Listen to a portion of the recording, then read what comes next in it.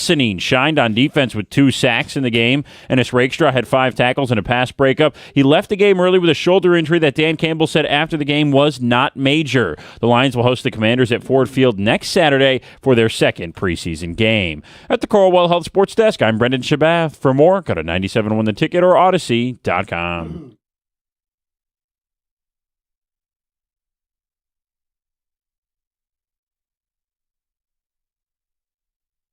Thank you very much, Brendan. With the Governor Tom Milliken, he is Greg Hargrave. She is Heather Park. He is John Jansen. I am not Jim Costa. I am Stoney. And congratulations, you made it to Friday. Thank you. Congratulations. We made it to Friday, and we wake up on Friday. Congratulations. Our baseball team is in a playoff position. We got a pennant race, baby. Oh, my goodness. I was going to take a screenshot yesterday when I was doing my prep after the game because they were tied with the Rangers. And I thought, well, we win the tiebreaker over the Rangers unless they're going to have a playoff game, whatever. Mm-hmm. And I thought, well, I'm going to take a screenshot in case the Rangers win and we're still a half game back because they've played one more game. Mm-hmm. And man, if they never actually make it to that point, like I wanted to know that at some point they had come all the way back to a playoff position. And then I thought, no, you know what? I've got enough confidence that the Tigers took care of business and the Rangers are playing really bad. Even though they're playing the Angels, I thought, let's go Angels. L.A. Yeah. Let's go Angels. Yeah. Your wife's home team. Yeah, wake up this morning, and sure enough, they lost. The Rangers lost, and the Detroit Tigers have made it all the way back to be the final team that is currently in the wild card playoffs. And the White Sox lost. That's right. So the Tigers are 2.5 games out. And, ladies and gentlemen, they sweep the White Sox this weekend, starting tonight. In first place. They'd be in first place Monday morning. Central, on a path for a Central Division championship? What are we talking about? Pretty A lot of baseball exciting. Still to be played. Oh, yes, I know. You know, especially somebody like me who always plays the schedule game. I know. That's why I wanted to start off with a little juice on the positive side. I know. Before you I'm not gonna temper my expectations. I might mention something later, but I'm not going to temper. Mention something later. Well, how long do I have to wait for you to crush later, my hopes and dreams? You want me to do it right now? Okay, I'll do it right now. Okay. I'll get really excited after they play the Rays and the Dodgers at the end of the month, 6 straight games at home. So my point. That's my point is, if you are going to make this trip all the way back and be in a playoff position, now you control your destiny, which they ultimately did as of 2-3 games ago. Yeah. You control your destiny. You've got to start building a buffer. And I don't even care about the division. The division, just get in the postseason with the season that we've had. Yeah. That would be as you would say, the cherry on top. Yes. But hey, build yourself a buffer because you've got the White Sox, you're at Pittsburgh, you're at Kansas City before you have that 6-game stretch of Tampa and the Dodgers. Now, we know they swept Tampa in Tampa already, which actually kind of kick-started everything. Right, they've already had a series sweep of the Sox, too. So there's evidence that this can happen. Mm-hmm. We didn't have any evidence that they could win a series against Cleveland, yet they did. Yes, they did. And they did it without a strikeout. Rick Porcello was the starter the last time that happened in Major League, not only the Tigers, in Major League Baseball in 2014. So it's happened 4 times since 2006. Little fun stat of the day for you. Yeah. It has happened 4 times. And in 2006, who do you think did it? I don't know. Oakland. The Detroit Tigers. They did in 2006 also? And in 2012, who did it? I'll say the Detroit Tigers. I tricked you on this one. The Guardians. Oh. Damn. And so at 14 and 26 now, it's been the Tigers. Yeah. Where they've pitched a shutout with no strikes, with no strikeouts. And so the 4 times that it's happened since 2006, the Tigers have 3 of those wins. Yes, and they've made the playoffs in all 4 of those years. Even the year Cleveland did it. Right? That's 2006. The Tigers went to the World Series. 14. 12, the Tigers went to the World Series. 14, they lost to Baltimore in the first round of the playoffs, and Hey, history matters. History matters. So this text came in. How could we possibly be in the wild card spot when there's so many teams in front of us? And that's sarcastically. Right. We always said if you got close to 500 or at 500, you'd be fine. Everything else would take care of itself. So at the beginning Because of June, all the other teams suck. right, and you're right now. You're currently in a playoff position. Yeah. With a sub 500 record. correct. And I had this stat earlier. I feel like I'm the stat guy today. Okay. No team, unless it's been a shortened season, whether it's strike or it's COVID, no team has ever made the postseason with a sub 500 record. Right. And at that time, That was always your that was your linchpin, right? That was your line of that's demarcation. Yes. There were, this was like, I don't know, it was like 6 weeks ago, maybe it's 8 weeks ago, when they were just horrific and they're starting to make a run. Mm-hmm. There were, I think every team in front of them had a losing record along with like two teams that were in wild card spots. And now all of a sudden you're looking, you say, well, you're the last one in, you're one game under 500. Everybody else is above 500 except for the Detroit Tigers, but currently they control their own destiny. And look, just like we said, there's so many teams ahead of us. The teams behind us are not very far behind us. And Right, anything yeah. can, they lose three games in a row, and they're like, there'll be four teams ahead of us again, or behind us, ahead of us again. Right. Yeah, you never know. You never know. And it's going to be, every game is going to be like a playoff game. It It is. really will. And it's one of those things, like we can enjoy the moment right now. And we all know, just like we had talked about yesterday morning, the Tigers aren't going to win every game. No. They very well, they're following the path that I needed them to follow. That's win a series. It doesn't have to be a sweep of the Guardians. It's just win a series now against Chicago. Correct. It doesn't have to be a sweep. And if they were to lose tonight and the Rangers win, all of a sudden, hey, you flip spots. And now all of a sudden you're out of the playoffs. Yeah. Like, I'm not going to sit there and cry that they're out of the playoffs. It's going to be this back and forth all the way to the end of the season. Yeah. But just win the series. Win 2 out of 3. Win 4 out of 6 of the 6-game homestand. And so far, they're taking care of business. Yeah, I went down there yesterday, and it was fun. It was tense. I mean, when Valencia hit the home run, man, I bet that place went it was bizarre. crazy. Yeah, and Montero got an amazing ovation when AJ took him out, and like we talked about with him yesterday, when Jansen came into the game, it was like, oh boy, here we go, and everything went fine. And that last out was a smoking line drive. Yes, But right at him. Hey. That stuff all evens out. Yep. And it looked like, oh boy, this is like another one of those games where they couldn't score. They really couldn't hit. How you lead did not have a great game defensively. No, but you know who else couldn't score? I know the Guardians. Yes, I know.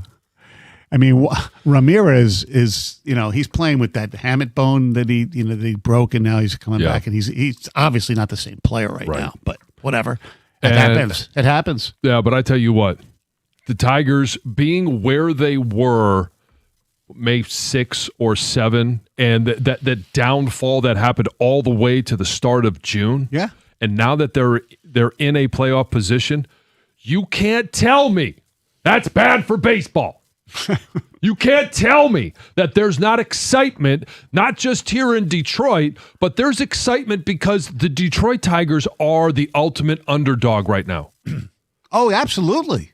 And there are people that, not in Chicago, not in Cleveland, not in Minnesota. Right. In Kansas City, no one cares. Correct. Anymore. But a lot of other places, there are people that are looking at and saying, as long as we have to play the Tigers, let's see what's going on. Let's have a little fun with this run. This miraculous comeback. They could play the Yankees in the first round of the playoffs. Yeah, good. And who knows if Aaron Judge is going to be back? Oh, boy, I can't believe we're doing this. But we can. I know, but we can dream a little bit. We can enjoy the moment. Oh, I am enjoying the moment. I'm just saying, I'm hitting myself for trying to do playoff matchups. It's not Labor Day yet. To me, the opportunity that's there right now is to go win this division and get the 2 seed. Yeah. It's there because the West is so bad. 62 and 60 leads the West. That's Houston, right? Yes. So if the Tigers, like, I still think, like, I'm starting to wonder. We said 84 wins to get in. I'm starting to wonder if that 84 wins could end up being the 2 seed in the American League. Probably will. That's crazy. I know. Because that would mean the Yankees and Rays are the only 2 teams that won more than 84 games. That's unprecedented. It is. And the only thing I said it at the time, and I tried to interrupt him, but it was a longer soundbite than I realized. The only thing I agreed with AJ Brzezinski on was that the American League is awful this year. It is awful. Actually, it'd be Boston, too, probably has more wins. Yes, right. But are all in the same division, so 2 of those teams would be the wild card. Correct. 84 and 78, 2 seats, Tony. Yeah. That would be the worst record in this format. I know it hasn't existed that long. To have a seed, yeah. And there's what, 1 bye? Oh, 2 buys. 2 buys, yeah. 6 teams make it. Yeah. Can you imagine them having a bye? I don't know how to respond to that. I really don't. They got to go 24 and 17 to get to 84 wins. Oh, that's possible. Who else do you see going 24 and 17? First off, honestly, I mean, so 24 and 17, you think about that and you think about what they've done over that same amount of games in the last, what's that, 41 games? Like, that seems very plausible. That's like pretty good baseball. Yes, and besides those the 6 games that I mentioned with Tampa, the Dodgers, do they play anybody in Pittsburgh before that? They play anybody else outside the division? Yeah, they actually have the Pirates twice. Yeah. Oh, they haven't played them yet. Any of those games? I believe the Pirates are here the last homestand, and then the Nationals are too. Oh, okay. Yeah, they haven't played them yet. Yeah, and they stink. I mean, they hit a lot of they hit a lot of home runs, but yeah, it's going to be an unbelievable ride. It really will. Yeah. I mean, you could have the season ends like I think it ends September 29th or something like that. This could be an amazing October. The Lions, Pistons starting.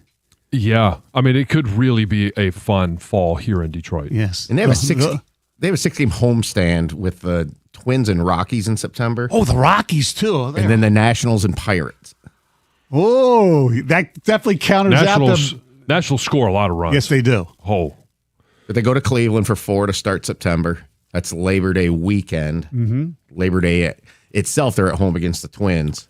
But they do have a little weird, I would say, road trip in September. Toronto and at Chicago. Toronto's starting to play better now, but who knows what's going to happen by then. Yeah. It's When we come back, I got to give some flowers to one Detroit Tiger. Oh, we'll see who gets those flowers. Coming up next, it's 97.1. Hey, you could be a great driver doing everything right and still get hit, and most likely you never even saw it coming. It's life on the road these days, especially with more people out in our beautiful weather. You got bikes, motorcycles, pedestrians, summer traffic's picking up, orange barrels everywhere. You name it, we got it. If you're injured, call David Femininio and the Accident Response Team. They're going to help you right away, and David will fight to get you what you deserve. When you're in an accident, get the right team in your corner. Call David at 855-65-CRASH. That's 855-65-CRASH, or on the web at getdavidgetpaid.com.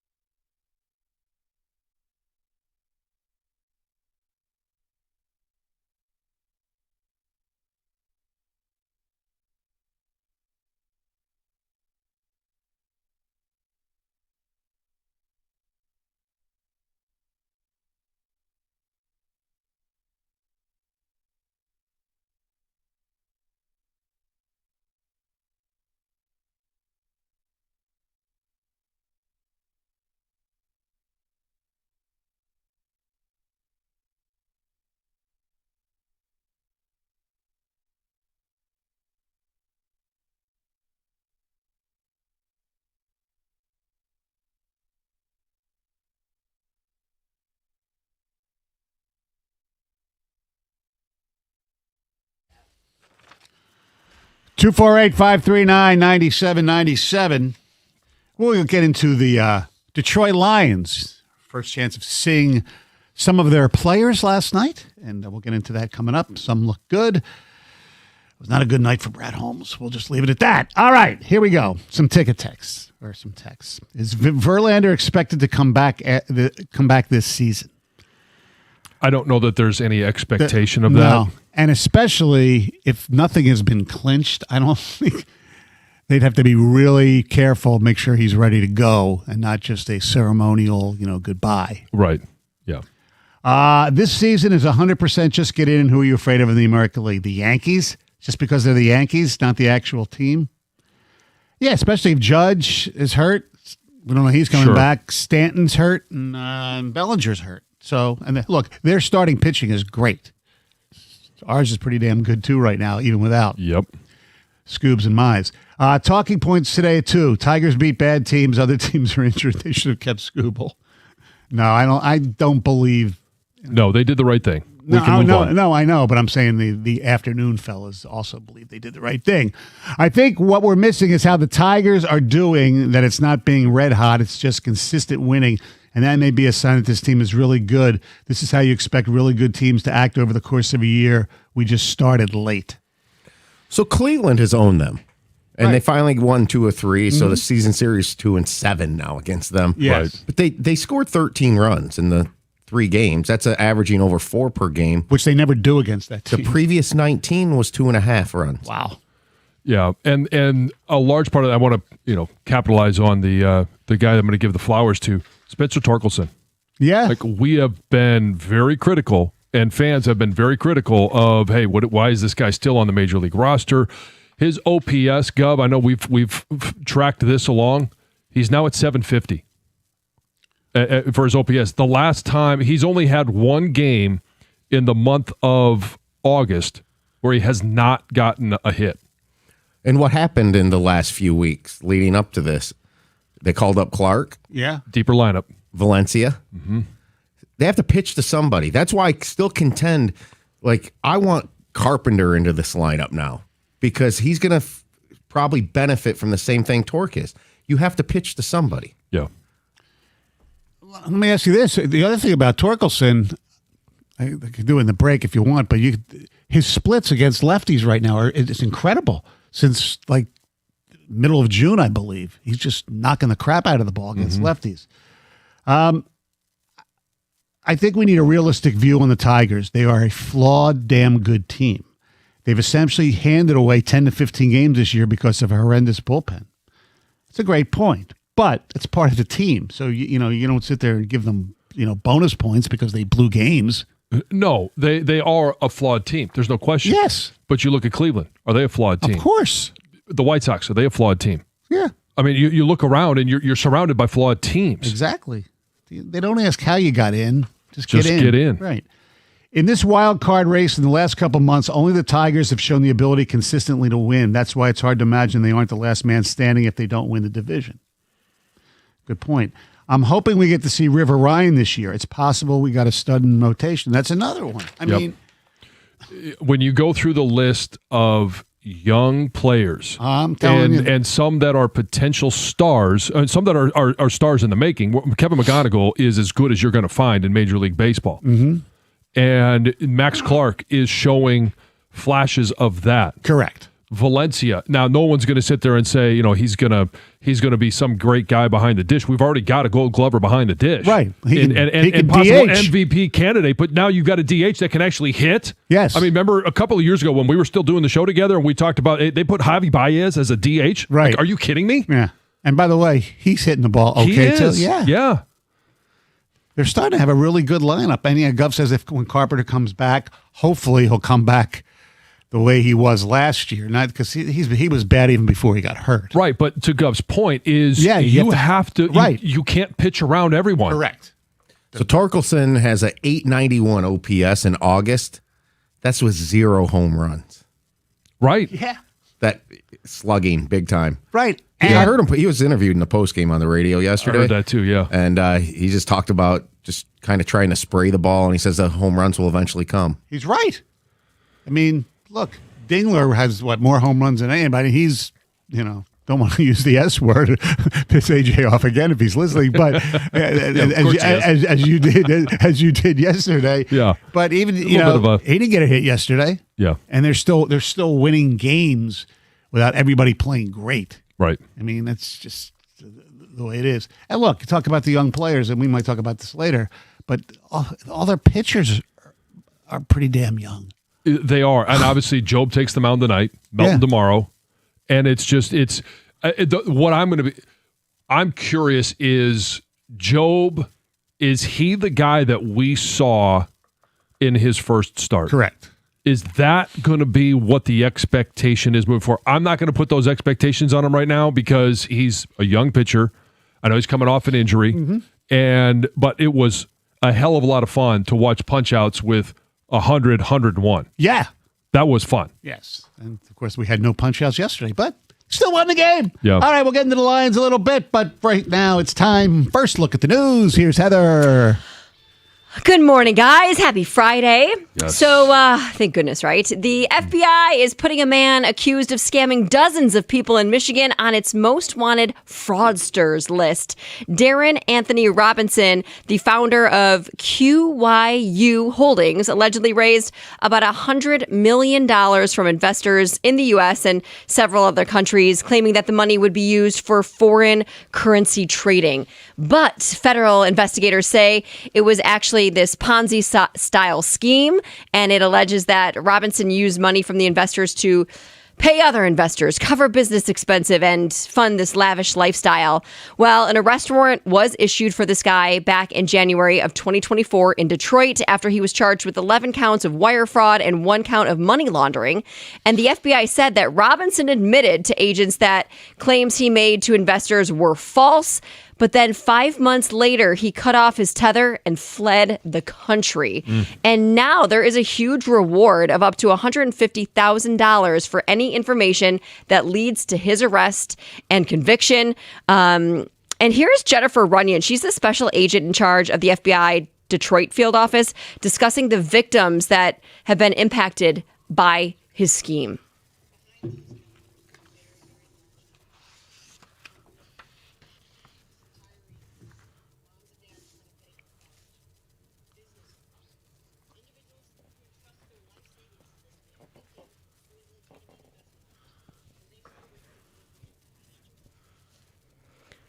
Yeah. Go get him. Luke Combs is bringing his My Kind of Saturday Night tour to Ford Field in 2027. So Combs will be joined by special guests Treaty Oak Revival, Avery Anna, Shenandoah, I don't know who any of these people are, and Wyatt McCubbin on April 17th, 2027. That's McLovin. Well, yeah. Tickets for the tour go on sale Friday, August 21st, 10 a.m. Pre-sale starts Wednesday, August 19th. I have a problem sometimes when concerts, the tickets go on sale in August for a concert that's like 6 months, 7 months away. You gotta get those good seats, Stoney. You gotta be the first No, one. I understand. When are they supposed to go on sale? I don't know, a couple months maybe. I think, I don't know. Does it matter? No, it doesn't. I just want to, a little. I have no problem with it. It doesn't bother me at all. As soon as he made the announcement, Lisa got on the pre-sale list. Yeah. Because we are part of the fan club for him. You? Yes. Oh, yes. I couldn't even tell you a Luke Combs song. Oh, really? I'm not. No, it's not your It's genre. not mine, no. Yeah. I mean, I'm sure I would enjoy the concert, but Yeah, he puts on a really good show. Oh, more than 36 horses were seized by Oakland County Animal Control officers on Wednesday at a Milford farm and a private residence. This is because of multiple complaints that the horses were receiving inappropriate treatment and inadequate care. So the investigation into the horses' treatment actually started about a month ago, and animal control officers served 2 search warrants, took horses from High Vibe trail rides as well as a home on West Commerce Road. They do say the horses are being taken to a Michigan-based horse rescue where veterinary staff will kind of evaluate their condition. And the person who was taking care of the horses is being investigated as well. And animal control officers plan to present the facts of the case to the Oakland County Prosecutor's Office, who will then determine whether to bring charges against that individual or not. Absolutely. And if it's proved that, yes, they were being treated inappropriately, without a doubt, Send him to jail. Absolutely. The Detroit Zoo has announced the name of its newest baby gorilla after receiving thousands of votes. So you may remember that the zoo asked visitors to vote on the name of this new little baby gorilla. What are the choices? Of course, I can't say them all. I mean, I can say them all, but I'm probably pronouncing them wrong. Okay. Well, the winner was Ursula. That's the name. It means forest. Okay. And then the two other choices were Amateka and Lobeki, maybe. I think you nailed all of them. I don't know. They're all different names, right? But Ursula received over 1,300 votes. There was about 3,000 guests that voted on each option. So anyway, congrats to little Ursula. She was born July 12th. She's only the second gorilla ever born at the Detroit Zoo. Damn it, I thought Stoney had a chance. Yeah.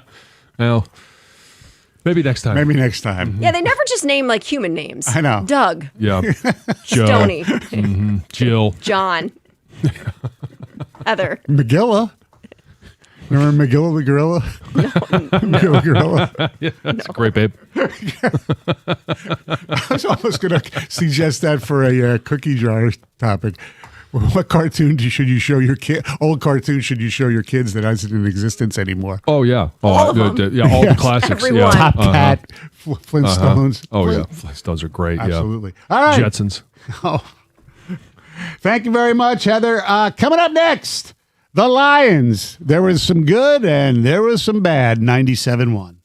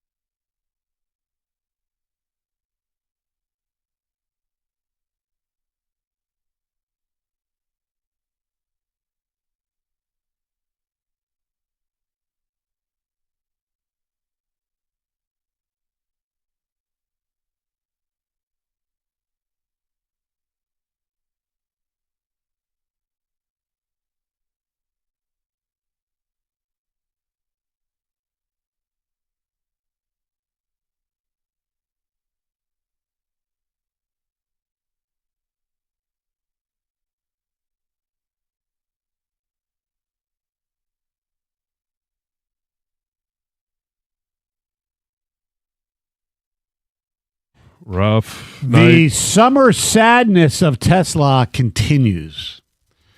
Our telephone number is 248-539-9797. Lions lose the preseason opener 16-14. The score of the game really is insignificant, unless for some reason you were betting on it. And if you bet you won on the Lions. They covered. There are a lot of things to react to these games. Although John has for someone, the only person here who's actually played in a preseason game. Some things I liked, some things I didn't. And Tesla was one of the ones that really stood out to me. Yeah. Dropping a couple. The one that went right through his hands off his face mask for the first interception of the game. Yes. Come on. I know. And, he really, and this was some of the problem he was having in training camp. The one day I was there and some of the, talking to people who've been there for the whole time and seen some videos, he really had and has had trouble getting any separation. And that manifested itself yesterday as well. Yeah, all those, they were contested catches. They should have been catches. Right. But yeah, because if you don't get separation, it makes it more difficult. Now, when it goes right through your hands and hits you in the face mask, I think it was TJ said on the broadcast, well, maybe that throw could have been a little bit lower, but then they showed it and it hit his hands. I don't even know if it hit his hands. It went right through his hands and hit him in the face mask. Like, I don't know. That to me is the definition of ball attacks man. The Vildor play. Yeah, Who, by the way, had an interception for the Patriots yesterday. Right. No, I know. Yes. It's all the bizarre things that happen in preseason. And you know what? When I saw that, I knew somehow today you would mention that. Yeah, well, only for that. Only because of the Vildor play here, what we saw with Tesla. Right. So he had a rough night. The guard position was weak, to be kind. Mahogany he got a penalty and he didn't look really good. And Miles Frazier, who by the way played every offensive snap Miles Frazier played, and he was like a yellow flag magnet. What do you have? 3 penalties, I believe. Yeah, not great. And it's so the obviously no Tate Ratledge. Right. But you did see Blake Miller. But yeah, I don't want to get him. away from that from the guard position for a minute. But when Tate comes back, he's going to be the right guard. Mm-hmm. So the competition at left guard is Mahogany, Frazier, and we didn't see Juice because he was dinged up yesterday. So it was Seth McLaughlin at center. And I thought he did a fine job. I have no issue with what he did. There wasn't anything where you're like, oh, wow, he could really fill this in a great way, or he's going to be a liability. He was a placeholder, which was fine. But I do think Juice Scruggs, when he's healthy, will probably take that position. But then it leads to the question of who's going to win that left guard spot. Miles Frazier had, as you mentioned, every snap in the game. We haven't seen Ben Barch, Christian Mahogany. When you have penalties like that and you start off the year as the only one that doesn't pass the conditioning test, and that to me is a sign that your mind's not 100% there. Mm-hmm. You're not as disciplined. You didn't take care of your business in the offseason. You're not taking care of business. It carries over to the game. And that is it's not a yellow flag. It's a red flag. Yes. Yeah. You know where I was going with that. Yes, exactly. Defensively, we're sticking to the guys who didn't play well. Rakestraw, I thought, was okay. Before he got hurt. And it's like when he went down again, I said, oh my God, you got to feel sorry for this guy. All he does is get hurt. He did a nice job. I think he was defending Chase on one play, but of course it's Jamar Chase for crying out loud. Yeah. And they threw over him once or twice, but he was okay. I'm not saying he's great, not saying he's sorry. He was okay. Well, and he was a willing tackler, which is what was part of the scouting report when he was coming out of Missouri, right? He's a guy that can go in there and he can support the run, he can cover, he's a physical corner. He did those things, and he's like a peach, right? You touch him and he gets bruised. That would, if I was in that locker room, I'd give him that nickname. He's Peaches. It's the way it's been over now 2 years that he's been here, and now we're entering the 3rd year, and he played, a quarter and a half? Yeah. And then got hurt?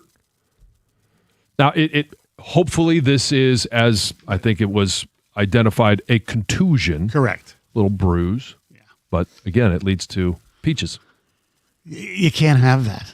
I mean, you got to be able to. It's your famous cliche, right? Availability is the best ability. Yeah, and he certainly was not available for most of the game and most of his career so far. Right. Which is a shame. All right, the good. Let's start offensively. Not that it makes a difference. I thought Altmaier played okay. You know, he could Sure. be a competent third. He was accurate. Yeah, for the most part. And Dobbs, I was surprised he even played. He did okay. I mean, he's got some mobility. There was one play where I thought he should have run the ball, but you know, whatever. He is what he is. Okay. Yeah, he's still living out of his suitcase. Yeah. But is it possible that Jacob Sailors obviously might move ahead of Vaki on the depth chart, although they might be playing different positions because Vaki is more of a special teams guy. Now, Sailors is a special team guy for returning kicks, but he looked really good yesterday. And you thought he went down at one place. Oh God! Now he's going to get hurt, and he came back. Could he be this year's version of Scotty Reynolds? Could. I mean, we're talking about guys that we hope we never have to see. Well, yeah, but you have to look at history, right? Pacheco gets hurt, and that's why he didn't. He's going to be used very sparingly, as I would expect. Mm-hmm. And if Jameer is able to handle the workload, be the bell cow, we'll see little patches here and there of Pacheco, but Sione Vaki, Jacob Sailors, like they are break glass emergency guys. Blackshear had a good run. He was all right. Well, whatever. Okay. Now, the most important person on the offensive line to get the in-depth analysis from somebody who played the position was Blake Miller. So what'd you think? So just in terms, first I look at stance and alignment. And the one thing I would tell him is every time I see him at the line of scrimmage, now he's doing what he's supposed to do, but he needs to get rid of the college thinking where they will call you more frequently if you're off the ball too far than if you're on the ball. He is literally, his helmet is right at the tip of the football. Back up a little bit, man. Give yourself an advantage. Now, it didn't cost him in the game. Okay. But that's just one thing. If I was Hank, I would say, like, back up another 6-8 inches, right? Give yourself a little bit of an advantage. And I thought his technique was really good. I liked his punch. I liked his sets. The only thing I would tell him is finish.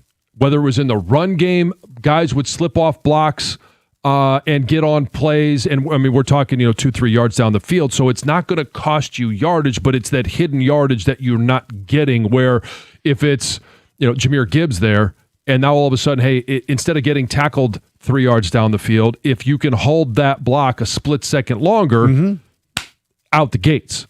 And that's where I want him. And it was, I forget, there was one pass play. It was a really nice pass by Altmaier. It was the one where, Cedric Wilson? Yeah, Cedric Wilson. On that play, if you go back and watch it, you look and you say, okay, hey, nice set by Blake Miller, nice punch, gets him locked out, he's in good balance, and then he loses him on the inside. And it just, if a quarterback has somebody bearing down on them that looks and appears unblocked, it can throw the quarterback off. And it could throw the accuracy off. Now, it didn't affect Altmaier on that one. Ultimately, it didn't affect the play. My point is you got to strain, and press your blocks just a touch longer. 248-539-9797. There were some good performances on the defensive side of the ball. We'll let you know who those guys were coming up next, 97.1.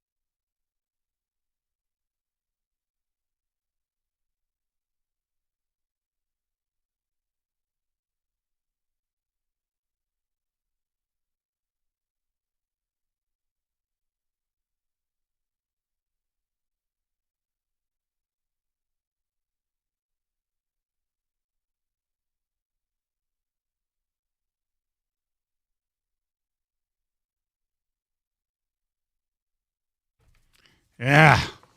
248-539-9797. Yeah, the Lions scored a touchdown and a 2-point conversion late, and then they held them and then had to do basically a miracle, and you heard the pass was intercepted. Almire was okay. Yeah. All right, as far as the good, John, before we get to some texts, obviously defensively, number 99 is number 1 in people's hearts today. Ahmed Hassanin. He was really, really good. He But was. It is preseason, but he was really, really good. Yeah, and I did like, so the first sack he got was obviously on a loop, and he was working his way around finding that, where do I fit in? Yeah. Eventually does and gets after Joe Burrow. I thought he had. I love his enthusiasm at the end. He was basically crying when he got the sack. Yeah, I thought they were going to have to call timeout. We're going to have a prayer. Yeah. We're going to have a celebration. Yeah. Like, what are we doing here? But I do understand the excitement of Yes. him, of all the injury that he had last year, being released, being coming back, and then obviously now hearing what's going on at training camp and the enthusiasm that he brings, Correct. the production that he had yesterday, it does, it brings some excitement. Yeah. I thought Devin White looked really good, but that's what you would expect. I didn't expect him to play, but, with Rodriguez out and these guys, no surprise. Yeah, no, I thought, and I thought he looked good. So he looked good early when it was the Cincinnati starters. Yeah. And then after that, I don't really care what defensive guys look like at that Right. point, because it's now it's a matter of building depth and all of those different things. So I thought that he played well. You know who else played well? Yeah, I think he got a sack. Eric O'Neill. You notice him on the defensive line? I thought he played pretty well as well. Trying to find his. Yeah, there's only that's- 2 sacks in the game. He had a TFL, Okay. a QB hit, but I don't think they gave him a sack on the play. Okay, but he kind of stood out to me just watching and his limited snaps. What do you have? 38 snaps. Yeah, so- he seems like one of those guys that's an all-effort, lunchbox, blue-collar guy. Yes. And Roger McCreary, he was involved a lot, so that was good, especially when Rakestraw went down. Yep. How about, by the way, on the offensive end, former Michigan, he was okay at Michigan, Tariq Black with the touchdown. He was there for a minute. Yeah. So, yeah, 1 catch, 24 yards. And by the way, not that anybody would expect anything different, Jake Bates and Jack Fox were very good again. All right. You want a hot take? What? An overreaction? You want a hot take or overreaction from last night? Yeah. Sure. And I'm being serious. I'd be calling Kevin Zeitler this morning. I agree with you. Yeah. I have some concerns, and it's just one game, I know. Yeah, I know. But this whole triangle of center and left guard, and who's good because of the Mays injury, like Scruggs probably should be the center, right? Yeah. So Well, Scruggs should be the center, but if he ends up being, if you're looking for your best 5 and Scruggs gives you the best center, but you don't have a guard, Seth McLaughlin's not going to bump over and play guard. He's never done that. So you put Scruggs at guard and you put McLaughlin at center. That probably gives you your best 5. I don't know that's crazy at center. Yeah. Let me ask you a question because I don't know this. That's why you go sign Zeitler and you bump Scruggs to center. Yeah. Or can Borum be moved to guard? He could. I would need to see, can he bend enough to be at guard? Can he get low enough? Here's my question on Gov's suggestion, and I don't know the answer to this. How difficult, because correct me if I'm wrong, Zeitler was playing right guard his whole career, correct? Yes. How difficult was it to move to the other side? Oh, it'd be a step. It'd be a huge step. Especially at that age? Yeah. I mean, for the amount of years, the amount of times he's gotten in that right-handed stance, it's going to be awkward. It's going to be weird. Yeah. Would you move the younger guy, Ratledge?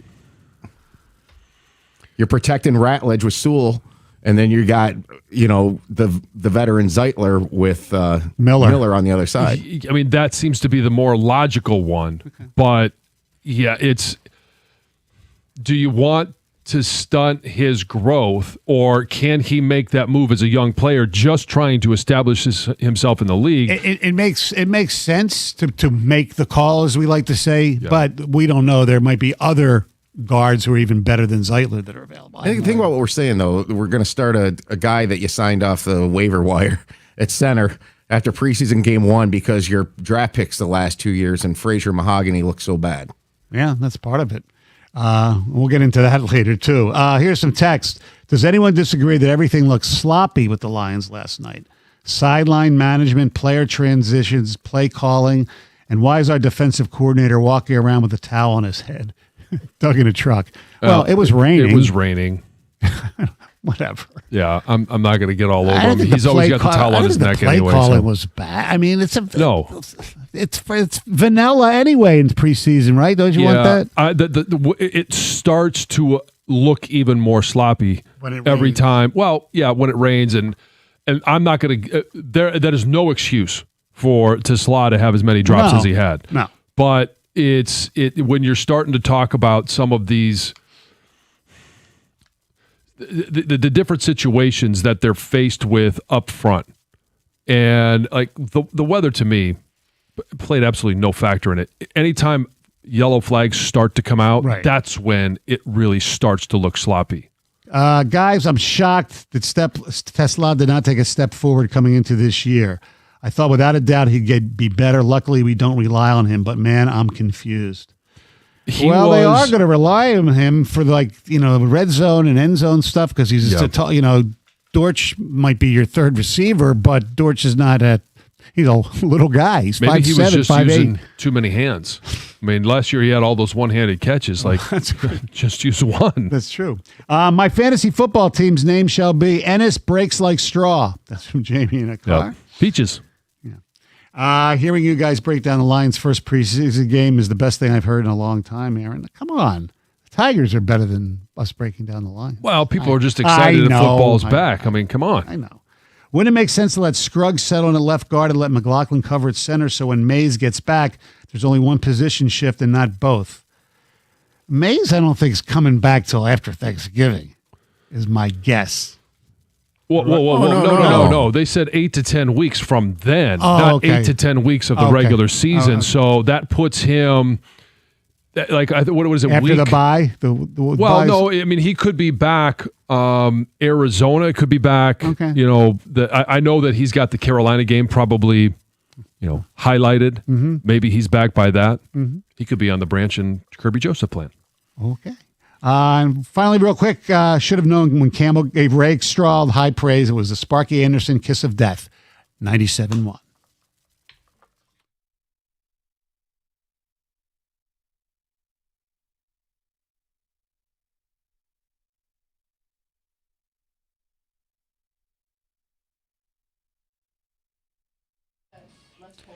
Brought to you by Northville Lumber. The Tigers have climbed into a playoff spot after beating the Guardians 3-0 last night to win the series and their 9th game in the last 12. Detroit was tied for the worst record in baseball on June 1st. Since then, the Tigers are 38-23 and have climbed into the last AL wildcard spot after the Rangers lost to the Angels last night. After last night's historic win in which the Tigers recorded a shutout with 0 strikeouts for the first time in Major League Baseball since 2014, A.J. Hinch said his team is still focused on the immediate future despite holding a playoff spot.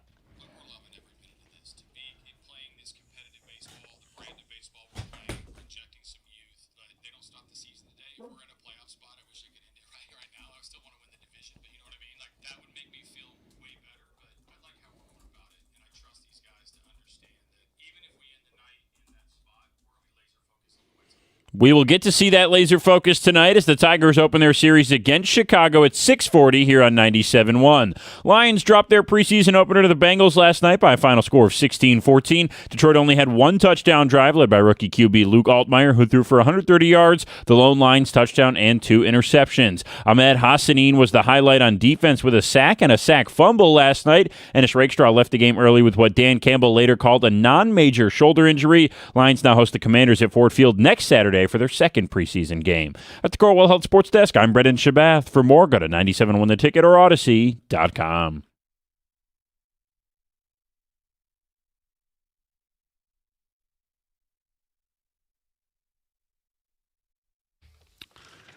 248-539-9797.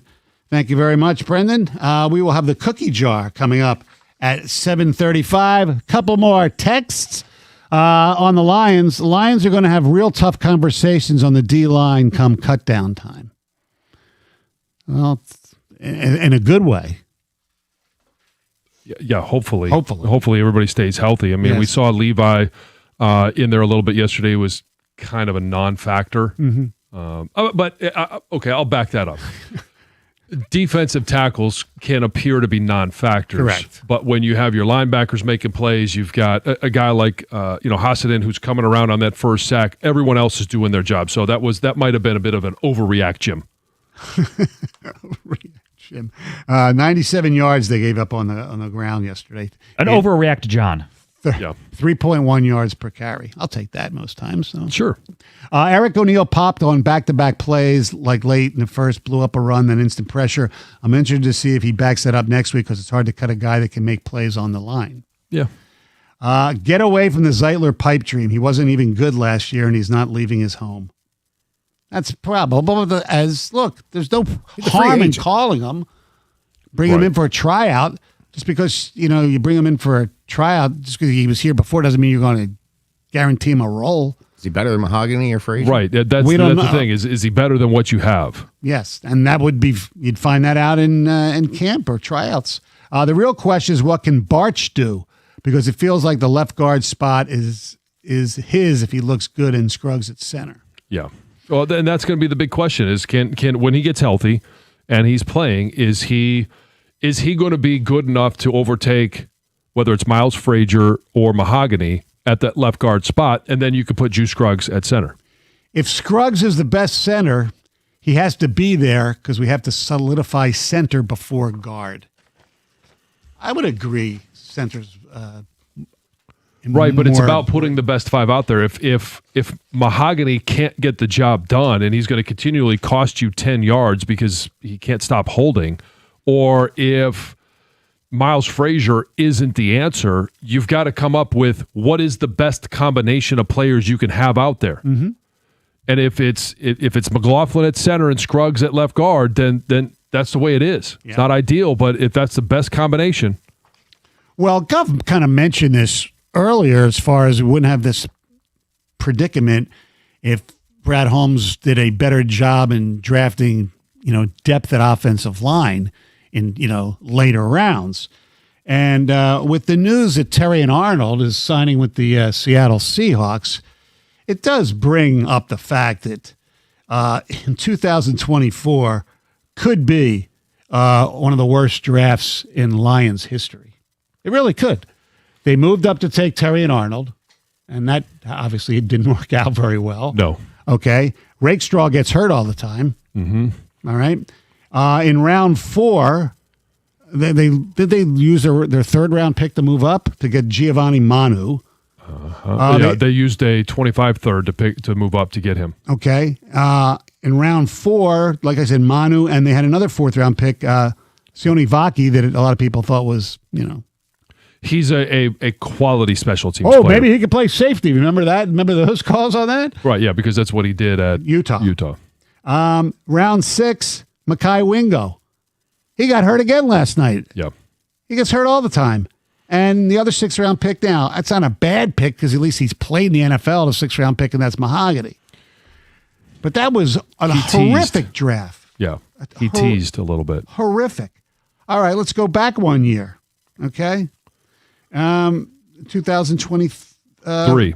Yes. Yeah, which was great first and second round, right? That's Branch, it's Laporta, it's Campbell. That was a terrific first 2 rounds. But then we're talking from third and later, you've got Hendon Hooker taken in the third, not with the team anymore. Broderick Martin taken in the third, not with the team. And they moved up to get this. Yep. And remember what I even asked Brad Holmes, we had him on after that. I'm like, hey, he doesn't, pad level is an issue. And he's like, oh, yeah, I think we could coach it up, and I think he's going to be all right, what we've seen on film. Well, it never was. Mm-hmm. Colby Sorsdahl, I think we are seeing him play his last few preseason games as a Detroit Lion, at least I hope so. Mm-hmm. And Antoine Green was taken in the 7th round as a wide receiver. 7th-round picks, most of them don't do anything, but once in a while they do. But yes, that was a bad draft too. Well, from Third and later, yeah. right? He That's what we're kinda talking about. crushed it in the first two rounds. His third round later picks, and in 2025, trading a lot of draft capital to get Isaac Tesla. Mr. Drops. Yeah, and look, he was fine last year in the limited role, and everybody thought he'd make a step up, and maybe he will, but it doesn't look promising right now based on what we've seen so far in preseason game number 1 and off training camp. Round 5, Miles Frazier. Hurt a lot, and then played every snap yesterday and was awful. Yep. We'll give him credit for so far for Hassanin in round 6. Good pick. Dan Jackson, safety. People really like him. He got hurt, unfortunately, last year. I imagine he'll be on practice squad this year. Well, who knows with safety? Yeah, And they then- might need him. And his Georgia teammate, Dominic Lovett, who dropped the ball yesterday. Mm-hmm. And it's just, anytime you're picking third round or later, like third round, you would think are guys that you are expecting to contribute. After Yes. that, it's kind of a crapshoot. Yeah, So since the 23 draft and the great first 4 picks, right. they're hardly getting any contribution from rounds 3 and after. Exactly. And actually, the 24 draft are getting no contribution From anybody. From Right. anybody. That's what I said. That could be So more- you have 2 players, and that's Williams and Ratledge, from 2025. 5 first and second rounder. Since Brian Branch was drafted, you have 2 players that look like they can play in this league. Well, I'm going to hold on to. Well, okay, you mentioned Tyleik Williams. No, sorry, never mind. You got a couple depth pieces. I look. Tesla's a depth piece at least, right? You would hope, yes. This is why the team doesn't have any depth. This is why the team's top heavy, because you haven't hit. You're supposed to hit on a couple of these guys. Right, you have Like you said, a lot you're of gonna miss more. superstars. Right. He basically shot his in 2023. And Yeah, I mean, look, it's. I don't know what it is. The guy can evaluate talent, but it seems like some of these picks are really too cute. yeah, and the fact that he traded up to Yeah, make some of them. falling in love with film or in-person visits. Well, the issue, and I didn't necessarily have an issue with them taking Hendon Hooker when they did, because you're taking a shot on a guy that if a quarterback, if he can recover from the injury and he can develop as a quarterback, do you hit? Obviously, it didn't. So it was a lost pick. Giovanni Manu. We heard all the great things about him being this wonderful athlete. Oh, we knew. I think the Patriots are going to take him. We got intel. We better get him now. Right. And then Isaac Tesla. Like, you're just not getting anything out of it. And I know Manu was a 4th-round pick. You're just not getting any contributions from those mid-rounds. Anybody taking 5th, 6th, 7th, you're rolling the dice. Yeah, but a couple of these guys are supposed to be make the roster. A couple of them are going to make the roster because that's all you have. Right. But are they good? Or are they okay?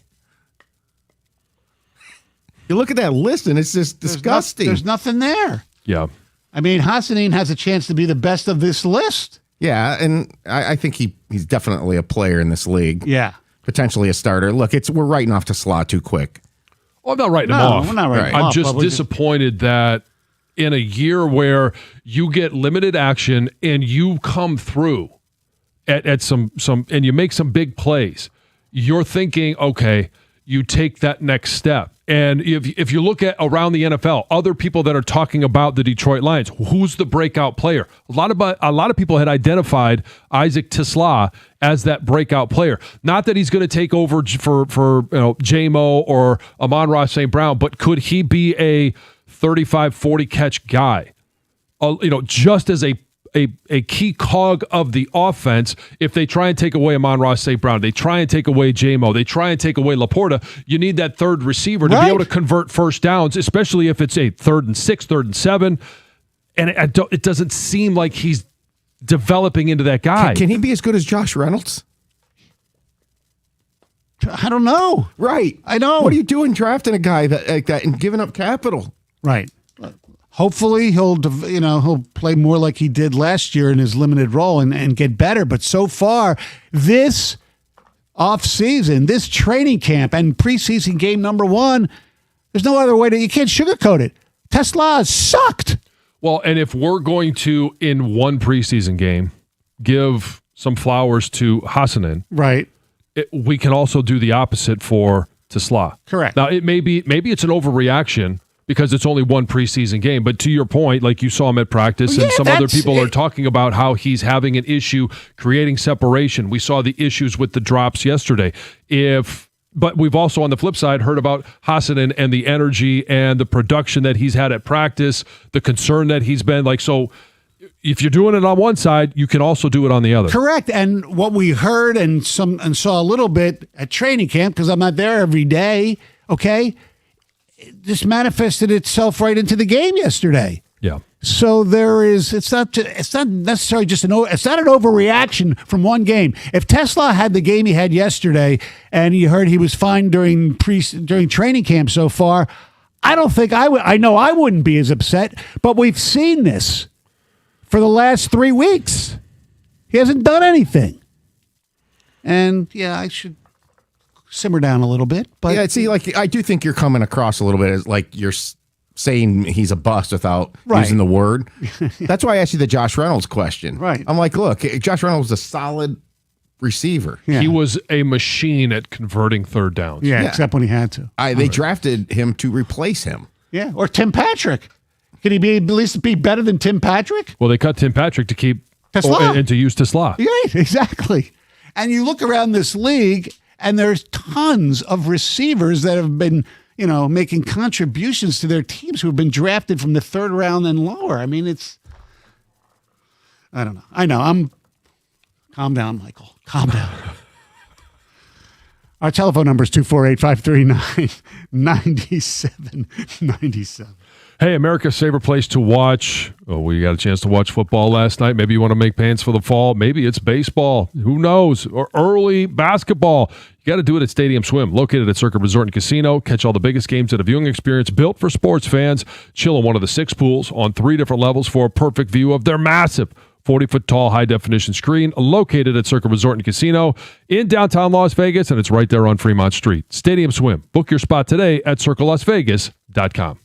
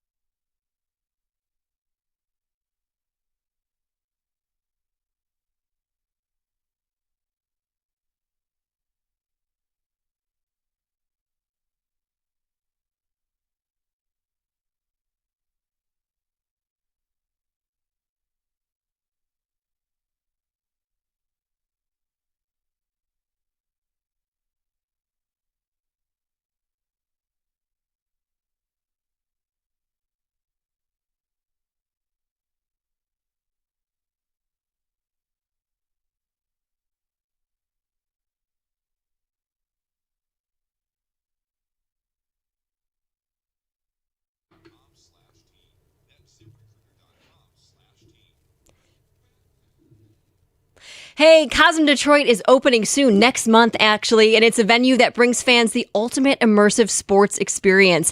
At Cosm, you can watch all your favorite sports on massive high-resolution displays surrounded by fellow fans. When you watch a game from inside the dome, it's going to feel like you are right there in the action, being transported to the field or the court. And they have a huge selection of games from NFL and NBA to college football, Premier League soccer, WWE, and more. Plus, they also have immersive movie night experiences that are perfect for the whole family or maybe even a date night. So you got to go get more information. To do so on upcoming events, including pre-sale access to tickets, go to cosm.com/Detroit.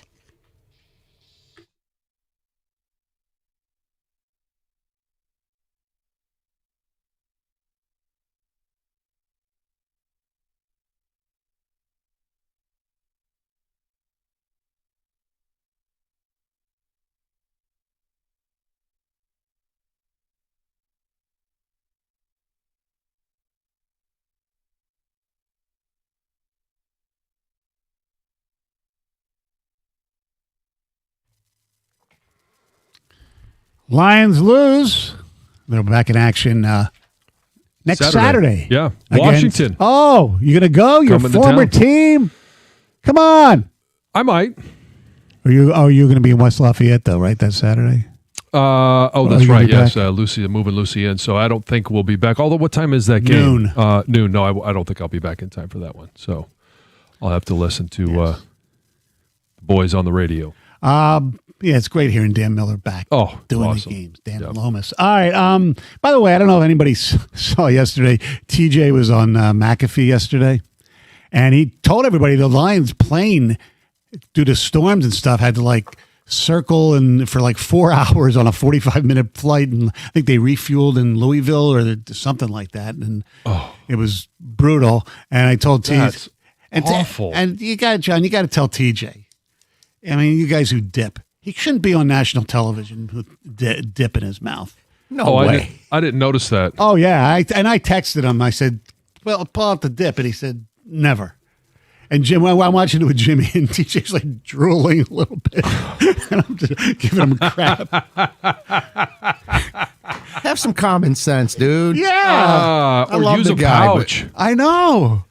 It. Come on, TJ. I mean, it's. I've done it, I know. but I do it with that's why that's part of the reason I switched to pouches so that I wouldn't get all of the the little fine particles stuck in my teeth. Yeah. Especially, he was doing it on Or he's going to have to learn to gut it. he's not doing it on a real, professional camera. It's like a computer. You're doing it's like a Zoom. When he's on TV with McAfee, right? So he was doing it with McAfee. Yeah. not last night. No, not last okay. night. No, All I right. said with McAfee on national TV. We were watching. Yeah, him it's not a great look. No. Now, if there's ever a show to do it on, it's that show. Sure, it's so I think there is. You take it with a little bit of context. That is, I mean, I not something I would do myself, Right, I know. But I'm not going to hold it against him for being on McAfee. He's got his hat on backwards, he's flexing, he's drinking beer, he's I swearing. I get it. It's a completely different setup. I know. I just try to look somewhat presentable. This comes look, from a guy who dressed up as a woman on TV. That's right. As a slob. That's right. Yes. There's the coffee cup, ladies and gentlemen. Oh, you got that? You did that on live TV? Oh, yeah. Well, you can look at it after the show, YouTube. I made a bet with Heather, have you seen that before? I have seen it, yes. Oh. I made a bet with former Channel 7 sportscaster. I don't know if he got that. He was sent to jail. He got kicked. He lost to Vic Faust for some type of I don't think he went to jail. Sexual harassment or He was something. canceled. Anyway, yes, he was canceled. Anyway, Allegedly, please. yes, allegedly, right. So I made and it. prayers It was to his career. I think it was Rich Rod's first year, and it was the Sunday. I think they played Purdue the following week. They said if they can't beat Purdue, I'll get dressed up as a woman on next week's show. And I was basically co-anchoring. It wasn't just a bit. Those days I did that show either it was Davey Lou, but it was Vic Faust. Yeah.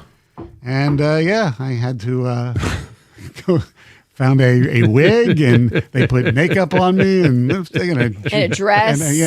Well, a blouse. Was it Excuse me, Cindy's? a blouse. A blouse. Yes. Was it Cindy's? Yes. And of course, Hey, babe, you mind if I borrow some of your clothes Hey, John. for my professional TV show? John, what's this? Well, your fingers pointing at your cleavage. No. Is well, it the necklace you're pointing to? Yeah, John. Yeah. What kind of neck? The necklace. Yeah, Oh, yeah, yeah. Stoney. Gosh. Yeah. Stoney wearing his pearl necklace.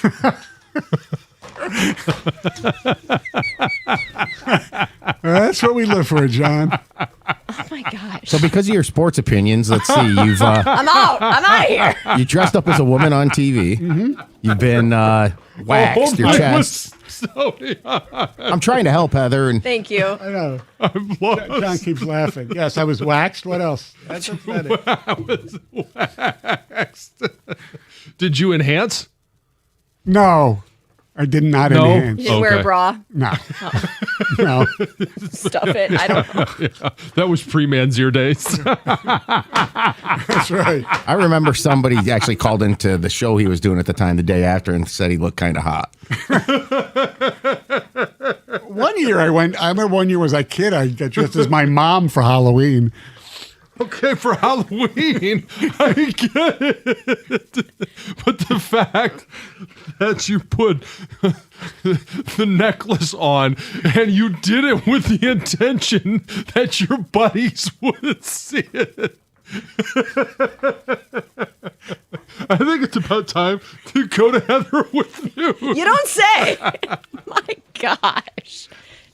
Well, after 38 horses were seized from a farm in Milford and the owner's home on Wednesday, Lucy Tasnick, the owner, says that animal control officers made a big mistake. So the horses were seized after basically a month-long investigation into their treatment and their care. There were complaints that were made that the horses were malnourished, that they were being neglected. Well, the owner insists that she has always taken good care of her horses, and her boyfriend says that this is just a disgusting witch hunt that has nothing to do with horses at all and everything to do with a personal vendetta to harm Lucy. So they claim that just less than 2 weeks ago, every horse was evaluated by a veterinarian and virtually every single horse scored a perfect body score and that they have been taking care of the horses. So apparently it started by a former employee who made a complaint. Reading comments. No. And she says the best thing that can happen to these horses is being taken away from somebody that's just using them to make a ton of money and doesn't actually care about their well-being. The owner says this is nothing but a disgruntled employee. So we'll see what happens with that case. Luke Combs is coming to Ford Field. So he is bringing his My Kind of Saturday Night Tour to Ford Field on April 17th, 2027. Tickets go on sale Friday, August 21st at 10 a.m. Of course, pre-sale tickets will start Wednesday, August 19th. And this will not be his first Ford Field concert. He performed to a packed crowd back in 2023, and it was actually, were you? It was one of the biggest concerts in the building's history. So expect Awesome. big things again. I saw him in Grand Rapids back in 2020. Whoa. Right before everything shut down at Van Andel. That's a good arena. Yeah, it's fun. It's a great venue for a show. Terrion Arnold has a new team. Arnold is signing with the Seattle Seahawks, according to multiple reports. You heard it here first.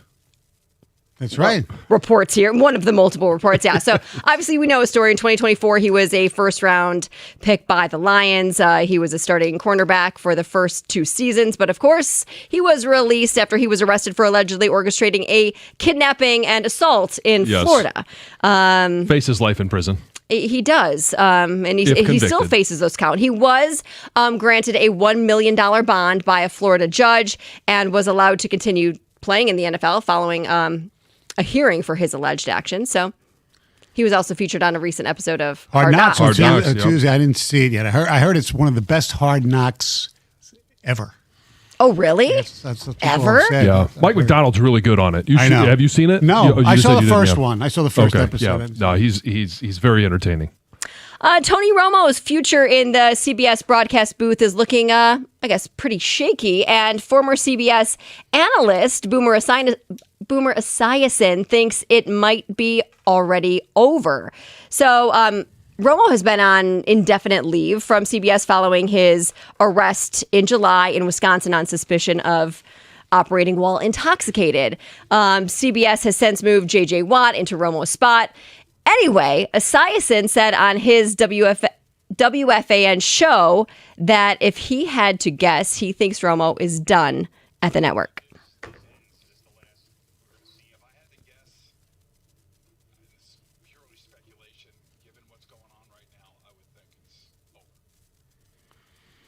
I would tend to agree. And CBS has not made a decision yet, but we shall see. You know what he had to drink for that night? Gin. Gin. Finally, back to school shopping is apparently getting so expensive that some parents are taking extreme measures to pay for it. So there was a survey conducted of 2,000 parents, and it revealed that nearly 1 in 10 have gambled to get money for their kids' school supplies. Others say that they've pawned possessions, taken out loans, sold things, or just piled up credit card debt. And one of the big reasons that this is happening is that a lot of parents feel pressure to basically keep up with other kids. So 70% of parents said they feel trapped by the pressure to buy their kids, the same clothes, the same technology, the supplies that their peers have.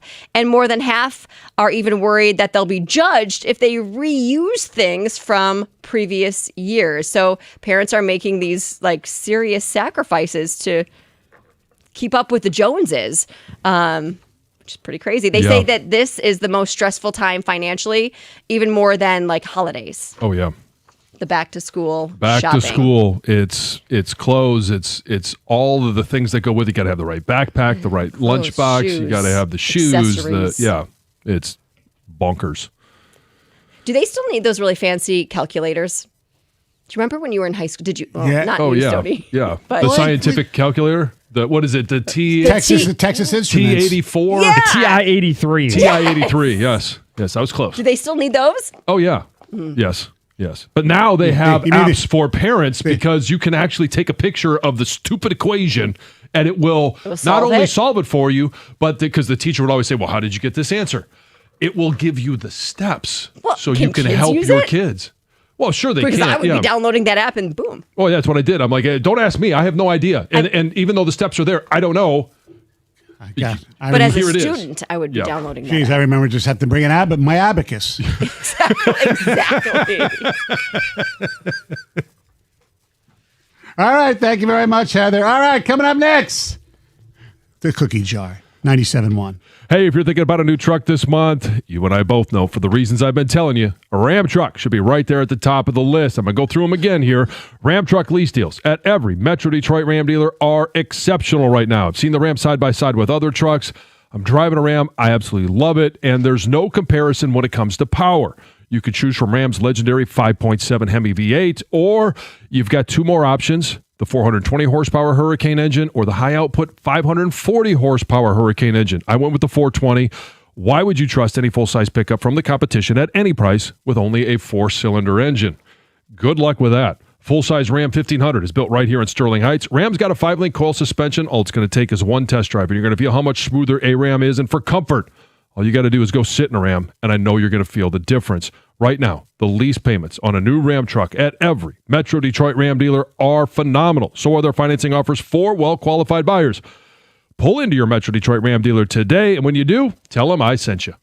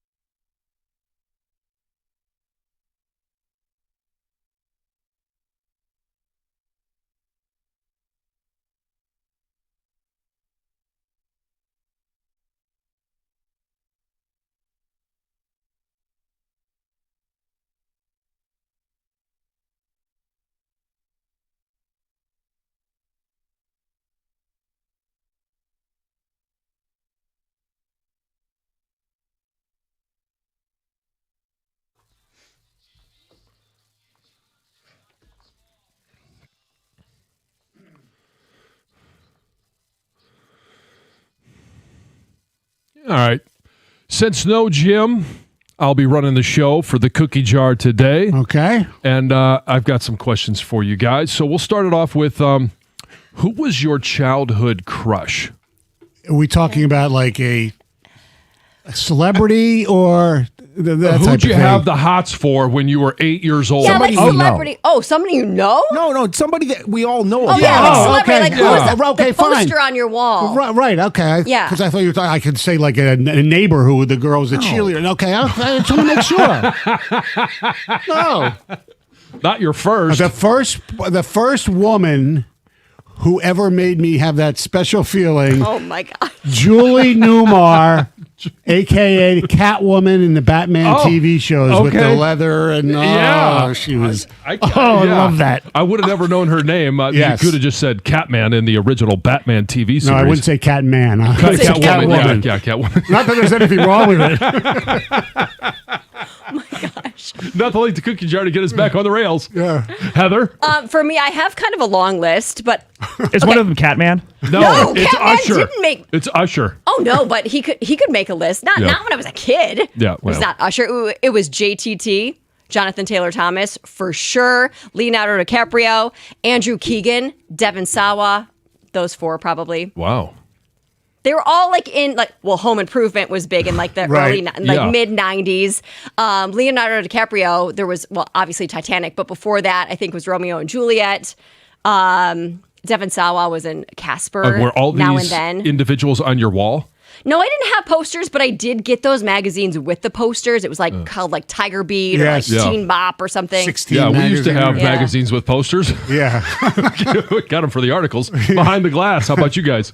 This is a little older. I would say this is more like adolescence. I had a thing for Martina Hingis when she was dominating women's tennis.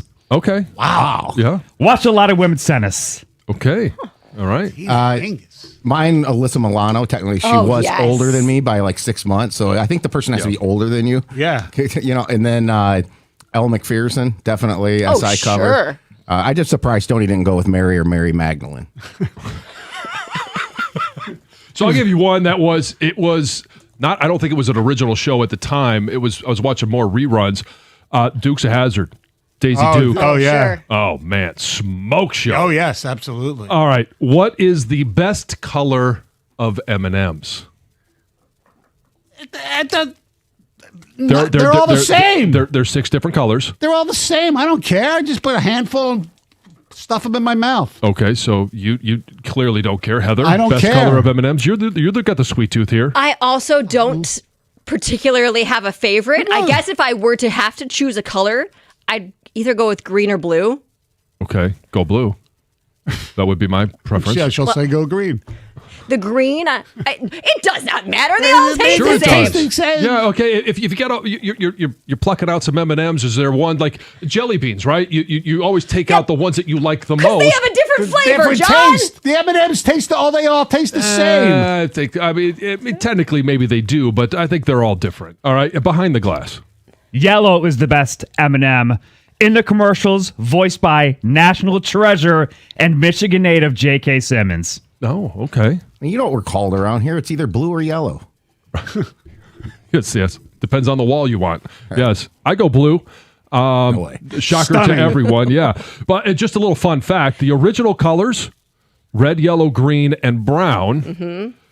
Blue was added in '95 after a public vote, and orange was added in 1976, which also happens to be a great year. So it's 50th anniversary. Isn't green the sexy one with the high heels? Yes. Yeah. Yeah. Yeah, but it's green. Nobody likes green. Here's one for you. This one's going to be interesting. Would you punch your best friend in the face as hard as you possibly can if it meant the Lions won the Super Bowl?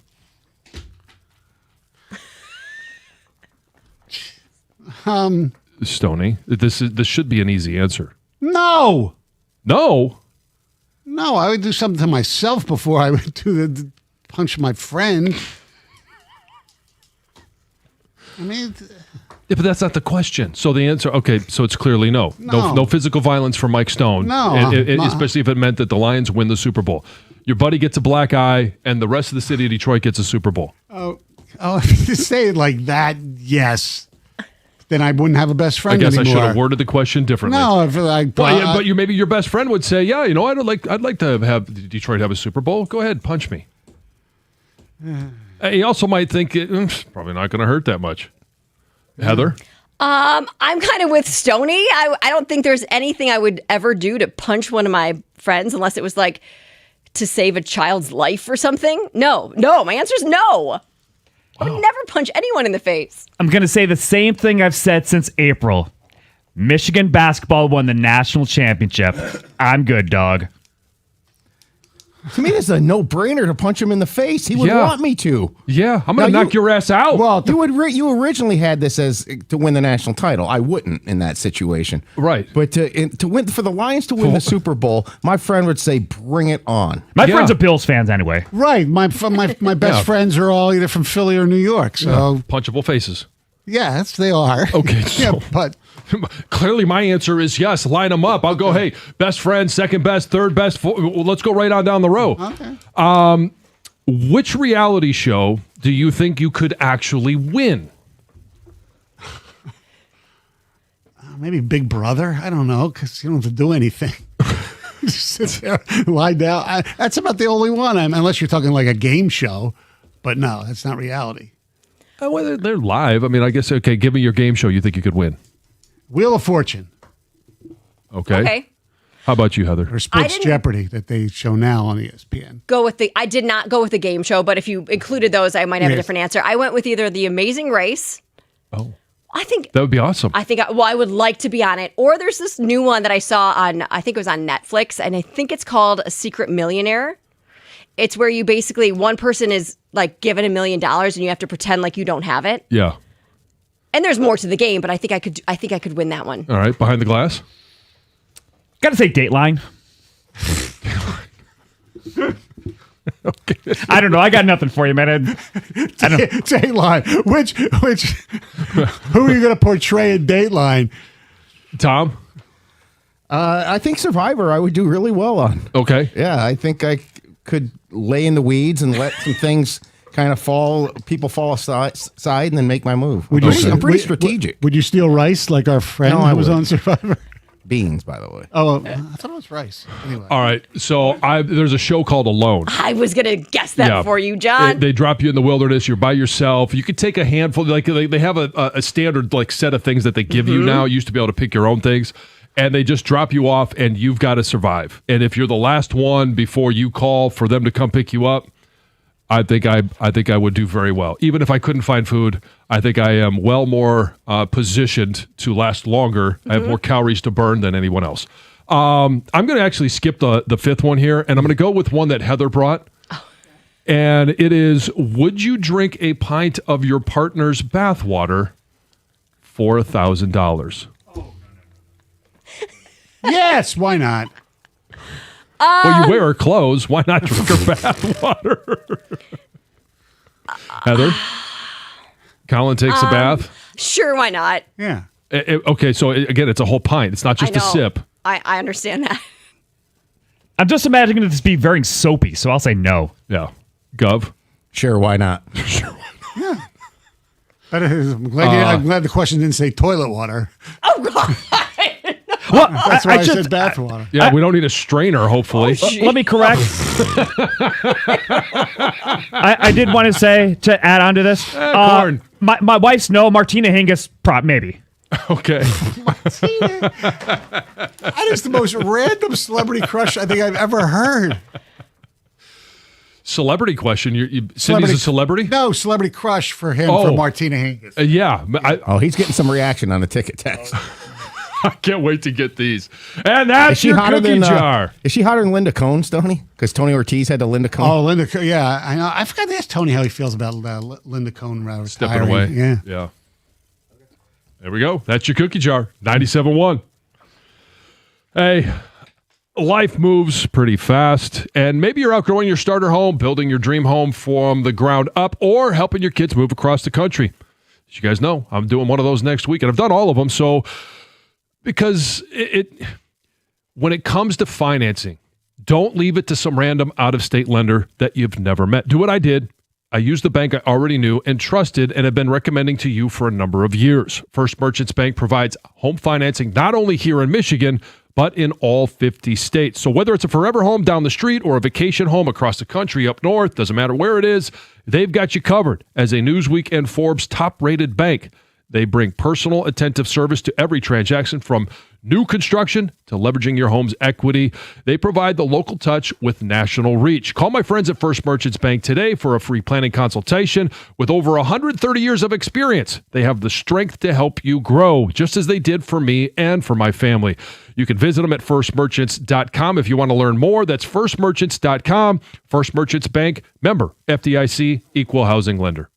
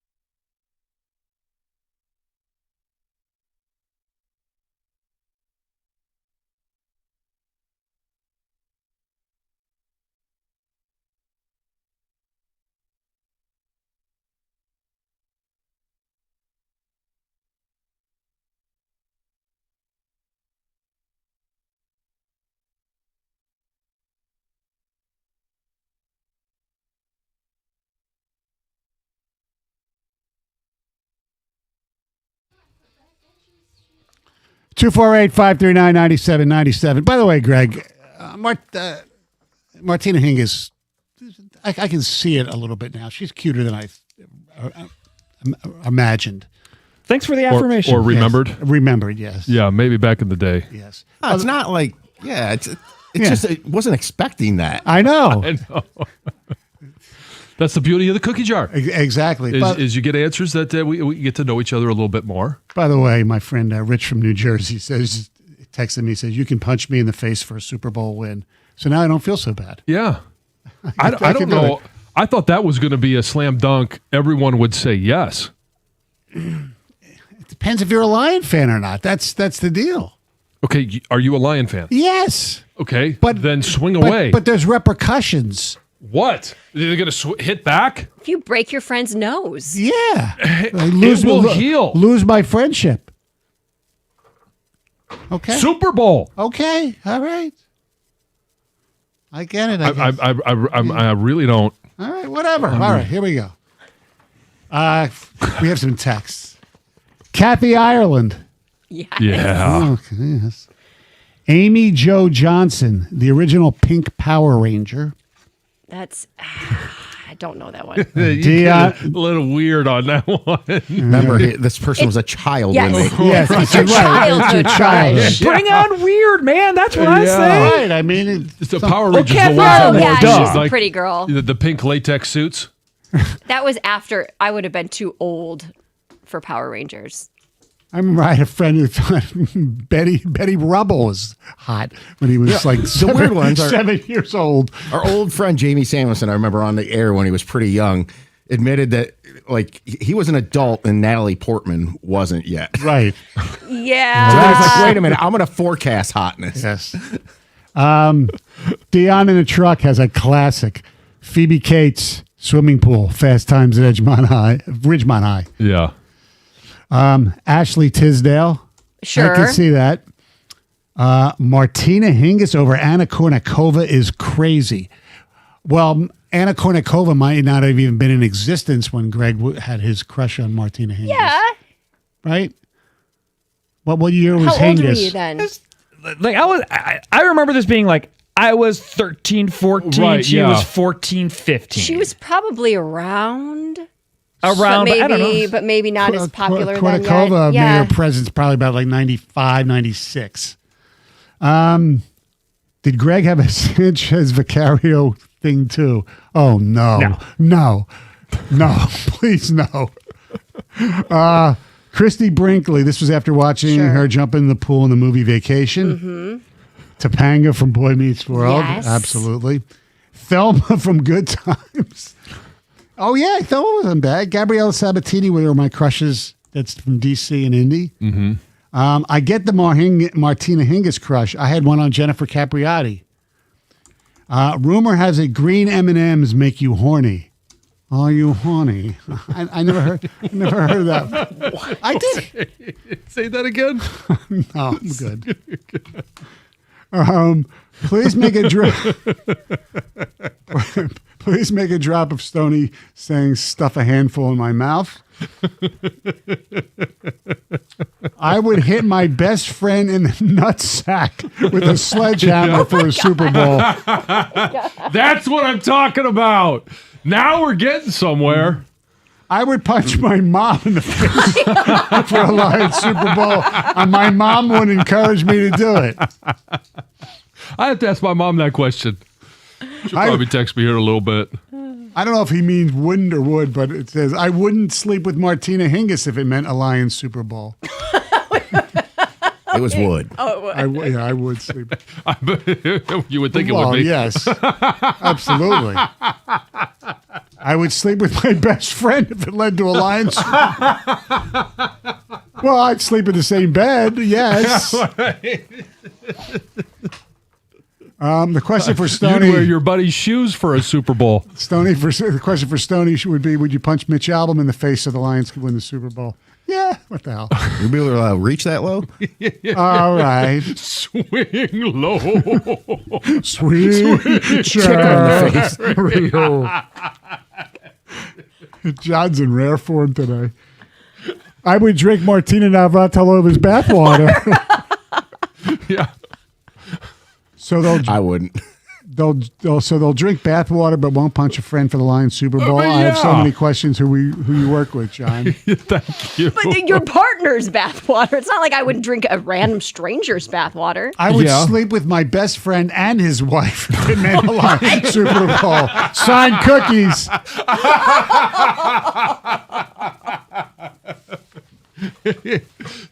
Maybe he's preparing for the season this weekend.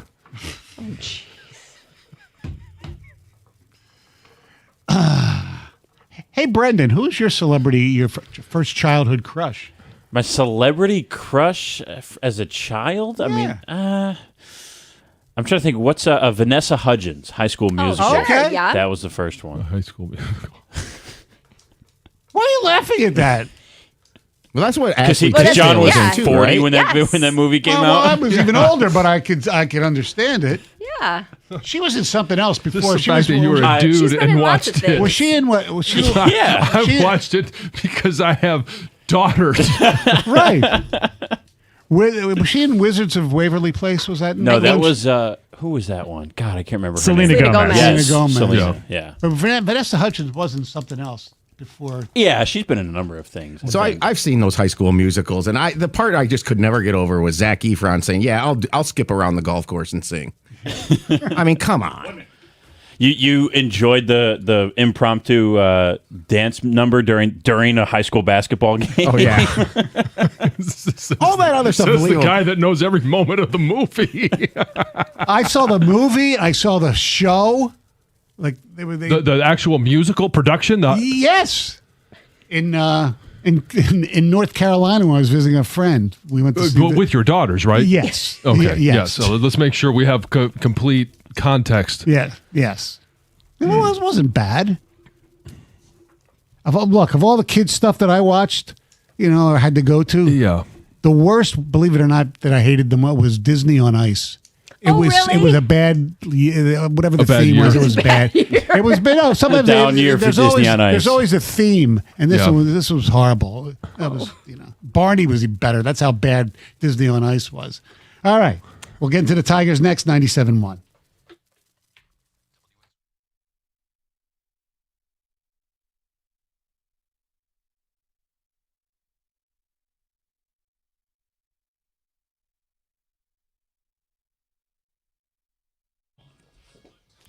Brought to you by Rapid Roofing. The Tigers woke up a playoff team today after beating the Guardians 3-0 yesterday to complete their fourth straight series victory. Eduardo Valencia homered while Torkelson continued his production at the plate offensively. On the mound, Cater Montero pitched to a whole lot of contact as he went 6 1/3 innings with only 3 hits and no runs allowed. As a staff, the Tigers recorded the 9th shutout in franchise history that consisted of 0 strikeouts. Detroit got help from LA and Cincinnati as the Angels beat the Rangers, causing the Tigers to jump them in the standings, and the Reds took down the White Sox, cutting Detroit's deficit to just 2.5 games in the division. Tigers could take the division lead this weekend with a series sweep over Chicago. First pitch tonight is at 6:40 here on 97.1. And while the Lions lost their exhibition opener 16-14 to the Bengals last night, there were some bright sides, including edge rusher Ahmed Hassanin, who had a pair of sacks and a forced fumble. None of that came as a shock to Dan Campbell, though.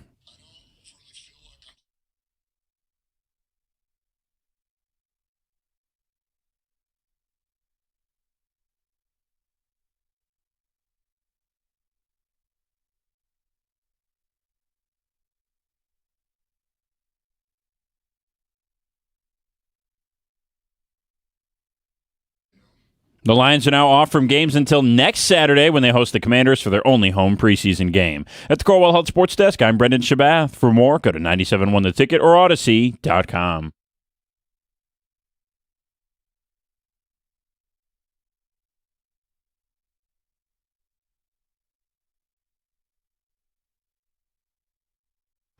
Thank you very much, Brendan. 248-539-9797.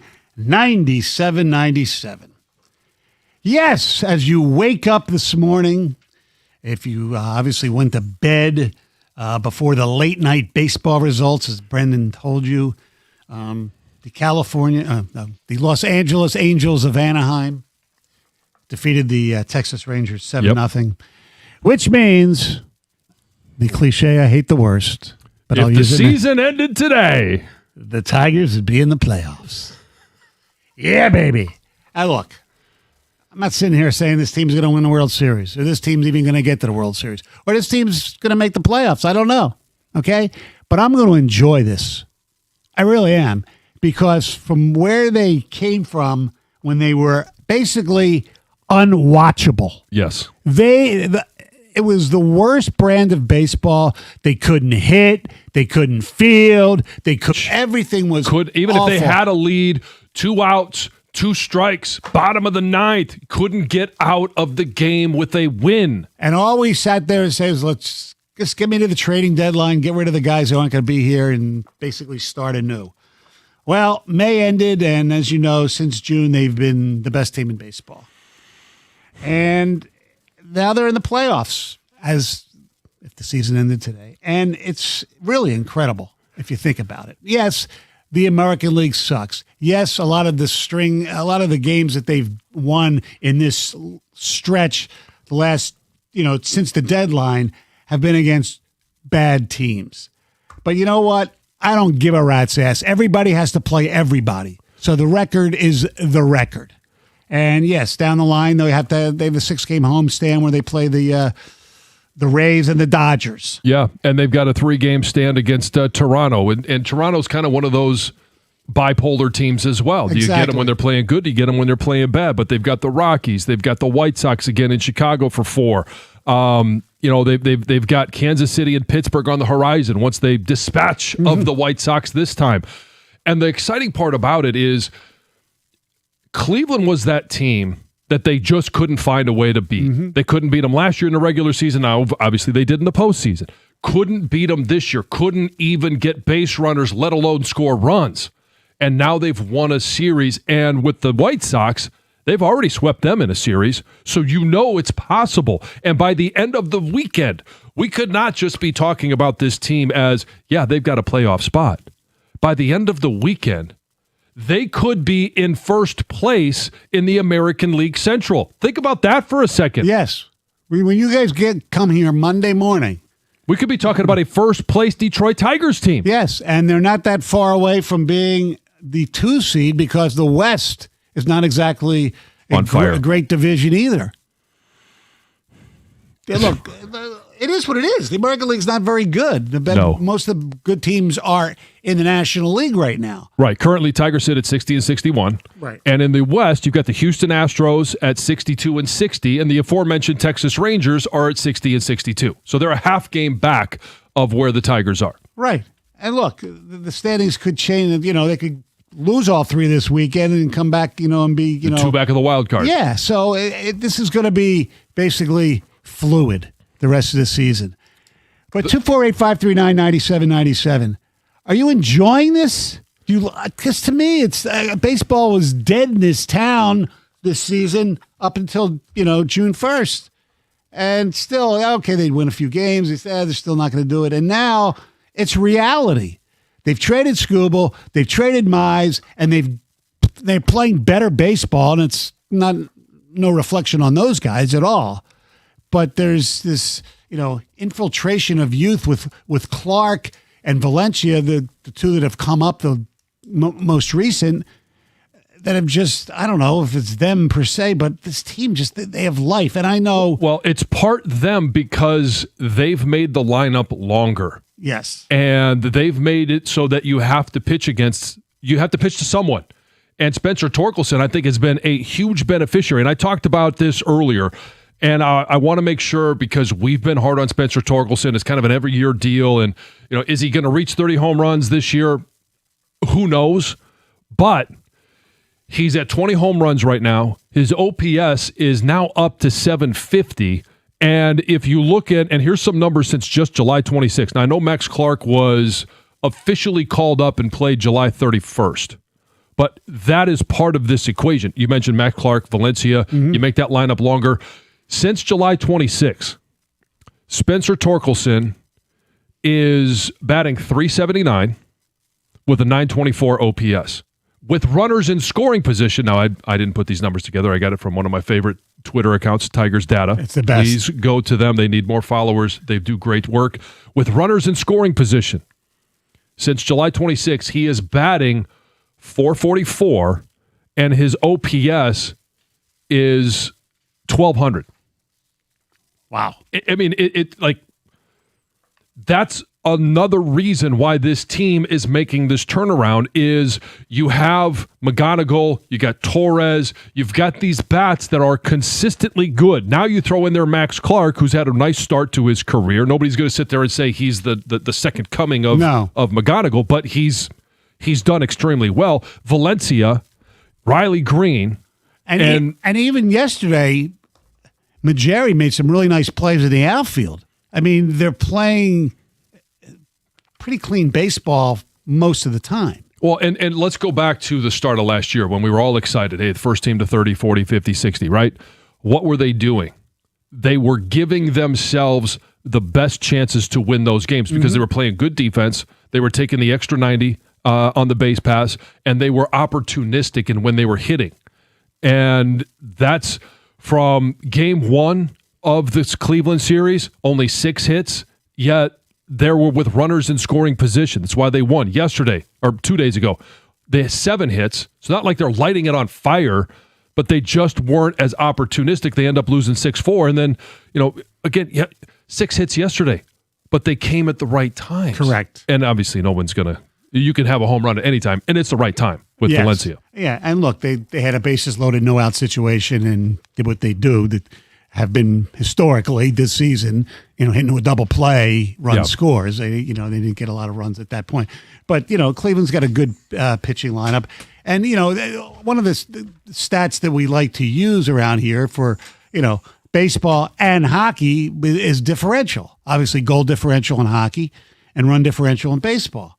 In the American League, there's only 5 teams that have a positive run differential. That shows you how bad the American League is. But the Tigers are number 1. The Tigers have the best run differential in the American League, plus 90. The Yankees are second at plus 89, followed by Boston at plus 86. And another thing that was just pointed out to me that we had mentioned earlier but failed to mention this time, Javi Baez, when he came back, the amount of positions that he is able to play, his speed, and he has been good at the plate when he's been healthy this year. Yeah, he has. And he's, a veteran that these guys lean on. Here's some text. The season doesn't end today, and that's a good thing because we're going to win the division and to get the 2 seed. I'm not buying into any Tigers hype. It doesn't move me at all. They suck. This is why our teams are mediocre because people's pants tighten up over a playoff berth. So let me ask you this. Does a team that has the second best ERA in all of baseball and the 11th best OPS in all of baseball suck?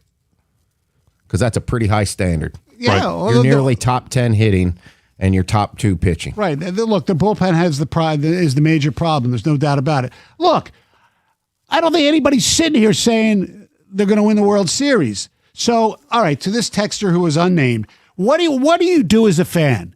Do you sit there and because you don't think they're going to win the World Series, you're not going to watch? You don't give a crap? Seriously, what's the matter with you? It's fun. They're playing fun baseball right now. Yes. There's a lot of energy. There's a lot of athleticism There's out still there. entertainment in this world. Yes, and the American League, it does. It sucks right now. But I'd rather be one of those teams that finds a way in for a 3rd year in a row, having sold 2 of those 3 years, and then you look at what is on the horizon with the amount of young players. Dingler, McGonigal, Clark, Green. Valencia is not young, but Dingler. Yes. You have, and that's only talking about position players. There's You also pitchers. have Melton, Job, Reese Olson coming back, Montero. There's a lot of things to be excited about. So why can't you just be excited? And some of the guys that even aren't here yet, Briseño, Rainier, Right. Rainier will be here, within the next 2 years probably. Hope. Yes. Hope. Yeah. I don't understand. If it's one thing, if I was sitting here, you guys were sitting here saying, this team is a World Series team. No, nobody's saying that. But what's the alternative? Just turn it off? We did that through May. Yeah. In the beginning of June. Yeah. They had to earn the right to get back to where they are. They also had to earn back viewers. They had to earn back eyeballs. The exciting thing is it's a different team than May. Right. No more Jahmai Jones, no more Jake Rogers. Yeah. A deeper lineup is helping people like Torque. I'm encouraged that it will do the same for Carpenter when he returns. Do you think they're doing better because they removed some of the toxic players? Somebody asked. Well, I don't think in the clubhouse No, they were not toxic. at I all. think you could say No. that there was this black cloud hanging over them, but that's more how we perceive it than probably they were perceiving it. Look, they just know it's a business to them as well. They, are probably upset they were going to have to lose some of their friends, which they did, but they're in this thing to play baseball. Max Clark has basically done nothing. He has hype, but he hasn't done anything. All right. Bring up his stats. There's other Yes, sir. There's other things he does besides, play offense. He's a Right. very good fielder. Yes, he hasn't had any of those moments we saw in spring training. Correct. Or early on in his tenure down in Toledo. Hold on, let me get him up here. Well, no, he hasn't been. He had what? His had one OPS home run. is 741. Yeah, he's His average is down to 265. But he's a guy that finds a way to get on base, correct. and he can do damage when he gets on base. Yeah. He can take that extra 90. And he plays, for the most part, smart baseball, as we saw with that, the 12-pitch Oh, yeah. strikeout the other day. Yeah. Look, nobody's sitting here saying he's going to be an all-star, but he seems to be. He's going to be a good player. He's brought some juice to the lineup, juice to the Yes. team, and I think Kevin McGonigal has probably been just about the worst thing for Max Clark, because McGonigal comes up and he's clearly rookie of the year, and he's having a great rookie season. Now they expect Max Clark. We expect you to be Kevin McGonigal. And, hey, Hope, we expect you to be McGonigal. Briseño, we expect you to be McGonigal. Like, that's just not real. I know. They can still be good. Right. Absolutely. A couple of texts, and we'll take some phone calls coming up next. Was it Greg that attacked Monica Seles? To get Angus. And I don't know if you do this, John. I would eat Taco Bell lettuce for a Lions Super Bowl. Yeah. I mean, I've got 15 to 20 to spare anyway, so Okay.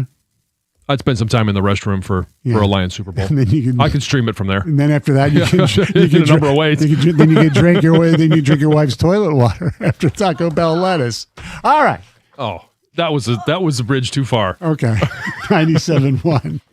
If your AC is struggling to keep up in the heat, it's time to call Mastercraft Heating, Cooling, Plumbing, and Electrical.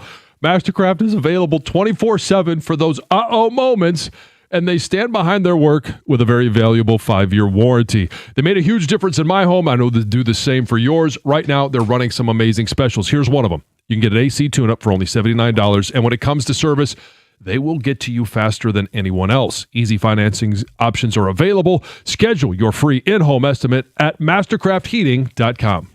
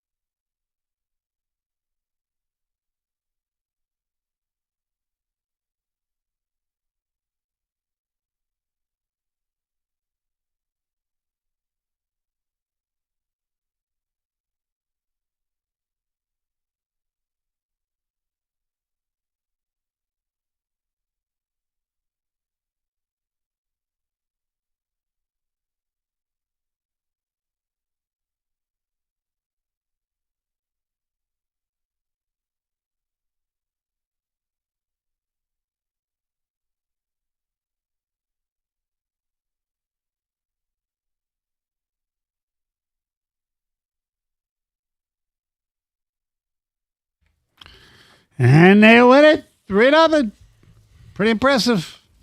They're playing terrific baseball, winning series after series. Doesn't mean they're a great team. Hell no.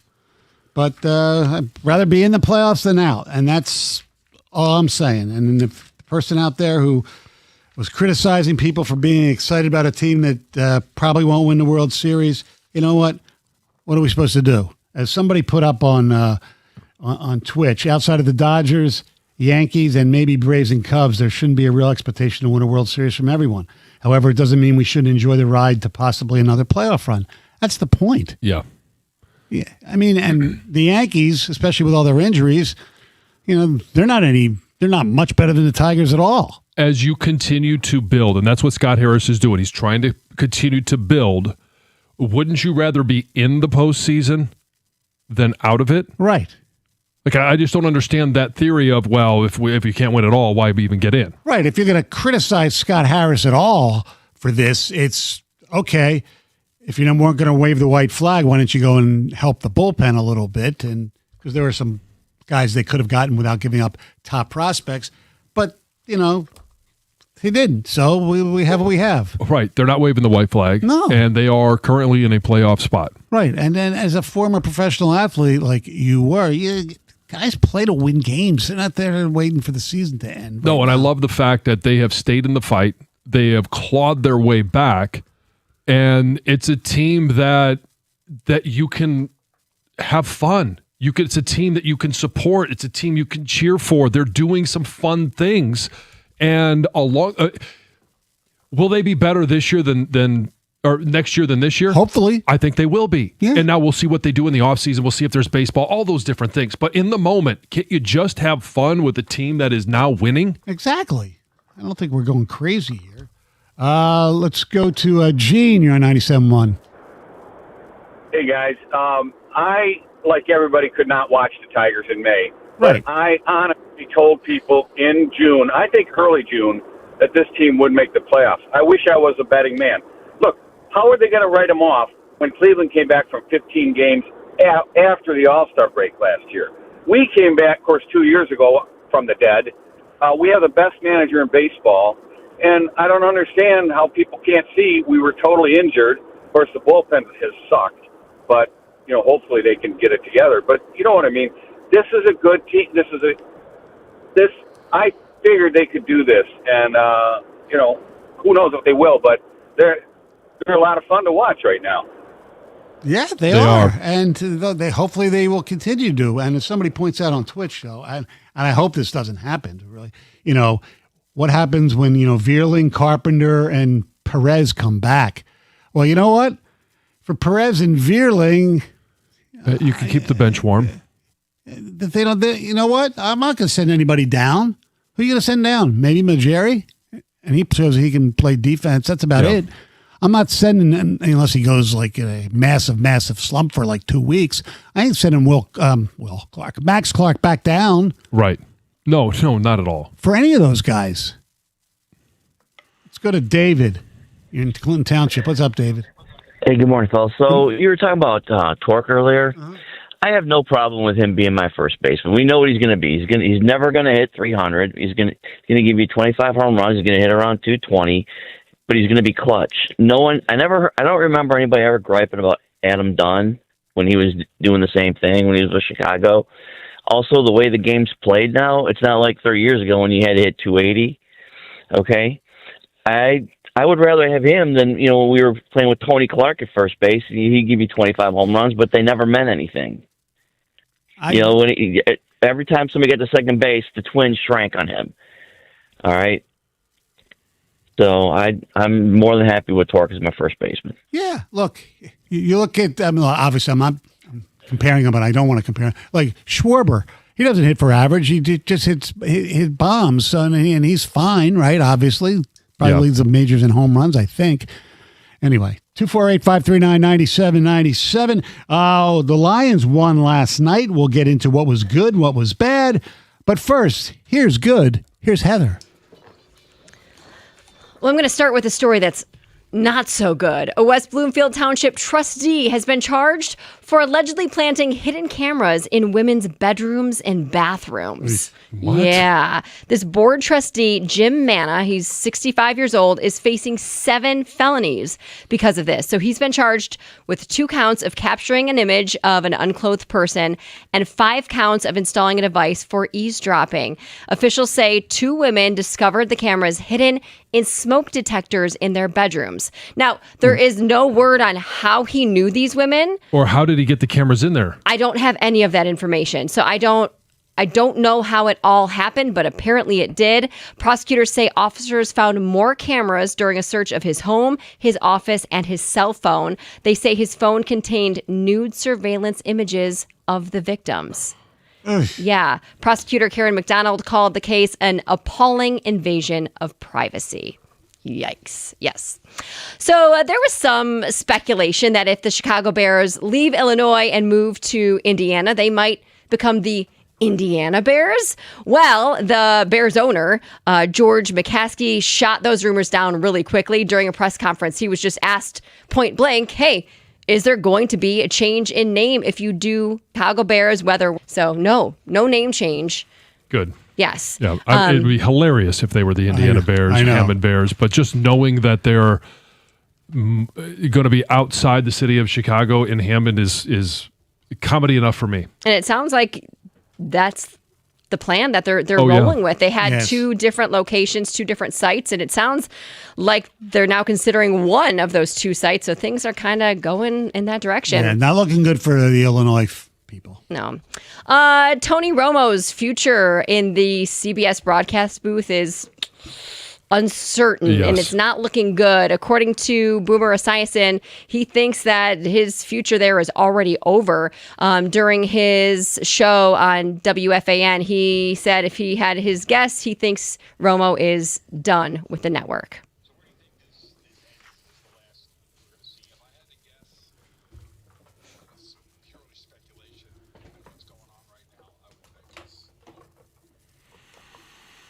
Tend to agree. Morals clause. Yeah. I mean, his Moral drink of turpitude. was his drink of choice same as Wojo's? Gin. Look over there, gin. It's even better the second time.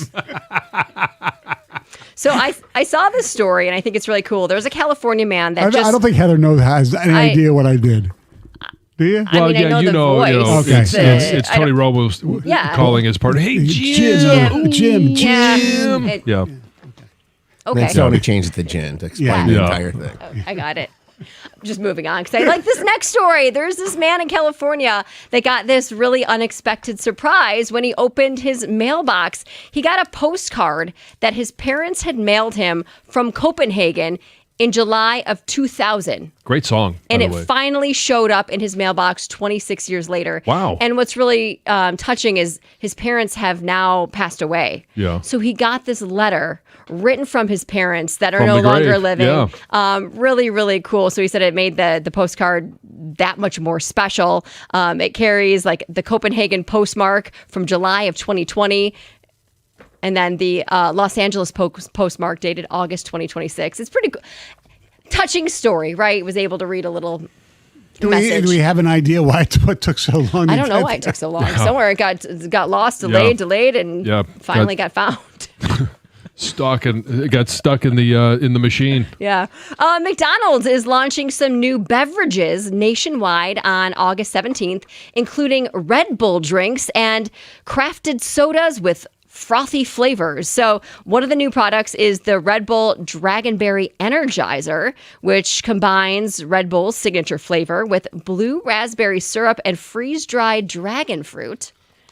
Apparently, it's very good. And then you can also just get like a regular can of Red Bull at McDonald's if you want it as well. And then they're also introducing several crafted sodas. There's the Vanilla Swirl, which you could add to Coke or Diet Coke or Coke Zero. And the Orange Dream that's made with Fanta. Oh, I think okay. are those like dirty sodas? Is that what that's? Probably. They're just calling it. They're crafted It's a sodas. straight shot of diabetes. It is. It sounds like something they do on Would You Drink That? Yes, yeah, exactly. Yeah. Crush it in. Where's the flusher? Yeah. And then I also have another drink. If you've ever wanted to know what like the essence of a baseball bat tastes like, Oh, yeah. Budweiser has you Oh, covered. Bud. It was just announced that they're releasing a new beer called Beechwood Reserve that's aged with Beechwood baseball bats. And what's crazy is that it's probably going to taste the exact same because Right. apparently they already used Beechwood chips as part of their aging process. Right. But now they're going to remove they took those chips away and Put in the baseball bats, baseball and bats. they'll add $5 to every can. But it sounds like it was only available for the Field of Dreams game. Oh. Like it was like Oh, really limited yesterday's. edition. Only real baseball fans. So got I don't that. know if it'll be available in stores or bars, but That's it was cool. it was made for the game. Yeah. Yeah. All right. Thank you very much, Heather. Coming up next, the Detroit Lions. You got to see them for the first time last night. What'd you think? 97-1. Hey, if you're thinking about a new truck this month, I'm going to tell you a few reasons why I think a Ram truck should be right there at the top of the list. First off is always going to be about the money. Ram truck lease deals at every Metro Detroit Ram dealer are phenomenal right now. I've seen the Ram side by side with other trucks. For power, there's really no comparison. You could choose from Ram's legendary 5.7 Hemi V8, or you got the 420 horsepower Hurricane engine. Also have the high output 540 horsepower Hurricane engine. I chose the 420 and I absolutely love it. Why would you trust from the competition any full-size pickup at any price with only a 4-cylinder engine? Plus, the full-size Ram 1500 is built right here in Sterling Heights. Ram's got a 5-link coil suspension. All it's going to take is one test drive. You're going to feel how much smoother a Ram is. And for comfort, just go sit in a Ram, and I promise you'll feel the difference. Right now, lease payments on a new Ram truck at every Metro Detroit Ram dealer are phenomenal. So are their financing offers for well-qualified buyers. All you got to do is pull into your Metro Detroit Ram dealer today and tell them I sent you.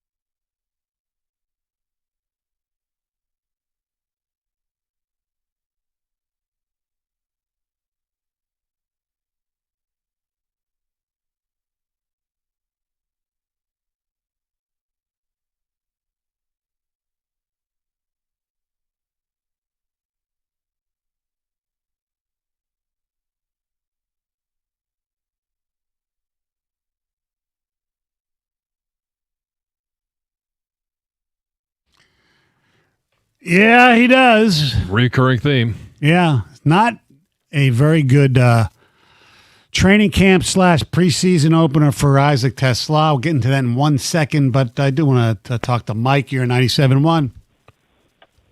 Good morning, Mike. Hey, Stoney. How you doing? Good. Hey, so as for the Tigers, for me, the turning point was the series at the end of June when they went into the Bronx and they took all 3 games in dominating fashion from the Yankees. And this is just coming after the series where they dropped 3 or 4 against the Astros. I guess ever since that series, I've been more bought in, thinking that we got a shot here, because immediately after that, they took 2 of 3 from the Rangers at Texas, and they were in first place at the time. So I'm bought in. I've been watching all year. Tigers fan through and through. But, yeah, this team can make some noise. I don't know how much noise they can make. Hopefully they'll get in. But, you know, in this American League, It's a wide open. Anything can happen. It's wide open. Especially, and look, Tampa has played the best baseball from start to finish than anybody in the American League. And they're really, really good. The Yankees, you know, everybody says the Yankees. Well, you know, the Yankees starting pitching is terrific. I mean, now that Cole's back being healthy and Schlitter and Max Fried, but their main offensive weapons are hurt right now. And if, you know, we know what injuries did to the Tigers. Yeah. You know, if Bellinger, Stanton, and arguably the best or second best player in all of baseball, Aaron Judge, are not back for the playoffs, and the Yankees are very vulnerable. So, look, anything can happen. Yeah. Are they as good as the Dodgers if they would even get that far? Who knows? The hell, the Dodgers might not even get to the World Series. They've been blowing games a lot Left lately. and right. Yeah. I mean, Diaz, I think, has blown 3 saves in the past, 10 days or something like that. And look, the Atlanta Braves are playing really good baseball too. So then they could be the National League representative. Yeah, I mean it is wide open in the American League. You've got no idea, you know, who's ultimately going to make it to the World Series from the American League. Odds are not in your favor that it's the Tigers, but it doesn't mean that they can't get in, win a wild card, and heck, by the end of the weekend or by the time it's all said and done, they win the division because of the 3 divisions, and the Central's bad. The West is not much better. No, you look at the West, and you know, they could actually get a bye. Yeah. I mean, and I don't want to get all wild and crazy making any predictions. That's what I'm doing, but that's how bad the American League is. Well, if you want to look too far ahead, the bye doesn't even make a difference for this team, because in the playoffs they always win the first round, right? And it's the ALDS is where they come up short. All right, the Lions came up short yesterday in Cincinnati, 16-14. Most of the starting players did not play for the Lions. The Cincinnati Bengals did start most of their guys for at least a series or 2. And there were some things that you liked. You liked the way Jacob Sailors ran the ball. He had a good game with 8 carries for 55 yards. You loved the way Ahmed Hassanin played. He was terrific. Yes, he was. 2 sacks and always around the football. You saw the hustle. You saw all the things that you've heard from, whether it's Kelvin Shepard, Dan Campbell, position coaches talk about the camp that Hassanin is having. You saw it in game action, preseason game action on Thursday night. Yep. I thought Eric O'Neill did a nice job in there, a few times. Also on defense, McCreary looked pretty good, right? He was fine. He came in after the injury to somebody that we'll talk about in a second. Peaches. Yeah. You love that name, don't you?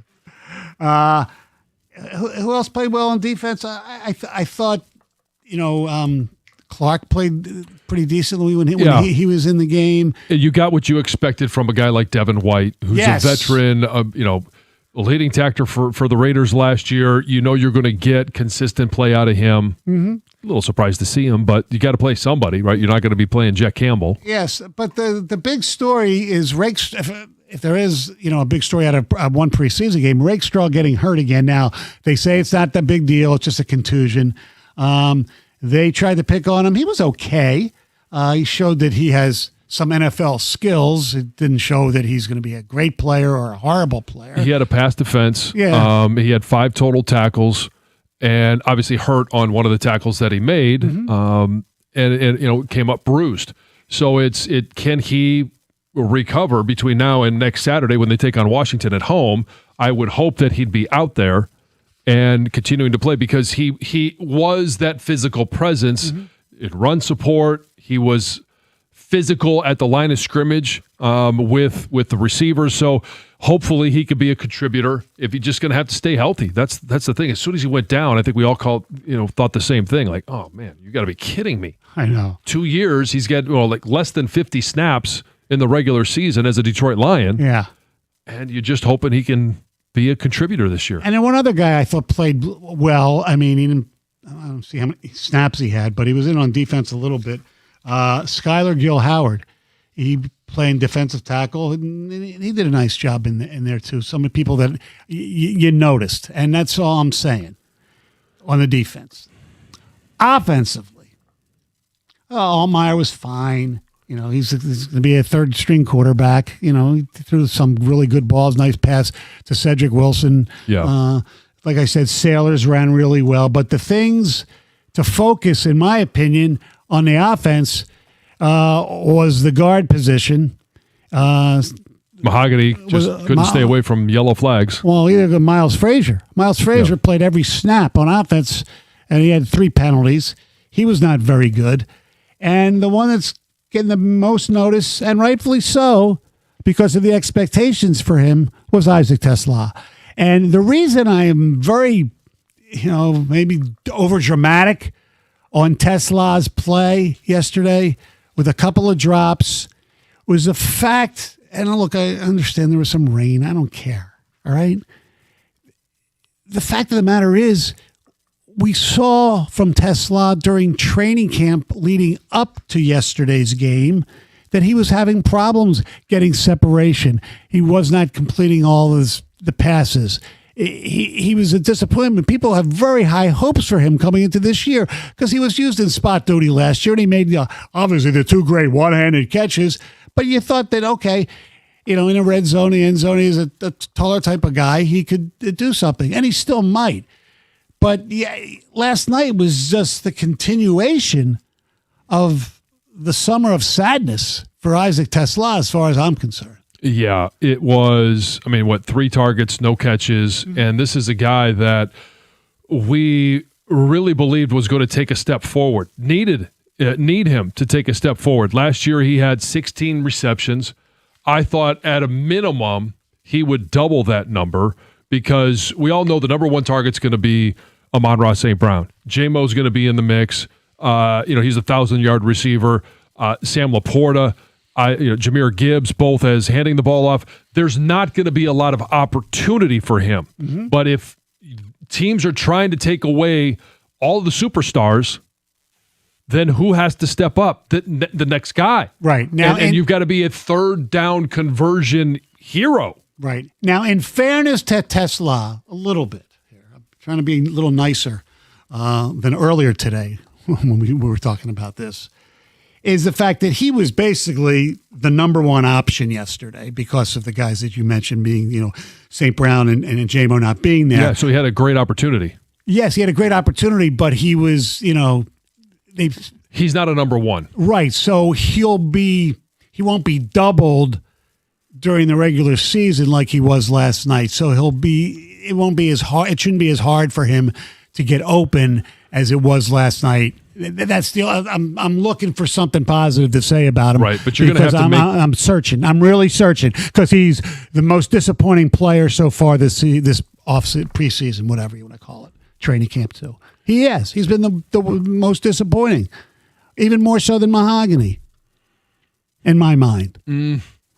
I might say Mahogany is probably been my most disappointing because he was the one guy that came in that couldn't pass his conditioning test. He was the guy that came in, and if you're not willing to do the work in the offseason, have the discipline, it translates to the performance on the field. And I think we saw that last night. All right, 248-539-9797. Your texts, your calls, lines. What was good? What was bad? 97.1. Hey, we all love summer, and the weather has been terrific. You're probably planning vacations and backyard barbecues. But let me ask you a question. When's the last time you actually looked at your roof? Summer storm season is here. Fall is on the horizon. Certainly winter is coming up too. You don't want a leaky roof ruining any of your summer plans. Don't wait for the damage to happen. Do what I did. Call the pros at Rapid Roofing. They're fast, they're local, and they get the job done right the very first time. Beat the summer rush and secure your peace of mind. Call Rapid Roofing today, or you can visit them on the web at rapidroofing.com to schedule your free inspection and lock in your appointment. That's rapidroofing.com.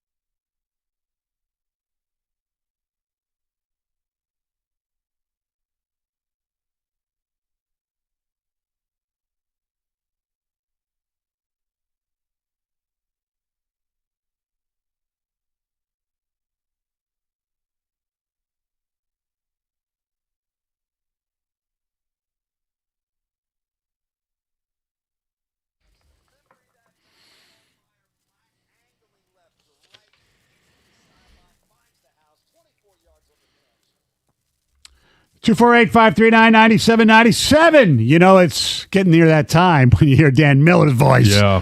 Oh, It's always good. Love the way he calls the game. Great guy as well. All right, we have some text here. Mahogany is a potential starter. Tesla is not.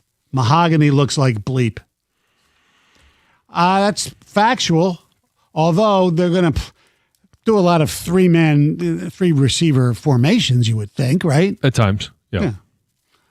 Tesla is just a kid. Pump the brakes, drama queens. Look, it wasn't just because of the game. It was because of what we saw in training leading up to the game. Right. It could change. It doesn't mean that's who he's going to be all season long. No. And to your point, he's running routes as a number one option yesterday versus what he's normally going to be running, which is the number 3, 4, even 5 option when you have Laporta and everyone else out there. I've been saying that Tesla won't be the third wide receiver. It'll be Dortch. Only slaps think that he would take a step forward. Just another Brad Holmes bust pick. You know, the pick was... I don't know that it's necessarily a bust. It's just what you gave up to get him. If you count the cost. Right. And yes, I do have to calm my brakes a little bit. It was only a preseason game, and it's only been 2.5 weeks of practices. I asked you guys the question earlier. I'll ask you again. Do you think he'll be as good as Josh Reynolds? Think about what I'm asking here. So he was a 4th-round selection, Reynolds. Yeah, by the Rams. Obviously, a different type of receiver, but he was pretty good in converting third downs, some catches in the end zone for touchdowns, dropped the 2 biggest passes in Lions history. Right. If you're talking about just third down conversion, he was a rock star. Yes. in doing that. But I can't remember what his numbers were in 24, but he had like 32, 33 catches.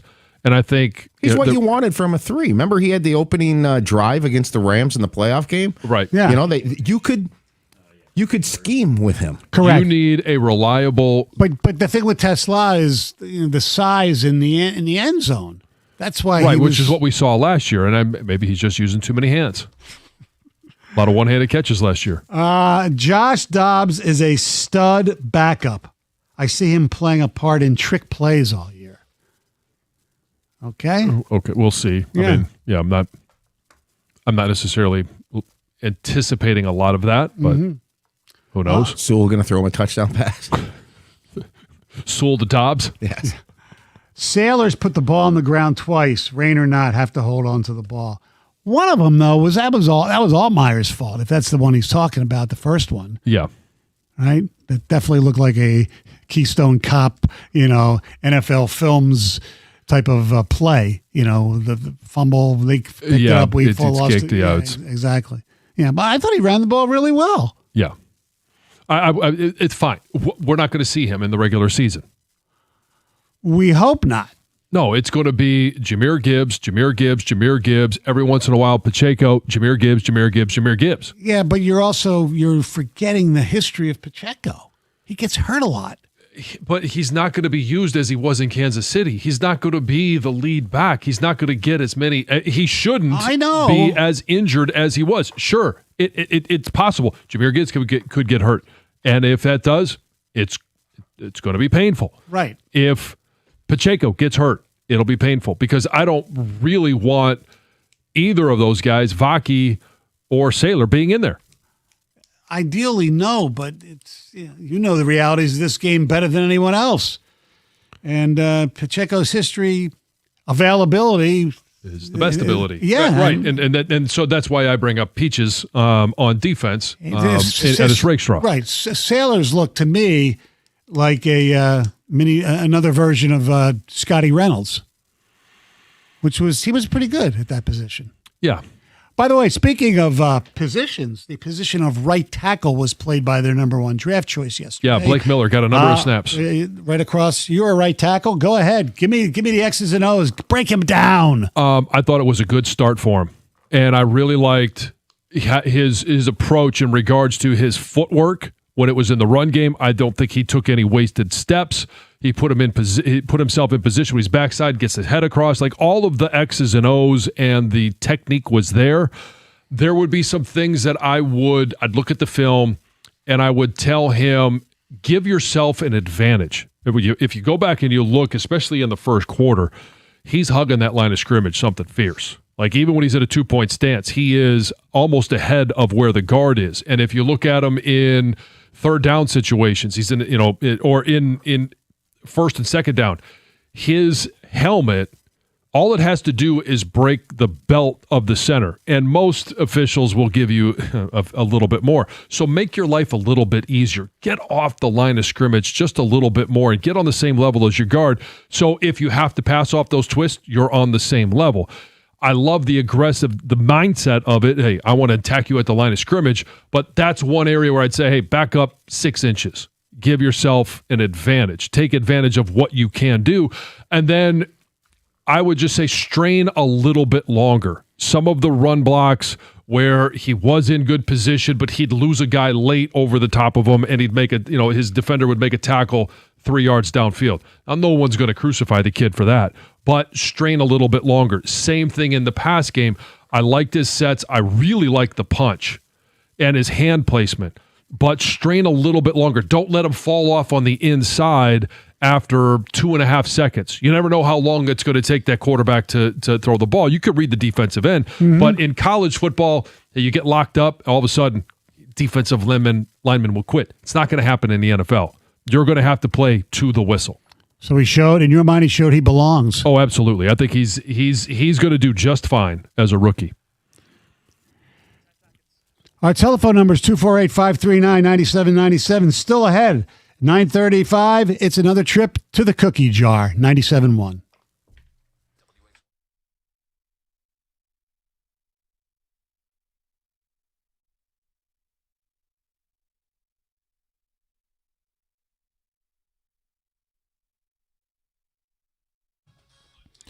Brought to you by Michigan Auto Law. Tigers beat the Guardians 3-0 yesterday and got a little help around the league to climb into the last American League wildcard spot for right now. The Tigers were 22-38 on June 1st and tied for the worst record in all of baseball. Since then, they are 38-23 and trail the White Sox by just 2.5 games in the division. A.J. Hinch said he's proud of his team's fight in the last few months.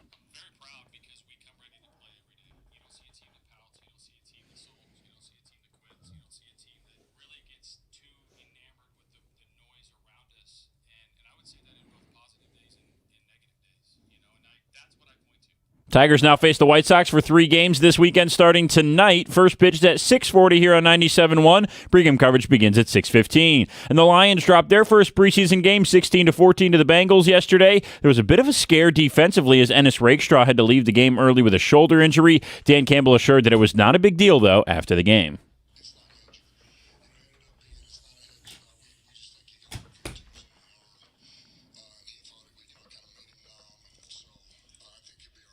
Rakestraw finished with 5 tackles and a pass breakup last night. The Lions now have 8 days off before taking the field again. They will host the Washington Commanders at Ford Field next Saturday for their only home preseason game this year. Kickoff in that one is at noon here on 97.1.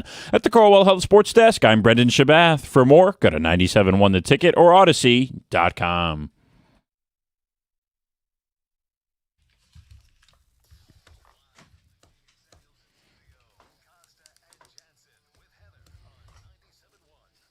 Thank you, Brendan. 248-539-9797. A texter pointed out I did make a mistake. I referred to Craig Reynolds as Scotty Reynolds. Scotty Reynolds, the former Villanova basketball player. Got my Reynolds mixed up. All right, here's some more text before we move on. Can't worry too much about Tesla's performance last night preseason. I'm glad he didn't get any touches. Keep him healthy. Didn't get many touches. Okay, but it's not just the preseason game. It's what we've seen, or I've seen, and I haven't been there for every practice, but through the videos we've seen and all the reports from all the reporters who've been there, he's had a horrible training camp. Ahmad Hassanin is Egyptian for Aiden Hutchinson. Why is Tom Kennedy never in the wide receiver conversation? He consistently performs. He's one of those guys. He's perfect for the practice squad. Yeah, he's just always hanging on, and if somebody gets hurt, you bump him up. He does his job, and you put him back where he was. What about Tariq Black making it? He might be the perfect 3 wideout. He's got great size and hands. Dark horse candidate. That's when Brian Acari did score a touchdown yesterday, but yeah. I think he's a practice squad guy too. If he makes it. Could be a breakout year for Tariq Black. We've been hearing I mean, that. seriously. Yeah. And I love Black at Michigan. I thought he had such great potential. Yeah. But he hasn't been on a team since 2021. I know. It was the Jets. You Yeah. know, so he's had 19 transactions in his career, but he's only made one team. I mean, Yeah. and So that he hasn't been on an NFL team, is what you're saying. Yes. Right. he yeah. played a game for the Jets. Yeah, but the Jets count as an NFL team. Yeah, exactly. What was he? Did he play in the UFL? I don't even know. And I was in the fan club of him, man. I thought he had that breakout game against Florida. Yeah. That's when you met your wife, isn't it? Yes, it was. Yeah. How about that? One of those worked Whoa. out. How long ago was that? That was 2017. And we're gonna have a Tariq Black breakout in 2026. 9 years later. Yeah. Yes. And- I'll shoot the boot if that happens. yeah. Teddy will turn 5, He's played- and we'll see if Tariq Black makes the team. Yeah, he's played one more NFL game than Teddy. Exactly. Which Tariq will play in Detroit next, Scooble or Black? Oh yeah. He's toxic to the locker room. Even St. Brown had drops last season that ultimately cost us big. He's still the best receiver out there. Tesla will be fine. He'll work it out, and the team will be fine. Okay, I hope you're right. Yeah. Just has not been a good preseason / training camp for him. All right, last night in baseball, because the Tigers did not play, a lot of people were focused, if you weren't on the Lions, on the Field of Dreams game that was played and where they did the movie. Sure. The cornfield in Iowa. 7,000 fans. And the coolest, well, Kyle Schwarber hit 2 home runs. Phillies have been struggling. They won a game. The coolest thing was when they had some like 20-some Hall of Famers walk out through the cornfield just like they did in the movie. People like Raleigh Fingers, Mike Schmidt, Steve Carlton, Jim Thome, Pudge Rodriguez. It goes on and on. Anyway. It's a cool event Yes, and a it cool is. moment. Which brings us to the question. Because of all the sports movies, I think baseball and boxing movies seem to me the best. So let's just They focus tug at on the baseball. heartstrings the most, yes, I think. Yes. Let's focus on baseball. Okay. Best baseball movie. 248-539-9797. There are some people that believe Field of Dreams was. I think probably most people do. I don't. I think Field of Dreams was vastly overrated, actually. Really? Yeah, I do. Huh. Because I went a look. Never play catch with your dad? Yes. Ever want to play catch with him one more time? Yeah, but I understand. mean, I've asked and answered. Okay, Do but you I get get a that. little bit weepy at the end? Maybe a little dust in the eye at the end when all of a sudden No. he gets to play catch with his dad? Maybe if I saw it again, now that my dad has passed away, maybe. I don't know. But no, the movie was a fantasy, which is fine. But then when James Earl Jones came So was in, Rocky. let me finish, please. When they put another fantasy within the fantasy, that's when I lost it. Too many fantasies for you? Too many fantasies for me. Stoney, get rich quick scheme. Oh, just charge people $20. They'll see Ghost play baseball. You didn't like it either, huh? I don't know, that whole thing at the end to Moonlight charge Graham. people $20 to watch Ghost baseball. Moonlight Graham gives up his dream to save a little girl. I mean, it's Okay, all I said was overrated. It was a good movie. It just wasn't my. Okay, so the best baseball movie in my mind Yeah. is Bull Durham. Bull Durham had everything in it to me. You know, drama. It had comedy. Yeah. Great comedy. The Little acting boom, was boom. terrific. Yeah. Susan Sarandon looked really good in that movie. Just wait for the cookie jar. Yeah. So Bull Durham is a great movie. Mm-hmm. It is probably a top. It's certainly a top 10. Right. I have a top 4, but go ahead. Okay. Field of Dreams is my best, so I Okay. appreciate you bagging on it. Okay. I think if you go down the Natural, Roy Hobbs Natural's number 4 on my is list. I think a great one. Now I start to get I get lost in the weeds a little bit because of Teddy and watching The Sandlot, Rookie of the Okay, Year. does The Sandlot count as a baseball movie? Heck I would yeah. say yes. Good. I just want to make sure because there's not. Yes, I have that as number 1 with Bull Durham. The whole movie's based on I know, baseball. I know, but it's not. How would it not be a baseball I don't know. movie? Stupid question. Childhood. Yeah, friends. whatever. Yeah. Whatever. I love The Sandlot. The Babe. Yes, I love The Sandlot. What about A League of Their Own? Great movie. Yeah. Great movie. There's no crying in baseball. Yeah. good one. Hanks is great. John Lovitz is great in that movie. Yeah. Don't Get the Clap, signed Jimmy Dugan. Yeah. Yeah. And when they're one of my, is it Marla Maple? That when they go to scout her and she's hitting them through and all of a sudden she turns around. Is it John Lovett? John Lovitz. The actor in there, with his reaction to seeing her. It was Gina Davis, right? No. I Maybe know I got who you're the wrong talking one. about. Yeah, the I don't know ugly what her one. name Oh, was. Rosie O'Donnell. Well, Rosie O'Donnell was in it. I think Yes, it was she a was, different but when I character, said the though. ugly one, you instantly go to Rosie O'Donnell. Well, I don't think that's the character he's talking about, to be honest. No. But she turns around. It's the one that her dad raised her. It was the coach, and then all of a sudden she turns around and she's Right. like, Marla Hooch. Marla Hooch. Yeah. Sorry. Yeah. Marla Hooch. She turns around and John Lovett goes, oh, no. And she's clearly the best hitter, but because she's ugly, can't take her on the team. But they eventually do. And Did you ever? There's some real old ones too, like even before that I saw when I was like. Did you ever see the Angels in the Outfield, the original? They did a remake that had. no, is that a silent film? No, but they did it. I think was Danny Glover was. I think was in the remake. remake, yes. Okay, the original was Tony Perkins played Jimmy Pearsall. It's a real story. Yeah. Tony Perkins, of course, who was in Psycho, and Carl Malden was like his dad, and he loses it, and he climbs this backstop. It was like a metal fence, and he's going, "Is it good enough for you, Dad?" Screaming. Yeah. And No, if you're talking about an old one, The Pride of the Yankees, Yes. Lou Gehrig, and Gary who could Cooper. forget Gary Cooper and Babe Ruth as Babe Ruth. Oh, that's right. John, guys, you were mentioning like silent movies, and I'm just imagining like the silent movie, the soundtrack, the piano, Yeah. and the frame Ty rate's Cobb really- hits the ball. Yes. the and, frame yeah. rate's super fast. Yes, and you're running yes. around the bases. You ever see about real sad one was Bang the Drum Slowly? Do you ever see that one? No. De Niro early in his career, he was a catcher, No, and but, the guy I gets mean- cancer. It was really tough. It's from 1973. What, Bang the Drum Slowly? Yeah. All these old ones. What are you guys Well, doing? so I said one old one, Right. and it's The Pride of the Yankees, Right, right? yeah. So it's Right. okay. I like old movies. John Yes, Wayne. I know, John Yeah. Wayne. Which Yeah. John Do a Wayne movie sports did you? movie? Yeah, he which, did not make an appearance in this one. Which John Wayne movie did you watch yesterday? El Dorado. Hey, My favorite. I got to go with Major League. Seriously, Yes, I think Major Great League is movie. the best baseball. Major It's so League funny. 2 was one of the best sequels too. By There's the way. inappropriate parts in it. Oh yeah. yeah. Renee Russo came on the scene. That was a crush back in the day. There you go.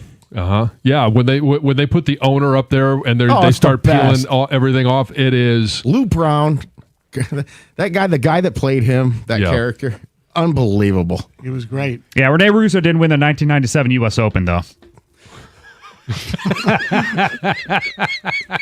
People who haven't heard the Cookie Jar. yes. Just wait. Steve, you're on 97.1. Hey guys, this one really hits home with me. One of my favorite all-time movies in general, kind of like The Sandlot with kids, is The Bad News Bears. Oh, Walter Love that Matthau. movie. Yes. Yeah, great movie. I agree. It is one of my favorites as well. But we got to be careful because we're talking about a movie that was made in 1976. I don't want to make Tom mad with all these old movies. Bad News Bears. Is that too old? They redid that, didn't they? Yes. Yeah. Yeah, which one are they talking about?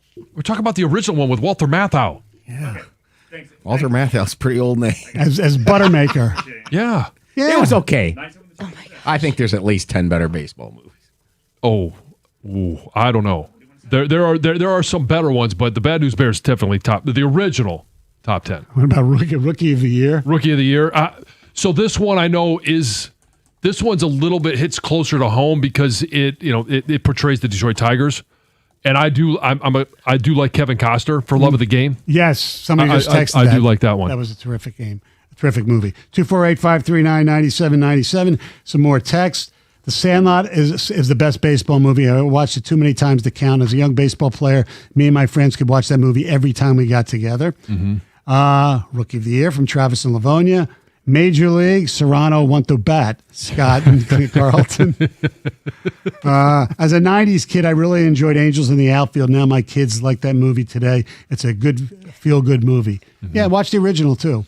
I live up in northern Michigan with drive-in movie theater in our town, and they showed The Sandlot on the big screen last night. Oh, nice. Nice. Oh, Nice. I wish I could go to drive-ins again. I tell you what, let's go to break and we'll come back with some phone calls and some more texts. All right, 97.1.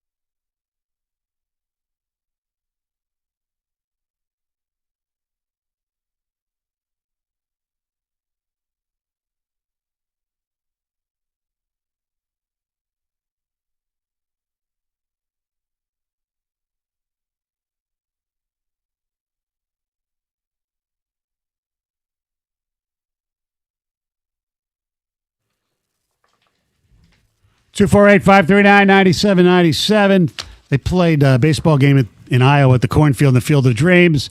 So we're asking, what's the best baseball movie of all time? Here's some text, and then we'll go to the phones. My favorite baseball movie is The Bad News Bears with Billy Bob Thornton. That movie is so funny. Yeah. Major League is the best baseball movie of all time, underrated one. There are some who believe that's one of the best comedy, period. But it's sports movies all the time. Yeah. 8 Men Out, best baseball movie ever. That was a terrific game. Ray Liotta, Shoeless Joe Jackson, right? Yep. Moneyball is blasphemy, but it's AJ's porn. Montgomery Lee in Tennessee. Moneyball. It's funny. I've mentioned it earlier in the week that I've never watched Moneyball, and so showed up. It's a good movie. Yeah, that's what I've heard. I showed up today, and there was a package sitting at my desk. I open it up, and Bob Vergils, who is the former PA announcer for the Tigers, had sent me a DVD. He was listening, and he said, "Hey, I think you should watch this." So now I have the ability to go watch it. So thanks, Bob. I think what the appeal of Moneyball is, it also taps into another genre of movie, which I think is universally beloved, is the heist movie. It is a baseball heist movie. There's the formulation of the plan. There's drawing it on the whiteboard. There's the formulation of the team. It has all, like, we're trying to get one over on the rest of baseball. Yeah. It has those elements of a heist movie. It just happens to also be about baseball. And they try to get women involved to watch it because Brad Pitt plays Billy Bean. The Town is a great baseball movie. It had scenes at Fenway. If Die Hard is a Christmas movie, then The Town is a baseball movie. But speaking of Fenway, Fever Pitch with Drew Barrymore and was it Jimmy Fallon was in that movie? I think so. Mhm. I cried at the end of Field of Dreams. That's from Dylan and Royal Oak. Well, there's a little. I do think Field of Dreams is my all-time favorite baseball movie. Coming up around 9:50, we'll have some interesting Red Wing Nuggets. Speaking of Dylan and Royal Oak, let's go to Joe. What's up, Joe? Hi, how's everybody doing today? Morning, Joe. Oh, go Blue. Go Blue. Oh, I mean, with John, I'm going to bail John out on this one. Field of Dreams, without a doubt, is one of the best pictures ever made. Number one, you're dealing with historian, shoeless Joe Jackson batting .350. I mean, and it captures everything. And that last scene, John, I figured out what makes you cry so much. It's not the dialogue so much, it's that music. You know, when the music comes up with that last scene? Yeah, I mean, the score always does play a part in the emotions of a movie. They do a great job with it. But when he plays catch with his dad, I mean, if you're a human being, you're probably tearing up. Like I said, I liked it. I just thought it was overrated. That's all.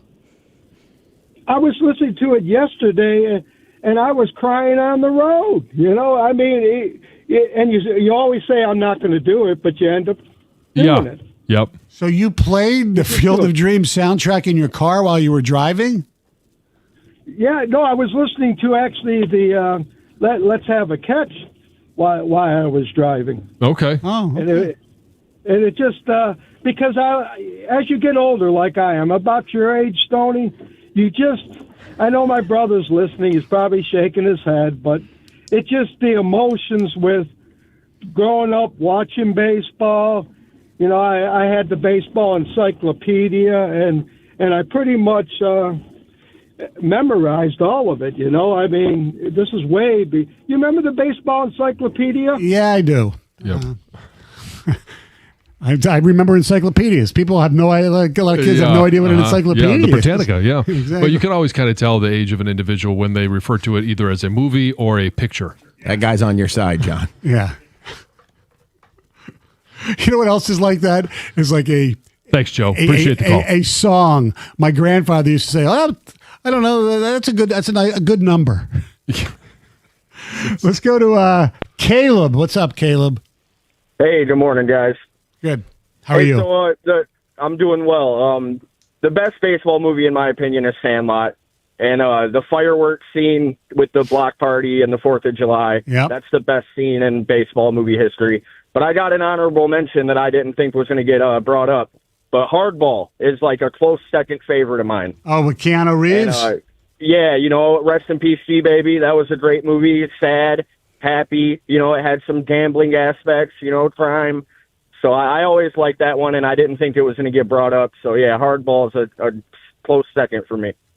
Thanks for the call. Appreciate it. People always like the movie, The Rookie, where in the true story about the guy who made his major league debut, I think with the Marlins, that a really Jim Morris, I believe was his name. People like that movie. Fred, what's up? That's what I was going to say, Stoney. You stole my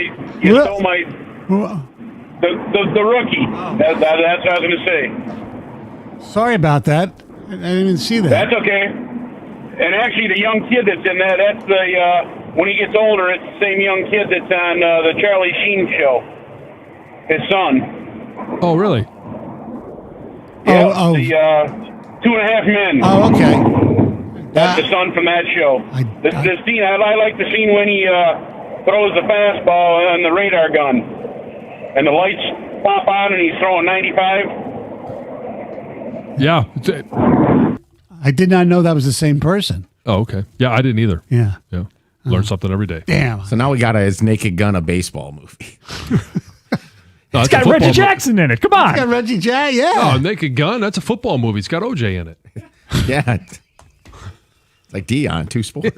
All right. One of the all-time great lines in that movie. I won't say it now, though. Last look at the news for the week. Here's Heather. All right, let's see. Here's something kind of interesting. This trend in Michigan, and really not just in Michigan, probably all over the country. More adults are choosing not to have children, and they're planning to keep it that way. So there's a new study from Michigan State University that found 20% of Michigan adults are considered child-free, meaning that they don't have kids and they don't want them. They're not planning on having kids. That actually puts Michigan second in the country, behind only California. Really? Yeah. So why are people making that choice? There is a psychology professor at MSU that says the most common answers are really just straightforward answers. They don't want kids. They're not interested in having them. They're happy with their own lives. It has really nothing to do with cost of living. Really? It's just basic. Centered on themselves. It is. Yes. I understand that. And if you don't want kids and you don't have them. Right. Because that's just how fine. dare anybody else make you happy? Well, no, your wife can make you happy. Yes, I know that. A fisherman in the Philippines had a really shocking, scary, even like near-death experience with an octopus. And the whole thing was captured on camera. So this fisherman was out in the water last month. He was in this like wooden dinghy, and all of a sudden he reeled in an octopus, and it suddenly latched to his face. Ooh. Yeah, check it out. So he desperately tried to peel this octopus off. It was spreading around his head. At one point was covering his mouth. So he couldn't breathe. He had to grab a bamboo stem that he had in his boat and beat it off. Well, John, all right. Thankfully, it did eventually let go, and the fisherman threw it back into the ocean. Sometimes I should think before I speak. Not used to 8 legs around him, right? I can't believe you said that. Is that the chilliest one? What was there?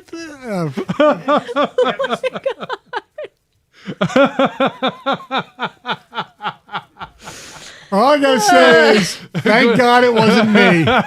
No, you just professed your love yesterday for the T-shirt. Oh my gosh. 2 people in Texas are suing Popeyes after they allegedly found a condom-like object in a piece of fried chicken. So this latex lawsuit was filed on August 3rd, and it's asking for $1.5 million in damages. So the duo, the 2 plaintiffs, say they ordered chicken from a Popeyes, and when one of them bit into a piece of chicken, he found what looked like a condom-like foreign object embedded within the chicken itself. The man became physically nauseated after realizing he'd already eaten some of the contaminated food before discovering the object. The two did go back to the restaurant and received a refund, but they are fearful that they were exposed to all sorts of different contaminants and bacteria and viruses and things like that. They're asking for a jury trial. Popeyes says that they believe it was likely a restaurant glove that fell into the batter. They do apologize, however, and say that is obviously not the experience they strive to deliver. A new version of the rubber chicken. I knew there was something on the horizon because you're over there absolutely crying. Oh my God. All right, there's one more. There's a high school in Texas that is going viral because of its dress code. So it's a dress code for females, and it requires tight-fitting undergarments. So the dress code is strictly for female band members, and they say as part of this dress code, it also required a jump test to ensure that undergarments hold firmly enough. And obviously this is getting a lot of attention specifically from parents. So this is what one of the sections of the dress code said. These are high school? Performers must do a jump test when testing sports bras. If you jump multiple times in a row and there's noticeable movement, size down or find a new sports bra style or fit. Any style works as long as it holds firmly. Obviously, the jump test, there was no word on where that should take place. The school later said, obviously, that was something you should do on your own. But parents were not cool with this. And they later tried to clarify that, said this was just a suggestion and not mandatory. Wait, hold on. Do it again. I couldn't tell there. I'm out. If I make any comments about that's why I want to clarify. This is a high school band. This was a high school, okay, yeah. yes, in Texas. Done. What? No comment. That's your news. Nope, I'm stopping. We'll get back on the rails with Cookie Jar next. Will we? Oh, yes. 97.1.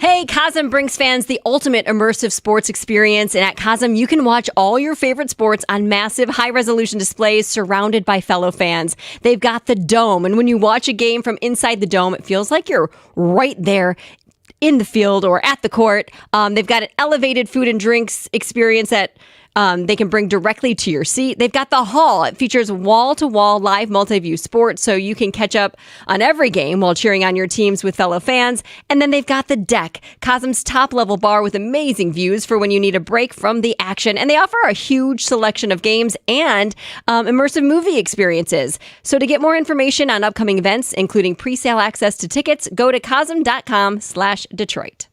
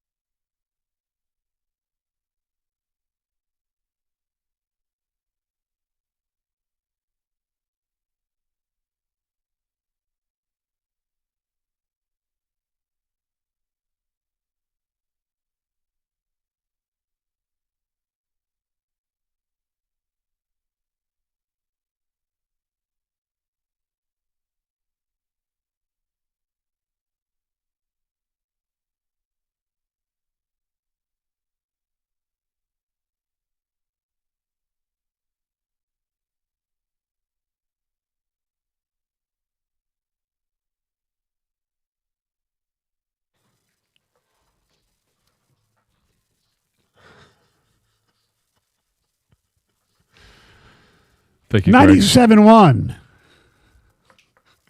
Classic Michael Jackson song there. Yeah. What's the name of that one? Beat it. Still can't believe I said that. I know. It's a classic, John. Yep. You're a classic. Got to get that octopus off your face. All right. Here's some text. That just hit me too. Oh, it did? That just hit you? John.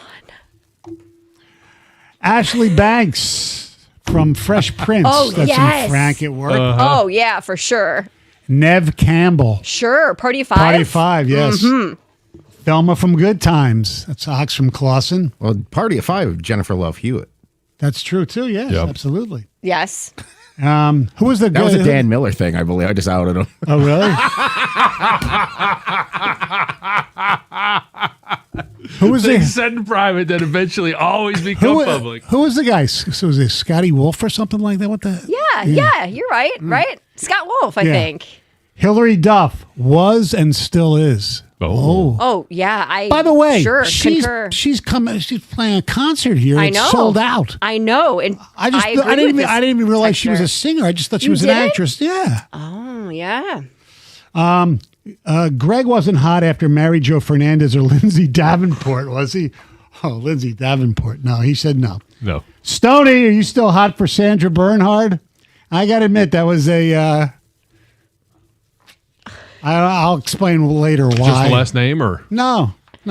John, Google, and then we want your response. Oh, what was her name again? Sandra Bernhard. She's ugly.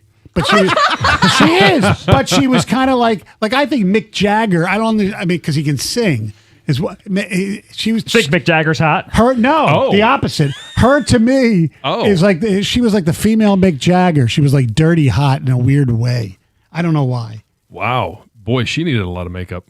Oh yeah. Oh my goodness. The Pink Power Ranger. That's from Abe and TC. Another one for the Pink Power Ranger. Well, Celebrity crush, Kathy Ireland in the yellow bikini from Sports Illustrated in the early 80s. Would you kiss your sister in the lips if the meant the Lions won the Super Bowl for 5 years straight? For 5 years? Yeah. Like one just kiss? a little kiss, Yeah, or one like kiss. you're Yeah, like I don't have a making sister, out. but can I borrow, can I borrow yours? No. Well, for the Lions Super Bowl, sure, why not? My brother-in-law might get pissed. I don't know. I asked my best friend. He said, as long as you let me bet money on the outcome. That's Sam in a work truck. Jesse's 26. I drink a gallon of my wife's bath water for $100. Oh, Only 100. wow. A gallon. Are you kidding me? I'd let my friend Roundhouse kick me in the face for a Lions Super Bowl. Yeah. Yes, you'd let you. That wasn't the question. What somebody would do? Yeah, to you, would you would roundhouse kick your friend? I Right. think the answer would be yes. My best friend is my wife, and she would definitely agree to this. She's a massive Lions fan. Yes. Green ones make you horny, according to urban myth. The M&M's, huh? I'm gonna have to. You can order just one color from the M&M website. Which is the I mean, M&M? stock the house with those. There was a color of M&Ms that I'm not sure if it was Van Halen or if somebody had it in their rider that they had to have M&Ms, but they had to be without this one color. Only orange M&Ms. Something like that, yes. By the way, I do want to mention this. Carlos Monterez. All brown candies be removed is his request. It was Van yes. Halen? Yes. Carlos Monterez in the Detroit Free Press has a column on what is going on, or rather what's not going on with the Detroit Red Wings, and he intimates that part of the reason the dysfunction should be blamed on Chris Ilitch, because according to Carlos, inside source told him that Ilitch hesitation in improving two moves costs the Wings some big names. Back in 2024, when Steven Stamkos was a free agent, Ilitch squashed that one, and on the day of Yzerman's removal was announced, assistant general manager Sean Horkoff had a deal in place with Anthony Mantha, but it fell through while Ilitch deliberated. That's according to Carlos Monterez. And the Mantha thing, he obviously turned his game around. When he was here, he was not very good. Right. Everybody thought that was a good trade that the Wings made when they got, what the heck was his name from the Capitals? See, my memory's bad. Jake. Oh God, he had drug problems and anyway, I forgot it. I can't believe I forgot it. The Washington Capitals for Jacob Vrana. Vrana, yes, Yeah. absolutely. And Richard Panique. Yes, neither of them did much for the Red Wings. And Mantha obviously turned into a really good player with the Penguins this past season. But that's depressing if that is true. All right, what's going on this weekend besides Tiger baseball? They go for first place, the Dream Cruise, and we go out there now where Gator is there with Mark Ryan. What's up, boys? Howdy, fellas. Things are kind of calm out here at this point. It's still early in the morning for all the cars coming by, but I did see a nice GTO go by a little bit. Oh, good. Not too long ago. They should only let classic cars go by. Well, what's classic cars, Tony? What's the cutoff? Cutoff probably in my mind is anything before 1975. How's that? It's not a bad. I don't mind that as a cutoff. However, I think that because this is grown into what it is, to me, this is no longer about a classic car show on Woodward. It's become a celebration of the automobile as a whole. Yeah. So if you limit that, then you're not getting to see like this kick-ass, Testarossa from the 80s or some new version of a Lamborghini like a Huracan or something like that from 5 years ago, or any of the supercars today. You don't want to see any of the C8 mid-engine Corvettes. Is that what you're saying, Stoney? Yes. Oh, come on, man. You could take. I mean, there are so many cool. Whether it's classic cars, heavily modified cars, could be modern ones. I love seeing them all. Give me the powder blue Bel Air. I don't need to see a Chevy Equinox, which I drive, going down the Dream Cruise. I totally understand that, but I've come to. I used to be the same way, and then I started embracing this a little bit more. And I think that when we start eliminating those cars, you're eliminating ways that people can have a unique perspective of looking at the Dream Cruise, which is actually driving on Woodward amid the cars. Okay, which is pretty cool. So if I'm stuck in a Pacifica or a mom van, it may not be the best looking car, but it's my best opportunity to see the cars around me. All right. I assume you guys be talking Tigers and Lions and all sorts of good stuff. Our playoff team. Oh, my. That's right. Say hi to Coop, by the way. 97. Have a great time, 97.1. Yeah, I'm sorry. We still got some time. Oh, I'm sorry. Hey, you guys still there? I thought he said no. My first Dream Cruise today, gentlemen. How do I survive? You survive. You'll survive. You'll survive. Yeah. Great week, everybody. Good seeing everybody. 97.1.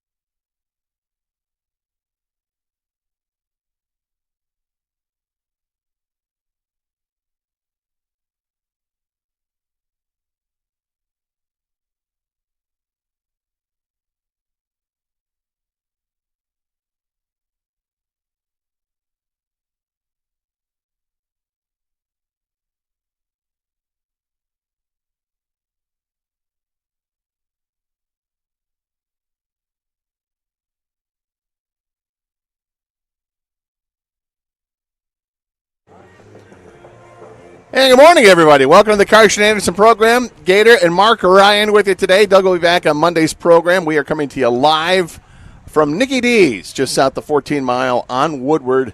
right in the heart of it all, where all the classic cars are going by. It's like I said earlier, Mark. It's a little bit quiet. You don't know what to expect. You haven't gone through this yet. Tomorrow is really the big day. That's when everybody comes out bright and early, and it's just the cars are going at 1 mile an hour, 2 mile an hour down Woodward Corridor here. And it's just lined with people all up and down the street. People will set up chairs and whatnot, and they've got their own classic cars that they'll park on the side here that they have to pay ahead of time. It's a wild experience, and as this thing goes on, you'll be looking at parking lots across the street, and you'll see them filling up with all types of cool cars. Some people dread this weekend. People that live around here kind of dread this weekend to a degree. And certainly a vocal group of people that do not like this because it's disruptive. But I think by and large, more people like it than don't like it because it is kind of cool. I mean, well, you got to be okay being disrupted every few. But you were kind enough to warn me on this, my first Dream Cruise. I have no idea what to expect. You warned me the other day off the air. You said, Mark, you don't park here, you park here. Right. So I had my eyes peeled as I'm driving down here today. Yeah. And I was like 1.3 miles away.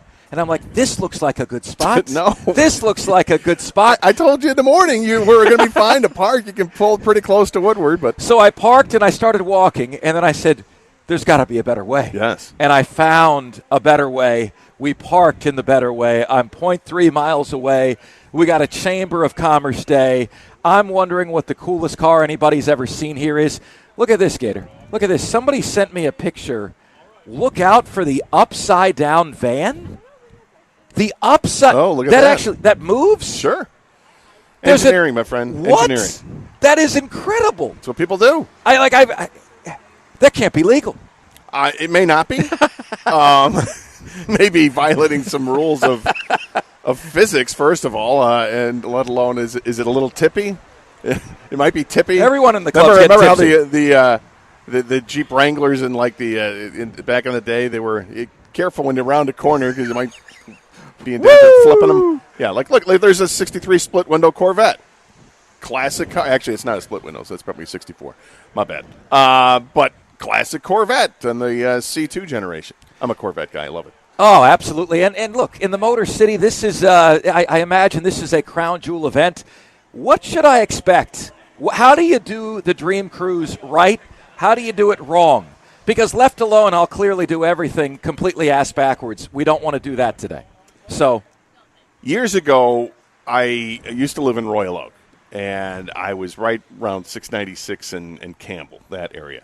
And so it was maybe just a mile off of Woodward. When the Dream Cruise would come around, I would start my walk.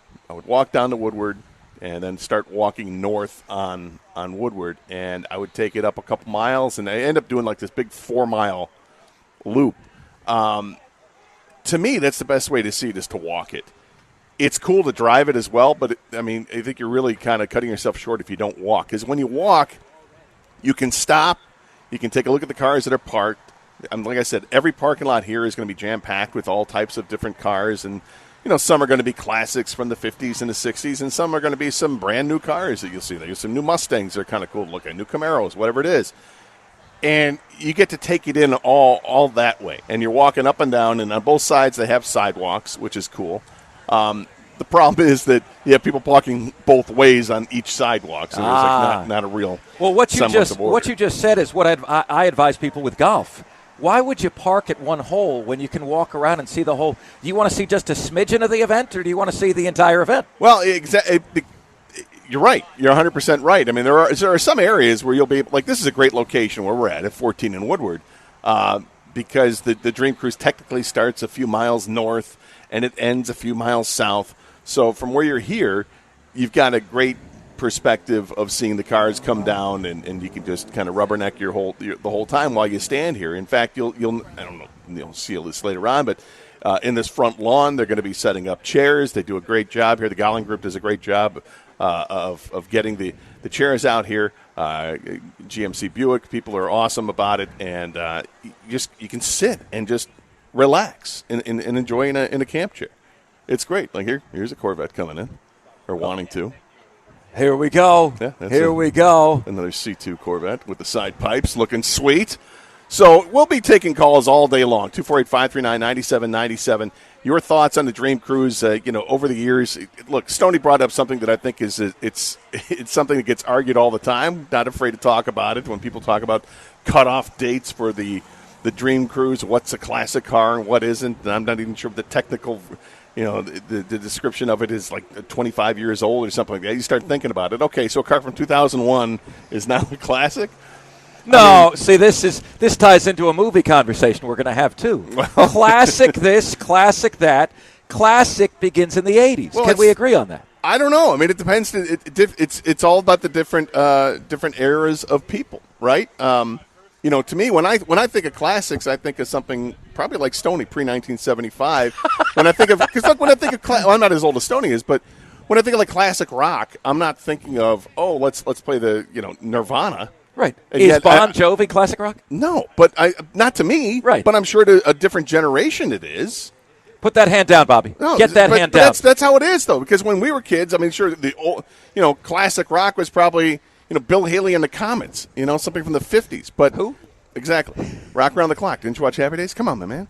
So it's just different things at different generations, and I think we have to be a little bit more open to welcome that idea. And that's why I say this is more a celebration of the automobile than it is what it was intended when it first started many years ago, which was an homage to, the great days of the 50s when you used to drag race on the strip and all that, up and down Woodward and out at Gratiot. People did the same thing on the east side.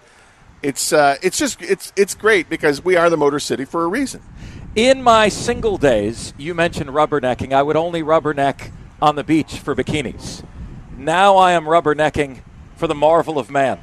All right? This kink in my neck is brought to you by the Motor City. And I welcome this so much. Cars can be arousing too. And I can't wait to see them today. That they can. 248-539-9797. A telephone number, same number to text. You want to get through that way. Matt is on a cell. Matt, welcome to 97.1. Hey, what's up? So for Mark, I would say for the Dream Cruise, patience. I mean, you're not driving in the Dream Cruise, but patience is a virtue for all drivers, anyone who's listening, because every year I go, there's always some impatient driver. This year someone ran a red light trying to beat the light and crashed into a 73 Nova. Patience is a virtue for this. You're only going to be going like 2 miles an hour, so, have some patience. Now, as far as the Tigers, I'm glad they're in the playoff spot. Even though I don't think they're going to make a World Series run, it is exciting for them to watch. And the last thing, the Lions. Listening to the morning show, and they're freaking out. It's preseason football. They're acting like the season's already over from one loss game. We need to chill out with the expectations of preseason football.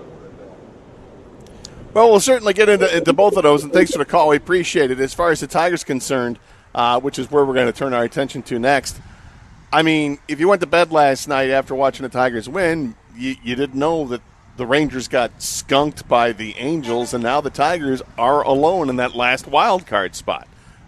Look, Rangers are right there, a half game back. I think Minnesota's a game back, but nonetheless, the Tigers have worked their way back into a playoff spot currently, and they're only 2.5 games back of the White Sox. And, look who's in town. How about that? Isn't that nice? Isn't that special? The Chicago White Sox are in town. Oh, that's great. Oh, we're going to have some good pitching matches. Oh, wait a minute. Did something happen in the game last night for the White Sox that might compromise their pitching staff? Just slightly. Oh, did somebody get ejected from a game early in the game? He's a starting pitcher. Is that going to cause problems? Might they get suspended? Oh, no. I watched the tape. It seems the suspension horrible. is in order. Can we not agree on that? Exactly. Oh, is their manager made some mistakes? Has he made mistakes not knowing the rules and of mound visits? And, I got to take this pitcher out of the – oh, no. How much fulfillment do you feel just looking at what I'm showing you now, looking at the standings page?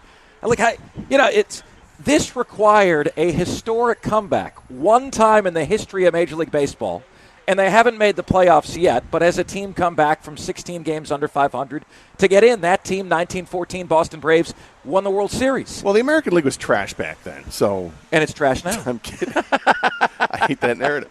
Yeah.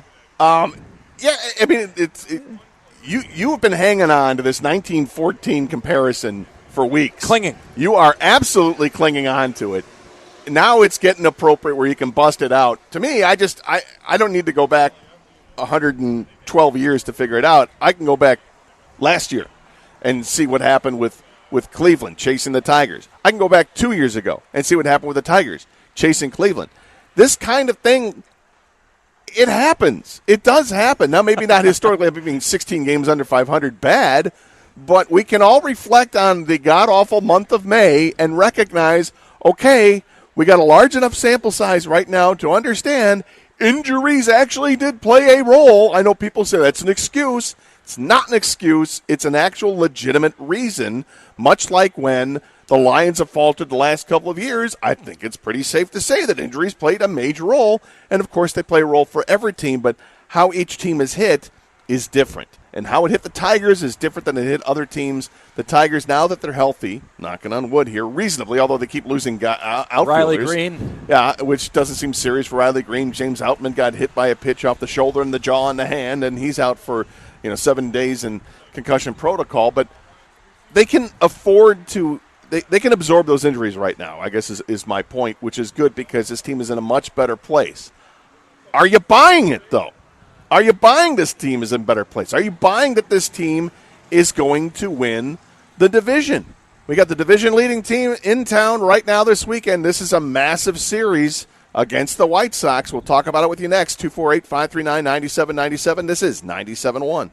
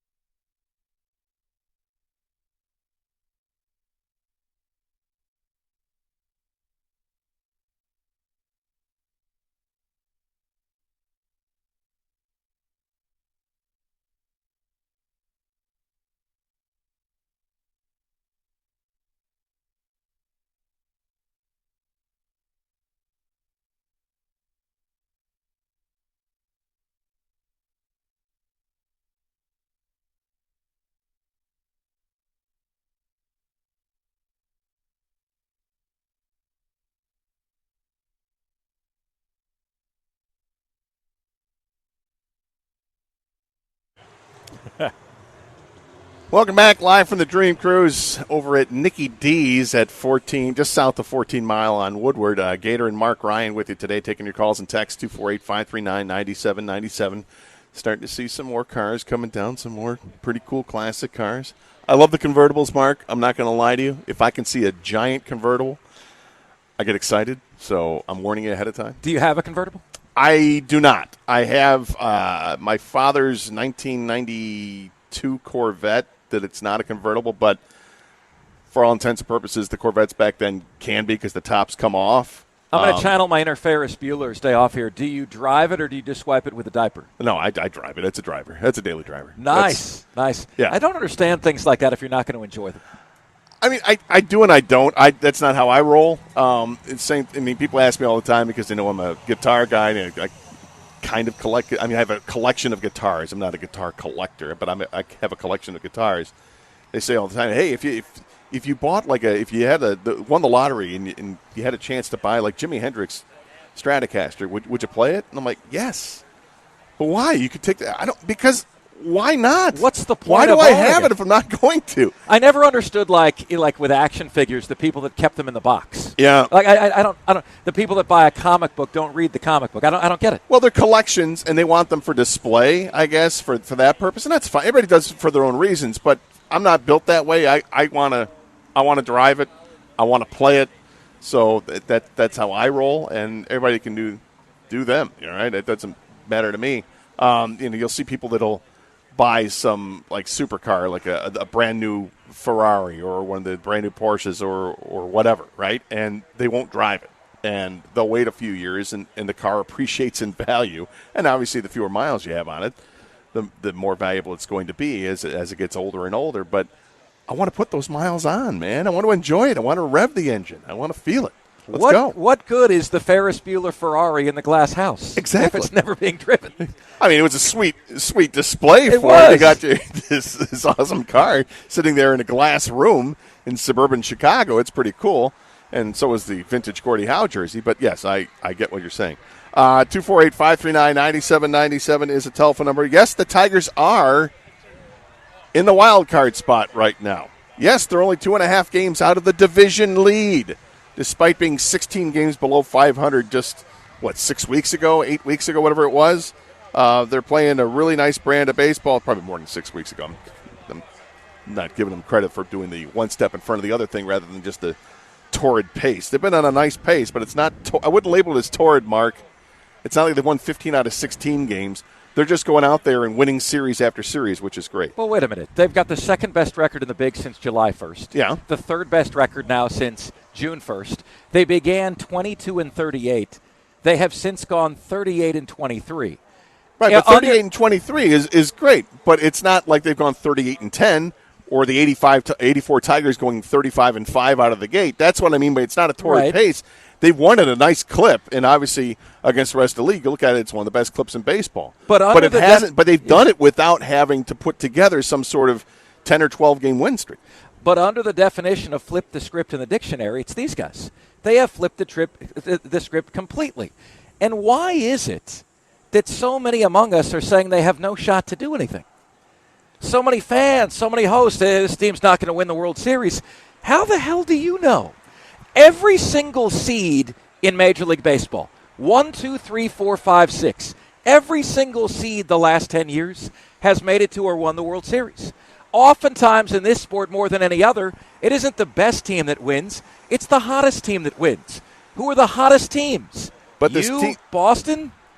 I would say that the reason that people would say that, and I defend the American League. I defend baseball. Anything can happen to baseball. So I'm in that kind of camp here because we've seen it, literally. I'm not just going to go ahead and hand the trophy over to the Dodgers, who, by the way, lost again last night to the Milwaukee Brewers. You think the Brewers are all jacked up about beating the Dodgers? Hell yes, they are. But the reason people would say that the Tigers don't have a chance to win the World Series is because even though they're playing this great baseball, they just dealt away 2 of their top 3 pitchers. And it's counterintuitive to think that you can deal from your strength like that and still compete. And yet, here they are. Tarek Skubal isn't what he was, and Casey Mize is available half the time. Well, Tarek Skubal is still pretty damn good. And I understand why they made the trades. I have no issue with making the trades. I'm just saying the argument from the other side is that you dealt away 2 of the top 3 pitchers in your rotation. It's not likely that you're going to still be able to compete after doing that. And yet what you're not seeing is that, okay, fair enough, but the lineup has changed significantly since the dog days of May. 248-539-9797. Steve is in Rochester Hills. Steve, welcome to 97.1. Hey, Steve. Hey, how you doing there? All right. I agree with you. I agree with you 110% with the Tigers in the sense that they got just every opportunity. I mean, Boston was a torrid. They have been on basically an incredible run, and who knows how long that'll last. But that would be the definition of a torrid way through the schedule. Now, getting back to you saying about the Dream Cruise and all that. How I equate the Dream Cruise is like this. If you want to go to it's not a classic car, because that's like a classic car show. You go there knowing you're going to see classic cars. And, you see them at Kiwanis and Eagles and all those different places, different restaurants have them. And those are classic cars. I equate the Dream Cruise now to the Autorama. You're going to see every mix of car out there. People are going to modify cars just to make them look like something totally different. Like you said, the upside-down van and stuff like that. So the hot tub in the back end of a Bronco and stuff like that. You're going to see all that. And so that's how I equate it. And as it goes to classic cars, Gator, I agree with you. I don't really put a date on it anymore. I used to have a 65 Galaxy 500. But there you go. That's classic. That's classic. I'd like to have a 64 Galaxy 500 convertible, candy apple red with black interior leather, but that's a whole nother subject. And you know what I want as a guitar, Gator? I would love to have Eric Johnson's 57 Fender Strats. Oh, my gosh. But you know what the problem is? I can't play like him, so it won't sound the same. But it'll sound, but you'll have fun trying. Yeah. You got that right. But I agree with you 100%. And not every car in the 60s and 70s was a classic. So you can't. You got to list it as it truly is. But hey, guys, good talking with you. You guys have a great time there. All right. All right. Thanks. Well, you touched on everything. Yeah, that was a buffet of topics. I don't know if you can see, but way off in the distance there was a green Camaro that went by. It was a wild lime green Camaro. I believe they did years ago. They made these cars that were like Hot Wheels versions. They had Hot Wheels colors of the toy cars you had when you were a kid, and that was one of those Hot Wheels. I think I had that Hot Wheel. Now, here's what I'd like to ask you: over the course of our time here today, if you had $300K to bid on one of these automobiles, I want to know which one it is that you see. Fair? Yeah, that's fair. Okay. $300K to bid on one of these automobiles going down. What is it for Gator?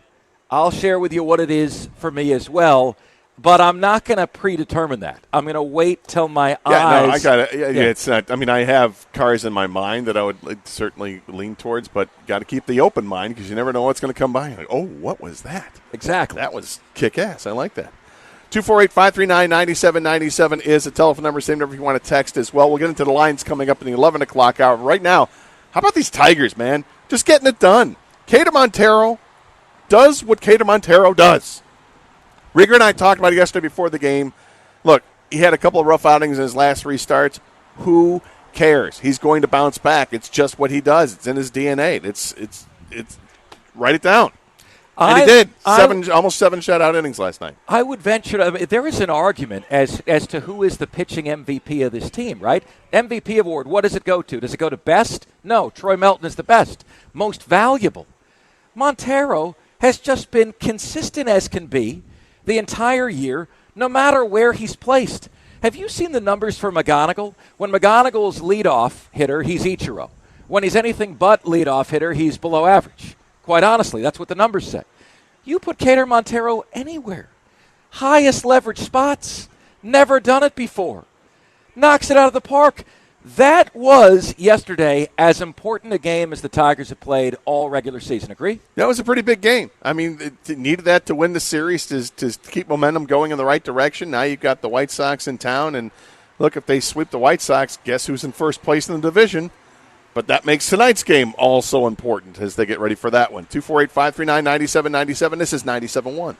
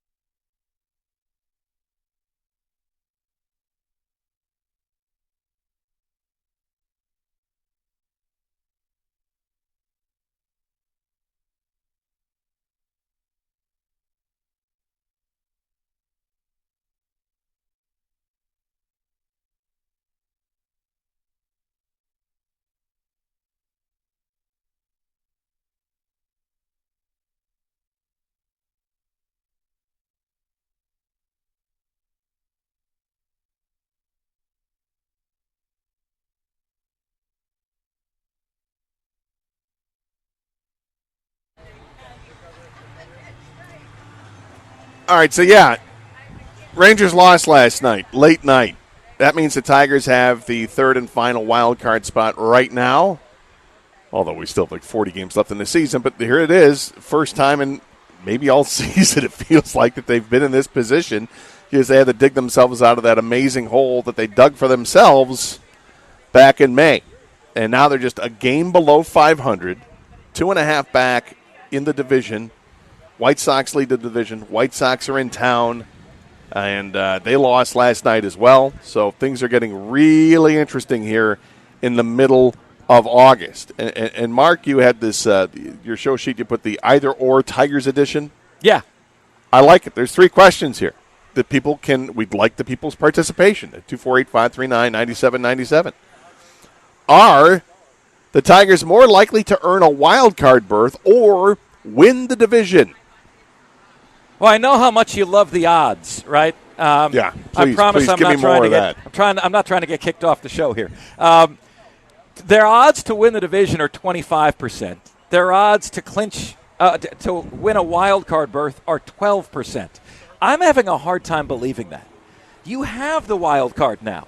How on earth would anyone say you have a better chance to win the division than win a wild card? Are they forecasting that someone else is going to be guns blazing and pass you? I'm not really sure because some of the teams that are also chasing for the wild card spot, you've got like 3 other teams in the division that are in the same spot. Right. Like Cleveland, Chicago, Detroit, Minnesota are all in the same spot. They're all competing for the division title, which means they're also all competing for the final wild card spot. But you're adding some more teams to the mix. I get that throw a Toronto in here and a Texas in here and Seattle perhaps if they can get on a nice little run. And yeah, there are teams there. But for me, with the answer to this question, the either or, I think the Tigers are more likely to win the division. I guess because I think they're going to win the division. Wow. So that's where my head's at. I think they are going to win the division. And I think they'll have things sewed up before the last series of the year. That's my confidence. That's where I get chesty. Yeah, it's everybody's getting chesty out here. I got to tell you, I think it's the wild card. Look, the White Sox have been in first place now for a long time. They've managed to maintain. I understand the momentum, but I don't see anybody else rising up the way that the Tigers have. You expected one team to vault, one team to start playing great baseball, and guess who it is? It's you. So enjoy that. I continue to be perplexed that you have a better odds to win the division than the wild card. But when you look at what this team is doing, scoring runs, now 6 runs a game, even the much maligned bullpen has a top 10 ERA. This is becoming a complete baseball team right before our eyes. And you're witnessing history. You are witnessing something incredibly special. And I agree with a lot what you had to say there, and because I think this is a good baseball team. But to be a great baseball team, I'm going to have to feel better about certain aspects of this game. I like how the bullpen has responded. However, I don't love the bullpen. Like, I feel like if the big bad wolf comes by and starts huffing and puffing, that maybe is this a straw house? Is this a house made of wood, or is this a concrete house? You know, what level are we talking about when it comes to the bullpen here? And I feel like it's a pretty solid house when it comes to starting rotation. I like the lineup on this team. Could it be better? Sure, everything could be better, but I like where it's at in both of those regards. But the bullpen is still an area where I'm like, even though the numbers show that they've been much better, you know, Kenley Jansen is still, you know, instills fear, and I think in every Tigers fan that he's going to melt down at some point, even though he's been really good over the last 11 or 12 appearances. We're more afraid of him than the opposition. Well, I mean, the other night was one of those games, right, where he comes in and gives up a hit and a couple walks, and then there's runners on base, and you've got the winning runs on the base paths, and you get nervous about it. And we've seen good and bad from a lot of these pitchers, and then the guys that are pitching outstanding right now don't have a track record. I want to be all in Waguespack's camp, but I don't know who the hell this guy is. He's only thrown 24 innings of baseball, but he looks great. You know, Ty Madden looks really good for the Tigers in his role, but I followed him in the minors. I know what kind of pitcher he is in the minors anyway, and what he's doing in the majors is not what he did in the minors. He's doing much better. So I don't know what to expect, or you know, we're waiting for the other shoe to drop. So that's one. Either or Tigers edition. The lineup MVP, is it Dingler or is it McGonigal? Now, here's an interesting one, because just yesterday, ESPN released their current top 50 players in baseball. Tarek Skubal's 21. Dylan Dingler's 13. Kevin McGonigal, 15. When is the last time the Tigers had 2 top 15 players in baseball? So before you act like this is an easy question, Dingler. Back up just a little bit here. You've got number 13. You've got number 15. Who's higher in WAR? Who's higher in on-base percentage? Who has never gone in a 1-for-29 slump this year, or whatever Dingler is in right now? So before you just fire off a premature take here, analyze what's actually going on, because you have 2 viable candidates to be lineup MVP. Kevin McGonigal didn't make the All-Star game because of PR. He didn't make the All-Star game because he's from Philadelphia. He made the All-Star game because he's one of the 15 best players in baseball. Yeah, he's having a heck of a season, regardless of rookie status or not, and he's getting the opportunity. Dingler, I mean, recency bias starts to take away some of the shine off of Dylan Dingler, because he is mired in a bit of a slump here. It's not just at the plate. Yesterday was affected in other ways, and I didn't like to see that. Like, the framing of pitches is always great, but one of his superpowers is knowing when to call for the challenge. Well, the last couple of games, I'm not sure the challenges have gone his way as much as we'd like. He didn't get hit in the face with a piece of weight equipment, did he? Right. So I'm worried. It's like I said, it's recency bias. Dylan Dingler is the best catcher in baseball. I would make that statement and not back away from it. But I have seen a couple of things in the last week that have me thinking, what are we seeing here? But he's fine. He'll be fine. He's got a longer track record of being the guy. And the other thing that he does that McGonigal doesn't have a chance to do is he's working directly with the pitching staff. And the staff loves him. And that could be one of the main reasons that Tarek Skubal might have a little bit of a rocky road going with the Dodgers, is because he's not used to throwing to another catcher other than Dylan Dingler. So it's advantage for the Tigers. They're at advantage Dylan Dingler. I would say that between the 2 players, McGonigal or Dingler, my lineup MVP would go to the catcher Dylan Dingler. The third either or Tigers edition. Well, wait a minute. I'm going with McGonigal. I know you are. I thought that was a given. 5.6. But I've got more bullets I need to fire here. 5.6 in the WAR category. What's Dingler's WAR? 4.5. 5.6. So you're over a full WAR point higher. And look, with Dylan Dingler, you absolutely see special. With Kevin McGonigal, I see computer. I see an otherworldly ability to see what's inside the strike zone and what's outside the strike zone. And that is just quite simply what makes him different, what makes him better. He very much is like Ichiro in that respect. Of anybody on the team, when you know you need a quality at bat, he's the guy you trust the most.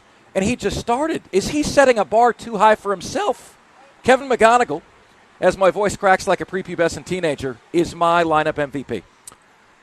The pitching MVP, Melton or Montero?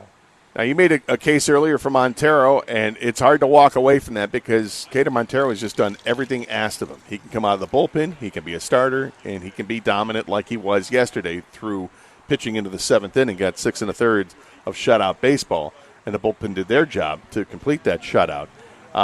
Which is crazy. You think the Tigers have had a lot of shutouts in the last 20 games. They've done a great job as a pitching staff as a whole.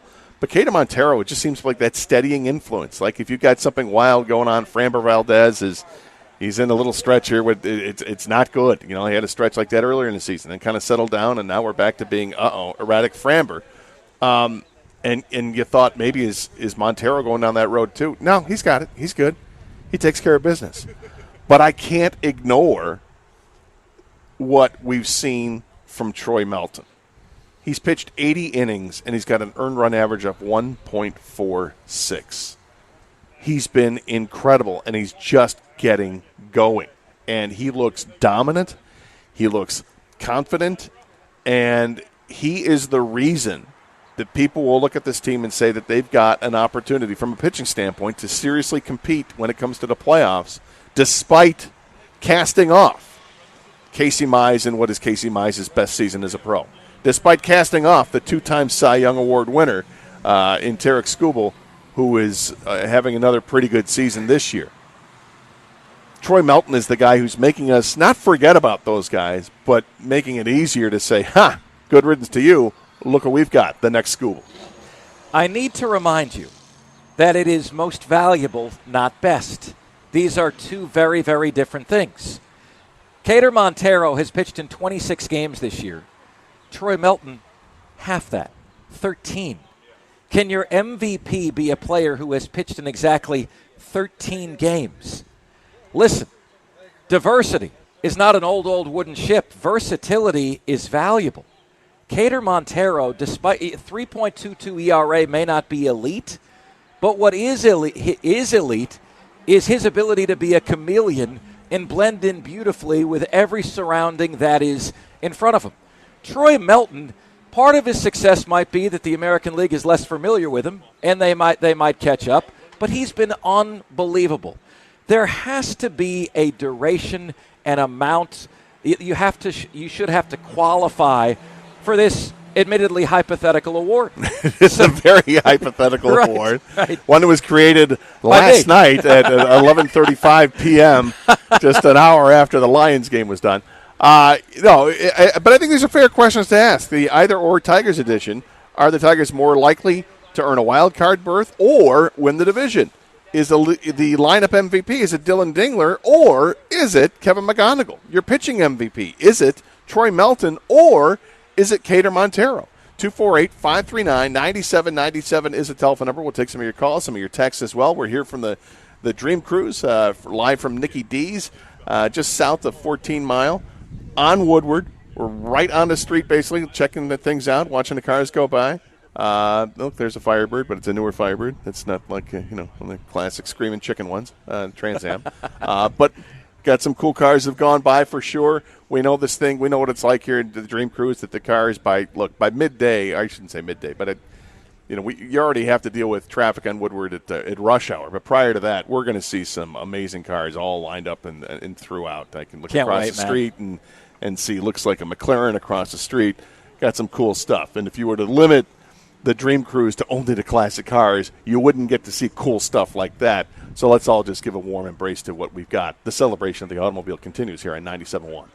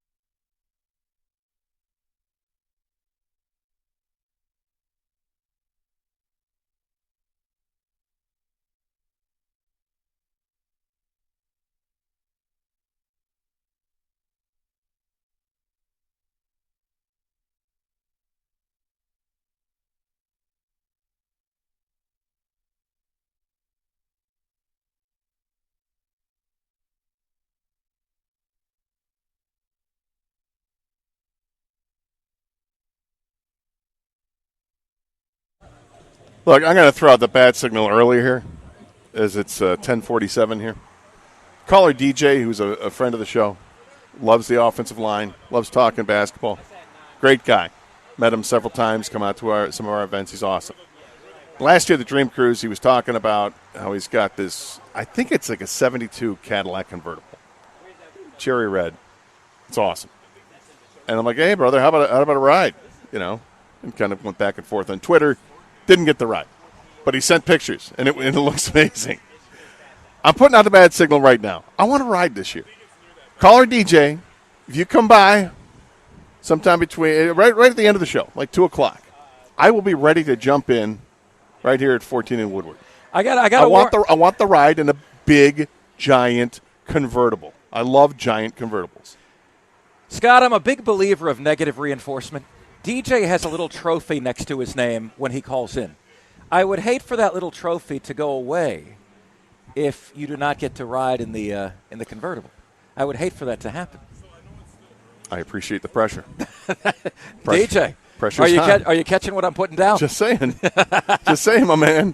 I wouldn't mind if you stop by at 2 o'clock and say, Gator, hop in. I'm hopping in. As we say, the search goes 60. By the way, DJ, I'll have you know if there's room. I'm very portable. I fold it very nicely into the trunk, in case you're wondering. 248-539-9797, the telephone number. Same to text. Got a lot of text to get to. I texted the morning show last week that we would be in first in the division after the Chicago series. Now, we'd have to sweep Chicago to achieve that, but I'm loving where we are. I love our pitching matchups this series as well. That's from unnamed texter. Yeah, I mean, the pitching matchups just got a lot better because the Chicago pitching staff has been taxed. Their bullpen has been taxed.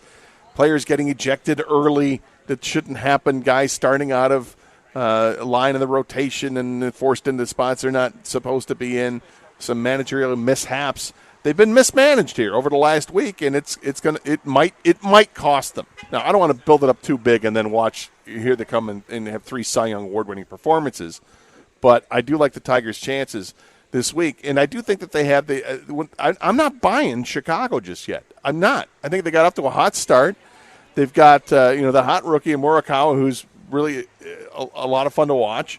Murakami, I should say. A lot of fun to watch. And they've got a couple of other young players, the Montgomery guys. Those guys are cool. But, they've also cooled down significantly. I think those 3 players are all hitting collectively 225. But they have pop in the bat. And they can hit the ball over the fence, which is exciting baseball. But I think they're way inexperienced at this point. And I think you have to go through some stuff before you come out the other end being a better team for it, and sometimes it can happen during the course of the season, but they started off so hot, and now here they are cooling off a little bit. I mean, to the point, oh, hi, how are you? To the point where, now the Tigers are catching up here, just 2.5 games back. I like where they're at. Well, I'll tell you what, the White Sox on June 14th were 38-32. Okay, since then, they have gone 24-26. They've played 480 baseball now over this extended stretch of time. Their slump has coincided with the Tigers' surge. And so, again, there's got to be some doubt in the clubhouse. Which version of the White Sox are we? We were never elite. We were a good baseball team, but we've been rather mediocre over the last few weeks. And the Tigers are catching them, as you said, at a very, very, very good time. Let's not gloss over the fact, too, that yesterday they were losing big time. They mount a furious comeback only to fall just short. And those sorts of games tend to be the games that you lose twice, right? It's like where you put so much into the comeback effort. Do you have any gas left for today? We've already seen yesterday Parker Messick had an ERA about a run lower than Cater Montero. Didn't matter. Tonight, Newcomb Job would seem to be advantage White Sox. But Job was lights out his first start back, man. And he has the neck of Hulk. It's a big neck for a young guy, for a pitcher. I mean, he's just looking a little jacked. Mid-80s is the cutoff for a classic car. I've seen a bunch of these cruises. In my opinion, once you've seen one classic car, you've seen enough. We got to set a cutoff. We have to. I don't think we do. We can't just allow, if you're 20 years old, that classic is 2001. We don't understand what the word classic means if that's what we're saying. I don't have any issue with expanding it because it's different from generation to generation. I think you have to respect that there is that difference. Now, I will say this, having been driving a car legally for like the last 40 years, I can tell you that I haven't seen a whole lot in the last 40 years that I get really excited about. I think you get some of the sports cars that can look really cool for sure, but beyond that, I'm like not really that jacked up about the style of the cars. I think a lot of the SUVs, they all look incredibly similar right now. The difference is the interiors. The difference is the technology now, which is light years better than what it was back then. Is it, though? It is. My computer's always malfunctioning. Well, I'd rather not have the computer. I like the computer, even though I've got some issues occasionally with it as well. I like it. When your computer system is mad at you, that's a very bad day. It doesn't happen long. It's like a glitch for a second, and it corrects itself, and we're fine. But it's why one of the things I love about the car shows and stuff is in the car auction shows, when you watch those, the Barrett Jackson or whatever, Mecum, is the Resto Mod cars. So those are the modified classic cars, if you will. I love the Resto Mods, where you have the shell in the exterior of a classic. Let's say you have a 1968 Chevelle convertible, and it's your classic look. It's great, but on the interior, everything is updated. You've got all the bells and whistles inside the kick-ass stereo system. You've got maybe it's even a kit that you've converted the convertible top to fold in on itself, and it tucks away and everything. You don't have to get out of the car and pat it down and all that. You've got different lighting, different brakes, a different engine altogether, whole different system inside that brings it up to today's modern standards. It makes it even awesome. But you've got the look of that classic look you see in the late 60s, early 70s. I love the Resto Mods. But the Resto Mods, now you're talking where you put money into a car. If you Resto Mod something like that, that's where that price may get beyond the $300,000 threshold you're talking about. Well, I will say this. My wife's car is a newer Honda Accord, and every other day it'll just start randomly playing the same podcast that we've now heard 11 times. All right? Give me no computer. At least give me the option to cut the wire on the computer so I don't have to have a computer in my vehicle. All right? We have a very hateful relationship with me and the computer. Siri and I in my car, my GPS lady, she's yelling at me when I don't turn left. It's a very hurtful relationship, Scott. Bullpens win modern-day playoff series. Hard to see this bullpen being anything but a disaster in a 5 or 7 game series. I'm skeptical of the bullpen and how successful they would be when you get to a playoff series. I get nervous when I see certain pitchers get up. And it's just about anybody that gets up out of the bullpen I'm nervous about because, again, as I said earlier, the guys who've been really good out of the bullpen this year don't have the track record of being these lights-out pitchers because they are so early in their careers. Who is in your circle of trust in the bullpen? It's a high bar to get into my circle of trust. Yeah, it's not. There's not much in there. I'll be honest with you. I mean, I want to trust a lot of guys, and I'd lean towards Tyler Holton being that guy. But outside of Tyler Holton, I'm just not so sure that everybody else has that trust. I like where some guys have, and there's been a handful of guys have pitched incredibly well, and I can appreciate that. 248-539-9797 is the telephone number you want to talk. Dream Cruise Tigers. We'll bring up the Lions as well. Next up here, 97.1.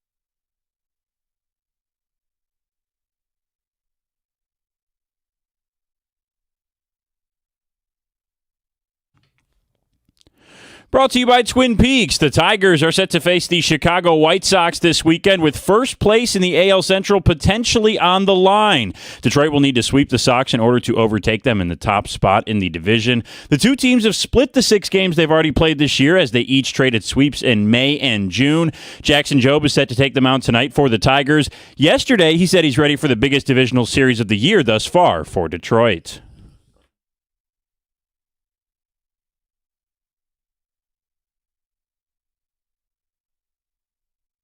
Tonight will mark Jobe's first home start since May of last year. His counterpart for Chicago will be Sean Newcomb, who shut down the Tigers in his only start this year. It was only 3 innings Newcomb pitched back in June, but he did not allow a run, hit, or walk in that span and struck out 4 Tigers hitters. The White Sox did release a former Tiger today, letting go of Eric Haas from a minor league contract. He only signed with them a few weeks ago. First pitch is at 6:40 tonight here on 97.1. Pregame coverage begins at 6:15.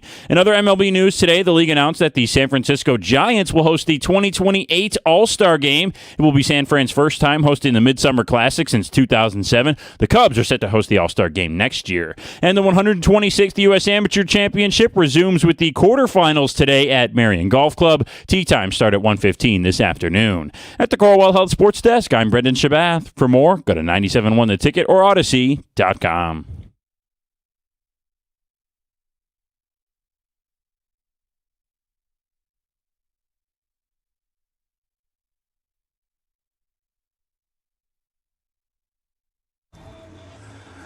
We're live from Nicky D's on Woodward, just south of 14 Mile on the west side of the road.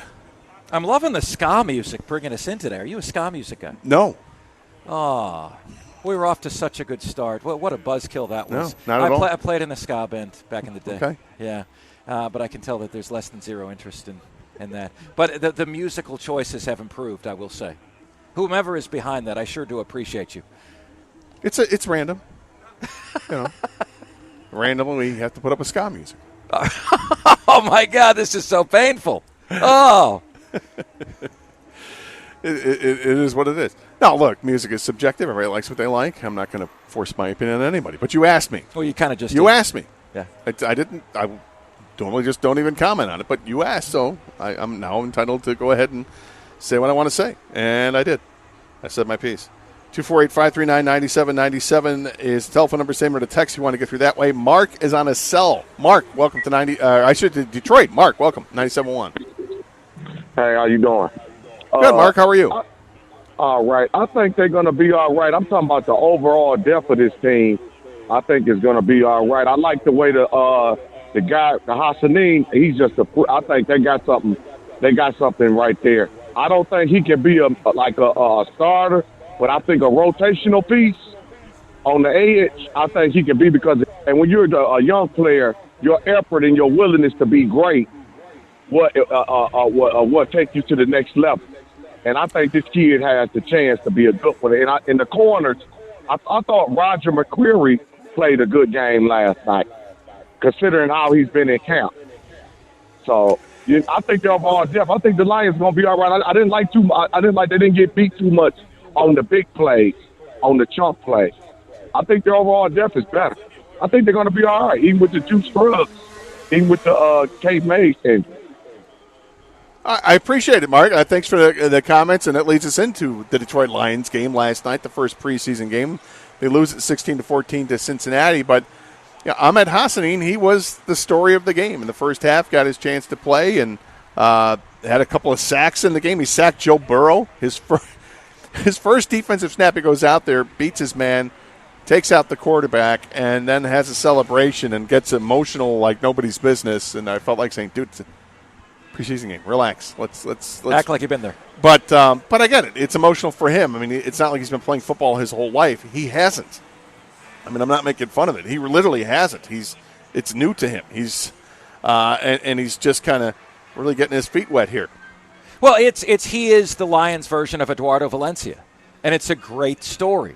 First Egyptian-born player in the NFL, and he was bar none the best player on the field for the Lions last night. Easily the best player. The Lions use the preseason to give guys chances to catch on with other teams, to build depth. I got to tell you, If I'm the caller, I wouldn't be saying this guy can't be a starter. 4 tackles, 2 sacks, 2 quarterback hits, 2 tackles for losses, a forced fumble, and a partridge in a pear tree. He was everywhere last night. And I shudder to think what the Bengals would have done offensively if he wasn't out there. Well, keep in mind, you got different units against different units, and I was encouraged by it. I always like to see, okay, does he have a move to get past somebody? And he did. I forget if that was Cincinnati's, first string left tackle in the game that was taking him on, or whichever side he came from, but it doesn't matter. He makes a play, and he made another play, and he made some more plays, and he came out and he showed up, and he's getting talked about, and he should. As far as how good is he going to be, I have no idea. I mean, he shows up in the first preseason game and it looks great. You got to be consistent. Build off that. Let's see what you can do. Can he be what El-Quadin Muhammad was for the Lions last year? If he can, that's amazing, right? I mean, El-Quadin Muhammad had 10 sacks last season, but was not an every down defensive end. But I don't think Hassanin is either. Hassanin's just got to be if he's out there as a pass rusher. Go do it and take advantage of the fact that we don't have Derek Moore out there right now. Take advantage of the fact that you're getting reps in a game like this over DJ Wanham, who's likely to be the starter at defensive end. I've got a word for you. Disruptor. Yeah. Have that be your goal. Be a disruptor. Muck some bleep up out there when you're out there. Make your presence felt. He did that last night, and I know he keeps saying, I hope I make the team. Brother, you made the team, okay? You've made the team. Now just keep building on what you've done. He's busted his hump this offseason, lowered his body fat percentage from 31 to 18%. He's motivating me reading about him, for crying out loud. I couldn't be more proud of this kid. And, look, let's be honest. The drafts the last few years have not stacked up to what Brad Holmes did previously. This is a guy he can point to if this keeps trending in this direction. Well, I mean, every once in a while you got to hit on guys later in the draft, and he was a later in the draft pick. So I'd like to see that. Keith Abney, another one last night, who a rookie who got a chance to play in a little bit, more in the second half, and I thought Keith Abney looked pretty good, sticking his nose where it doesn't belong, or actually where it does belong, but he's not afraid to come up and support the run. What were the first impressions you got? The guy that stood out to you the most, and then maybe something was a little disappointing for you. 248-539-9797. Look, it's first impressions. I don't care about the result of the game. I care about what was going on with the flow of the game. My biggest issue, Mark, last night for me was the penalties. It was too much, and it just takes away from any kind of real evaluation because you think, okay, we got a great player. Oh, it's called back because of blank. And that sucks. And there were too many mistakes being made, but I'm not surprised that we see that many mistakes because you're not seeing starters. You're barely seeing second stringers play all that long. And so you've got guys out there that are getting their first real set of reps, and they're going to make those mistakes. They're going to snap the ball erratically. They're going to make mistakes and forget who they're supposed to block, or they're going to jump early, or they're going to hold, or they're going to find themselves out of position.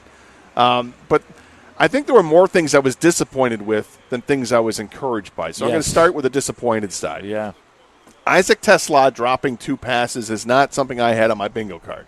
The first one, which led to the interception, the ball being tipped up in the air. Did Altmaier throw that in 100 miles an hour? Maybe thrown a little bit hard, but nonetheless, I'm used to watching Isaac TeSlaa make ridiculous one-handed catches by getting literally 2 toes from 2 different feet in bounds. And he didn't come up with that play, or didn't come up with the play when they went for it on 4th down. Had this nice little in route. I thought, there you go. We got him, hit him in the hands, and he dropped that one too. I'm not worried about him long term because we saw enough of him last year where he did catch the ball, but that was disappointing to see, for sure. The Ennis Rakestraw experience, before he got hurt. Oh, God. I don't know if I liked too much of what I saw before he got hurt. Ennis Rakestraw hurt. In other news, water is wet. Well, I mean, they picked on him a little bit last night prior to that, and, the guy was, whoever they were throwing to was going to be open, and every time you're looking there's number 2. And he's going to have to work on things if he's going to make this roster. And, look, he's had a nice camp, I guess. They're a little bit more up than down in the camp by the reporting, but I, frankly, was a little disappointed with that. And then, of course, he did get hurt.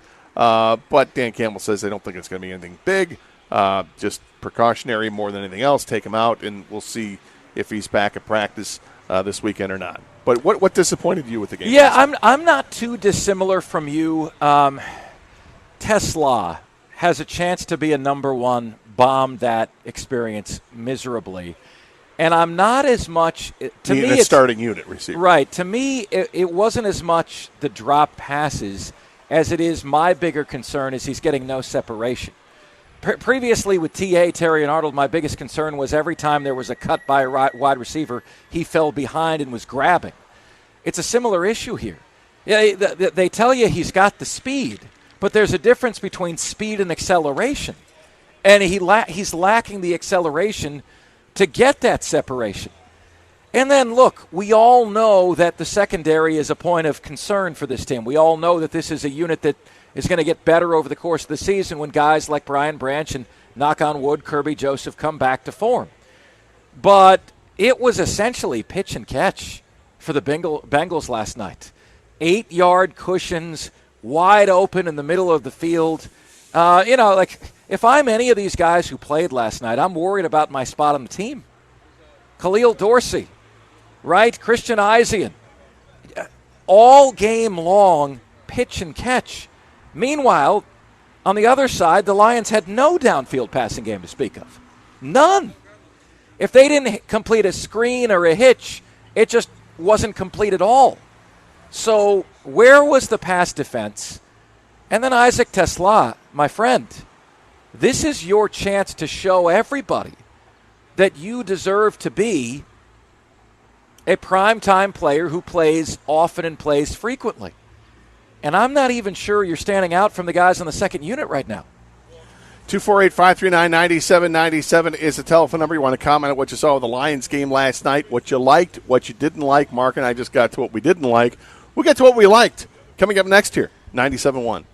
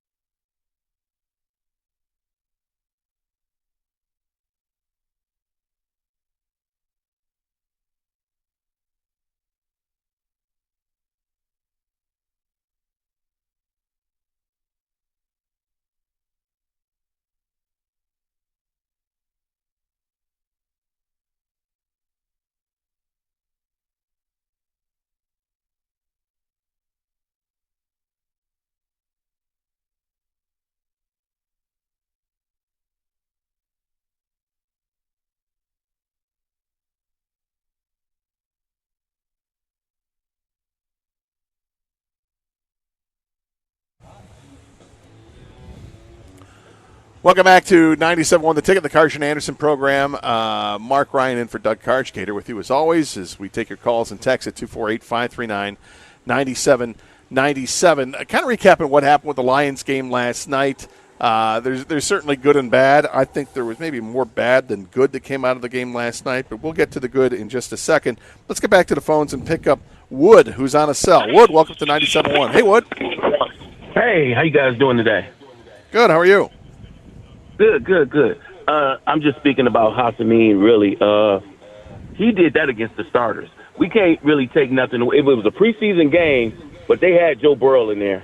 So they got and who's injury prone. So I don't want to downplay what he did yesterday, and he should have been celebrating because this guy didn't know if he was going to make it or not. So last night was huge for him, to me. Tesla, I'm not really worried about that. I'm thinking it's just maybe jitters from first game or this year or something like that. Sailors got off yesterday. He's good.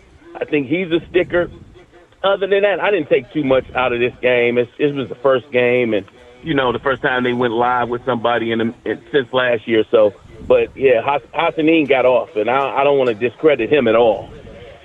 No, and I didn't mean for it to come off that way. It's just like this is his first chance to get out there and play. Obviously, in like a year because he got hurt last year in training camp, and we didn't get to see him all season, which I was kind of excited about him because there was a lot of.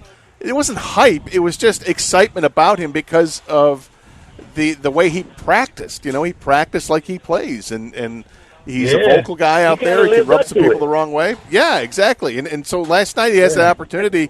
He could have lit up Joe Burrow and just knocked him out, right? But he made a good hit and then went to the side like you're supposed to and take him down so he doesn't get himself in trouble. And I like what I saw out of him for sure. And, obviously the emotion came over him, and he had himself a nice night. He was one of the bright spots last night for sure. Oh, 100%. Yep. Good to see it, too. I'm looking for hopefully big things this summer. I mean, this year. Yeah, have a good one. We need to see it'd be great. And thanks for the call, Wood. We appreciate it. Yeah, if he could develop into being what what El-Kadi Muhammad was for him last year, that'd be great. As far as other good things we saw, certainly Hassanin was maybe first and foremost on the list. I feel like I'm going to pull a muscle by reaching here because there weren't many other good things. I'm not reaching. I don't think I'm reaching at all because I thought he actually brought up another good name was Jacob Sailors, the runner, the running back. Ran with confidence, ran hard. 6.9 yards a carry last night. Yeah, a lot of that helped out by getting half your yardage on one play with 27 yards. But he also had another one like that was called back. I like what I saw out of him, but the guy I was going to get to, I'm surprised I'm going to say this because I did not expect this going into it. I was impressed with Luke Altmaier. I thought that he looked poised. I thought he looked like he was in control. I thought he was on target with his throws. They did not throw the ball downfield that often, but he did early, and he connected early on a really nice pass. The interceptions they threw, look, the one he threw late, it's late in the game. You're trying to make something happen when there's nothing there. Force it, it sails on you. I can live with that. The first interception I can absolutely live with because it was a drop. It wasn't his fault that Tesla did not catch that ball. Now, could you say Altmaier take a few miles per hour off that pitch? Sure, you can, and I think that's something that every quarterback has to learn when they're this young. I mean, this is his rookie season, an undrafted rookie out of Illinois, but I wasn't wildly impressed with him when he was at Illinois. And, watching the game last night, I'm thinking I'm not going to expect much. And he did impress me a little bit. And then hearing more about the stats, and when they said he had 44 touchdowns to 11 interceptions in Illinois in the last 2 years, I didn't realize he was that efficient with the touchdown to interception ratio. That tells me something, that there is something to work with there, and the Lions certainly saw it. He made a play with his feet and got the 2-point conversion. That was nice. I was not feeling it. I was not feeling Altmaier last night. Your number one job is to protect the football. He had not one, not two, but 3 turnovers. Don't forget the botched handoff where the ball slipped out of his hands, and it's like, is this small hand disease? Like, what's going on here? The last interception was wet awful. Ball disease. Wet ball disease. I think it's wet ball disease from last night this when you sounds got dirty. the rain in the second half of the game. I think that kind of, unfortunately impacts the game, and you got to be better than that because everybody's going to have to play in the same elements. But I can brush that off to that a little bit more than anything If he doesn't protect the football, he doesn't have a chance to make this roster. It's that simple. Well, he'll make the roster. He'll be the number 3 quarterback. The question is, does he have a possibility of being the number 2 guy. Dan Campbell said he needed 1 million reps, and he was on his way to getting 1 million reps last night. He certainly had more than Josh Dobbs did, but Josh Dobbs just got here on Sunday. I suspect we're going to see more Josh Dobbs in game number 2. If we see Jared Goff in game number 2, that Dobbs will be the second guy that gets out there and probably plays a lot. I still continue to believe that I'm bothered by the fact that they just don't invest in that position. You saw Pittsburgh last night. Drew Aller might be their 4th quarterback. And he went 10 for 13 for 140 yards, and he accounted for 3 different touchdowns. I know they invested in Hendon Hooker, and I'm wondering if they're burned by that. I don't want the backup QB spot to be like a musical chairs every year it's somebody different. Why not invest in that, bring some guy along slowly, and whether he's the eventual replacement for Jared Goff or not, who cares? Invest in the position, invest in the insurance policy. Nobody wants Dollar General health insurance, right? This is an important position, and for whatever reason, the Lions do not prioritize it. Well, because they haven't had to. They've got a reasonably young quarterback who's in the prime of his career. Fortunately, knocking on wood here, he's been able to stay healthy. And like any other team in the National Football League, if your starting quarterback goes out, you're kind of screwed. They've got, by getting Luke Altmaier, is that the guy they think they can go ahead and try to develop? The way that he played last night, the fact that he played last night right away tells me that what they think of him maybe more so than once they got a good look at Hendon Hooker. Because once they got a good look at Hendon Hooker, it was no. You never got to look at him again. No, and look, they drafted Hooker. I was all about drafting him. I loved it. I loved him in college. Thought he was great. The injury was too bad for him at the end of his college career. That obviously impacted the start of his NFL career, and just didn't jive with what the Lions were trying to do. In the offseason, I have no issue if they were to go out and try to find somebody better to be a backup, to be an heir apparent. And to your point, they haven't really invested in that yet. I don't know when the time is to invest. It depends on the quarterback. I'm not looking for them to take a first-round pick and use it on one of those quarterbacks. But at some point, you're going to have to identify a time and a place where, okay, we got to go ahead and do this. But in the NFL, Mark, what you don't have to do is always lean towards the draft. Used to be starting quarterbacks never became available, right? They were never available. Now, guys get traded all the time. Contracts are made to be broken. Guys get released all the time. I feel like there's a path to getting a really, really good backup quarterback through free agency or trade. You don't even have to use a draft. But they're never in on these guys. They're never in on Gardner Minshew or Justin Fields. They haven't needed to be. But you do, because, look, at one slip of the heel, anything can happen. You want a guy who, if Jared Goff is out for 4 to 6 games, you can go 3-2, right? And they don't have that guy. In their situation is, if Goff goes down for a couple games, it might be season over. And you want a guy that can keep the train on the tracks. That's my biggest criticism, honestly, of how they've built this roster. They'd rather use their cap space elsewhere. I get that. That is an insurance policy you cannot overlook. You can't do it. Well, I guess we have different philosophies on that. I don't mind. I think that every starting quarterback, if they go down, that team is screwed. If it's going to be for a long period of time, that team is screwed. And would Josh Dobbs be able to carry this team for 2 games if needed to be in weeks 10 and 11 this year? No. With the offensive weapons that the Lions have, I think he could. You hand the ball off to Jahmyr Gibbs, you're throwing the ball to Amon-Ra St. Brown and Sam Laporta and Jamison Williams. You've got a good enough chance. And it's not like Dobbs has been in this league for 10 minutes. He's been in the league for a little bit here. So I'm okay with it. Could they get a better one? Sure, they could have, but that's not my priority. My priority would be improving the depth on the offensive and defensive lines, improving the depth in the secondary. That's where I want to spend those resources, not on a backup quarterback. If one becomes available and you feel like it's a good fit, go ahead and go for it. 248-539-9797 is the telephone number. Same number to text if you want to get through that way. We are here live from the Dream Cruise at Nicky D's, just south of 14 Mile on Woodward on the left-hand side of the road. That's the west side of the road to other people. Caleb is in the car. Caleb, welcome to 97.1. Hey, Caleb. Hey, guys. How's it going? Good. How are you? Good. I just wanted to talk about the McGonigal-Dingler discussion about who's more valuable. I think it's more so – it's a toss-up, but I would give the slight edge to McGonigal from a statistical standpoint. Right now he leads the AL and B WAR, which measures basically all of the different ways that a player provides value. And, it's incredible because, he's only a 21-year-old rookie, and, him being able to lead the league in such an important stat.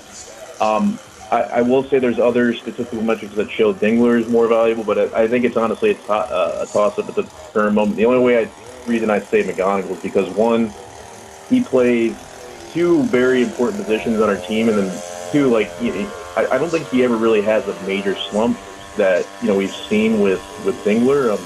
He seems to be a very consistent player who provides value pretty much in every game he plays. So, not that Dingler doesn't. I just think, again, he just seems more consistent on an everyday basis. So.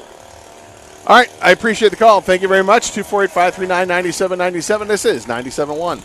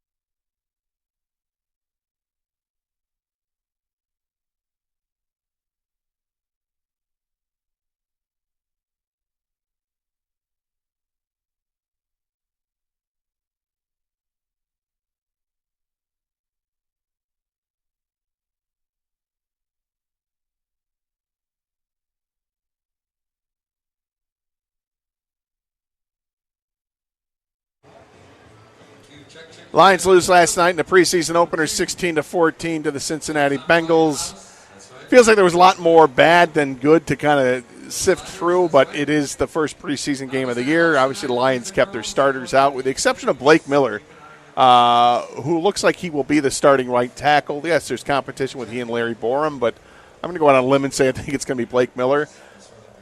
The offensive line, I thought, early on played well. I thought they did. I thought that unit did a nice job. You had Miles Frazier at right guard. You had Mahogany at left guard. And I thought that with McLaughlin at center, that was a guy you were going to be looking at because he's the guy that's getting all the reps with Kate Mays out until Juice Scruggs is ready to return to practice. I thought that they did a nice job. They held their own. They gave Altmaier time to throw. He wasn't really pressured that much at all in the first half. And they opened up some holes in the running game. I thought overall the offensive line did a nice job. Yeah, look, Blake Miller, admittedly, was not my favorite Lions draft pick. I covered him at Clemson. I was underwhelmed. Clemson, by and large, didn't run the football well. I was actually pleasantly surprised with what I saw last night. The fundamentals were there. There weren't any, channeling my inner Scott Van Pelt, there weren't any bad beats for Blake Miller last night, where any of those wincing moments where you're like, man, he got abused on that one.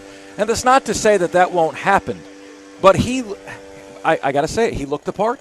He looked the part. He looked fundamentally sound. I was listening to John Jansen discuss him coming in, and he said he was getting a little bit too close sometimes to leaning forward. But those are all fixable things, right? He has the size. He has the tangibles. If you've listened to him speak, he's an incredibly bright guy, and he held it down last night. I'm cautiously optimistic. Dare I say borderline impressed. Yeah, I think when it came to the draft, I thought he was like the safe pick when it came to offensive linemen if you wanted to go that route, so I didn't have a problem with it. It comes in with a high floor. I don't know how high the ceiling is with him, but it's a high floor, and if he can hit the ground running, that's good. And he's playing right tackle. He's not having to protect the blind side of the quarterback. That goes over to Penei Sewell, and that should pay off well. So we had the Lions last night. You had the Tigers playing yesterday afternoon at Comerica Park, wrapping things up with the Guardians, and they beat the Guardians. And in a 3-0 shutout win, Cato Montero was great in that game. Valencia banged out another home run, his 5th of the year. He's got like 50 at-bats, already has the 5 home runs. He just shows prodigious power. I mean, just a big, strong man, right-handed bat. And last I checked, that's something that the fans kept clamoring for. Need a right-handed bat. Well, here's this guy. Not only is a right-handed bat, he's hit for power. Consider this for a minute. Power. He's top 10 on this team in home runs, Eduardo Valencia. He's played in 16 games. Yeah. I mean, a lot of those are pinch hit appearances. And look, last night, how many other players on that team could you have relied on to come through in that spot? You were probably thinking the same thing I was. Like, oh, gosh, here we go. The lead isn't big enough. It's 1. Here comes the bullpen. Is this going to be a 5-1 Guardians win when all is said and done? And then he did something that completely changed the tenor of the game. And I don't know what it is. Guts, confidence, moxie. For me, Dylan Dingler's the only other player on this team. Kevin McGonigal to a smaller degree. That I can trust is going to come through in that situation. That was one of the biggest hits of the year. And I'm not trying to be hyperbolic here. That was in a 1-0 game where everyone's having this oh crap moment. Here comes the bullpen. That guy made you breathe more easily last night. And, a philosophy of life is if you're on the bench, play so well they can't take you out. Is he not doing that? Oh, he's doing a great job. And the other guy who's really picked up his game is Spencer Torkelson, who has, don't look now, but has emerged as the number 7 hitter in all of baseball with runners in scoring position with his OPS. It's well over 1,000. Can't explain why he doesn't deliver more with the bases loaded, but he does when there are runners in scoring position. Put a guy on second, put a guy on third, and he's delivering, and it's good to see. Now, is he sacrificing some of that power to get base hits? Maybe, but if he's making better decisions at the plate, that's all I care about. He's looked pretty good too. Some text coming in. Kudos to Rieger for not jinxing the Tigers last night with his Jose Ramirez hot take. That's Matt Novi. Yes, for those who don't know, I don't know. Jeff and I did the show yesterday from Comerica Park prior to the game, and Jeff made the proclamation that he is, quote, no longer scared of Jose Ramirez, unquote. To which point Jeff knows that I want to punch him directly in the face, but I wouldn't do that. Do I want to punch him directly in the arm? I did, and I have. I didn't yesterday. Because in the past, Jeff has said things like that, and we brought that up, where years ago, Tigers had taken on the White Sox, and Aaron Rowan was a Tiger killer that season. And Rieger made some comment, we own him. And we were in the press box, and I said, what did you just do? He goes, we own this guy. And then he promptly hit a triple in the right field corner, and I leaned back, and I hit Rieger hard in the arm. I mean, hard. And you know what that was that for? You know what it was for. You're a jinx. You can't do things like that. So when he brought up the Jose Ramirez, and that's one of 1,000 that Rieger has done. Well, it's like the Costa lock. You just don't say it anymore. Stop it. Retire it. So when Rieger started going down that road yesterday, I was like, don't do it. Do not do it. Don't do it, because Jose Ramirez is a certified Tigers killer. Don't say it. You're just going to wake him up. And to his credit, Ramirez was a non-factor yesterday. Now we'll see if he's a non-factor when we get to the games in September against Cleveland on the road when you take him on 4 times. I certainly hope it doesn't come back to bite him in the backside. Well, with Rieger, the arm is better looking than the face, so you probably did more damage going that route. I am a firm believer of the sports jinx. A firm believer. You do not F with these sports gods. I agree. You do not tempt that. Yeah, Ramirez, 231 batting average this year. Give me a break. How many games do you need to lose by that guy's hands alone? And he's made some mistakes in the field against the Tigers as well. Very uncharacteristic. It is uncharacteristic, and that's why I'm like, don't do it. And I get it. He's coming off a hamate bone injury, and he's not. He doesn't look the same. You're right. He doesn't look the same. It doesn't mean he's not going to deliver at some point and do something miraculous. I'd just rather not tempt fate like that. Unless you can get the number 2 seed, I'd rather be the 3rd wild card than the 3rd division winner. Well, you can get the 2 seed. You can. Look, I just want to see them win, and I want them to take the division because that means there's some space, right? A little bit more breathing room towards the end of the season. Maybe you can do some different things with resting guys. You get that 2 seed, you have a bye to the ALDS. Well, that's huge if you get the. But that's why he said unless you can get the 2 seed, would they be able to do that as a division leader? Because keep an eye on Houston and keep an eye on Tampa, I guess. Right now, the White Sox are the 2 seed. They've got a 2-game gap between them and Houston for the 2 seed right now, and no one wants to claim it. The White Sox are 4-6 in their last 10. Houston is 5-5 in its last 10. The Tigers are the team that's surging right now. So go claim the 2 seed, man. From West Coast Dave, Tigers absolutely taking the division. The Sox ran out of Magic Wand powers. See what he did there? Magic Wand. That's what the whole White Sox thing trying to get going. I think that's great. I agree. I don't love the White Sox chances. I just don't. I think that they've kind of had this flare up. I think it's a team that is going to have to be reckoned with in years to come. But as far as this year, I don't know if they have enough of a steadying influence to keep them calm enough. They've overachieved to get back on it. I think they have overachieved to an extent. They got off to a really good start, and now they've kind of calmed down here and playing slightly below 500 baseball at this point. As long as the Tigers keep playing above 500 baseball the rest of the way, it won't matter. But they got the big series that starts tonight at Comerica Park against the Sox. Every great Tiger team has seemingly had a closer that made us extremely nervous. These are facts.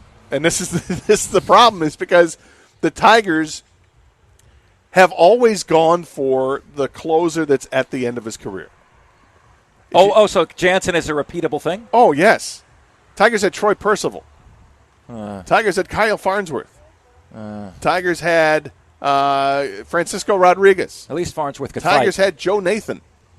Tigers have had all of these guys at the end of their careers. I'm surprised you didn't say Goose Gossage. Well, that goes. The Tigers ended his career thanks to Kirk Gibson, my man. But you go back 20 years of Tiger baseball, and it feels that way. I mean, Todd Jones was one of the few that was like in his prime years where he was here, and Jonesy was really good. He wasn't lights out good, but Jonesy was good for those teams. We loved them here. Joel Zamaya was trending in that direction to be that guy until perhaps a Guitar Hero incident. Who knows what went on with him, but that didn't work out well for him there. They had Fernando Rodney for a moment when he was just getting into being really good, but then let him go. So they haven't been able to find that guy, which is why I said a few weeks ago, if Mason Miller was available from San Diego, I 100% would have traded Max Clark to acquire him. And this is where I'm now moving more towards the fence on that one, where I don't know, because I'm seeing the vision for Max Clark and what he can be for this team. Essentially, he can be and probably will be everything they thought and hoped Parker Meadows would be for these guys. Just an irritant, a thoroughbred in the outfield.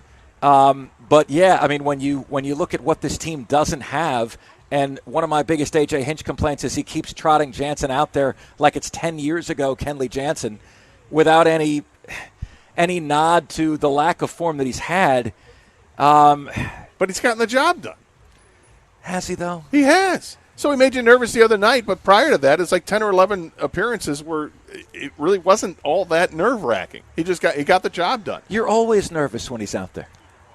There's never a time where you're not nervous. Do you measure a closer not by numbers? You measure a closer by how you feel when he toes the rubber. You measure him by numbers. No. You absolutely measure him by numbers.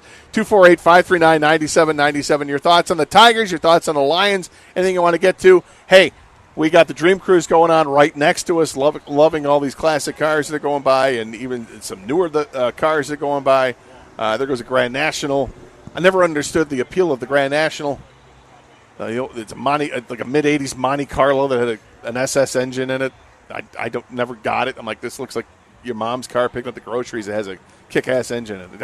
It didn't appeal to me. Why would you waste that engine on that body? Well, people love that car, and I just never got into it. Just saw a really sweet, I don't know, there was a Malibu convertible that went by like that. More to come here at 97.1.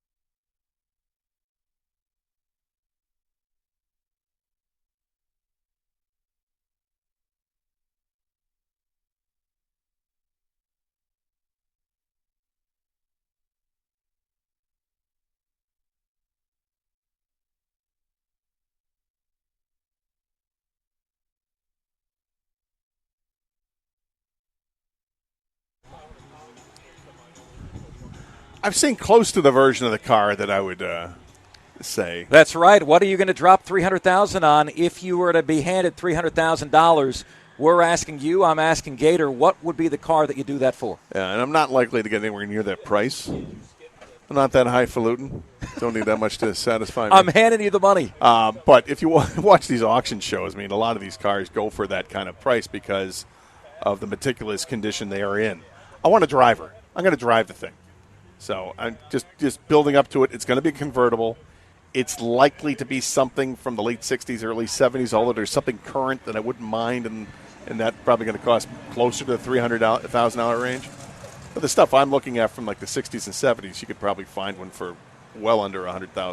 iVelocity says, I hate the Dream Cruise. Needs to be somewhere else. People have real lives to attend and places to be.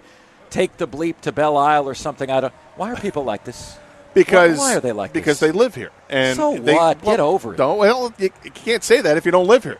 You don't know what it's like. You have no idea. Look, this is your first Dream Cruise. You have no idea what it's like to be here in the first place, let alone to have to live through it. Is that a valid criticism? Yeah, I think it's a valid criticism. I'm never the guy complaining about fireworks, though, either. It's one day a year. Yeah, everybody has to deal with that. This is different. This is if you live in this corridor, it can be a problem. If you have a business in this corridor, it's a real problem because you're not doing business for a while. Or you see everything that leads up to it as well, like the weeks and months. Frankly, it's now months that lead up to it, but they've done a good job. The police have done a good job of trying to keep things a little bit calmer down here lately. But you'll see cars out on a nice Saturday night. They're all in somebody's parking lot, just hanging out, ready to get out and roll on Woodward. It's fun, but it can also be an annoyance. You know that when you move here, though. Well, maybe you don't. Maybe you don't? Well, maybe you move in from down south. You get a radio gig. You have no idea what you're doing. You're like, oh, Royal Oak, that's a hot place to live. I'll try that. And then you buy a home. And then boy, did that one. Here it comes in August. You're like, what the hell is that noise? Why have I heard the revving of the engines consistently for the last 2 months? Oh, Dream Cruise. I didn't know. See, that's the best point you made right there. That's the best point you made. I hear you now. That being said, I lived in Royal Oak. I was just north of 696, and you would hear different kind of revving of the engines there leading up to the Dream Cruise. Could certainly hear it. It didn't bother me that much. It was one of those things I could live with, but some people get upset about it. Some more text coming in. Troy Melton is representing for all great Troys out there. Go lead us to the playoffs. That's from Troy and Woodhaven. I'm really tired about how some of you guys idolize Kevin McGonigal. He is just not that spectacular at all. What? I wouldn't say the word spectacular. I would say that he has been great for this team. The way he has started off as a rookie, the plate discipline he shows, his defense is good. I don't know if it's great, but it's good. All these are starting points for a 21-year-old. Keep that in mind. This is why people get excited about it. And we want to get excited about a top-notch rookie, which is what he is. He's going to win the American League Rookie of the Year, more than likely. You know how you determine special? By the company you keep. First player in Tigers history to have 45 hits and 24 walks in 40 games. Joins Ty Cobb as the only players in Tigers history, 21 or younger, to have 100 career hits in 100 games. Think about the long, illustrious history. Okay, maybe not so illustrious history of the Detroit Tigers. Oh, it's pretty illustrious. Think about that for a minute. The only players 21 or younger to have 100 career hits in fewer than 100 games in over 100 years. What this guy is seeing, isn't that special to him? Well, and considering that you don't see many, in the Tigers organization anyway, many 21-year-olds making their debut anymore. It seems like guys have to marinate in the minors for a while, and if you're a college draft pick, you're certainly not going to make it as a 21-year-old, but it usually takes a year or two after that. So there are less opportunities for them, which is why you have to go back to Ty Cobb to find that. But he's good enough to earn that opportunity. Yeah, no, I hear you. Look, there are plenty of black and white photos you're going to throw up when you start talking about Kevin McGonigal and his achievements. He's been great. He's been great. Has he been spectacular? I wouldn't say spectacular, but I think he's got a nice trajectory, and because he's a rookie, that's why we get excited about him. Check out my classic 93 Dodge Neon. That's from Jeff in Grosse Pointe. Not a classic. It's part of the people that don't like the non-classic cars driving on the road. But look, if you want to see these cars up close and in person, what better way than to get on the road with them? Not everybody wants to see them, and I get it. And look, you can't have like these crazy rules. You could try to implement rules and say, look, the cars on the outer edge of Woodward, the outer lanes of Woodward, those should be the quote-unquote classic cars, pre-1980, whatever you want to delineate it. And anything else has to be in the middle lanes so that, it's not such an eyesore to see mom's minivan going past while you're also watching, as the guy said earlier, a 64 Galaxy 500 convertible. Well, I mean, do you think they could shut it down and just have the classic cars going down there like they do with the farmers market? No, it's too much of a stretch along Woodward. I think it's fine. People that say that they get off my lawn shaking at the sun, those kind of people, yelling at clouds. I mean, I think you need to get over yourselves. You've been through this long enough where you should be able to change your opinion over the years or soften your stance on it. At least that's the way I feel. Because if it's only classic cars, then I'm not seeing all these kick-ass new Corvettes going by or the latest version of a Mustang. Oh, so they stick out when they go by because they're blending in with... Right, but it's not a classic car, but what it is, it's a new version of a car that everybody wants to see. There's a kid in Detroit who's gone pretty viral for rebuilding kit cars. He's got a Diablo and a Countach, and he's restoring a Porsche right now. I'm sure that he's going to be in the cruise. If you see a white Countach, that's him. Those are Lamborghinis for people that don't know what a Countach is or a Diablo. Those are fun cars to look at. Really fun to look at. And I think it's really, if you were able to find a row of cars, which is one of the things you can do here in the Dream Cruise when you walk up and down Woodward, you can see a row of cars that'll have a Corvette, a McLaren, a Ferrari, a Lamborghini. All these cars line up, and how technology has changed so much that now they're looking more similar, but they're different in their own right, and they're awesome in their own right. Like, you don't have to spend $300,000 on a new Lamborghini. You can spend $100,000 on a new Corvette, and you got the same type of supercar. I love it. I think it's great. 248-539-9797 is a telephone number. A lot going on today to talk about. We will get to in the second half of the show when we look more towards what happened with the Lions game last night. We're asking people what their first takeaway is. What did you like? What did you not like? What are you still concerned about with this team? The Tigers, they got the big series beginning tonight against the Chicago White Sox. Don't look now, but the Tigers are actually in the wild card spot right now and only 2.5 games out of the division lead against the White Sox, who they play this weekend. So a lot of premium on those games. We'll take your calls, 248-539-9797. This is 97.1.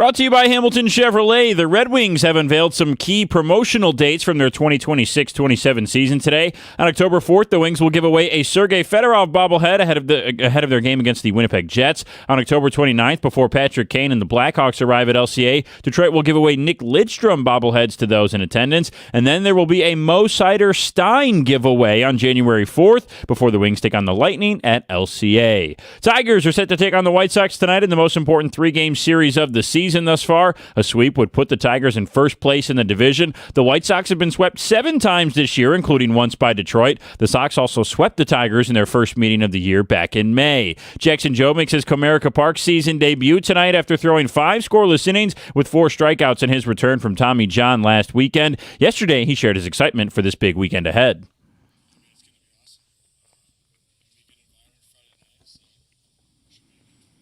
First pitch at 6:40 tonight. Pregame starts at 6:15 here on 97.1. In other MLB news, the league announced today that the Giants will host the 2028 All-Star Game. Cubs are already set to host next year's at Wrigley. And today, the Minnesota Timberwolves revealed they will retire Kevin Garnett's number 21 jersey this season. The ceremonial game where they will lift his jersey to the rafters will take place February 28th against the Boston Celtics. At the Corewell Health Sports Desk, I'm Brendan Shabath. For more, go to 97.1 The Ticket or Odyssey.com.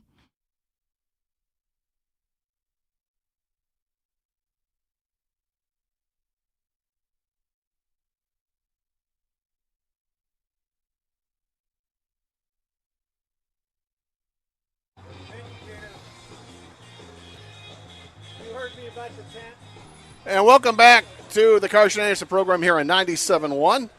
Gator and Mark Ryan out at Nicky D's. It's just south of 14 Mile, the west side of Woodward, where we've been for years, enjoying it out here. I love the look of Nicky D's, too, man. Looks like one of those 1950s, 1960s old school diners. Diner, yeah. It's exactly what it is. Love it. Yeah, Greg Coney's in there. And it's we're out here because of the Buick GMC groups that it sponsored this event for us, and they're awesome. We'll talk with John Cooper coming up, as we do every year. Cooper's a big football guy. We'll talk with him coming up around 12:45, 12:50 as we get later in this hour. But a lot going on in the world of sports yesterday. We had the Tigers with a big win over Cleveland. Now they find themselves in the wild card spot and just 2.5 games out of the division lead as they take on the White Sox, who are the division leader. And that series begins tonight at Comerica Park. I think we're going to see huge crowds this weekend. Hopefully we're seeing crowds in excess of 35,000 each night. Maybe we'll get to the 40,000 mark. It's an important series, and I feel like Detroit is really embracing this team right now. Even though they traded away Tarek Skubal, they traded away Casey Mize, they have not given up on the season. The players are playing like, yeah, that doesn't matter. We're still playing. We're getting better and better. We're hitting our stride, and they played this level of baseball from an offensive standpoint. They played this way in April, in March, in June, in July, and now into August. They just didn't do it in May, which was, to say the least, so bad. But now we're seeing, a different complement of players here in August than was available to them in May. So Jason Benetti said in late May something that stuck with me. He said it's getting late early, right? Yeah. Meaning that you are digging yourself too deep of a hole to get out of. But now I'm watching this team and I'm taking this in. I don't at all agree with the people who feel like they should have kept Skubal and now this is evidence they made a mistake. And I'm honestly interested if a majority of Tigers fans like this current team more than they would have had they kept Skubal. I find them to be more likable now, quite honestly. Well, it's hard for me because it's like I have to separate what Tarek Skubal really is. I can't stand his agent. I don't really dislike Tarek Skubal. I really dislike his agent and his agent speaking for him or perhaps muting him. And Tarek Skubal, when he does have to speak, he'll stumble a little bit because when you say things like, it's out of my hands. No, it's not. Everything is firmly in your hands. You control anything that you want to do. And it's okay to say, we're just going to wait and see how things go. We'll see if we get to free agency or not. But obviously the Tigers, according to Scott Boras and to Skubal, that they didn't make another extension offer. They made one a couple years ago. that was kind of laughable. But, I mean, look, it's a negotiation. You throw an offer in there at somebody, and it was also pretty laughable that the Boris camp was going to listen to one because it's obvious they want to get the free agency. He's kind of easy not to like right now because he's not on this team. But if the Tigers didn't trade him, I think you would still have some people harboring some ill will because they know that they should trade him because he wasn't going to sign with this team in the offseason. No matter what he says now about, I'd love for the Tigers to get negotiations in November. Yeah, that's not likely to happen, Tarek. And it's not likely to happen because your agent won't let that happen. One of two things I think has got to be true. Either Tarek is lying about, look, it's not out of my hands, and his agent is actually doing exactly what he wants him to do, or he's a wuss, and he doesn't have the balls to stand up to his agent. One of those two things is undoubtedly true, because I haven't seen anybody's words not align with their actions more so than him. Well, here's an interesting thing. Like, you go back, it's not that long ago. I mean, it's like, I guess, maybe 12 years ago now. We can go back to 12, 13 years ago. And the Tigers had a similar situation with Max Scherzer. Tigers were a really good team back then, World Series contending team, and they wanted to lock up Max Scherzer before he got to free agency.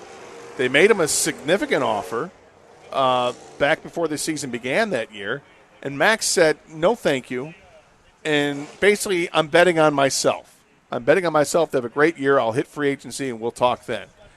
And nobody had a problem with that. Because Max said it, like, I'm going to bet on myself. Okay, fine. And immediately the Tigers turned the money they were offering to Max Scherzer and gave it to Miguel Cabrera in this giant contract, which obviously at the end of the contract, everybody hated it, but that's the cost of doing business. The end of a 10-year deal is going to be bad because the player's not the same player. But people didn't have the problem with Max Scherzer. If Skubal had taken some kind of a similar approach, like, hey, look, I appreciate it, but I'm just been honest and said, look, I'm going to focus on this year. We'll see what happens at the end of the year when I get to free agency, and we'll talk. But right now, it's not happening. I'm focusing on myself. I think maybe it would have looked a little bit different because it did when Scherzer did that. I want to be here. This is where I want to be. I'm going to do the tour of every game in Detroit over an entire weekend. Look like I'm some sort of politician campaigning for votes all over Detroit.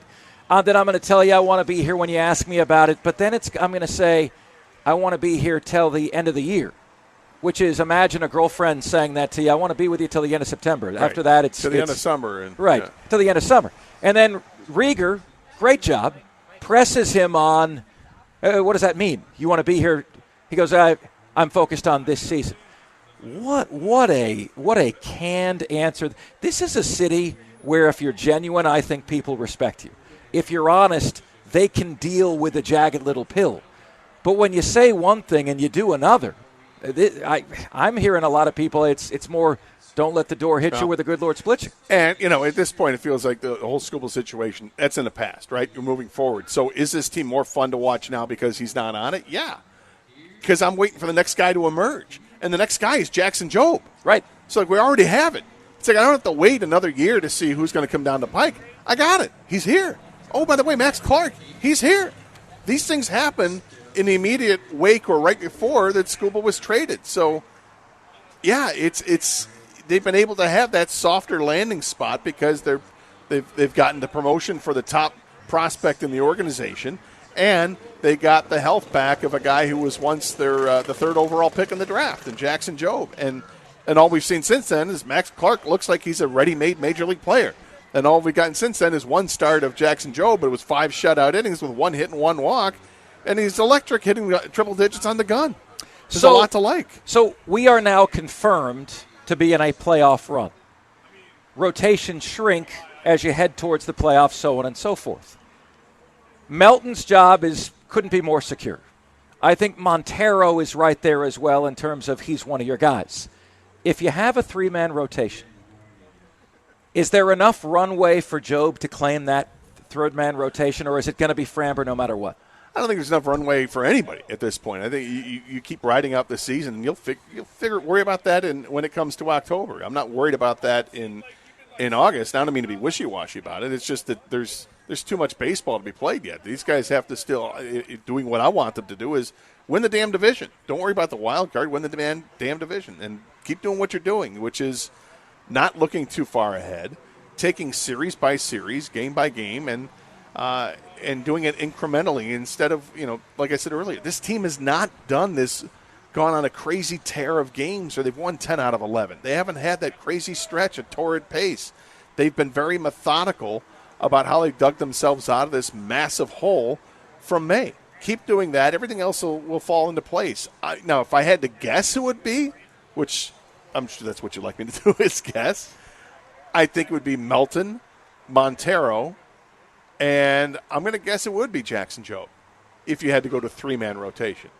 I also don't think that they want to go to a 3-man rotation because those are 3 arms that are relatively young, and they don't want to stress them. So it would probably be a 4th. And who would the 4th be? I mean, it'd be Framber Valdez at this point. I would guess. We'll see what happens because Jack Flaherty could find himself in the mix if he gets healthy enough to come back. River Ryan, if he ever gets healthy and shows that he's ready to make the leap into the major leagues, it'd be a big stretch there for him to come up and be a starter in the rotation. But River Ryan could be a guy in the bullpen if he's healthy enough and shows it. 95 runs scored since July 28th, most in Major League Baseball. And how about the gift?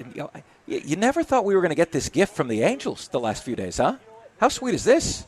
Well, it's baseball. That's the thing. And people say, well, the American League's crap. No, this is baseball, man.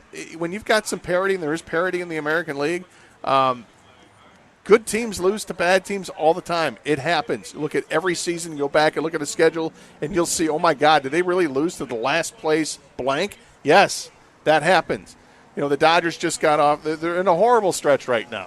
And now they're playing a good team in Milwaukee. And Milwaukee is loving this because this is like, all right, the NLCS comes in August, and we just took care of the Dodgers last night. Great, good for them. Have fun with it. As much as I think the Dodgers should be dominant and they should be on paper, they're not. They have problems with their closer right now.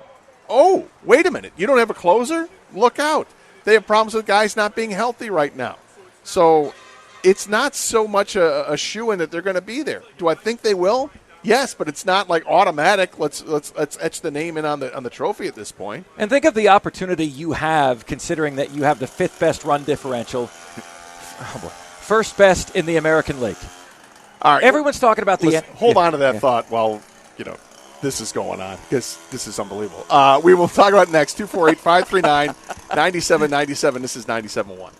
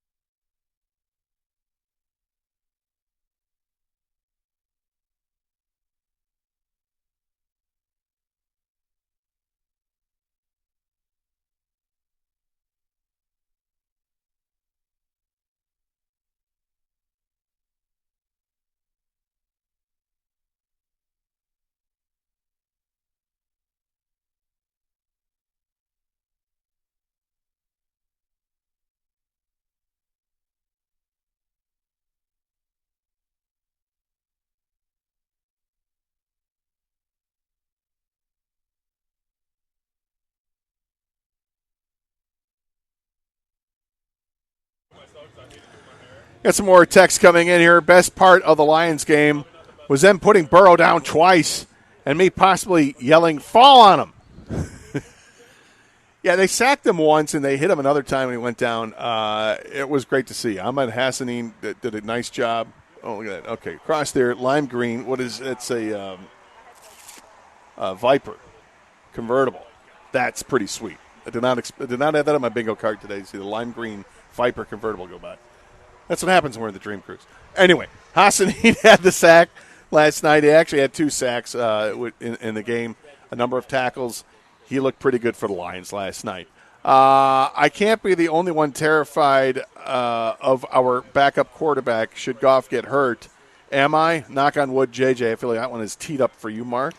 Absolutely not. You're not the only one, and I do not understand why you don't invest more heavily in that position. Look, that's one of the downsides to building a roster. You don't get to spend all the money you want to on every different spot, and the Lions don't invest because they'd rather invest elsewhere. Your job is to have a backup quarterback that allows you to have your season not fall apart. Now, I'm not talking about Jared Goff's out for the year. Every team would fall apart with that. But the Lions don't even have a guy that can keep the train on the tracks for a month. I would be convinced that if Goff went down, they'd go 0-4 in a month. And when you have a revolving door, musical chairs of backup quarterbacks, that's what happens. It will forever flummox me that they don't prioritize that insurance policy. I think your opinion may change by the end of training camp. Okay. That maybe after 3 preseason games and after all the reporting is done after training camp that you might feel better about the backup quarterback situation. I think there's actually competition between Dobbs and Altmaier as to who eventually is the backup. My guess is it'll be Dobbs because he's got the experience of working in a Drew Petzing offense before in a couple different places. And that's why they have him in camp. And that's another reason why I feel better about the backup quarterback position is because the backup quarterback actually has experience in something of this system. He's also in those backup QB commercials. Would you ever be willing to be a backup in a commercial like that? Declare that you are a backup. Yes. Yeah? Yeah. It's pretty cool. Own the role, man. There's nothing wrong with it. Have a hell of a career doing it. He certainly has. Brian Hoyer had a hell of a career being a backup quarterback for 15 years or whatever it was. Pat in Ipsy says, I legitimately think people around your shows listen and then conspire to mow lawns. Without question. Now, let's be fair here. There was no lawn that was being mowed during the last couple hours here when you would hear the leaf blower. That's just cleaning up the parking lot. Okay. That's that different. happens to look but pristine anyway. It has to happen. It's contractually obligated for that to happen when we are on remote. I was amazed that we didn't have that yesterday, Bobby. That we didn't have that at Comerica Park like we normally do with the grass cutting and then the leaf blowing and the edging and the trimming all going on at the same time. That did not happen at Comerica Park yesterday. Nor did we have the marching band go by. I got to hear this. What's the story there? Every time we're at Comerica Park doing a remote, literally every time, the landscapers come out at some point between 10 and 12:30 and do their job. What about a marching band, though? We've had a marching band go past us while we're on the air. It's all right. They were holding off for today, Gator. Yeah. We've clearly had emergency vehicles go by while we've been on the air. It's what happens. It's the remote outside. It's I did not expect to see the leaf blower be brought out today, though. That happened. So it was preseason, few starters playing. Would it have killed the broadcast to put up a graphic showing us who was on the field? There were some players I specifically wanted to watch and had no clue if they were on the field. I agree with this take 100%. I was very frustrated last night trying to follow along. Like, okay, who's on the offensive line right now? Who's out there on the defensive line? These are guys I want to follow. I want to see, is this McLaughlin? Where Miles Frazier's going to play multiple positions? Where am I going to see him play? I just don't see it right now because there was no identification of what was going on. Hockey does a better job of that than anybody, right? You always see who is on the ice. How come no other sport gives a damn? I mean, we want to know. We want to be able to sketch. Preseason football, if there's still a good use for it, and I'm not convinced there is that we all get to be self-scouts, right?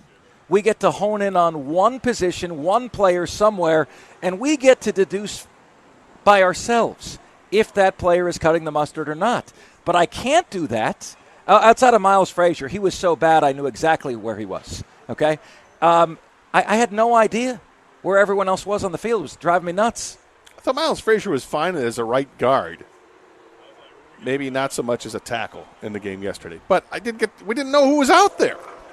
And at least in the pros, once you get to the regular season in the NFL, I mean, obviously they start every game. They'll tell you who's on the field, or they'll tell you what the starting lineups are.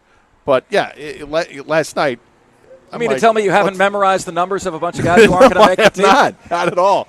And then I was like, wait a minute, where's my roster list that I had from training camp? Oh, it's in my computer bag. It's in my car, but it's all the way over there. I don't need to run out there and get it. I'll figure. Maybe I'll look it up on the phone. No, it doesn't matter.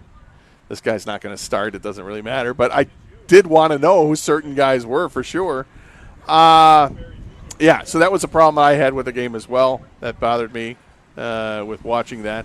248-539-9797 is the telephone number. Same number to text. Got a lot of people that want to text in here. A lot of people on the phones as well. Let's get back to the phones. And we've got Wes in Detroit. Wes, welcome to 97.1. Hey, Wes. What's up, Gator? What's up?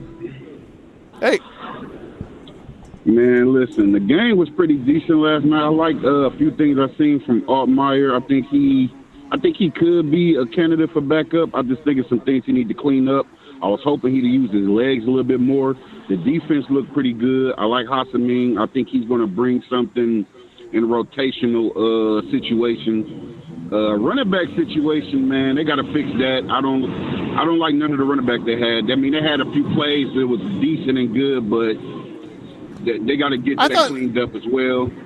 I thought Sailors played pretty well last night. I didn't have a problem with the running backs so much. I thought that they hit the holes hard and they got some pretty good yardage out of it.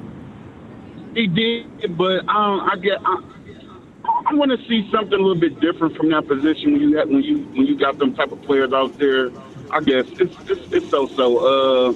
Wide receivers, I guess they was okay. I didn't see nothing that really stood out from them. Tight end position was okay, decent. I think overall it was preseason, so you got what you got. But I just think overall they gotta really come up with a better game plan so we can see what these guys can really do. And that was my whole take from it. All right. Thanks, Wes. I appreciate it. I mean, look, it's the first preseason game of the year. You're not going to see much. They're not going to unveil much of all of their offense. I mean, this is pretty basic what they were running last night. And they're just, can you do the bare minimum? Can you block and tackle? And can you break tackles if you're running the ball? Can you throw the ball on time? Can you catch a football? That's what you're getting out of the first preseason game. You're not unveiling the playbook at all. And, oh, by the way, only one starter was playing, and that was the guy at right tackle. That's it. So, and fortunately, he looked like a starter. Yeah, and if you didn't like the running backs last night, these aren't the guys you're going to see. You're going to see an emergency situation, right? Because you're going to see Jahmyr Gibbs and Isaiah Pacheco. And then hopefully Sione Vaki, if he's healthy enough to play, that's probably your third option. And, I'm not too worried about who the fourth-string running back is on this team. Samuel is on his cell phone. Samuel, welcome to 97.1. Hey, good afternoon. So, Tigers, Scooble, I don't know why we're still talking about him. I get it, but I don't want him back. There's too much drama with him and his. He's not coming back. Manager. Oh, good. Thank God. But like you were saying, baseball's crazy. They're gonna make the playoffs, obviously, and it's exciting to watch right now. And then I'm down here at the Dream Cruise. I'm closer to 9 Mile, and there's just so many people complaining about the cars. Like the people complaining about it's like living next to the Detroit Zoo, and you complain about the animals. Like you bought your house there. What did you expect? Thank you.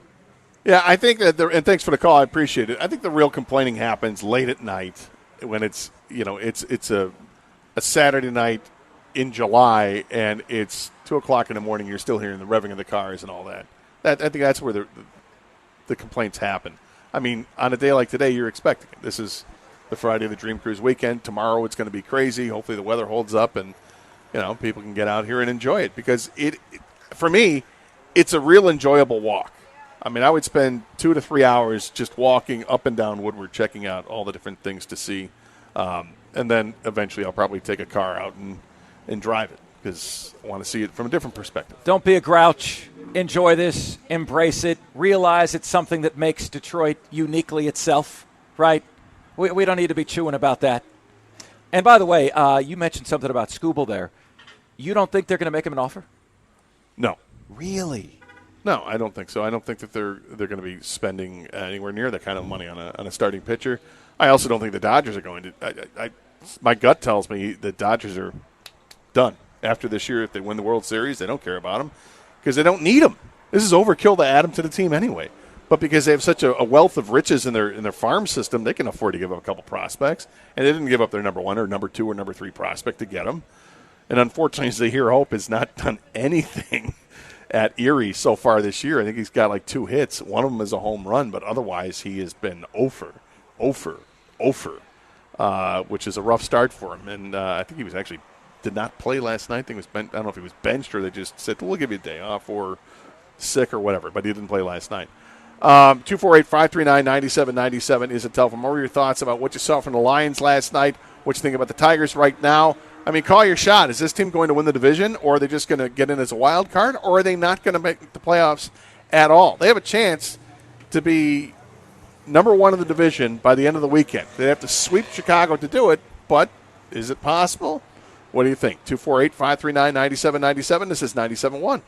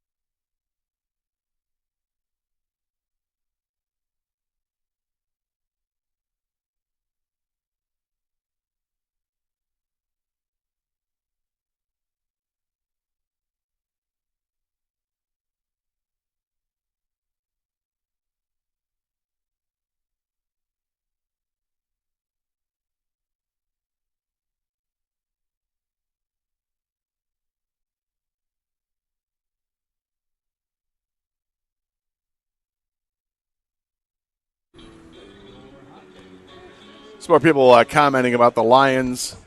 I think we all expected Monroe Freeling to be the pick, but I thought that Blake Miller looked pretty good and played the part last night. That's Marcus in 94.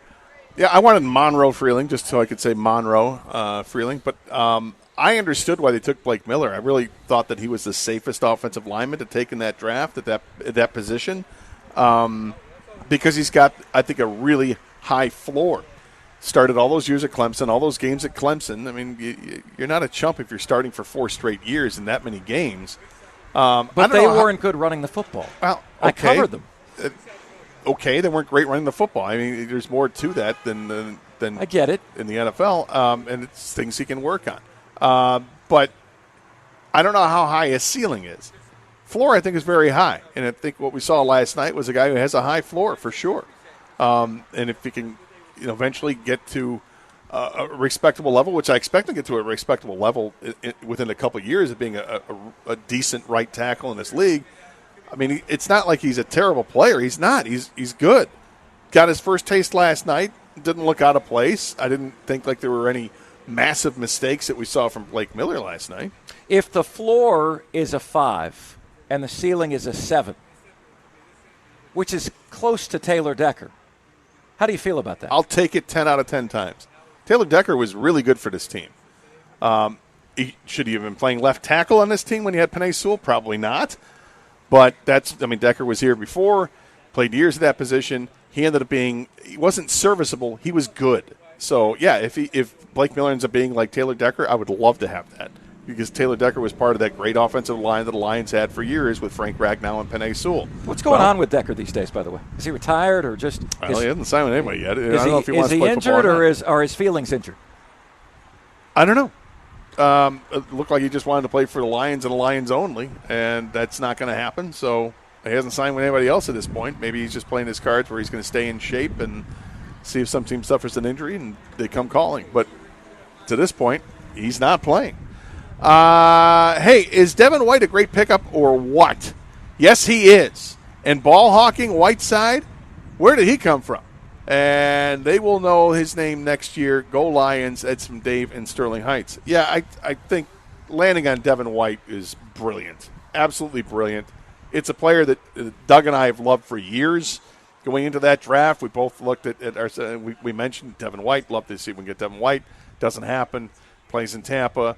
Looks really good playing for Tampa. Left Tampa, goes and plays with the Raiders, and ends up having the second most tackles in the National Football League last year. And he's still available a week before training camp starts? Love it. Huh? So nobody's got any room for a guy who had 176 tackles last year? You don't have room for that? What? And the Lions get him for nothing? Amazing. So you start to do a little digging on that, and you're like, well, okay, I don't have the knocks, but what are the knocks against him? And the report reads essentially like Juice Scruggs. All the physical ability is there, makes too many mental mistakes in the form of blown assignments, which in Devin White's case happen more in coverage than it does in run play. So, again, but this is a Pro Bowl linebacker. Why do you think he's been constantly available as a former top 5 pick? I don't think is he constantly available, or has he just been available the last 2 years? He's gone from team to team to team, and he's young. Wasn't it 1 to 2 to now he's 3? I mean, was he with Tampa for a long time, and then now it was the Raiders last year, and now this year with the Lions? I mean, I guess I would take issue with the constantly available, but I don't know. I mean, there's a flaw. Teams want to look past and go with something else. He's undersized at only 6 feet, but the guy's 250 pounds of solid muscle, and he's a tackling machine. But in today's NFL, you've got to be able to cover the running back out of the backfield, and off-ball linebackers aren't thought of as is that important anymore. I guess you don't see the Luke Kuechly type that much anymore, or the Jack Campbell type, which we love and embrace here.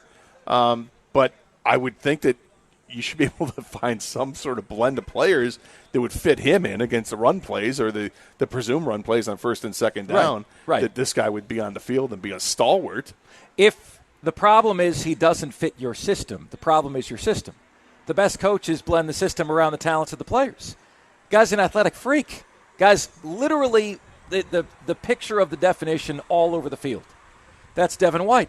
Pro Bowl linebacker for Tampa. They didn't see a need to keep him around anymore. Well, either have a fit or you don't. I mean, you can try to work things around, but if you've already got the system in place and then here comes a player, am I going to change the entire system because of one guy?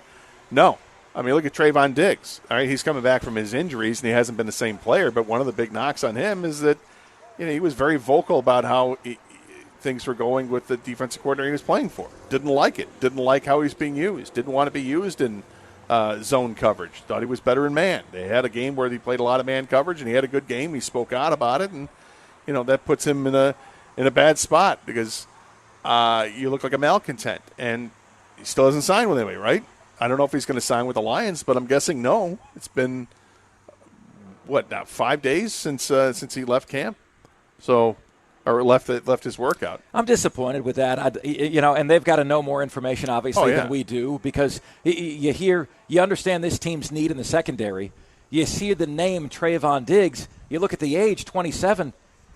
Is he done at the age of 27? Well, if his injuries have taken that much of a toll on him, obviously he was Pro Bowl player, all-pro player 1 year, and nothing the next because of an injury, and then they had another injury. So it can so totally sap you of what your strength was. but keep an eye on that because it's a name I've always looked at and thought, well, what about this guy? Because he's a name, because everybody knows who he is, because he led the league in interceptions for 2 years. I saw Brad Holmes absolutely terrible draft picks after the second round and the disaster of the 2024 draft. There's no developing depth on this roster. It's starters or bust. That's Gary. I would disagree with that to a point. I think that they've developed some depth at linebacker at this point. I think they have some depth on the defensive line. They have depth on the offensive line. They have a really good receivers room. But I have concerns about the secondary for sure. Absolutely have concerns about the secondary. It's yin and yang. We're having debates today about lineup MVP, pitching MVP. Biggest concern group for the Lions. Is it offensive line? Is it secondary? Way too many wide open receivers last night. Way too many. And you can look at what things could be like when things are great, when things are rosy. If Kirby Joseph comes back, and that's a big if, Brian Branch is going to come back. DJ Reed has to play better. A, you have no depth. B, we can't even name all the starters at this point, right? What quality cornerback play do you have? To me, Gator, that's question number one that must be answered. Yeah, and hopefully that it's an easier answer when we get into early September before they play the first game than what it is right now, because what it is right now, you don't know. We've hardly seen anything in training camp. The first preseason game, it looks like it's a bunch of backups there. I mean, one previous texter was raving about Whiteside, which is a guy that they have talked a lot about. Campbell's given him a nickname, Ironside. Yeah, calling him Ironside, right. They have a couple guys, Rock Yassin among others, that they think they can step in and do a nice job, McCreary and others. But I don't know if any of these guys are going to be really, really, really good. I thought for sure they were going to go and use a higher pick in the draft on a defensive back than what they did. Abney is a guy I like a lot, but he was a fifth-round pick. But there's a lot of upside with him, and he's a guy who loves to stick his nose in everybody's business in terms of stuffing the run. He wants to come up to the line of scrimmage. I like that. Looks like he might be a bit of a playmaker.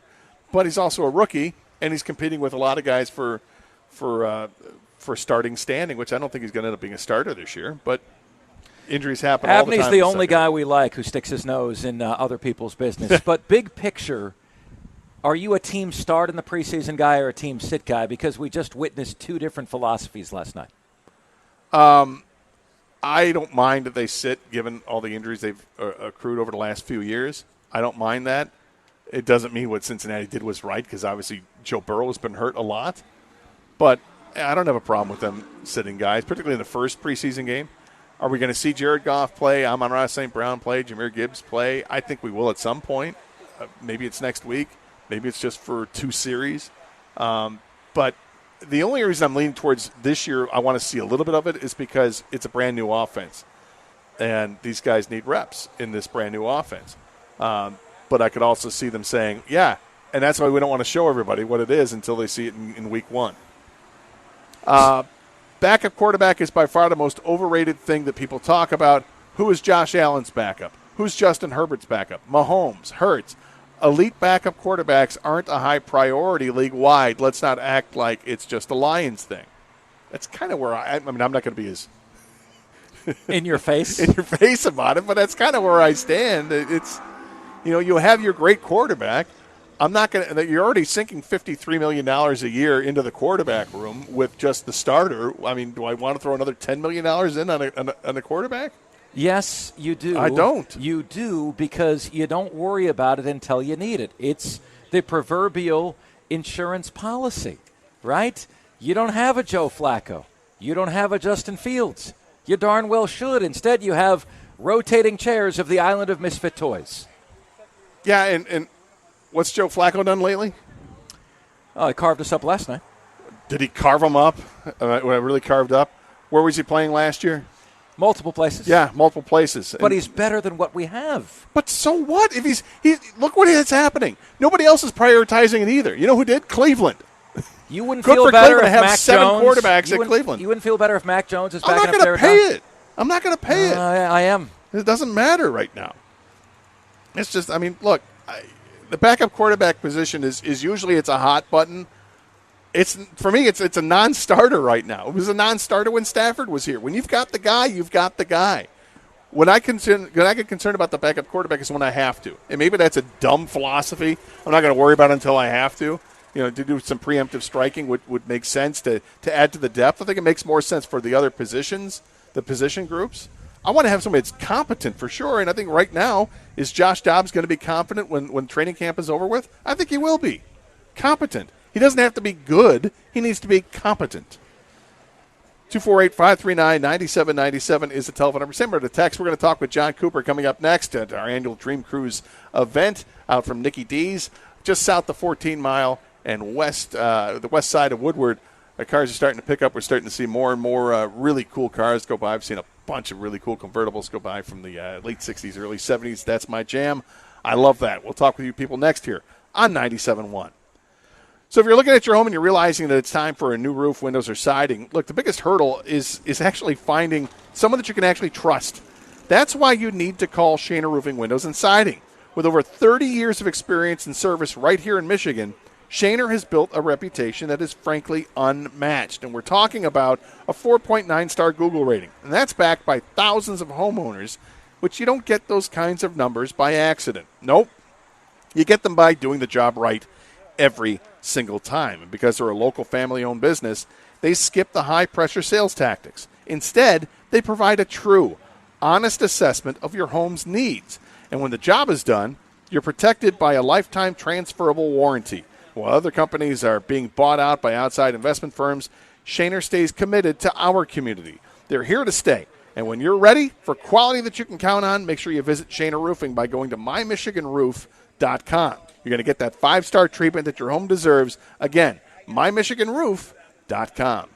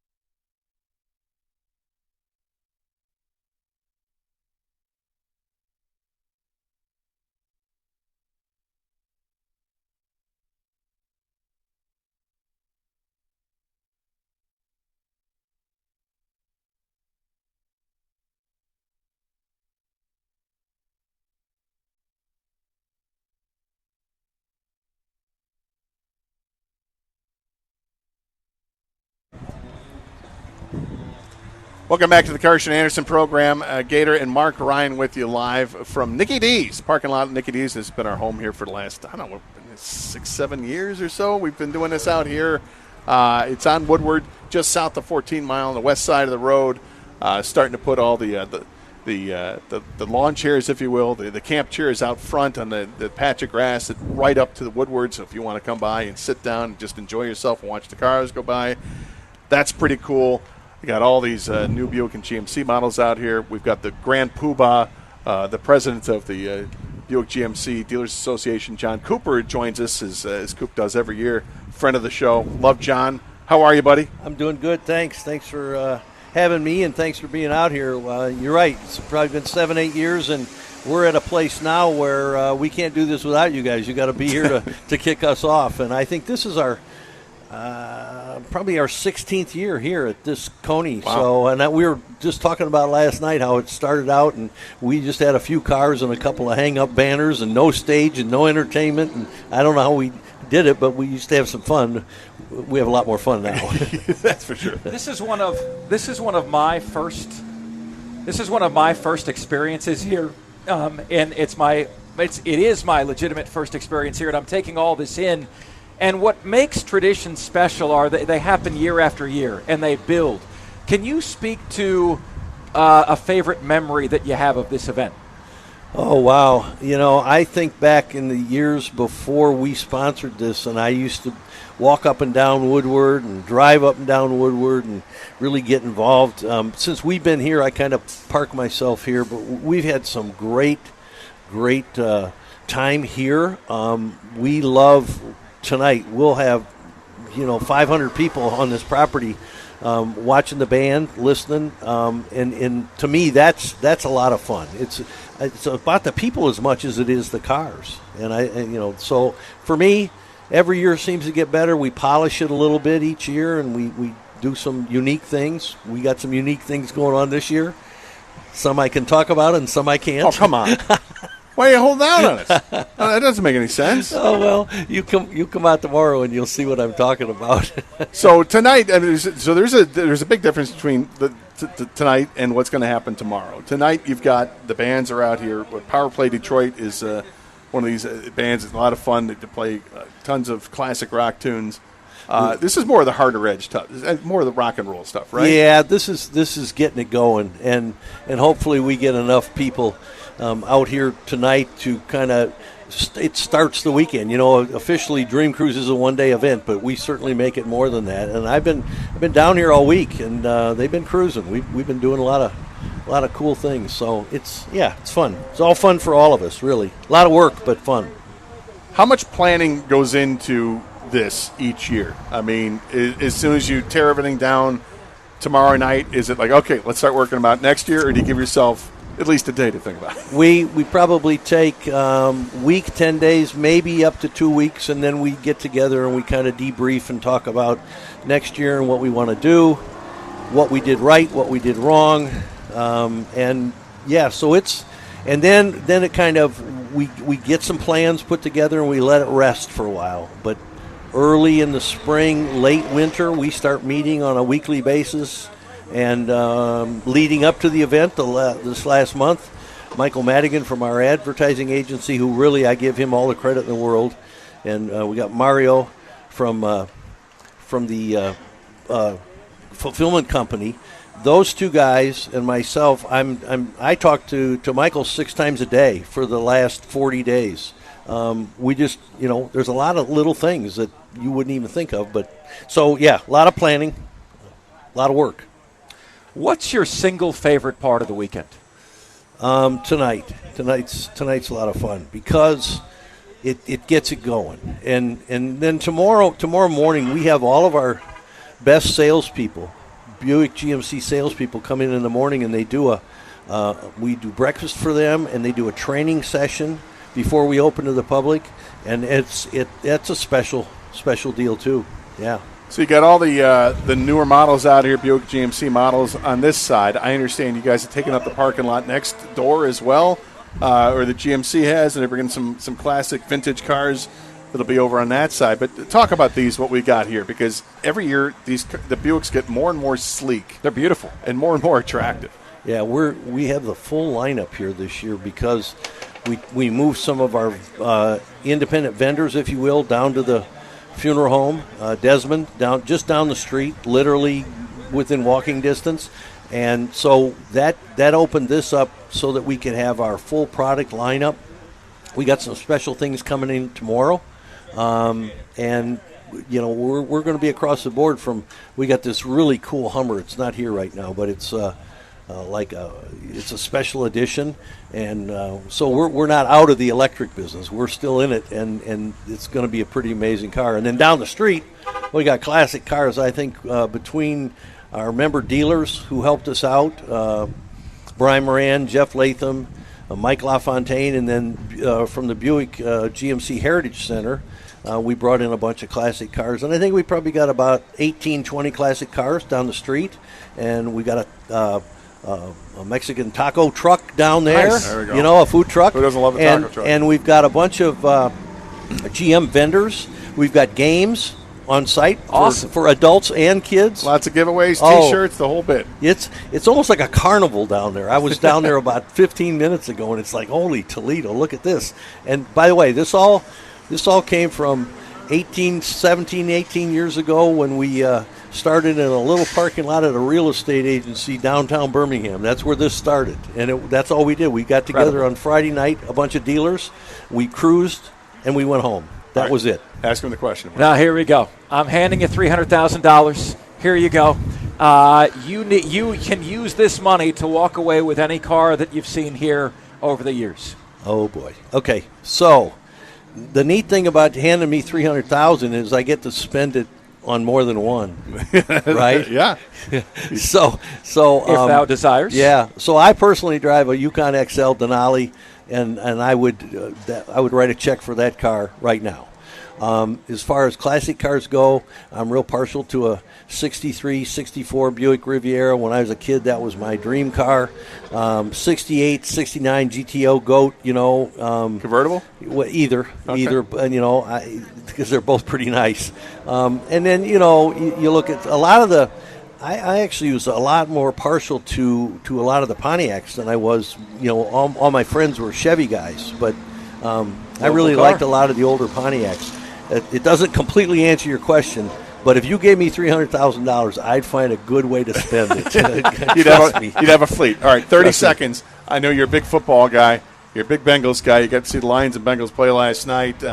Joe Burrow, big season for Cincy this year, or no? No. I think my prediction is that if they stay healthy, they'll be in the playoffs again. A little drought for the last 3 years, but a lot of things went into that.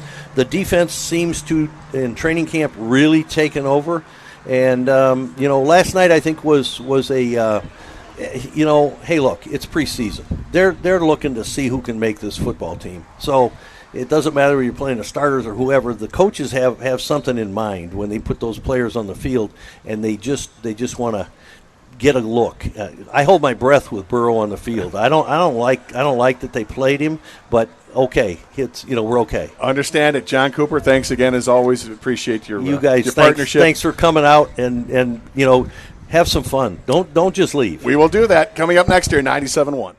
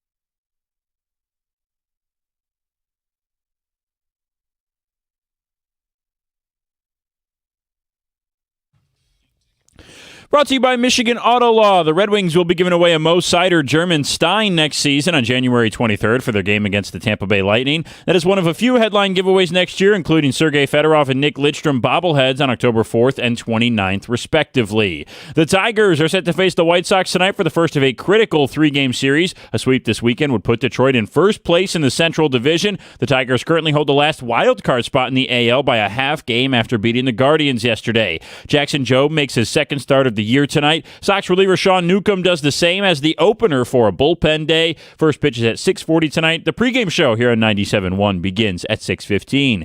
MLB announced today that the 2028 All-Star Game will take place at Oracle Park in San Francisco, marking a return to the Bay Area for the Midsummer Classic for the first time in 21 years. In other baseball news, after the Field of Dreams game last night, MLB announced the event is returning in 2027 as the Royals and Red Sox will meet in Iowa next summer. In college football news, Tarleton State has announced its intention to make the jump from FCS to FBS just 6 years after going Division I. The school will need to be invited by an FBS conference and the NCAA to achieve the elevated status. And the Minnesota Timberwolves announced today they will retire Kevin Garnett's number 21 jersey next season. The ceremony will take place before Minnesota's February 28th game against the Boston Celtics. At the Carwell Health Sports Desk, I'm Brendan Shabath. For more, go to 97.1 The Ticket or Odyssey.com.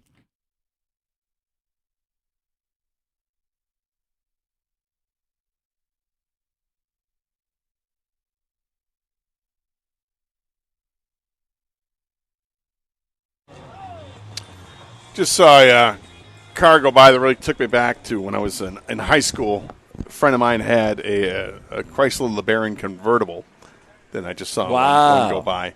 And so I was, I think, 15. My buddy had just turned 16. He got that LeBaron convertible.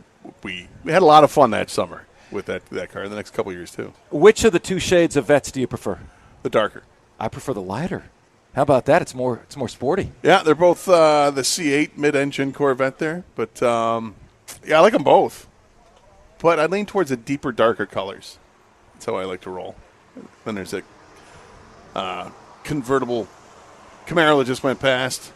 There's a convertible Mustang that's going past. This is what you see in the Dream Cruise. This is why it's awesome. There goes another Corvette on the far left side there.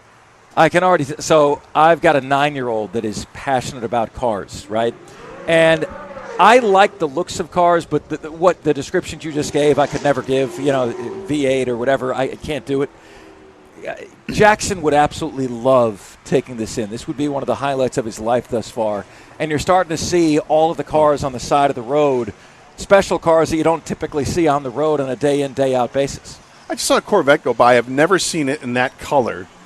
It was like, it was kind of like goldish and yet kind of like a gold-gray color, almost like a deep bronze. It was awesome. Never seen that color before. That's really cool. I don't know how many C8. C8 just means that the latest generation of Corvette. It started, I think, in 2020 up until today. That's the C8 version, and they have a mid-engine on that, so it's the engine is literally behind you as opposed to in the front, which is kind of weird. But that's how like Ferrari does it and Lamborghini does it. So that's becomes the new affordable supercar that Corvette has. Anyway, we're at the Dream Cruise. It's always a good time. Today and tomorrow will be fantastic. Hopefully the weather holds up for tomorrow. That's usually a day I like to just go for a 2 to 3 hour walk up and down Woodward, checking things out and seeing all the different cars that are out there on the display. If you want to take a car out and actually drive the cruise on Woodward, that's fun too from that perspective to see it. And then as you're driving by, maybe you see an area as you're driving, like, oh, I want to check that out even closer. Then you go ahead and find a way to park the car and walk over there. But it's great. A great event, and we thank John Cooper and the Buick GMC dealers for having us out here again at Nicky D's. South of 14 Mile, the west side of Woodward, right on Woodward. Got all these camp chairs that are perched up in the front little tuft of lawn that they have. There's probably 50 chairs there right now. I think they're going to have some more in a little bit. They'll have a band playing tonight, several bands that they have scheduled. But you like the good classic rock and roll. Power Play is going to be up playing later on today as well. Lots of food options up and down the street. There's plenty of food trucks going on and whatnot. So it's a good time to Dream Cruise. And as we talk about this, look, we've got Tigers we've been talking about today with a monster series they've got this weekend starting tonight against the White Sox. The Tigers, with the win yesterday, have now vaulted themselves into the playoff spot. They have the final wild card spot as it stands right now. That's right. If the season ended today, the Tigers would be in the playoffs. They are only 2.5 games behind the division leader, Chicago White Sox.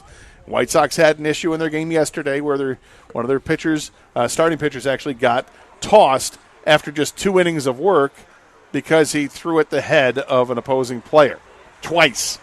Missed him the first time, went back and buzzed the tower again. This time clipped the front of the helmet, and he was ejected from the game, which I'm guessing is going to also be met with a suspension, which will likely... which helps. Yeah, it should help. Well, it helps a couple ways. One, even if they wanted to go ahead and pitch him at some other point this weekend, they can't because he would be suspended if that's going to happen because he only went 2 innings. But 2, it forced the White Sox into bullpen mode way earlier than they wanted to. And, yeah, go ahead and expend that bullpen all you want. And it's advantage to the Tigers. But we'll see how they do this weekend. But they could, if they were to sweep Chicago, they would find themselves in first place in the Central Division, which seems crazy when you go back to May of this year when this team was 16 games below 500. They are just a game below 500. It's been a slow and methodical pace since June 1st to get back to respectability. And the Tigers are absolutely respectable even after the trade deadline of moving Skubal and Mize. They lead the American League in run differential, which is a predictive stat that tells you really how good a team is. The Tigers are plus 90, so they've scored 90 more runs than their opposition. The Yankees are plus 89. The Red Sox are plus 86, and the Rays are plus 62. My question is, do you put the Tigers on par with those other teams? It's tough because as it stands right now, I think they're on par with the Yankees because the Yankees don't have big hitters in their lineup that they're accustomed to having. So they're damaged there. The Yankees have a pretty good rotation. Tampa is just an all-around seemingly good team, but Tigers have beaten Tampa. So, yeah, I think the Tigers are on par with these teams because the Tigers can play that way. Will they is the big question, but I mean, the way they've played since June 1st, it's, like I said, it's slow and methodical, but it gets the job done. It may not be pretty all the time. You're not always going to have these 8-0 shutouts, but they've had a lot of 8-0 shutouts. They're not always going to do that, but they're capable of doing it. And this pitching staff has been incredible, particularly like the last 20 games. I bet you they have 5 shutouts in the last 20 games, maybe even less than that, maybe 5 in the last 15. I'd have to go back and look, but yesterday was another shutout. This team is just going well above and beyond what the expectations were when you go back to the month of May and how bad it was. And we have hosts here at 97.1 who don't believe they have any chance to do anything of significance, don't have a chance to win the World Series. And I want to punch back on that for this reason. You just kind of echoed my sentiment on, well, why couldn't they compete with the Rays? They already have. Yankees, Red Sox already have. If you are able to come out of the American League, and they have a shot to do that, and everyone should agree on that, you have to win one series. Have you any idea how many times the underdog team wins the World Series? It's almost 50-50 in terms of the favorite versus the underdog in the World Series. You don't have to beat the entirety of the National League. You don't have to beat the Braves, the Brewers, the Cubs, and the Dodgers. You have to beat one of those teams. And you're playing in the sport where anything can and does happen. So I have no idea where you would list the ceiling of this team, but when you're on par with the other teams in your league, you could win that league, and then you only have to play one team out of the NL. Yeah, my expectation is they win the division, and that they're absolutely a playoff team. And once they're in the playoffs, this team has proven the last couple of years that they can get past that first round. They've done it. They get into that second round, and then, okay, can you get over the hump of the second round? And that's the big question. Can they do it? I think that they have an Achilles heel on this team, and that's the bullpen. Because these guys don't have the track record where they've proven it enough for long enough that they are what we're seeing right now. And some other guys are just on the downside of their career. Like you look at Kenley Jansen, clearly he's got a career of being amazing, but this is the downside of his career. And we've seen with our own eyes watching this year, there have been games that you're like, I can't believe this is happening. Is this really happening? We were having that moment the other night when they lost 6-4 and Jansen came in the game and put guys on base and gave up a run and a couple of walks and a hit. And it's capable of happening, but he's also still capable of pitching where he's a strikeout an inning guy and kind of harnesses that. It's all about, does he have control over those pitches? And sometimes the pitch just stays high, and sometimes the bottom's dropping out and guys are swinging on top of it. Most of us agree Scott Harris did the right thing by moving off of who he moved off from, but did he swing and miss in his reasoning for not adding relief help? He said, we don't want to block guys who might – what guys are you talking about that you're going to block? He said the prices were high for relievers, that everybody needs relievers. I understand all that. I appreciate all that. Give me one viable arm. Last year at the deadline was a paint by numbers. Hey, we're gonna give you quantity over quality and hope one of these guys stick, and that was a big blooming failure. This year, gosh, what I would have given for them to have just bought one piece there to help out. Yeah, I wanted it too. They did not go that direction. I thought that they could have gone and given up. It wouldn't have to be their top prospect. I thought they could have gone and dealt from a position of organizational strength, which was the catcher position, and dealt one of those catchers to acquire a solid bullpen arm under team control for several years, but they didn't go that direction. So now it's up to this current group to get it done. Guys that are going to be coming off the injured list to get it done. Maybe there's still a trick to be had in the minor leagues from somebody that we haven't seen yet that has that opportunity. And look, there's still 6 weeks of a regular season to go here to try to sort all that out. Hey, Lions played last night too. Your first impressions of what you saw from the Lions. I think there's some good that came out of it, probably more bad than good, but the good is encouraging. And we have to keep in mind that it's really – the first preseason game, you're not seeing a ton, right? You're watching one starter play basically on the offense, which was Blake Miller at right tackle, and he looked good. He looked just fine. The rest of it is you're evaluating guys that are competing for backup positions, maybe a little bit more than that. Hassanin was awfully good as an edge rusher last night, had a couple of sacks, including sacking Joe Burrow early in that game, and that's against the ones. So you got to tip your hat to him and say there's some credit there. Also, want to get to this. Mark has this crazy stance when it comes to movies. I thought we were going to get to the end of the show without getting this. No, because it's crazy and it needs to be brought to the people's attention. I almost made it. Almost, not quite. We got to get to it. We will next year on 97.1.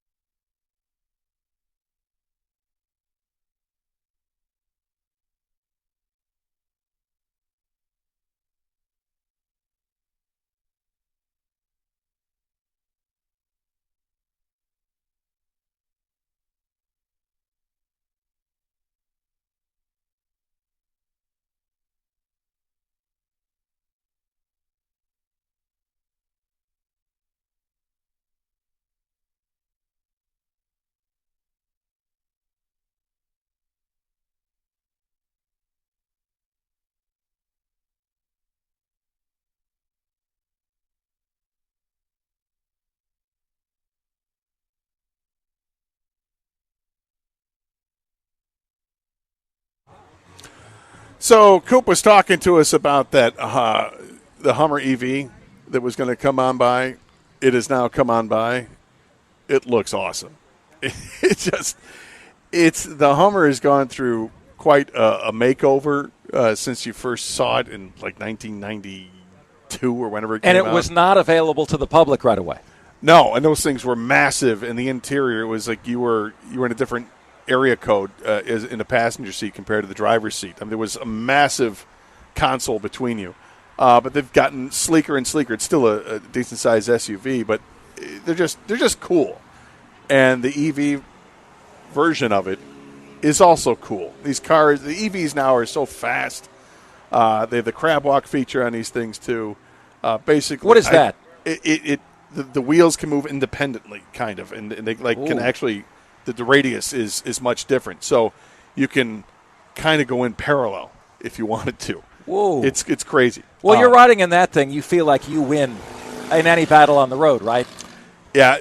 Coop took us for a ride and one a couple of years ago, Doug and I, after the show, and we were like, "This is pretty cool. This is pretty awesome."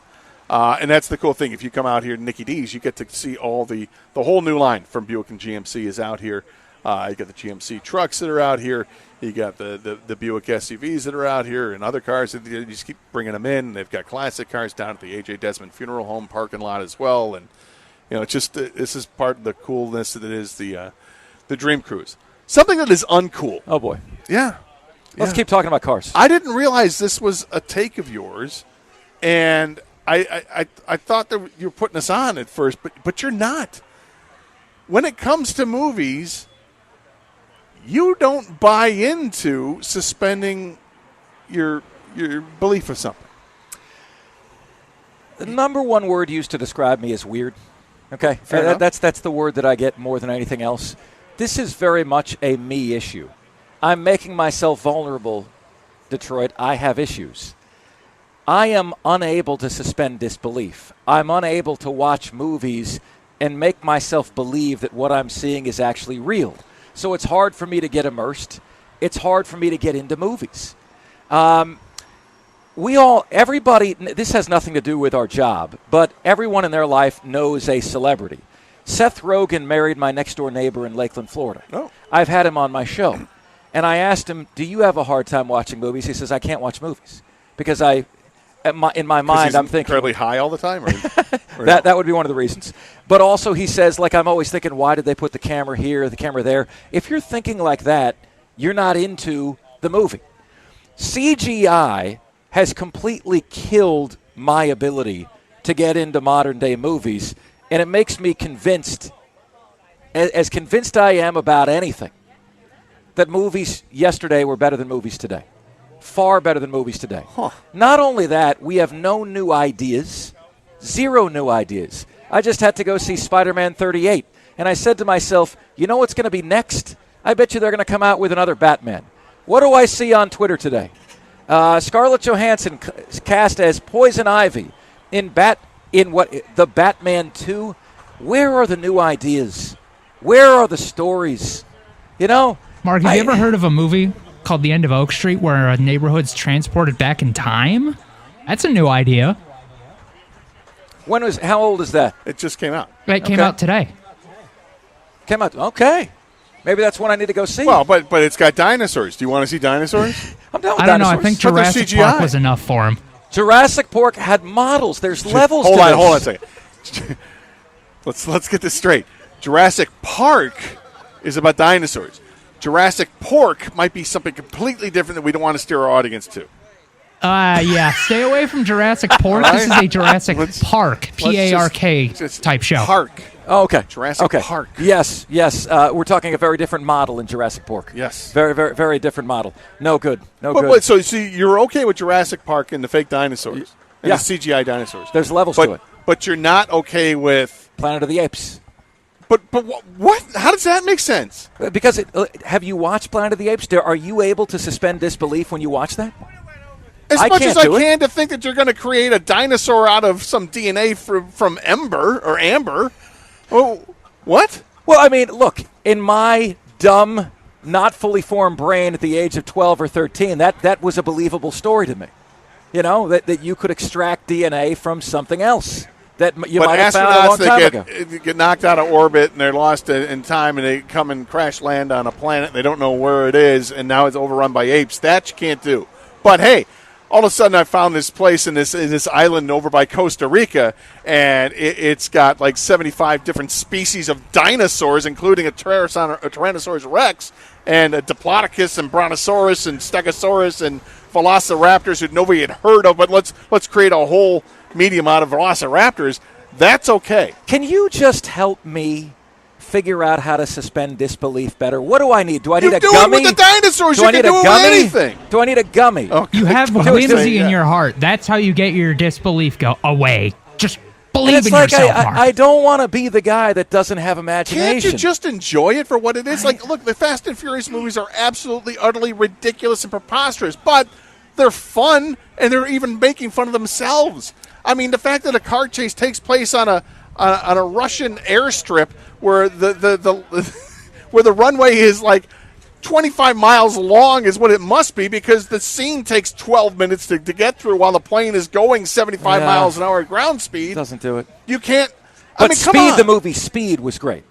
That was fantastic. I can't do CGI. I can't do sitcoms. But you I can can't do CGI. I can't do superhero And you can't, movies. you can't do sitcoms. No, the background is too. It looks like a flat wall. I don't believe I'm looking at a real room there. You know, it's so staged, Gator. So staged. Because it's literally on a stage. Of course Right, it's staged. but how do you believe you're looking at real life there? It's a sitcom. Have fun. I'm trying. I need help. Do you I like can't to do laugh? I've laughed so many I times. don't know if you like to laugh. Impractical All right. Jokers to me is funny. Top three movies that they don't have to be in any order. What are the top three movies that you've enjoyed in your lifetime? Ferris Bueller's Day Off. All right. No CGI. Shawshank Redemption. Limited CGI. Classic movie, yeah. Limited CGI.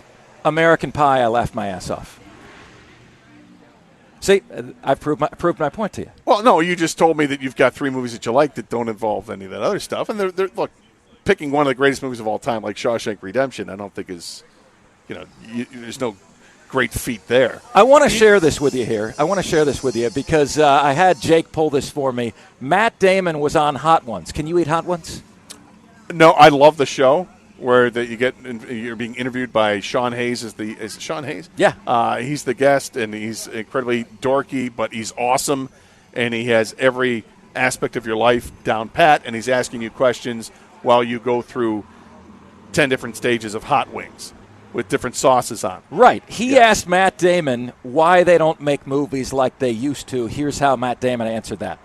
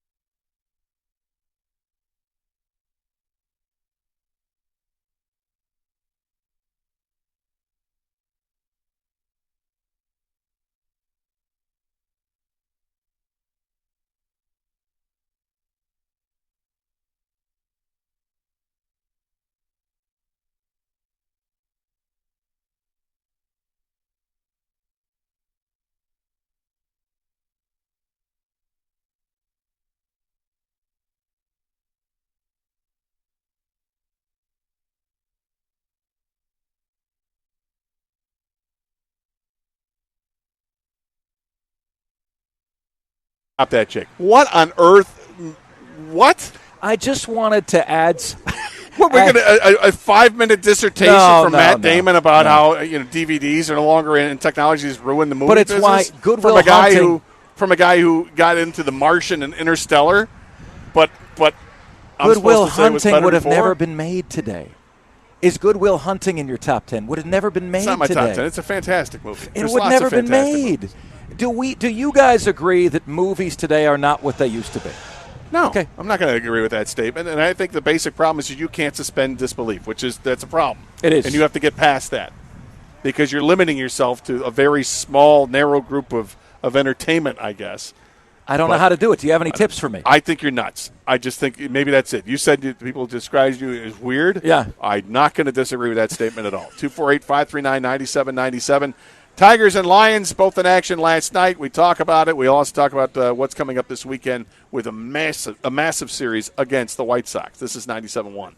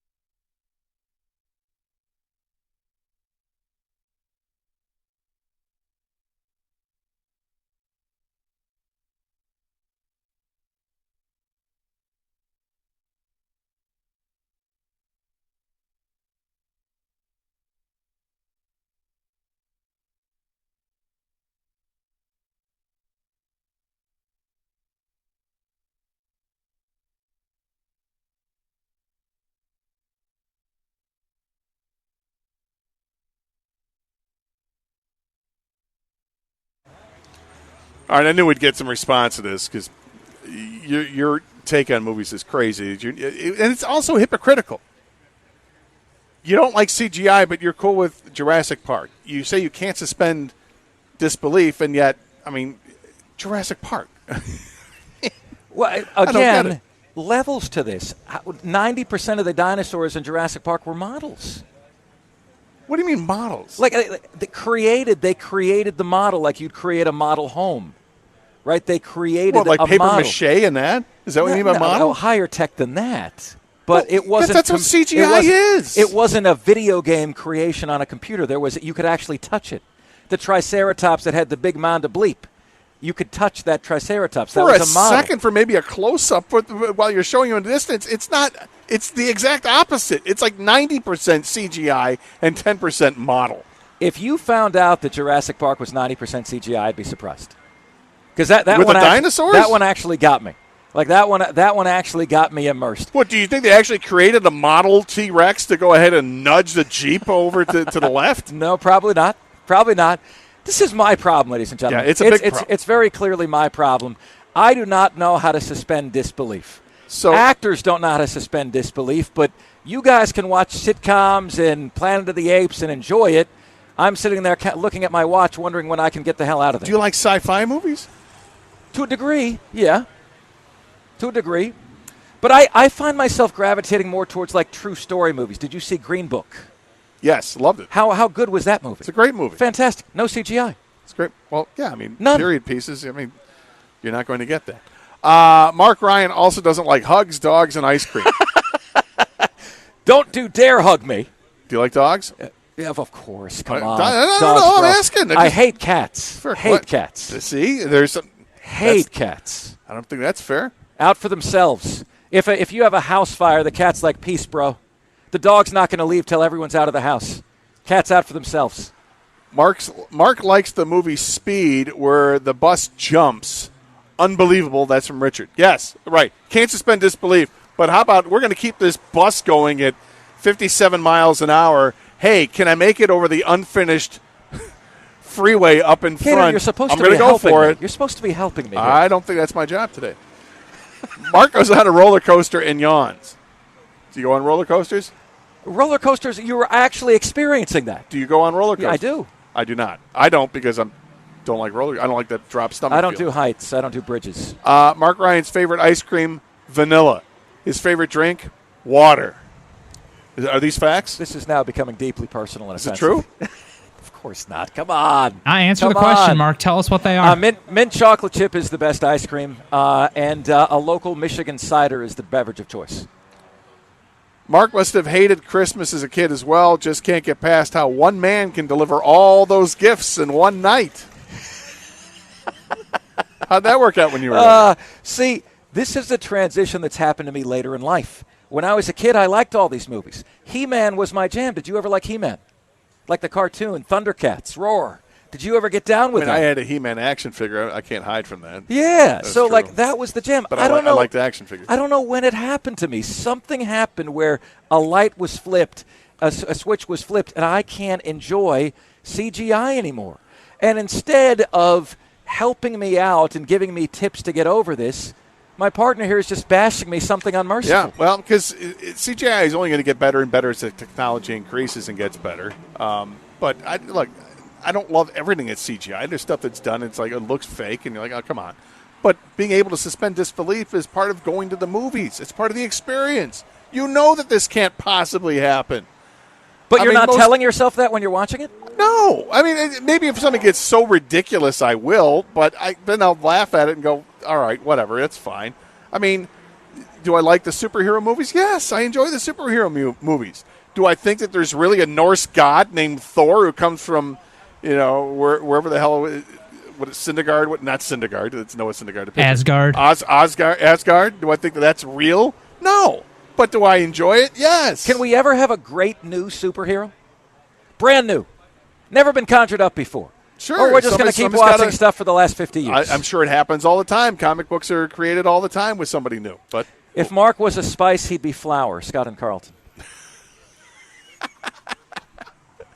Is it buckwheat flour or is it all? No, it's all-purpose flour. That's AP. You're AP flour all the way. Trying to act like I'm not hurt by all this. Well, here's somebody on your side says old movies are better. Thank you. Old movies are better as long as they don't try to be technologically advanced. And like if you watch, there are some movies where you watch, like there's a reason they had to remake some of these things, right? if you go back, because the technology just wasn't there at the time. If you watch Star Wars was amazing when I'm a kid and it came out. It's great. Go back and watch it, and for the most part, it holds up. But you look at the technology they had to use then compared to what it is now. I mean, it's like using technology doesn't make everything better. PlayStation. Does this device make society better? I didn't say make society. Cell phone? This isn't a societal thing. It's about, can you enjoy a movie, for crying out loud? I'm with Mark. I loved Lost in Space, but I can't watch any of the Star Trek movies. You Lost in Space? That's one of the worst movies I've ever seen in my life. That's so terrible. I didn't see it. That's when I'm going to point you in the direction opposite of that. Bobby, do you have any tips for me to be able to believe what I'm watching? I don't have this trait. Probably go into the movie theater with a more open mind. Probably would be a good step one. What do I need to take before the movie to open my mind? You don't have to take anything. Good God. How about just an attitude? The right attitude. Okay. Like, I'm just going to have fun. I'm just going to sit and have fun. Anyway, you are a weird dude. That's true. I definitely you just reinforced that. That's all. I definitely am. All right, getting back to the Tigers. The White Sox are 18-27 versus teams that are 500 or better. The Tigers are 27-26 in those games. Not only a better record by far, but they've played 8 more games. Look good to win the division as long as the bullpen doesn't implode. That's from Tom in Nevada. I think there are a number of numbers you can pull up, but the one that just matters to me is really what the team's been since June 1st. It matters because they got off to an awful start with the month of May because of injuries, because the rotation didn't include the regular spots for Melton and for Mize and for Skubal. Those guys were out of the rotation for the most part of that month because they didn't have Gleyber Torres for the most part of that month because they played without Kerry Carpenter for part of that time as well. But why aren't more people saying that, though? You know, in terms of because people will say, well, that's just an excuse. No, there's reasons in life, and there are excuses. Yeah. That is a reason. A reason that you weren't at class is that you have 103-degree fever. An excuse is your dog ate your homework. Know the difference between reasons and excuses. You had the number 2 injury index in all of MLB to the New York Mets. How are the Mets doing? Right? You were number 2. It is a minor miracle that they've been able to dig themselves out of this hole. Let's go to the phones. Lou is in Greenville. Lou, welcome to 97.1. Hey, I think I could help with the suspension of disbelief and also mention a baseball item. If you go to the active roster of the Detroit Tigers and look under outfielders, you will find Clark, Cruz, Julks, and also Melgeri. Now, if that isn't a suspension of disbelief that this team could win this thing, I mean, really, is that list of outfielders, could they make the Albuquerque roster of the LA Dodgers? Well, it's Max Clark could, but to your point, though. No, I hear it. To your point, it's incredible where it stands right now because of injuries to Riley Green and to Kerry Carpenter. Who, look, those guys could come back within a week, but or I guess 2 weeks. But your point's taken. Right now, this team is devastated by injuries again, and it's to the outfield spot, and yet they're still winning. And look at the bullpen: Brisky, Herter, Mattis has never been the same since the Hinch, bullpen. Whatever you called it. Foley was the first victim. He fell wayside. Vest. I mean, their bullpen is basically Jansen, and now he's doing the same thing to Holton again that he did that brought him down. He's going to use Holton until he isn't. I mean, it's beautiful. I mean, I love this team. I followed them since 1956. I'm probably your oldest caller. I saw the Lions win the World Championship in 1957 with Tobin Rote playing quarterback, Jim Brown's rookie year. All right. So thanks, Lou. Appreciate it. Wow, that was abrupt. I didn't mean for it to sound like that. I was just trying to ease him out. Jake's like, gone. Got it. Get him out Sorry of here. about that. You just hit him with a flying elbow. Sorry, Lou. But no, I think Lou's got a great point. If you can't suspend your disbelief and see what's going on right now with the starting outfield, it's impressive. I will push back on Lou with the bullpen. Tyler Holton was great a couple of years ago, right? I mean, great a couple of years ago. He's got it in him. So watching him do this again right now in his current stretch over the last 25 innings or so, I'm not surprised because we have seen it before. And I give Will Hinch, he be able to hang on and keep doing it? I don't know. I give Hinch and Federer a ton of credit here. They have an uncanny ability to get players performing their best, especially pitchers, when it matters the most. You always know we're going to be our worst at the beginning of the year and our best at the end of the year. That's a fantastic trait to have. That it is. 248-539-9797. This is 97.1.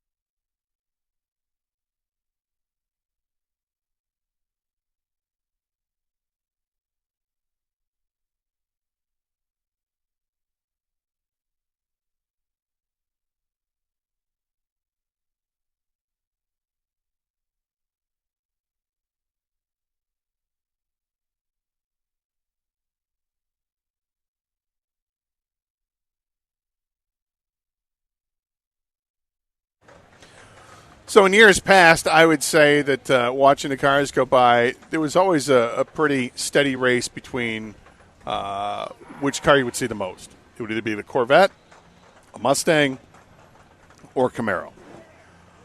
This year, I don't think it's even close. I think it's Corvettes by like 4-1 over everything else. It's crazy how many Corvettes we've seen.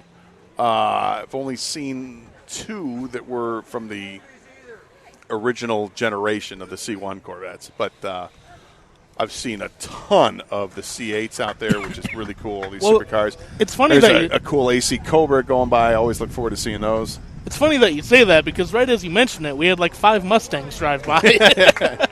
Yeah, and there goes another Mustang. And there goes the Corvette. So this is the Dream Cruise. I love it. It's great. There goes another Corvette. You can sit there and just do ding, ding, ding all day long with this. Has Corvette successfully established themselves as the affordable sports car? Well, it's starting to get beyond that now.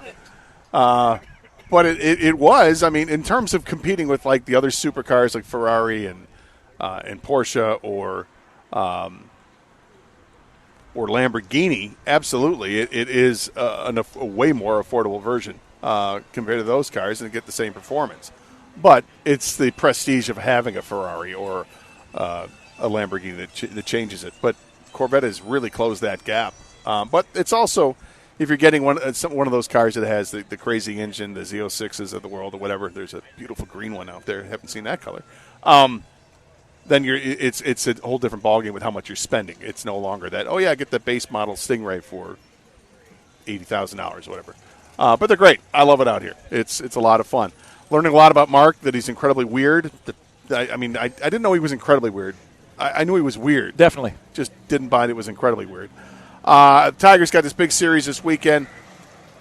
I think they win this series. I don't know if they sweep it. If I had to bet and say, would they be in first place on Sunday night, I'd say no. But I feel pretty good about their chances to win the series and continue to close this gap and just be methodical towards the goal of eventually overtaking the top spot in the division. Yeah, if this is a horse race, you're coming up to the final stretch, and the horses are almost neck and neck, and you can see that the horses are running at 2 different speeds. I don't buy anybody who says momentum in sports doesn't matter. You don't need to be in first place after this series. Win the damn series. Just win the series. And you'll be in the White Sox head. You're already in the heads of the Guardians. And you'll be in prime position to overtake these guys the rest of the way. The White Sox for the second half of the season have essentially been a .500 baseball team. I think they're going to have to be better than that the rest of the way to win this division. Can they do it? Well, and the Tigers will have Jackson Jobe on the hill tonight, Troy Melton tomorrow, and then Drew Anderson will go for them on Sunday. So, putting the best foot forward each of the next 2 nights here.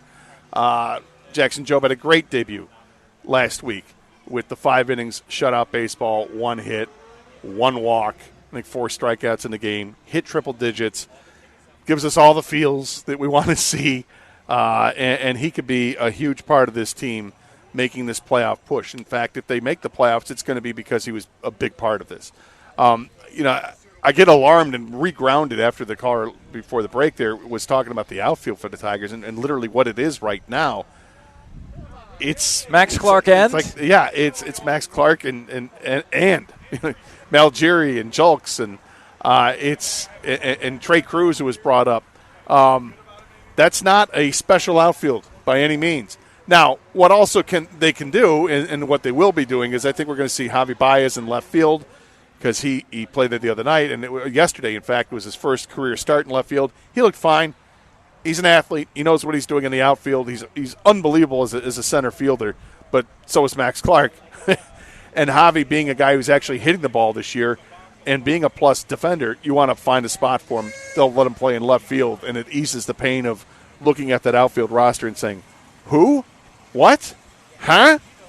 Because that's how you got to say it. Do you feel like the Riley Green injury right now at the absolute worst time?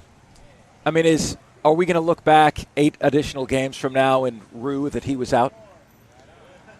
I haven't looked ahead of the schedule to see who they're playing after this, after the White Sox, to see if it lightens up at all or they just right back into the fire against some tough teams. But I think anytime you're going to do without someone as integral to your team as Riley Green for 10 days, I think you're going to feel it. So I don't think it's going to be easy to overcome, particularly with the options that they've gone with. Who are they playing here after? At Pittsburgh, at Kansas City, and you have those 2 road trips after you've won 7 consecutive road series for the first time ever. I mean, it's not the worst. It's not the most imposing schedule for sure. So that'll help. But they could use some breaks when it comes to injuries because they haven't gotten them. But they are getting some guys back and maybe into the bullpen, which is really going to hopefully help out. Although I'm not sitting here crossing my fingers and like, oh great, Herder's coming back. But maybe it matters. Hey, there's a Blues Brothers cop car. You okay with that? Oh, yeah. You like Blues Brothers? Is it no CGI? You all right? Yeah, we're down. Does that work for you? This is going to be the abuse that never ends. It will never end. That car comes by every year. It's always cool to see it. Sweet. 248-539-9797. Same number to text as well.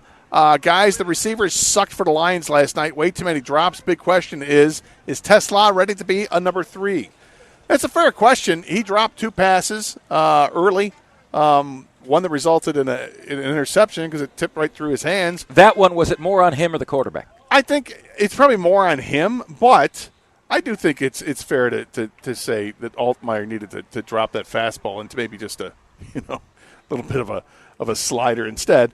But he threw some heat on that one. But the second one he dropped on 4th down, gotta have that. I mean, I had flashbacks to the NFC Championship game when they couldn't get that first down on 4th down, throwing the ball there. So it's unfortunate. But look, Tesla, I don't really worry about him as a number 3 option as wide receiver for this team. It didn't look good last night, but saw enough of him last year where I'm like, okay, this guy is going to catch the ball more often than not when it's thrown to him. Rico Beard joins us in studio with the Valenti and Rico Show. How are you, buddy? Gentlemen, now I understand why everybody kept asking, were you guys doing your show out at Dream Cruise? I'm like, no. You guys were doing it, okay, because people saw the setup early this morning, and I got text all morning long saying, hey, you going to come out here? No, we're not coming out here, but that's for Mark and Gator. You guys having fun? Yeah. Oh, yeah. I enjoy the Dream Cruise. I know not everybody does. Are you a Dream Cruise guy, Rico? Do you like to walk it on Saturdays or no? No. I hate traffic jams, so yeah. It's cool to watch for a little bit, and then after that, you're like, oh, okay, it's cars. But Gator, welcome to my frustration of talking to the clown sitting next to you. And yes, I said clown because he can't suspend belief in movies. Yeah, but he likes Jurassic Park, which is the whole conundrum. Somehow like, really? Because the last time I checked, there was no T-Rex in my backyard. Well, that movie was good enough to get you to suspend it. It was historic. Okay. Be historic. Maybe it'll work for me. So Ocean's 11, is that too much of a draw that everything has to work out perfectly? They should have stopped at Ocean's 1. Okay. You didn't like Ocean's 11? Not really. Wow. Not really my thing. Wow. He's a chick flick guy. I mean, it's weird. That's what he was saying the other day. I'm a chick flick guy. Doug's not a big movie guy, but Doug's takes on movies are better than Mark's. Yeah, Mark's takes a movie. We were just talking to the Marvel movie. He was like, I can't do any of those. Like, I can't suspend belief in but Jurassic Park. And I'm like, yet, whoa. Did you just say Jurassic Park? Right. And yet you guys have offered no tips to help in this. I said just go into it with an open mind and a better attitude for crying out. All right, Rico, in 15 seconds here, what do you got coming up on the show? We'll recap the Lions game and an interesting Wings article out there. Interesting Wings article out there. I don't know if I've seen the Wings article out there. But that's the problem with being on remote. It was talking about Eiserman and ownership and how they avoided stars. Yeah, they didn't land stars. Gazierman, right? Yes. Oh, boy. Well, there it is. All right, look forward to hearing this. I can get caught up. Thanks to everybody out here for making it great. Thanks for putting up with me this week. Thank you, Mark. Look forward to everybody enjoying the weekend. 97.1.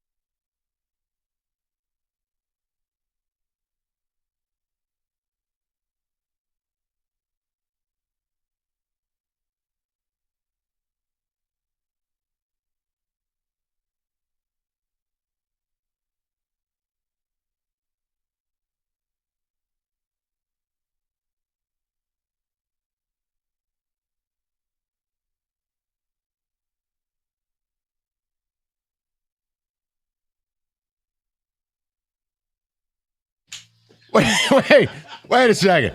Did Otto just straight up like dine and dash on his own update? No call, no show on his own update? No idea what's going on. What is he, already on Woodward and a Waylon Jennings tee? Like, where is this guy? Is he in the building? I'm about to find out. We got to do a wellness check. He's a consummate professional. To no show on an update. You know where he's at. I don't. He's celebrating, Mike. He woke up this morning and checked online and saw his teams in the playoffs. Oh, you're right. He is the ultimate Tiger fan. He is celebrating. He's a little hungover. No, I'm being serious. We need to locate Jeremy Hotta. You don't just miss an update. Right. Unless there's a big breaking story happening right now. And he's not on remote, is he? I don't know. Are we got a wellness I've just check? been told he's not in today. Just not in. Okay. Well, no updates today. All right. Well, I had something for him, too. That's the worst part.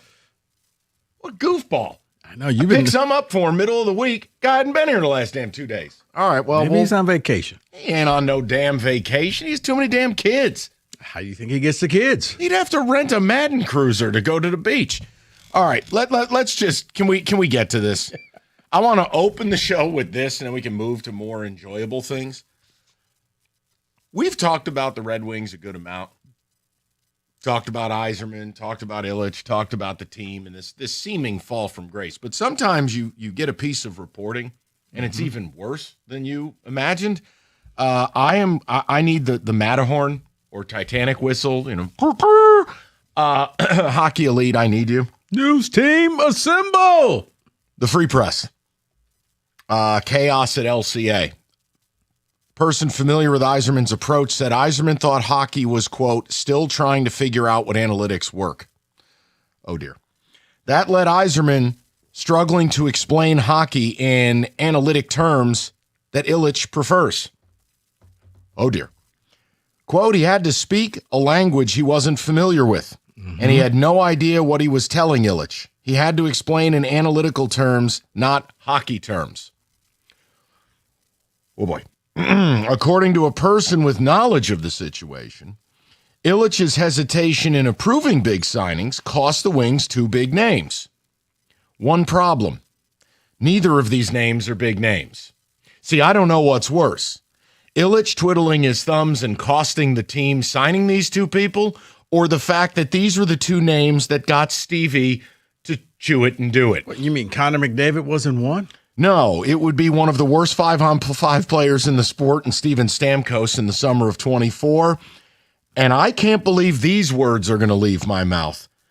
Assistant GM Sean Horkoff, on the day Yzerman was removed, had a deal in place with Anthony Mantha. Oh, wait. We had him. And yes, he had a nice year for Pittsburgh, but he signed elsewhere while Ilitch deliberated. One Wings employee who spoke on condition of anonymity because they'd like to still be gainfully employed said it was chaotic at LCA with no direction. They're not hockey people. They're all baseball people. That was the quote right there that got me. Oh, my God. This is so much worse. Yeah, that was the quote right there that got me. Like, they're all baseball people. Like, Stevie, give it to me in terms of analytics. He skates really well. Fenwick sticks. What? Yeah. So let's take this from the top. You have a team legend handed the reins of one of the proudest organizations in hockey. And as I had been saying for a while, along with others, let's be fair, Steve was stuck in 2010. You don't know puck. Well, get a brush and you can clean my balls, okay? I told you. So the guy had no idea what the hell he was doing in today's world. And even worse, the owner only wants somebody who knows what's going on in today's world. So he goes in to talk, and how do those meetings go? What is he, Sloth from the Goonies? He sits down and just goes, Baby Root? I just imagine Steve in his office with analytics for dummies, and he's just sitting there flipping through the book like, wait. Say this, do that. Okay. Yeah, I'm ready. All right, Mr. I, let's talk. Sloth love chunk. Then here's the worst part. The two names that are the big signings that, according to the reporting, Illich screwed up, they're not big names. And one of the signings would have been pretty disastrous. Stamkos stinks. His rebound year this year was 65 points. He's not a 5-on-5 player. This is the worst 5-on-5 team in the league. Right, but I guess he was just familiar with him, so and he then wanted to bring him back. The day Steve gets ushered out to the clubhouse, your goal is to bring in Anthony Mantha? That's what was going to turn it all around? Yeah. People... we said this the other day. I had no idea this report was coming. I mean it. I feel like the Wings have turned themselves into the Columbus Blue Jackets. Just into one of the Atlanta Thrashers when they had Scott Farrell calling games. I don't even know what to say. It feels like the team seriously could put up an under construction sign at the LCA. We'll be back. It's almost like the freeway construction. You just this road will be ready for you in 2 years. So 696. Yes. Got it. I think the thing that bothers me the most is all of you insufferable Iserbots. All of you bathwater drinkers defending a man who couldn't even speak the remote language of modern hockey. Good. Go to your grave with it. Enjoy. And Illich, I don't know what to say. If the guy you hired can't talk the talk, and then in turn, you're delaying the signing. First of all, I'd like to tell you this. I'm glad Chris Illich deliberated on Stamkos. That was not a good deal. Anthony Mantha, on the day Yzerman is relieved of duty, thank God you didn't bring him in for $9 million a year. Then the next guy would be stuck with it. Oh, and by the way, how nice to find out the tidbit in this article. They're just starting their search? Steve's been dead a month. That was the big thing that we were talking about the other day. Hell? It's been a month, and how about we hire a search firm? You know what? That's a great idea. So now you're starting to go after people. Now. So you've thrown away another month of doing nothing from the other months that you did nothing. And in the end, I'm like, okay, so when camp opens up, who's there? What are we doing? I actually have audio of Steve trying to explain hockey to Chris Illich. Take a listen.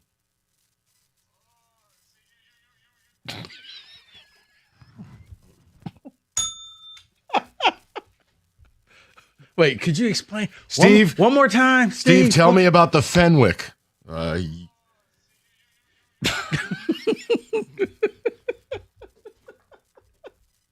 What's this player's win share?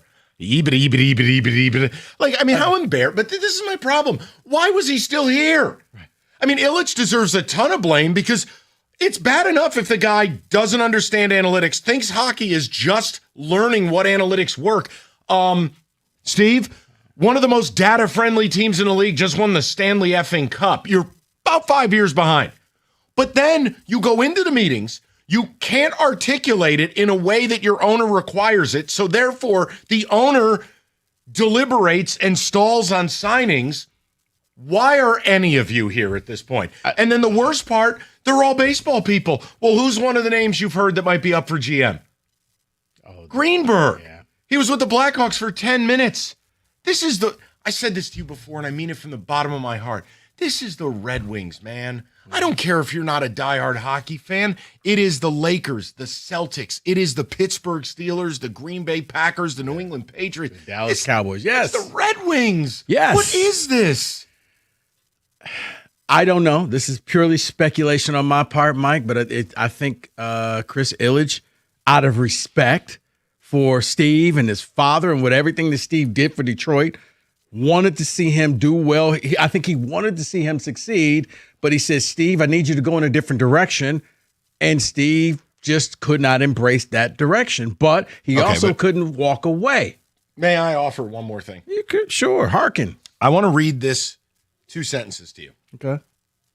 And I just want to acknowledge for the record how utterly it is equal parts pathetic and unacceptable. And I'll explain why. He had to speak an analytical language he wasn't familiar with, and he had no idea what he was telling Illich. He had to explain it in analytical terms and not hockey terms. Okay, for one, that's pathetic. You are in charge of essentially $1 billion operation. Here's why it's unacceptable. Your life is this. How long does it take you to get familiar enough with the dialect, okay, with the discourse? Mm-hmm. You don't have to know it inside and out, but to take what your analytics people are giving you and be able to present a cogent message.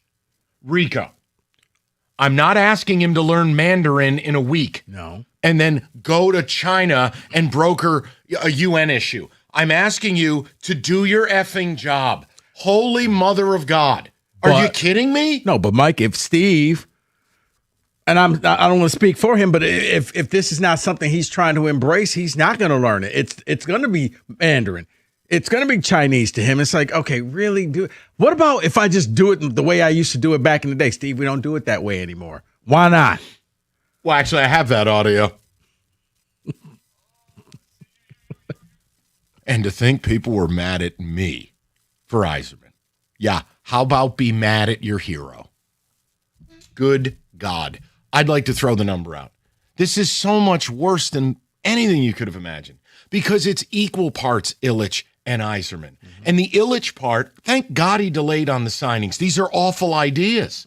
Mm-hmm. What's worse, that Illich dropped the ball on the 2 signings or the fact that these are the 2 big names? I mean, that's like some of the bands that play in Metro Detroit in the summer, and you're like, those guys are still alive?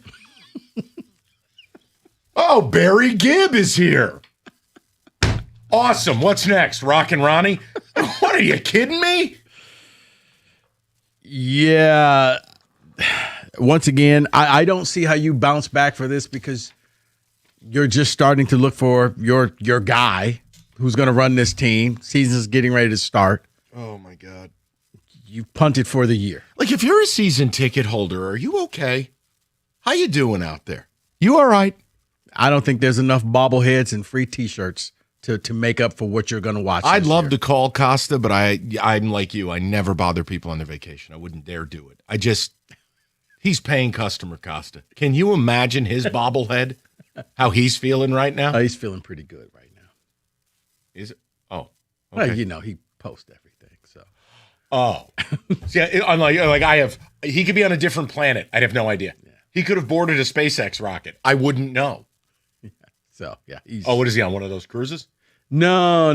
He's Pineapple Express cruise or whatever he does. I did see a pineapple in the background. Why is Jim wearing a loofah? All right, let's keep it rolling. 248-539-9797. So apparently Donovan Edwards was running the Red Wings. Everybody good with that?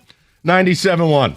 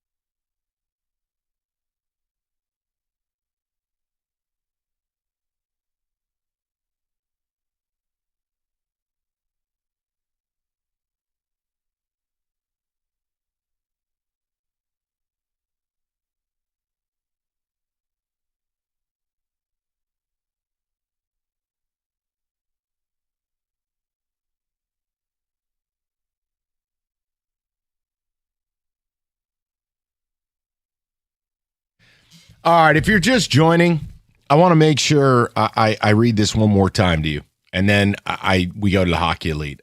I don't want anyone to think, this is like hyperbole. I am legitimately, I'm bordering on speechless at this report today out of the Detroit Free Press of just how effed up the Red Wings are, how screwed up Yzerman was, how screwed up the relationship with Ilitch was. Like, it's so much worse than anything I could have cobbled together in my tiny brain. So I'm going to do this one more time, and I mean it. I need you guys. I don't have adjectives for this. This is one giant whoopee cushion. Chaos at LCA, a person familiar with Yzerman's approach, said Yzerman thought hockey was, quote, still trying to figure out what analytics work, close quote. It led to Yzerman struggling to explain hockey in analytics terms that Ilitch prefers. He had to speak a language he wasn't familiar with, and he had no idea what he was telling Ilitch. He had to explain it in analytic terms, not hockey terms. According to a person with knowledge of the situation, Ilitch's hesitation in approving big signings cost the Wings 2 big names. Now, I want to push back on this. Pardon me, but Stamkos at this stage of his career, not a big name. That's a crutch. Terrible 5-on-5 guy. And Yzerman, on the day his removal was announced, Sean Horkoff had a deal in place with Anthony Mantha, but it fell through while Ilitch deliberated. A Wings employee who prefers to keep their job and spoke on a case of anonymity here said it was chaos at LCA. No direction. They're not hockey people. They're all baseball people. Oh, and by the way, they've just started their search for a new GM. And you know what? It also makes me wonder, once again, maybe when everybody was sitting there saying that Larkin was this bad person and how dare you want to leave Detroit, maybe he saw this and he was just the first person to step up and say, guys, this isn't going to work. We are heading in the wrong direction. And if we're going to continue this route, just go ahead and trade me. And maybe that sparked a lot of this where it got to the point where, Steve, we're hearing the reports because I still think that he could be accepted back. I know some people are like, you can't bring him back. I'm like, I think you can because I think he said the quiet part out loud. I think he was the facilitator of all of this, of getting this Wings team to, I guess, move into modern day hockey of analytics. And before you call in and say, well, Steve was older, stop it. There are people 20 years older than Steve running Fortune 500 companies. Evolve or die. That's it. It's not that Steve couldn't adapt. He refused to. There's a big difference there. And I think it's pretty offensive. Don't tell me he couldn't adapt. Saying he couldn't adapt, you're basically saying he's not a smart human being. I don't accept that. Give me a break. It's the same reason my dad doesn't use email. It's not that he can't. He doesn't want to. There's a difference. Didn't use email? Dude, Big G's a disaster technologically. He knows how to text. I didn't realize Big G was running the Wings. Pucknet. All right, sign him. 8 at 80. David, the text coming through, and I have phone lines wide open if you want them. 248-539-9797. I want to hear from Red Wing. Michael Valenti, AT, Gmail. Like, no, it's the ampersand, Dad, not the, don't put at. The files are in the computer. I am surprised the team wasn't worse than it was. It just goes to show you there are real reasons why organizations are poor. It's not just bad luck. Another one texted and says, the Wings sound like a bad sitcom. This week's episode, a team legend speaks hockey, but management only speaks nerd. They should come out to the theme from Curb. That should be the team's pregame. I love Steve, the player, but Steve, the GM, was terrible.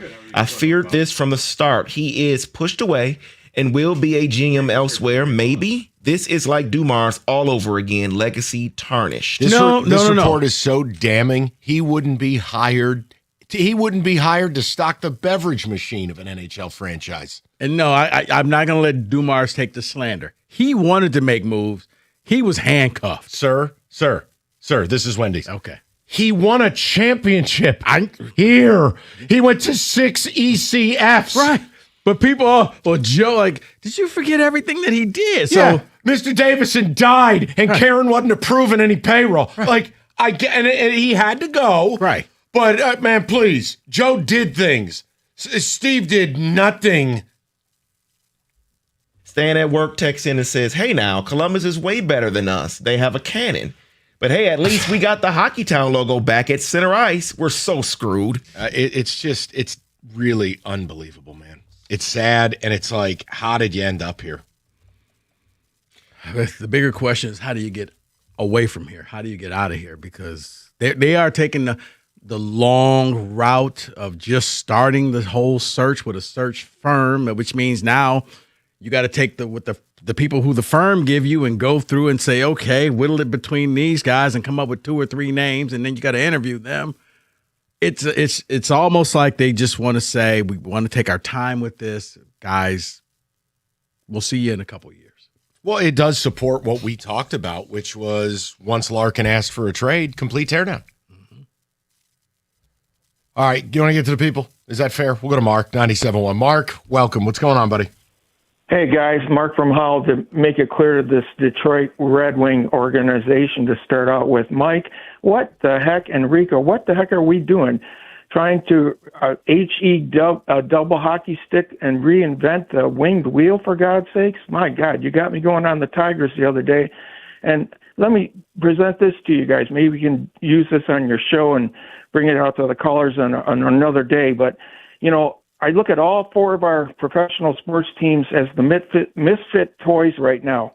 I can't pick one of them, and I'm not buying into the Tigers. Yeah, they're on a roll, but they're not going to make the World Series. And, you know, I go back 7 decades. I will tell you the Red Wings is my heart and soul out of all 4 teams, and I can't vote on any of them right now, Mike or Rico. I can't vote on any of them.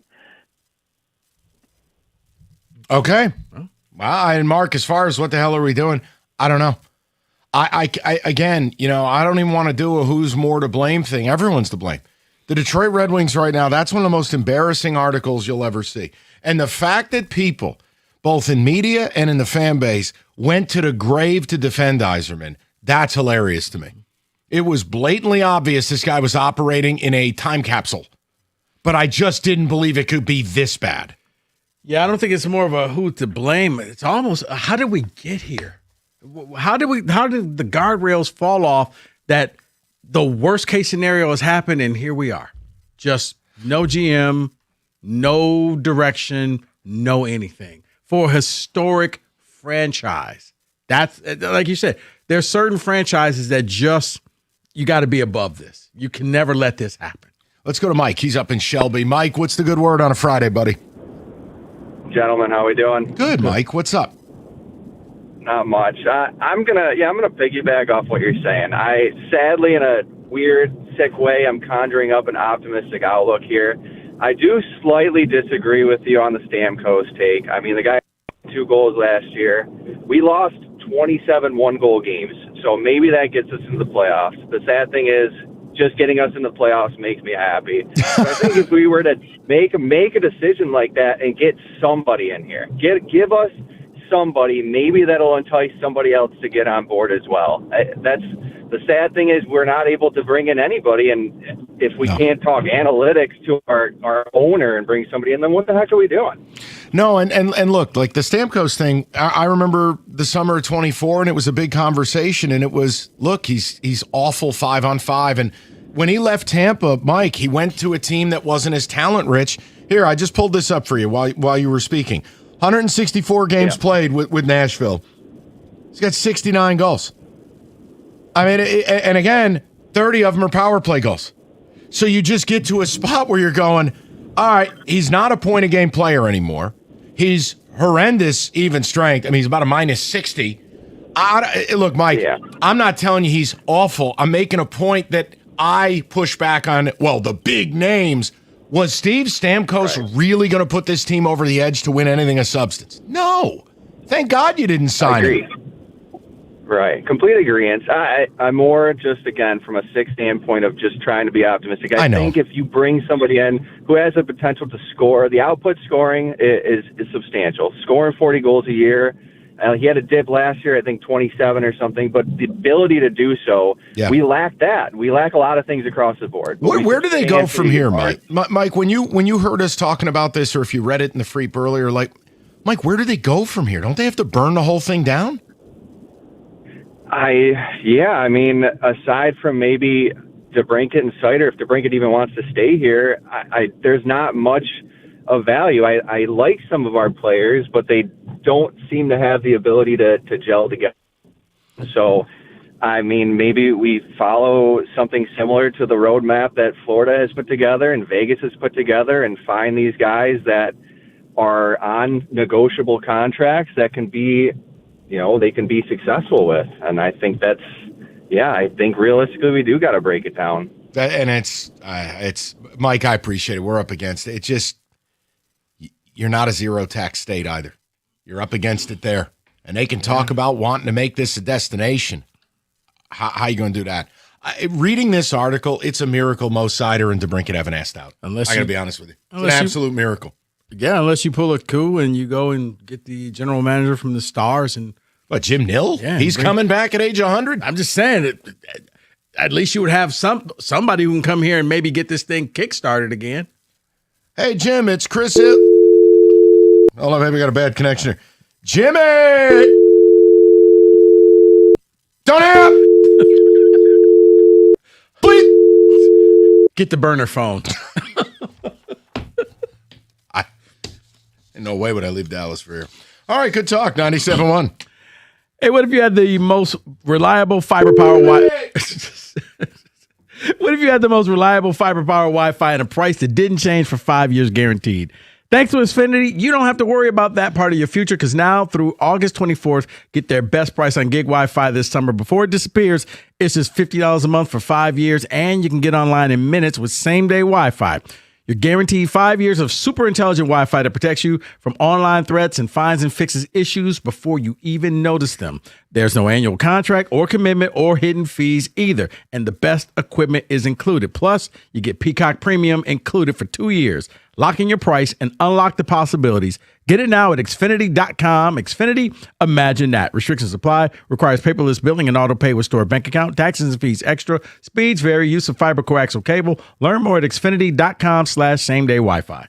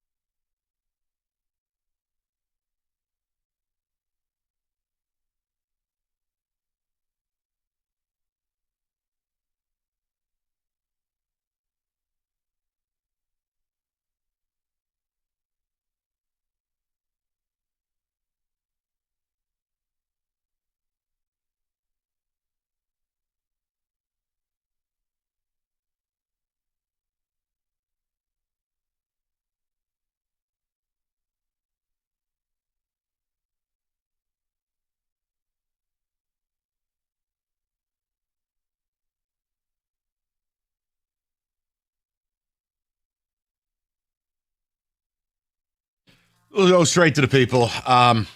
I just that it's great reporting in the Free Press. It's just depressing. The state of the Red Wings even worse than you imagine. Steve was totally out of his depths when it came to analytics. Couldn't speak the language. That's the language Ilitch required. I mean, give me a break, dude. You were here for 7 years. Evolve or hit the bricks. Yeah. How pathetic. And then I blame Ilitch for not launching him into space sooner. And then in the article, it says Ilitch basically deliberated, costing him signing people. But the problem is I can't even be mad about who he cost them because I didn't want either player, Stamkos or Mantha. Yeah. And then you get employees down there squawking, saying they're not hockey people, they're baseball people.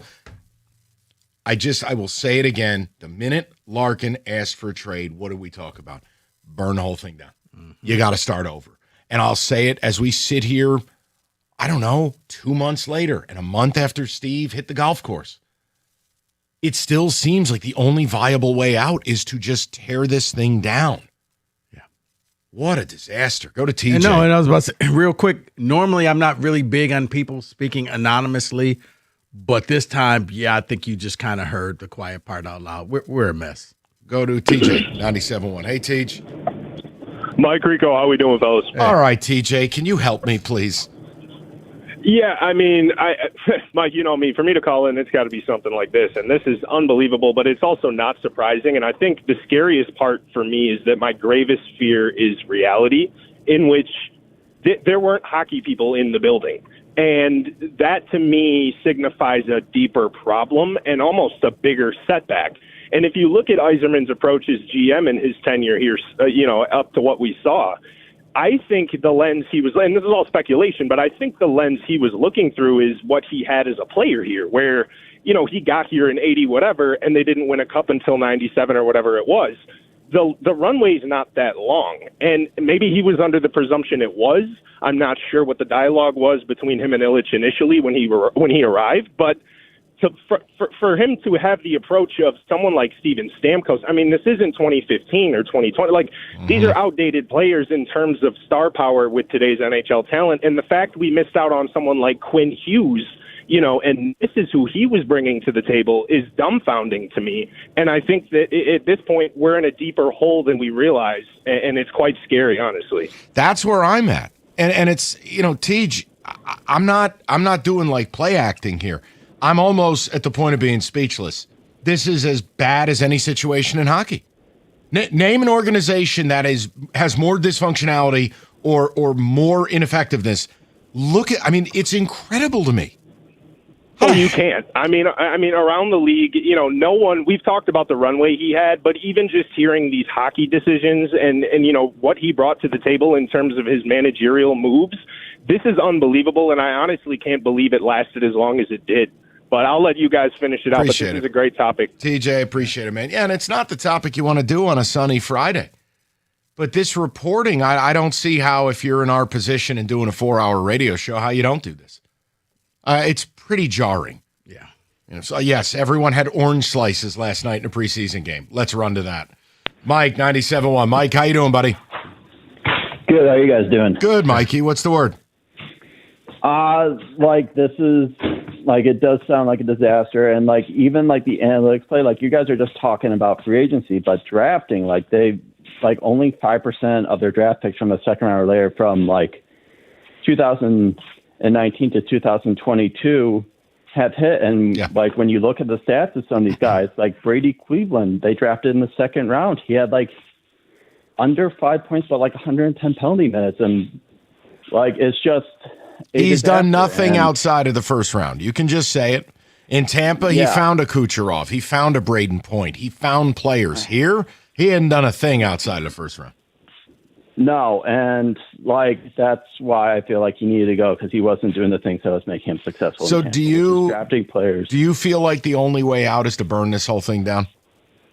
Yes, and an interesting point that's kind of come up recently is that Alan Walsh, who's a kind of big agent in the NHL, he's in the next 5 years you're going to get a team in Houston and in Atlanta. So if you try to sign people via depth, you're going to lose some good players, and the only way to kind of get stars in this league is to draft. So I think if you actually want to win championships, you have to kind of sell off your good pieces now, try to get Landon Point and Sholux and like these kind of upcoming draft picks. Like, there's just not, I don't see like a real clear roadmap for this team. And everyone in this division is getting better. Boston's getting James Higgins, and he's a really good player.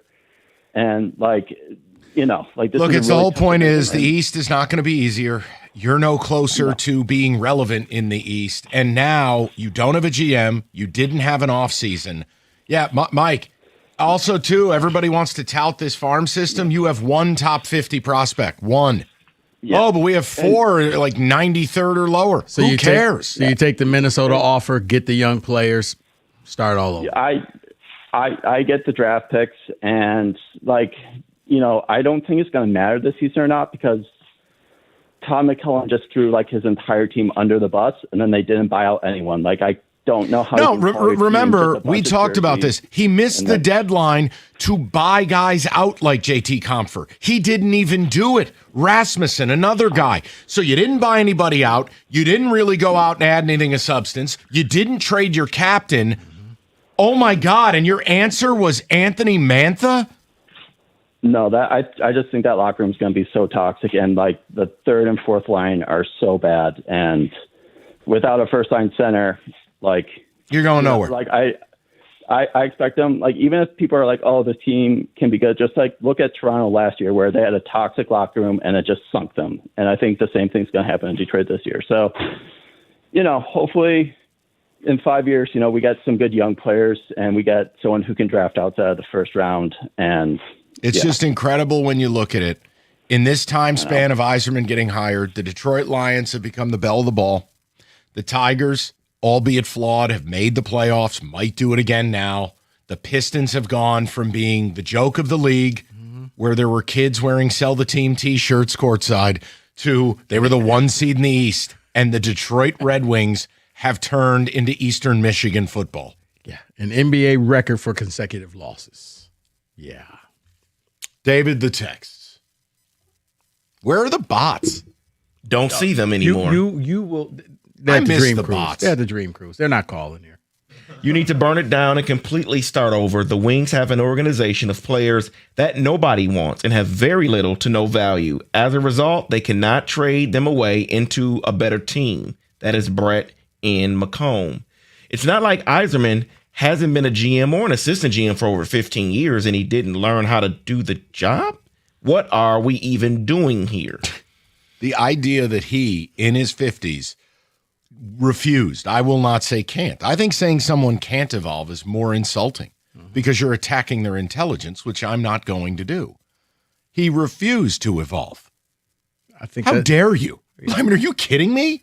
No, I think that's a better way of putting it, Mike, because, and look, we saw it in college sports. There were some coaches who just said, I'm not doing this. I'm not doing this NIL. I'm not doing this portal. This isn't what it's about. And what did they do? They left. They walked away and said, you know what? Thanks. We're going to go ahead and retire. He wanted to show, I'm going to do it this way. It's going to work. Give me one more year. Okay, give me another year. Okay, give me one more year after that. I don't think it mattered. I wonder if this was the approach and these are how these meetings went. Maybe he was just waiting to be fired. Honestly. Yeah, could be. Your big idea was Anthony Mantha. Do yourself a favor. Log out. Log out. David, one more? What do you want? Sure, one more here. Ever since Larkin requested the trade, he's been public enemy number one. But this new information changes my perspective. It should. It absolutely should. What a joke. Good Lord. I mean, lots of GMs come to town and fail. They don't fail because they refuse to evolve. They're just bad at their job. Facts. Me not speak analytic. What? How are you here? Okay, Steve, we're going to send you to an analytics class, okay? Going to get you a tutor. We're going to help you out here, read a couple books, talk to some people. Damn. Nah. FanDuel, new customers get $1,000 in bet resets. Here's how it works. You bet $5 daily, unlock $200 in bet resets every day. New customers can place a $5 bet each day, receive up to the $200 in bet resets, and up to $1,000 total. So, Tigers big series this weekend for you. Go ahead, do whatever you like. Bet everybody to hit a home run. It's FanDuel.com/Michigan to get started. FanDuel, your home for home runs. 21 and up, present Michigan. First online real money wager only. $5 first deposit required. Minimum $5 wager required for 5 consecutive days. Bonus issued as non-withdrawable bet reset tokens. Refunds issued as non-withdrawable bonus bets that expire 7 days after receipt. Max refund $200 per day. Restrictions apply, including token expiration. See full terms, sportsbook.fanduel.com. Hold on, these aren't full terms? Good God. Gambling problem, 1-800-GAMBLER.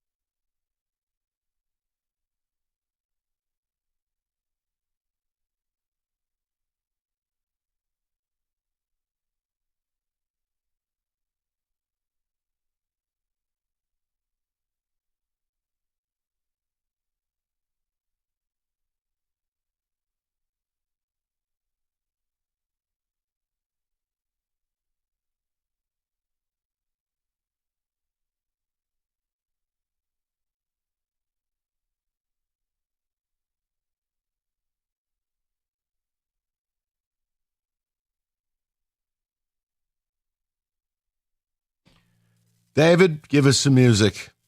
Little football here, please. Orange slices for all. Yeah, we are coming off many teams' first preseason game last night. How'd they go? Everybody have a good time? Have no idea.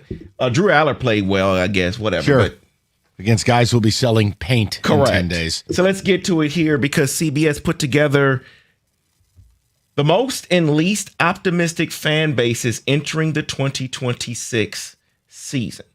So the bottom here, I think we don't need to guess too much here. We know the Jets, Cleveland, Dolphins are in there within the bottom 5. Tennessee's in the bottom 5. I disagree on that one. Okay. For me, I'd be optimistic. You have a quarterback capable of a year 2 leap.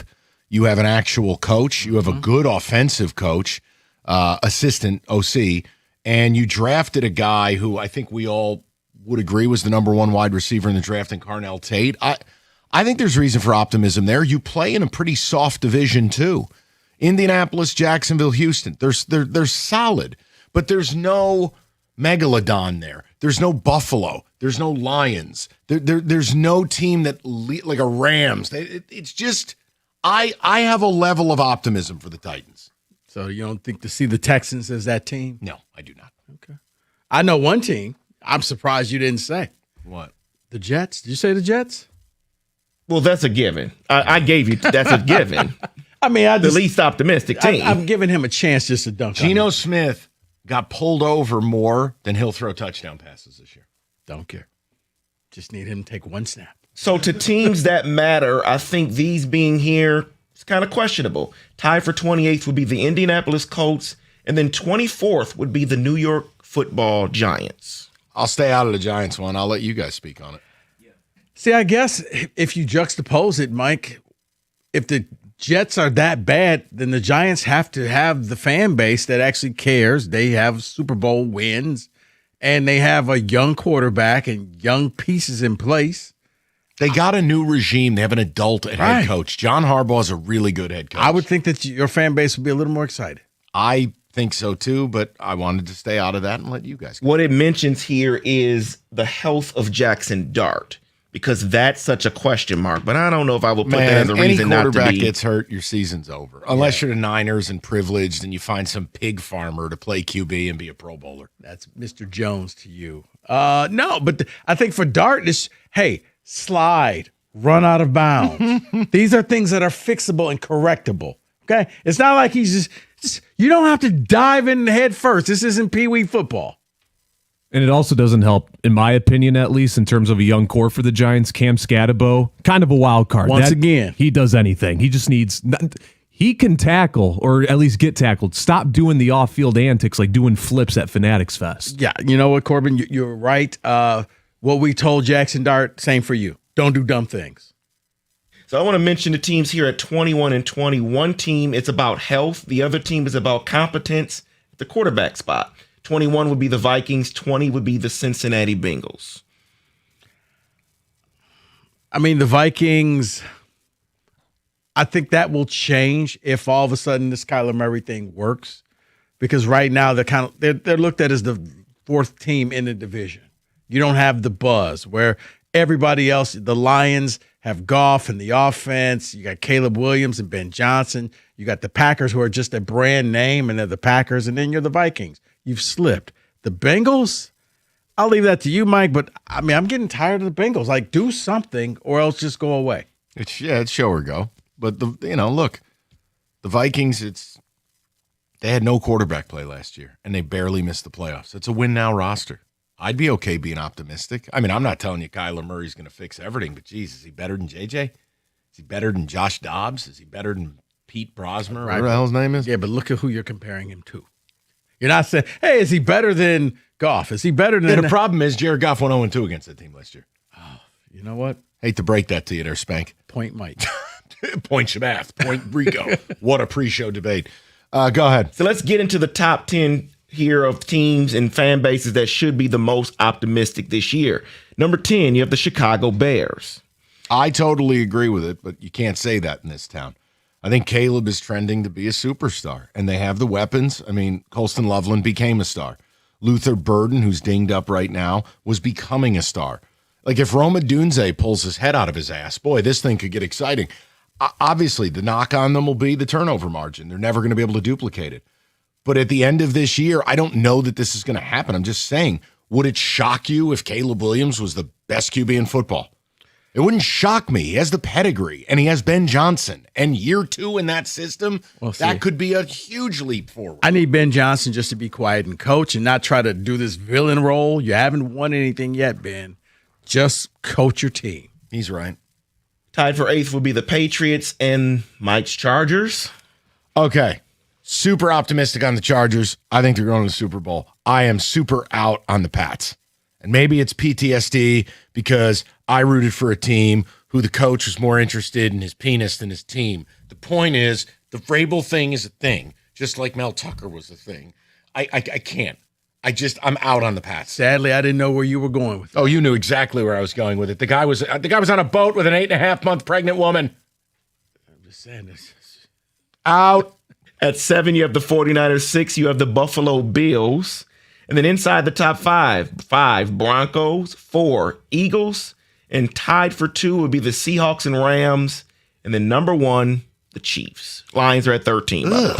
See, I think I don't know if the Seahawks are, I know they're a passionate fan base, but I think kind of like the New York Knicks fans, they're just going to be hung over this year. They're celebrating. They shouldn't be optimistic at all. No, they should be. David, I just think that this year is a wash. They don't care. We got ring. We're the champions. We got ring. Yeah.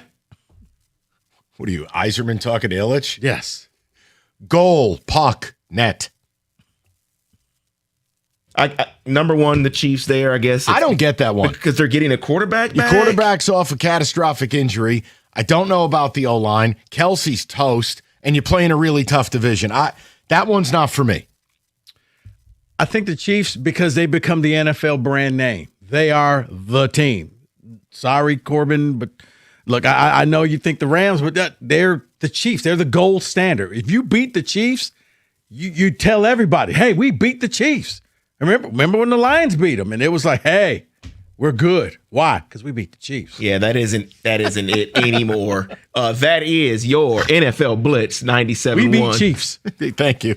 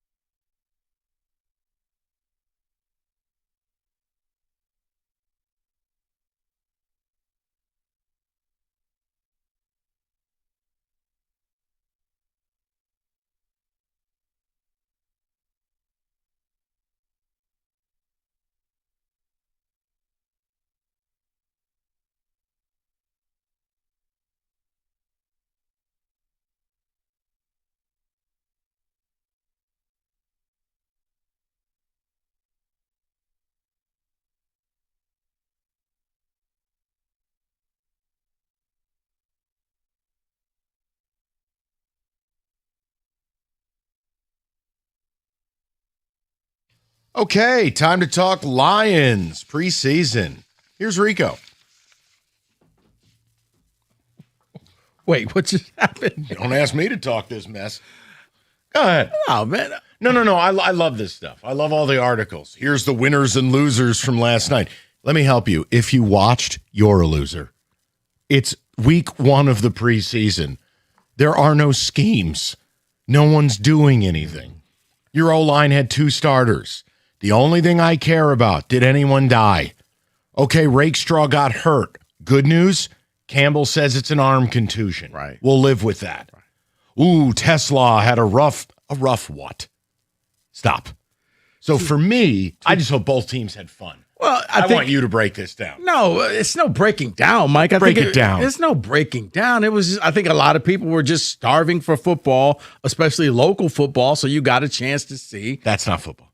It's all you have right now. Mm-hmm. So it's the appetizer. It's the main course is coming, but you're starving. You haven't eaten in months. So here you go. You're out there watching it, and you just kind of want to see, okay, is there some sleepers on the team? What sleep? But this is what I mean. What sleepers? I don't know. I'm just What saying. sleepers? You're facing shell coverage, too high, no elaborate blitzes, no stunting, nothing.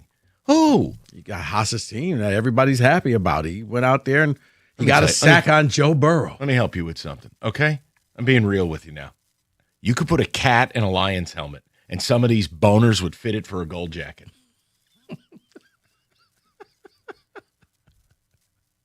Can't do it. I think people were just starving. Go ahead. So let's find out. So they just went out there and they saw the game. Now the funny thing was, some Lions fans were texting me like they were all like, "Oh my God, this is like it's week 1. It's the preseason." You had Like, people panicked? Yeah.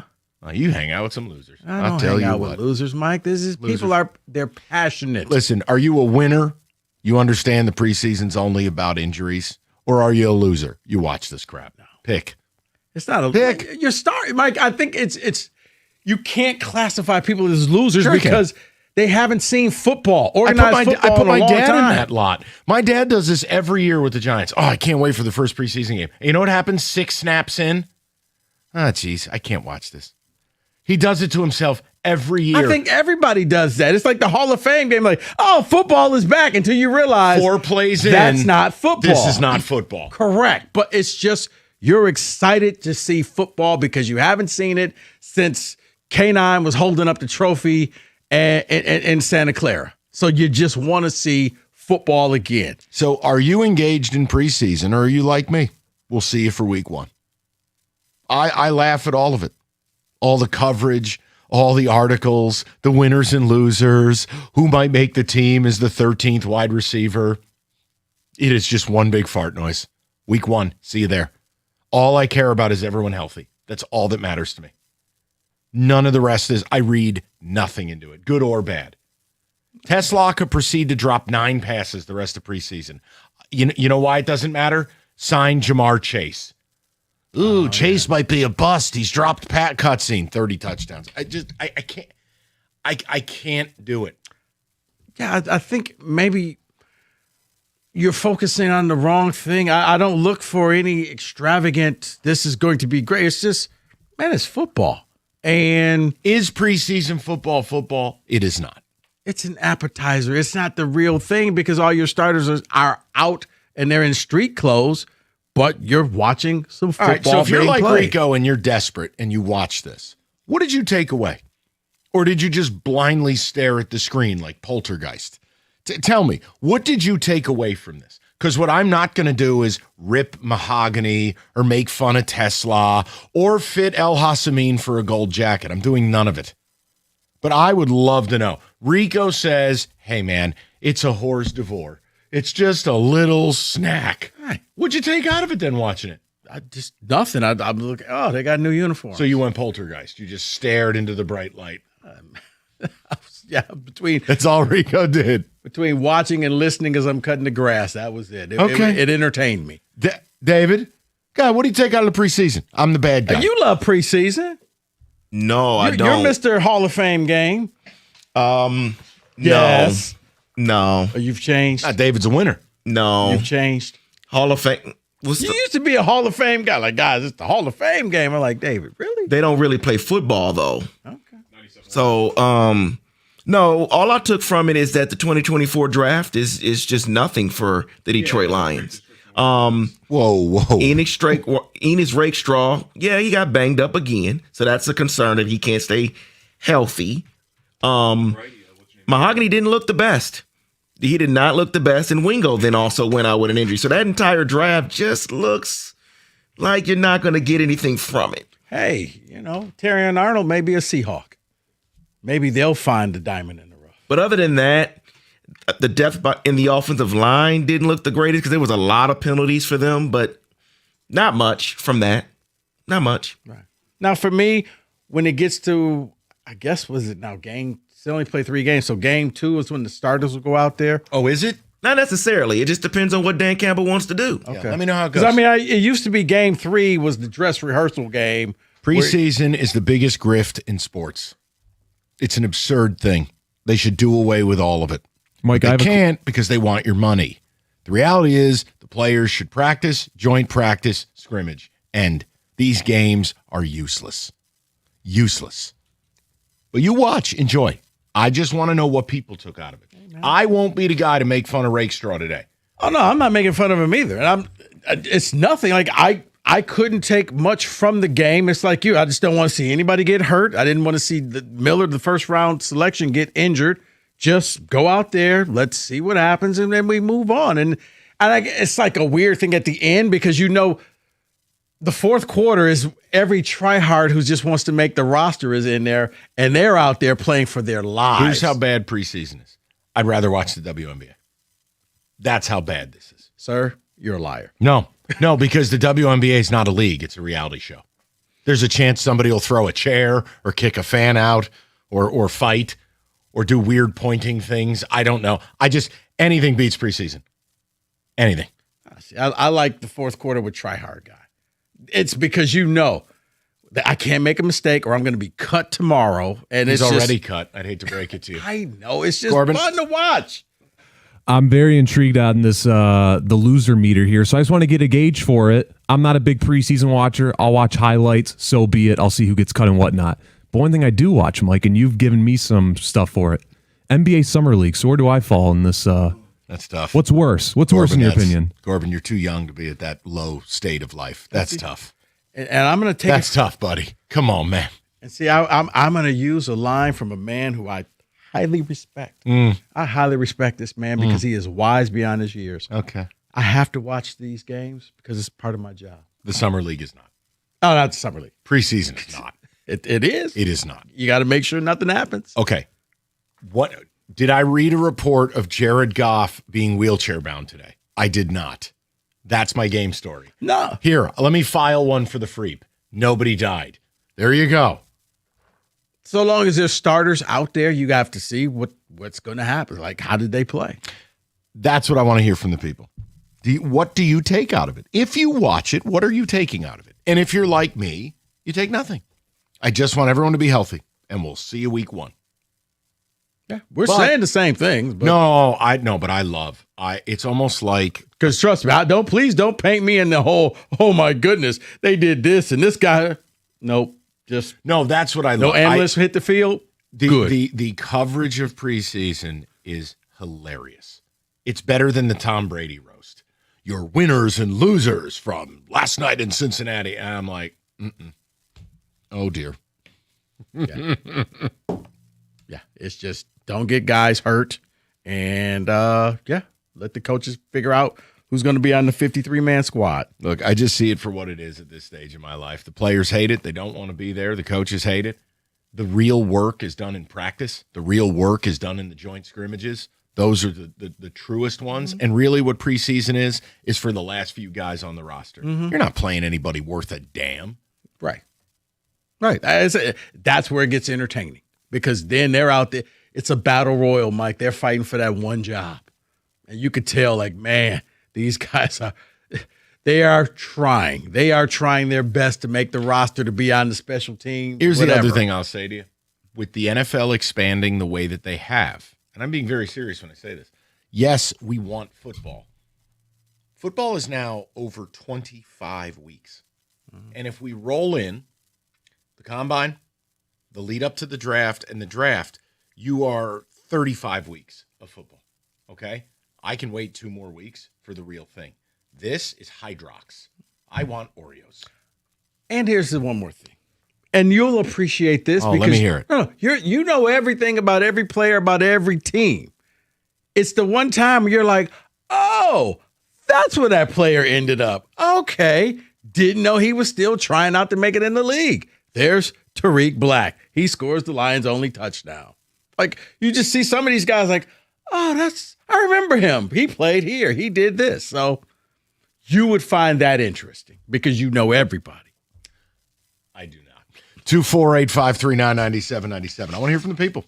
If you value it, say it with your chest. Tell me what you took out of last night. Or are you like me? You view this all as just a sad parody. And it's, let's get to week 1. Go ahead. Choose your battle lines. And no, I'm not making fun of Rico for mowing the lawn and watching a little bit or listening. You do whatever you want. But don't ask me to. This has been my approach for 15 years with this crap. Don't ask this radio show to talk preseason football. It's nonsense. I hear Doug and Scott do this all the time. They break down the 9th wide receiver for 40 minutes, and all I want to do is drive off a cliff. I want to go Thelma and Louise on Telegraph. Right, because we all know they're only going to take 7. Perfect. All right. Make sure your AC is running correctly, and if yours isn't, get with Mastercraft Heating, Cooling, Plumbing, and Electrical. $79 AC tune-up and free on check. Don't go calling around either. Nobody will get to you faster than Mastercraft. They're available 24/7 for emergencies, free in-home estimates, and all work backed by a 5-year warranty. They offer flexible financing options as well to work within your budget. So call the pros at Mastercraft today for your plumbing, electrical, and generator needs. For every power failure or seasonal shift, Mastercraft's got you covered. Visit them, mastercraftheating.com.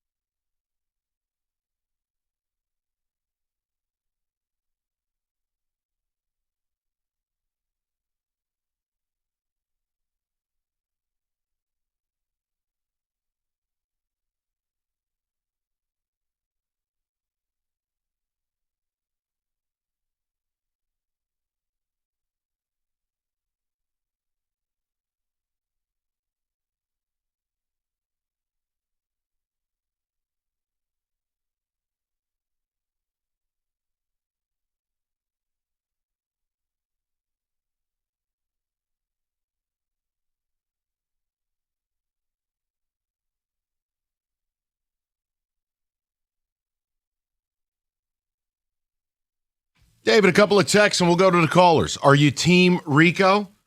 It's something is better than nothing as it pertains to preseason. And if so, what were your takeaways? Lord knows you can read endless articles about the 10 winners and losers of whatever last night was. Or are you like me? Make sure nobody died, and we'll see you week 1. Because you're enlightened and you've recognized preseason games are absolute booty. David? Yeah, I can't do the winners and losers, Mike. That's no. What about John Poindexter, the third string doo-to-doo? I saw Adrian Gonzalez. It was like, wait, he's still playing football. Yes, he is. Poor thing. I know. Take another spin on the lawnmower, man. Seriously, do some designs in the lawn. I was about to say, Mike, I ran out of grass. Hey, neighbor, you want me to cut yours? Carve an old English D in your lawn and don't stop until it's done. Okay. David, go. Hold on. We got Fancast Fridays, folks. And right now, Fancast Fridays are powered by Fanatic Sportsbook, America's fastest growing sportsbook. Be the 10th caller right now at 248-539-9797 for your chance to win $100 in fan cash from Fanatic Sportsbook every Friday. Winning hits different here. I watched a few minutes of the game last night, just long enough to hear the obligatory story about the player who was selling aluminum siding to pay the bills. I moved on from that. Smart man, enlightened one, you nun. I'm with you, Mike. I had the game on last night, but it was background noise for the most part. I actually parachuted in late because Wheel of Fortune and Jeopardy were most important for me. Oh, my. Wow. I turned on the radio last night hoping to hear Rieger talk about the Tigers, and I heard Dan Miller instead. Listened for about 2 minutes and then turned it off. Nothing against Miller. I just can't do preseason football. Touchdown guy who won't be here. I should have did the old English D. You're right. Something, man. It's been 6 months since football. We'd watch high school ball at this point. It is football. Okay, do you co-sign that? Yeah. I think it gets to a point, Mike, you know it's not the real thing, but you just need to see some football being played. And this will just keep my appetite wet for a little bit, and then we'll get to week 1, September, and now we're good. We need to bring on a man who did the opening coin toss last night in Cincinnati. We go to DJ, 97.1. DJ, how is the skyline? Hey, you need to adjust that to loser, DJ, because I am definitely a loser because I didn't miss a minute. In fact, Mike, I had just caught a 26-inch catfish in the Maumee River, and I stopped at 5:30 prompt to run home and get back on 75 to watch my line. You did not? I did. Oh, DJ. I sure did. Oh, no. You did, Mike. I can help you out. I did. Oh, DJ. Here you go. I did. But here's the thing, though. Yeah, I did. So here's the thing, man. This is what I take from this, right? I actually look at it from a different perspective, man. I look at it to see the guys who I know is going to get cut. Like the preseason basically tells me who can play and who can't play. That's why I watch it. Like Mahogany, for instance. If you out there getting a bunch of reps in the third quarter and all this old kind of stuff, man, that's Dan Campbell's and organization's way of basically saying, son, you better show us a little something because you're on the bubble and not being here and you can't play. That's what I take from it. And I'll be sitting there looking to see which guys. Obviously, you want to see how Blake Miller's going to do. The Hassanin kid, he showed me what he is, and I'll go into that because I'm not going to read too much into that. The preseason, in a lot of ways, like the NBA regular season, man, dudes is out there playing half speed. So if you're a dude who go hard and play hard, you're going to excel in that environment. That's what Hassanin is. He was out there playing hard. They did a stunt one time. He came around and got that. Then he got a sack against a third-string tackle because he was playing hard. So I literally look at it, Mike, from the standpoint of who's not going to be playing and who can't play. That's why I watch. Can we talk more about the fishing? Absolutely. No, I'm kidding. No, I think there are elements of truth to what you're saying. It's just you. Look, so let me be clear. Now, do you watch it because you feel like you need to, or are you just that bored? I mean, that's what we're getting to here.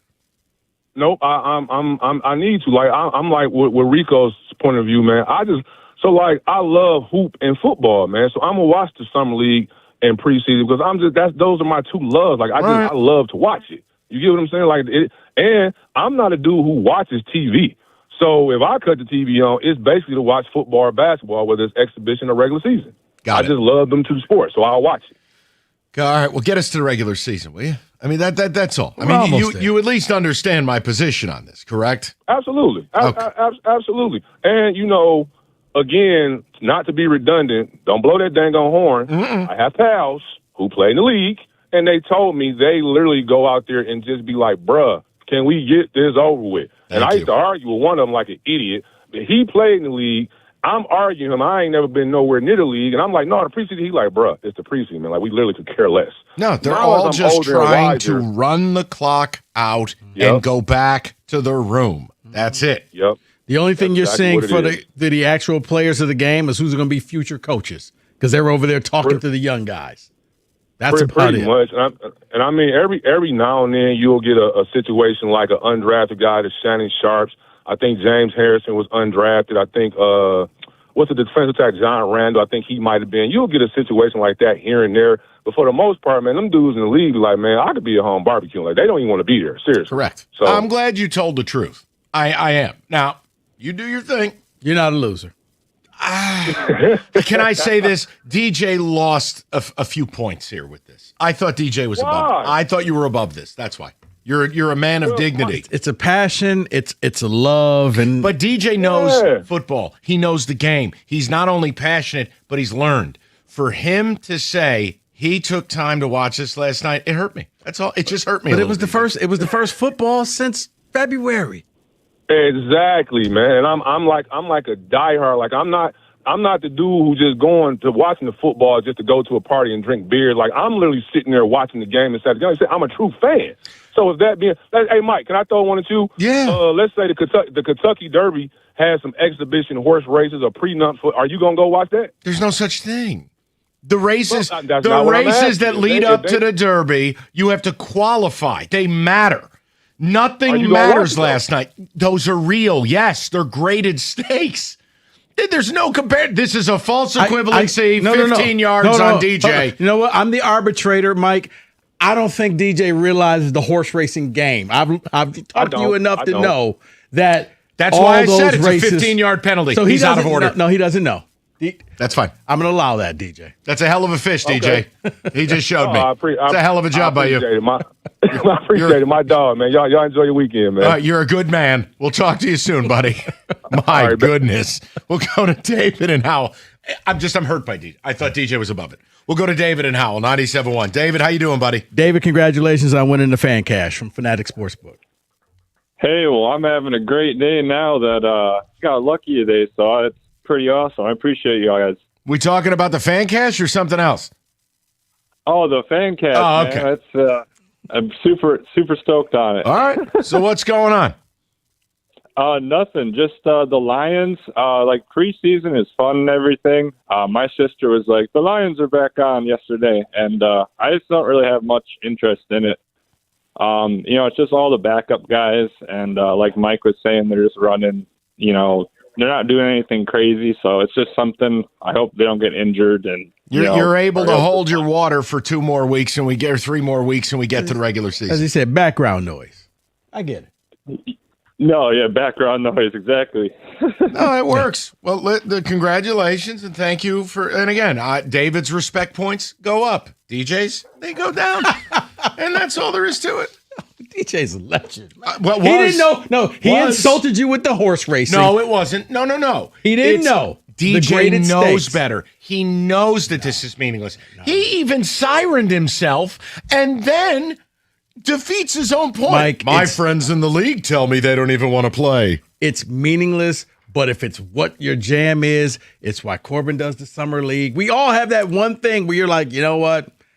I got to watch this. I know. And you it's fine. secretly do it, but It's fine. I guess I don't understand how fans haven't got hip to this.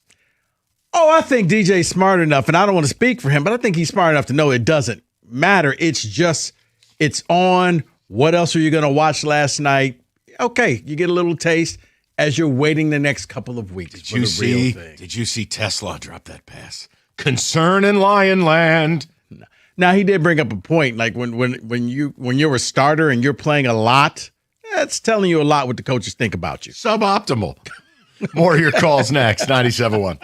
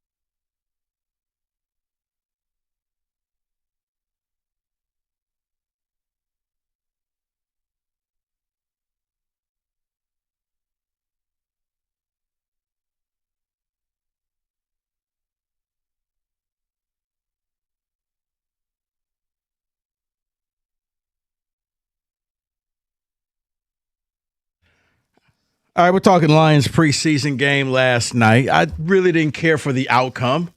I didn't want to see anybody get hurt, but it has turned into whether your team me or your team Mike. Mike says, hey, why watch the game? For me, it's football. We haven't seen it, meaningful football, since February when the Seahawks hoisted the trophy. And after that, we've been waiting and counting down, and it's only so many lists that you can see of top 100 players, who's going to be on the cover of Madden, all of these different things. So now you get a chance to actually see some people go out there on the field. And yes, for me, it was kind of cool. I'm watching it. It was background noise. I'm cutting the grass, and I didn't take it as life or death. Oh, my goodness. You know what's more real than preseason? What? Your little Comic-Con thing. Well, that's $1 billion industry, too. Much more real than preseason. David, some text, and we'll go to the people. We do have a lot to do. And again, Rakestraw got dinged up. It's a contusion. I'm not going to rip the kid. Oh, Tesla had a rough night. Really? And the flip side of it is we're not going to put gold jackets on Blake Miller or El Hasami. It just, if you watched it to watch and stare at a screen, God bless. Just understand what they're doing to you. All of this coverage, this is all a time suck. The NFL has created an ecosystem where we almost spend more time outside of the regular season than we do the actual season. I'm not here for it. I just want everyone to be healthy. Let Dan Campbell cut whoever he's got to cut, and I'll see you for week 1. For years, my dad does this. Oh, I'm so excited for the preseason. Oh, Hall of Fame games tonight. I go, Dad, Panthers and Cardinals in the regular season's a tough watch. Oh, Michael, I'm going to enjoy it. 4 plays in. I turn the channel. Oh, no, I agree with that. Anybody who watches the Hall of Fame game, it's the anticipation. And then you realize, oh, yeah, I said last year I wasn't going to watch this. But you forget because it's the absence makes the heart grow fonder. David? What we learned was Hassanin will be a spark plug for this team. The team is rooting for him. The team stopped just to watch him yesterday when he was on the field. Intangibles. D and a Meltruck text. Hold on. Okay. I think DJ put it best. It's the regular season. They're out there going half speed. If you go out there and you really are a try-hard guy, you'll look like you're a standout because other people are just like, dude, what are you doing? We're not really playing that hard. I am. Okay, go right ahead. That's exactly right. D and a mail truck texts in and says, I always hearken back to the fact that the 2008 Lions went 4-0 in the preseason. That's how much the preseason matters. Yeah, the winner losing, or if you're betting on this, that's a whole different subject right now. You got some problems. Rieger was trying to figure out some prop bets. That's Rieger, man. Ooh-wee. Call the number. Now, if you want to say loser there, yes. But his wife may just want to do a service and leave. Yeah, I mean, if you're betting preseason football, come on, man. Clean it up. Go ahead, David. Clean it up. I didn't watch, but they do need to evaluate talent. So getting rid of it is not happening. But I'm still not watching. The joint practices, I understand. You learn more from that because you can control what happens. This game is, I think, to find the 7 or 8 people who are actually going to make your team. And most of them won't be there. So that's why I say the fourth quarter is a battle royal of guys that are going to be in the CFL or someplace else. But, man, that's when the game goes to full speed because they're all trying. All right, we'll go to the people. Appreciate it, David. We'll go to Ken. He's up next, 97.1. Kenny, what's the good word? Mikey, thanks for taking my call. Yes, sir. So, first of all, I refuse to hearken. I'm an anti-hearkener, so I will never hearken. Noted. And for the – go ahead. No, I'm listening to you, please. And for the first time, I think ever in the show's history, I am Team Rico. Okay. So this is kind of momentous. Yeah, well, I'm making progress. I'm working on it. I was actually interested yesterday for a couple things. First of all, considering all the injuries that we have, it was nice to kind of maybe see who we got on the offensive line. That was nice, the first few plays, first quarter. I had no idea who our backup was, so got to see him. Mike, you kind of didn't mention about Tesla. He dropped a lot of balls, and I was kind of thinking, you can't catch these. What's going to happen come, September? But look, I just feel like, Ken, I mean, we've seen the movie before. I remember Jamar Chase's rookie year. He can't catch anything. Oh my God, he's going to be a bust. He goes out and tears it up.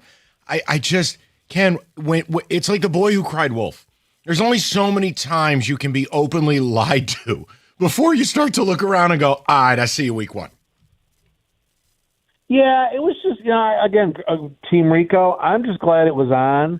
And I'm almost kind of glad, actually, I am kind of glad I'm not a quote-unquote savant as you are, much in sports that I can just put on a game and watch it for the teams that are on there, just like that's fair. Unfortunately, college has become, right? No. That's totally fair. I think there is an element of truth to that, and that's why. Look, again, I'll state it for the record here, Ken. A, you are an anti-hearkener, and B, I am not telling anyone how to feel. This is just me, and I admit, doing this as long as I've done it, it shapes how you watch sports. Guilty as charged. I don't run from that. You're right. The innocent angle of, hey, I don't know, Rico's doing donuts in his yard, mowing the lawn. He just wants a little background. That ain't me, Kenny. I'm in a different place. I do have something, and it's. Is this where you're going to hearken? No. Caller DJ brought up something, and saying, he brought up the horse racing and the races up to the Kentucky Derby. It was the greatest stakes.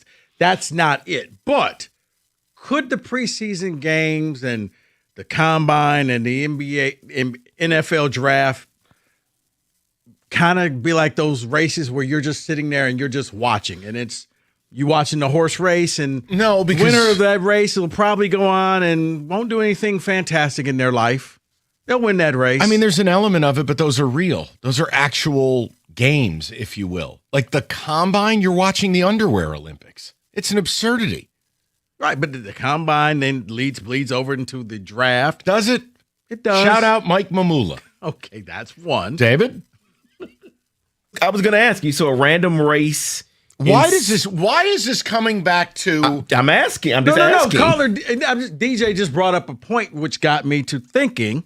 I'm like, he may not be that far off. That he was way off. That was a not the greatest. That was actually. I get where he was trying to go. That was pretty much DJ's worst phone call ever. I get where he was trying to go, but okay. I mean, the regular races. Yes, they're actual races. You make money off of it, but. If you don't really have a bet or a horse in that race, don't watch is it that big of a deal? No. Okay. Don't watch it. But preseason, it's not even real. It's like fake. It's the equivalent of you go out into the back stretch and watch a horse work out in the morning. That's not a real race. Okay. Just preseason football, they're not even using the playbook. What are you talking about? They scripted those plays, Mike. Play action. Yeah. Mm-hmm. Rollouts. Okay, what are you, Eiserman trying to talk to Illich? Just blurting words out? Delay. Hey, the blitz. Puck net. Score, touchdown, more. If you're wondering what we're referring to, check out the Free Press. No. That's the state of the Red Wings currently. Go ahead, David. What I learned is Tom Kennedy, who is probably 45, is no longer going to be on this Detroit Lions team. I promise you, he will be. They'll bring him back at some point. They always do. It all comes back to Tom Kennedy.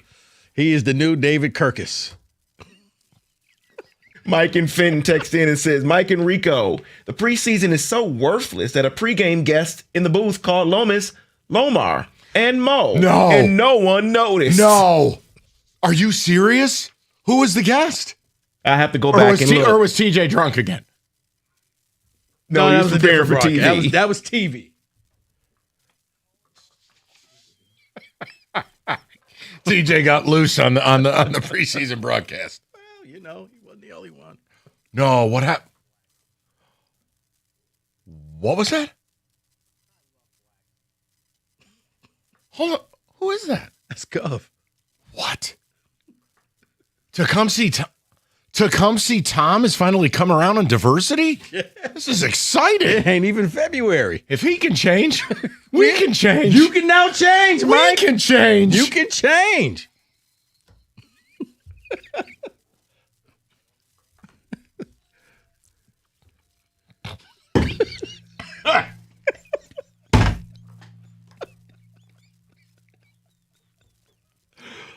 Why did I even tell David that took place? You got to give context, David. That's Flavor Flav He was at Saratoga a couple weeks ago, and he did the call to the post. I don't know why it happened. So Flavor Flav, I know. Race. Wouldn't that be the equivalent of preseason? Yes, it's the. You know what? It's the bottom of the chili pot for horse racing. David, what did he say? No.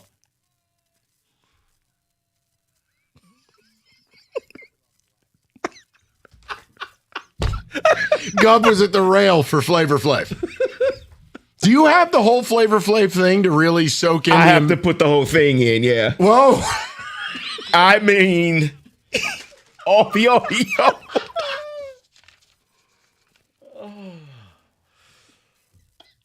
Preseason football, how about that?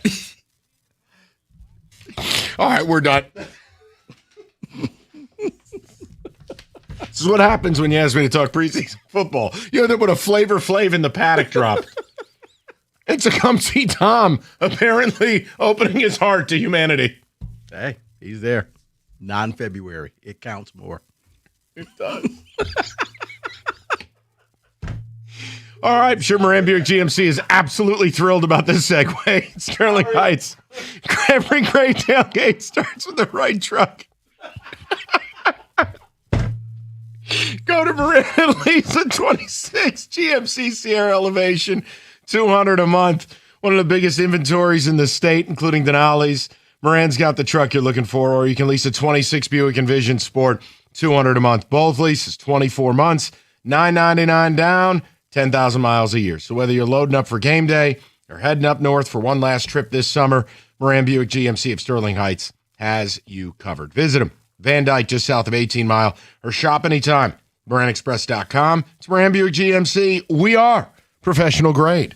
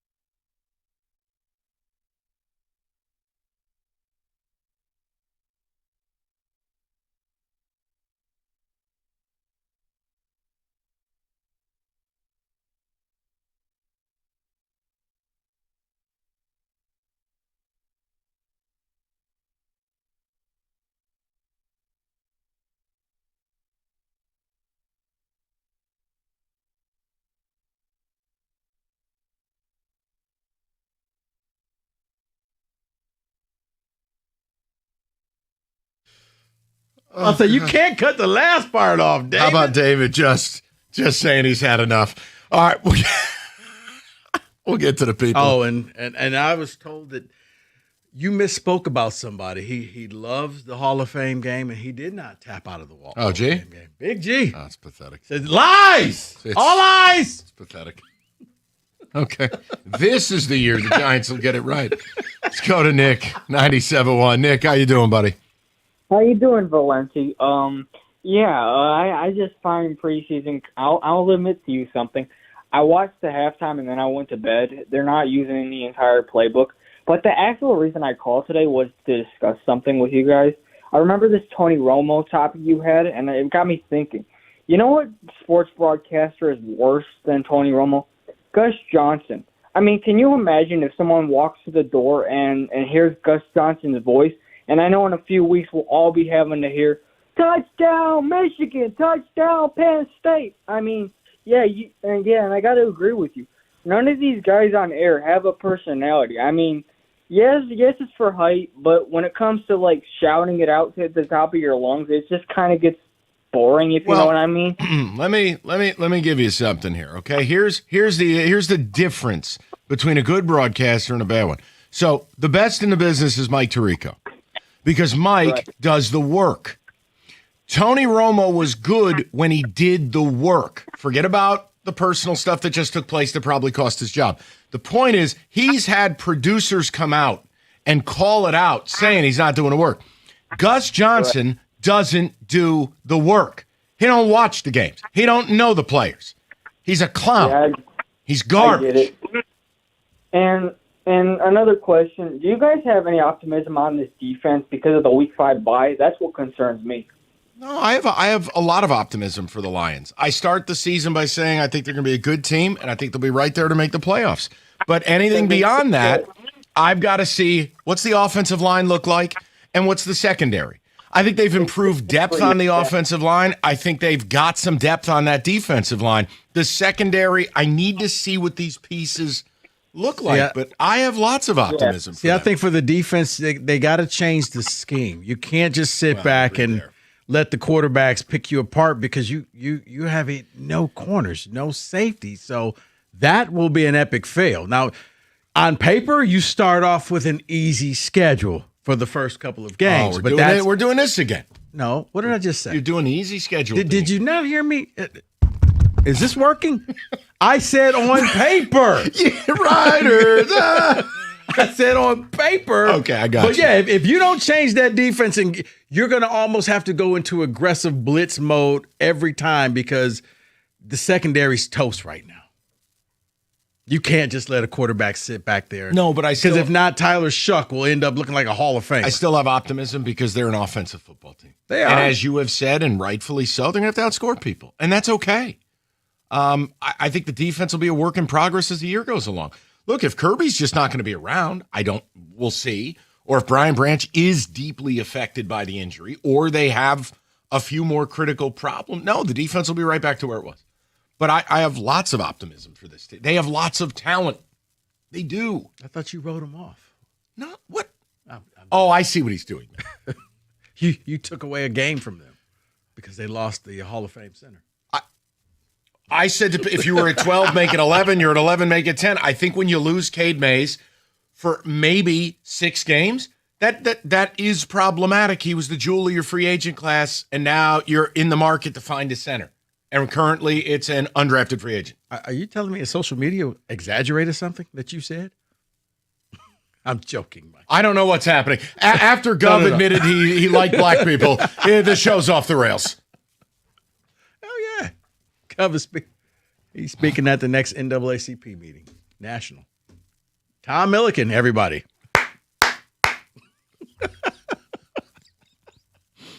Leaving this alone. Moving on to Adam, 97.1. Adam, how you doing, buddy? Hey, it's Aram, and I'm a long-time listener, first-time caller. I remember back during the season, you used to say Sam Darnold can't make the Super Bowl because he's just a ginger. Please refrain from using ethnic slurs. What is happening? Is it happy hour? It's Friday. Oh, boy. Okay, hold on. All right. Honestly, now you creep me out. We're going to just move forward. I'm pulling the plug on that. Yeah. I don't know what happened. Somebody may have started their own personal weekend early. You cannot show me the 2 fingers, Rico Beard. That's two. That's two, Corbin. That's 2. And on a day where Gov gave diversity a chance, how dare you? I can only do so much over here. Hold on, David. You got that? You got your drop ready? Yeah. Nope. Not yet. Yeah, you will. 97.1.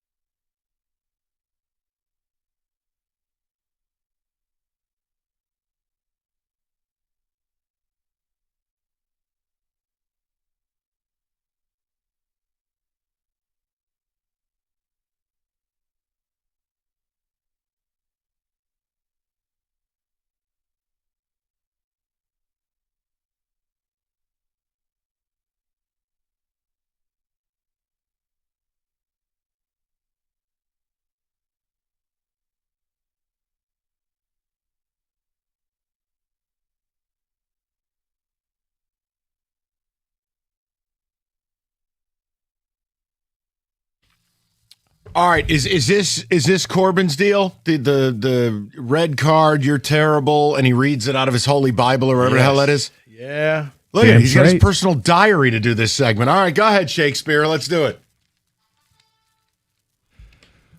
I just want to say, boy, do I miss the World Cup. I love hearing that music, or miss it, I guess. I miss it too. It was a fun time. It was. It was easier. Sure Simpler beats times. preseason football. It's for losers. Okay. Go watch your preseason. All righty, gentlemen. Welcome back to Red Card, Yellow Card, or No Card. We got to get it out of the way. Red Card, Yellow Card, or No Card. Pat McAfee's album. He dropped it today. It has been highly anticipated for just his family. It is called The Diary of a Polarizing Figure. Gentlemen, take it away. Okay, I'll go last. Real? Yeah, I'll go last. I've listened to a song. It is terrible, in my personal opinion. Yes, it is real. I don't know the taste of his music. I'm going to just say red card because I don't care. I mean, this is somebody who's just becoming Kardashian-like, famous for just being famous. Dude, you were a punter. Okay? That's it. David? I don't understand any of this, so I'm going to say red card as well. Not going to listen to it 1 second. People are free to live however they want to live. I really don't concern myself with it. I would just say you're making a better part of $80 million a year. Do we really need to put an album out? You want to strum a guitar around the fire pit at home? Do your thing. I don't know. Maybe you're a talented piano player. Happy Thanksgiving. I don't get why people do this. I don't. So, yellow card. He can do whatever he wants. It doesn't offend me. I'm not going to listen to it. I just don't understand it. Also, is AJ Hawk a backup singer on the album, considering he never talks on the show? He doesn't say anything probably if he's on the album. He's I would assume. a trombone player on this thing? Or like, and here's AJ. I do want to, before we get to the next little situation I'll present to you guys, Dan Orlovsky, he said, the album is legit good. So I want to put that out there. Wait. It was the second good that sold me. You know what? It's now a yellow card. Because if he had just said legit good, legit good, yellow card for me, dog. Orlovsky might not be as bad as Gus Johnson, but he's sitting in the passenger seat. So just move this along, please. All right, Pat McAfee, he's getting booked. One thing I've seen a lot, and when the other day, I like hats. So when I was looking at hats to buy and whatnot, ripped clothing. I know it's always been a thing, but usually I thought it, with jeans, it's wear and tear as time passes. They were just selling hats already pre-ripped. It looked terrible. Looked like you ran it over with a Jeep. I don't know what's going on. Ripped hats? Yes, and ripped clothing in general, because there is a new wave over the past 10 years, in my opinion, where things just come pre-ripped. Yeah. You know what, Corbin? That's a real thing. He's right. I'm ashamed to say this. You have a Founders jacket like this? When I was in college, ripped clothing, it was used jeans, and that was big at the time. Yeah, so. Really? Yeah. It was used jeans and damaged jeans. See, I would have figured you more for like a Coogee sweater. I had Coogee. Solid, like Notorious B.I.G. Gov. Yeah. You know what? Could you imagine Gov in a Coogee sweater and maybe a Jim Brown Kufas? Christmas is around the corner, Mike. That's a gift. Because I actually, if you buy Gov a Jim Brown hat, I was about to say I found my life is complete. Unpacking, I found a couple of short sleeve Coogies I can give Gov. Yes. Oh, we got to make this happen. Next. Oh, we got to do the red card. Yeah. Oh, okay. It's a red card. Why do I want something that's damaged? Especially a hat. Look, it's rolled over by a car. You know what else? I'll give you another red card. I learned the hard way. Uncle Mike. So last year, my niece, she really wanted like sneakers for school, like kick-ass sneakers. All right, cool. So I know what we're doing. Stupid me. I thought kids' sneakers would be less than the adult sneakers. They're the same price. Yeah. The same price. Yeah. It's half the shoe. It's a tiny shoe. And she wouldn't be able to wear it in probably 6 months. No, she's still in them. Okay, we did good. okay. Good. No, David, I'm making a point. It's half the shoe. Yeah, you're Why right. is it the same price? Same reason why kids' clothing is expensive. Like, it's not using half the material. You're right, but I guess. Like, I didn't have a problem. I love her to death, but like, it was the principality of it. Wait a minute. The sticker shock. This is half a shoe. This took the sweatshop half the time. Yeah. Why am I paying full price? You got up to the register and the sticker shock hit you. Whoa. really? But that's the same price as this one. Right. I was like, You know what? Get her the adult shoes. Right. You'll grow into them. Use duct tape. You'll figure it out. Right. Put some tissue paper in there. You'll grow into it. All right, Corbin. The next one here. From the book of Corinthians. Yes. We talked about it yesterday for a little bit, and I'm happy now we have a grand stage to talk about it a little bit more. Mark Walters sold the Lakers the other day in a shocking move, not even a full year after he bought majority of it. Sold it to Josh Kushner, Bob Iger, and whatnot. All the floodgates of theories are coming out. He's dealing with a little bit of legal stuff and whatnot. A lot of it. Yes.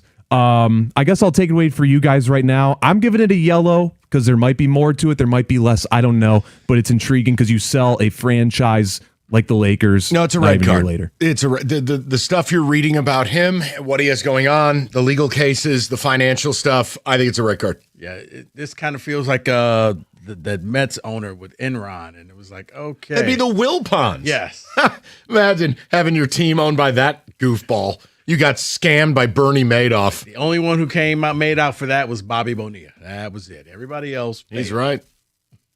See, this one may force him to have to sell the Dodgers as well. You'd hate to so see it's it. definitely a red card. If he has to sell the Dodgers, then Ohtani has a clause where he can then opt out of his deal. He said he wouldn't opt out in that way. Okay, I just want to put that sure. out on record. So that means Magic can buy the rest of it, and then he'll own the Dodgers. Yes, true. There you go. Okay. Most likely. So you guys are all booking? Yes. All right, Mark Walters, you get booked. Let's move on right now to, let's stay in basketball, actually. Russell Westbrook announced his retirement the other day. Hell of a career right there. Oklahoma City on social media, they put out just a tribute photo. Not a video, nothing more, nothing less. Just a photo for one of, I would say, top 3 players in Thunder history. No card. I'm tired of everybody feeling they got to kiss everybody's ass all the time. Rush, you've been gone for eons. Thanks for the time. We'll have you back for dinner. It's just like this Jaden Daniels crap. Enough. Oh, they put out a picture but not a video. What are they supposed to do? Show up to the house and bathe him? Show a little bit more respect. Here, it's for one coming of to the best. America. Here, Russell, the royal penis is washed. I mean, enough. They already handed a guy $500 million. Good Lord. No booking or whatever this is. No, when you realize it was, 10 years ago he was the MVP and he was Mr. Everything. Thank you. Because I'm talking to Evan. He's like, no, dude, that was 2016. I'm like, no. Wow. He's been, you know what?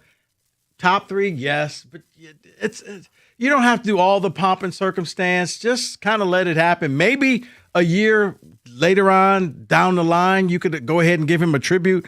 You don't have to rush to fall over everybody to give tributes right now, and everybody has to tell you how they feel about it. Like, he's not dead, folks. You got to give them some smooches at least. No, for you what don't. he did. No, you don't, because what Did they're he collect a check?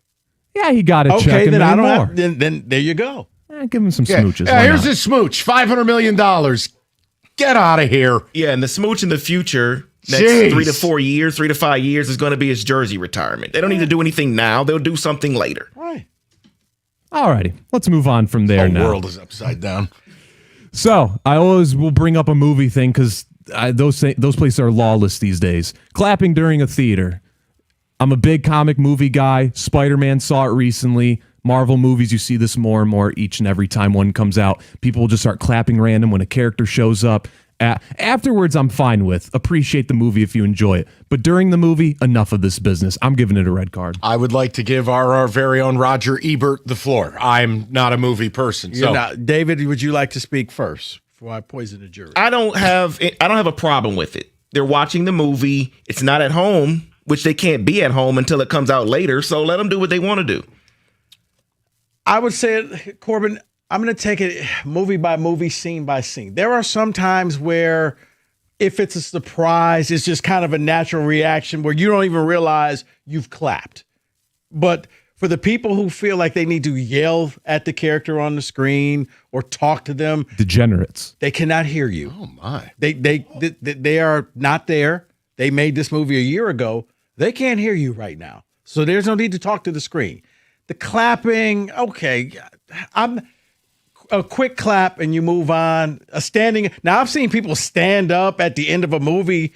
Like, this isn't a play. That's Brendan Shabath behavior, AMC A-lister right there. Like, I've seen that where, oh my goodness, it's like standing ovation. Like, what are we doing here? So Can no. I offer just a different one real quick? Yeah. What is it with the people who clap when the airplane lands? Oh, major red Why card. are we applauding base competency? I'm clapping because what? You we didn't landed. die? I mean, where are you clapping? The pilot wasn't putting on a performance. You just said it. You didn't die. Oh, yeah, but then you don't clap.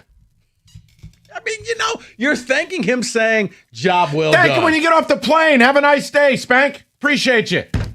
Give me Clapping this. on the airplane. I can't. It drives me Flowers, nuts. there you go. So what type of cards we giving out here? No, Yellow? I'm not qualified. I don't go see movies. I'm giving a yellow. Yellow. Okay. All right. Next. Moving on to another one right here. Go see some movies. The NBA, yes, I second that. The NBA schedule came out pretty recently. Shout out all the NBA Cup games. I'm going to get David to watch all of them with me. Anywho, Jaylen Brown's first game back in Boston, which is on, first off, January 21st. You had all the Christmas games, the Thanksgiving Eves, the little special, days you could have done it on. You do it on January 21st, 2027 on Prime. In my opinion, that's a top 5 game to watch. The red card. It's Yeah. absolutely ridiculous, and it's everything wrong with sports. Celtics, Sixers, Jaylen Brown, the return, the trade, the controversy, all that's got to be a national TV game. Prime, everything wrong with sports. Red card for me. Yeah. You want a standing ovation for that opinion? Thank you. No, you Thank just you. clap. No standing ovation. Thank you. This is just preseason. Yeah, it's where sports is right now. I agree with Mike. I'm going to say red card because they know that's a game that everybody is waiting to see. Here's what I hope happens. He doesn't even play in the game. You're a sicko. No, he You're just, a you sick know man, what? Rico. Stub my toe. Not playing. It's definitely a red card, but this is the problem. When you sold your soul, that's right, to Amazon Prime, there you go. So this is what we get, but it's definitely a red card. I need load management that night from him. Yeah. Side note, Bezos might be an owner of Liverpool pretty soon. Minority share. Just want to throw it out there. Why does anyone care? We talked about Amazon. Thought I'd throw it out there. I did. No, I'm sorry. This isn't BBC One. Hold on. Nobody cares. Red card, yellow card, no card. That's for a that red comment. card. Red That's card. an egregious soccer Yeah. snob You know what? insertion. I got to bring it back Book around 'em. for the game. Doesn't LeBron own a piece of Liverpool? Book them. They sold to your team. Sold the Fenway Group or whatever, right? They were with the Celtics. Remember? Yeah, you're right. I'm related to John Henry. What are we doing here? He's Italian? He's from the north. That is red card, yellow card, and no card, ladies and gentlemen. 97-1. All right. Well, we had some fun talking sports. If indeed I want to watch that Boston game on Prime, I can do it in the basement. And Matrix Basements took a totally unfinished basement for me, guys. It was nothing but boxes down there, and they have tricked it out into the ultimate man cave. They can do the same thing for you. You don't have to keep waiting. And it only costs you $495 a month for a brand new basement. I'm going to say that again for the people in the back. $495 a month. That's all it takes to get the ultimate game day space. You can have a cool new bar, a beautiful family room, or the ultimate theater where you could clap all you want in your own personal theater. You could do that with Matrix Basements. It's time to get things ready for football, hockey, and basketball this fall. If you go to matrixbasements.com right now, they can have your basement ready. They can have your basement ready for you by this fall. Visit matrixbasements.com today for your free in-home design consultation. Matrix Basements, built for you.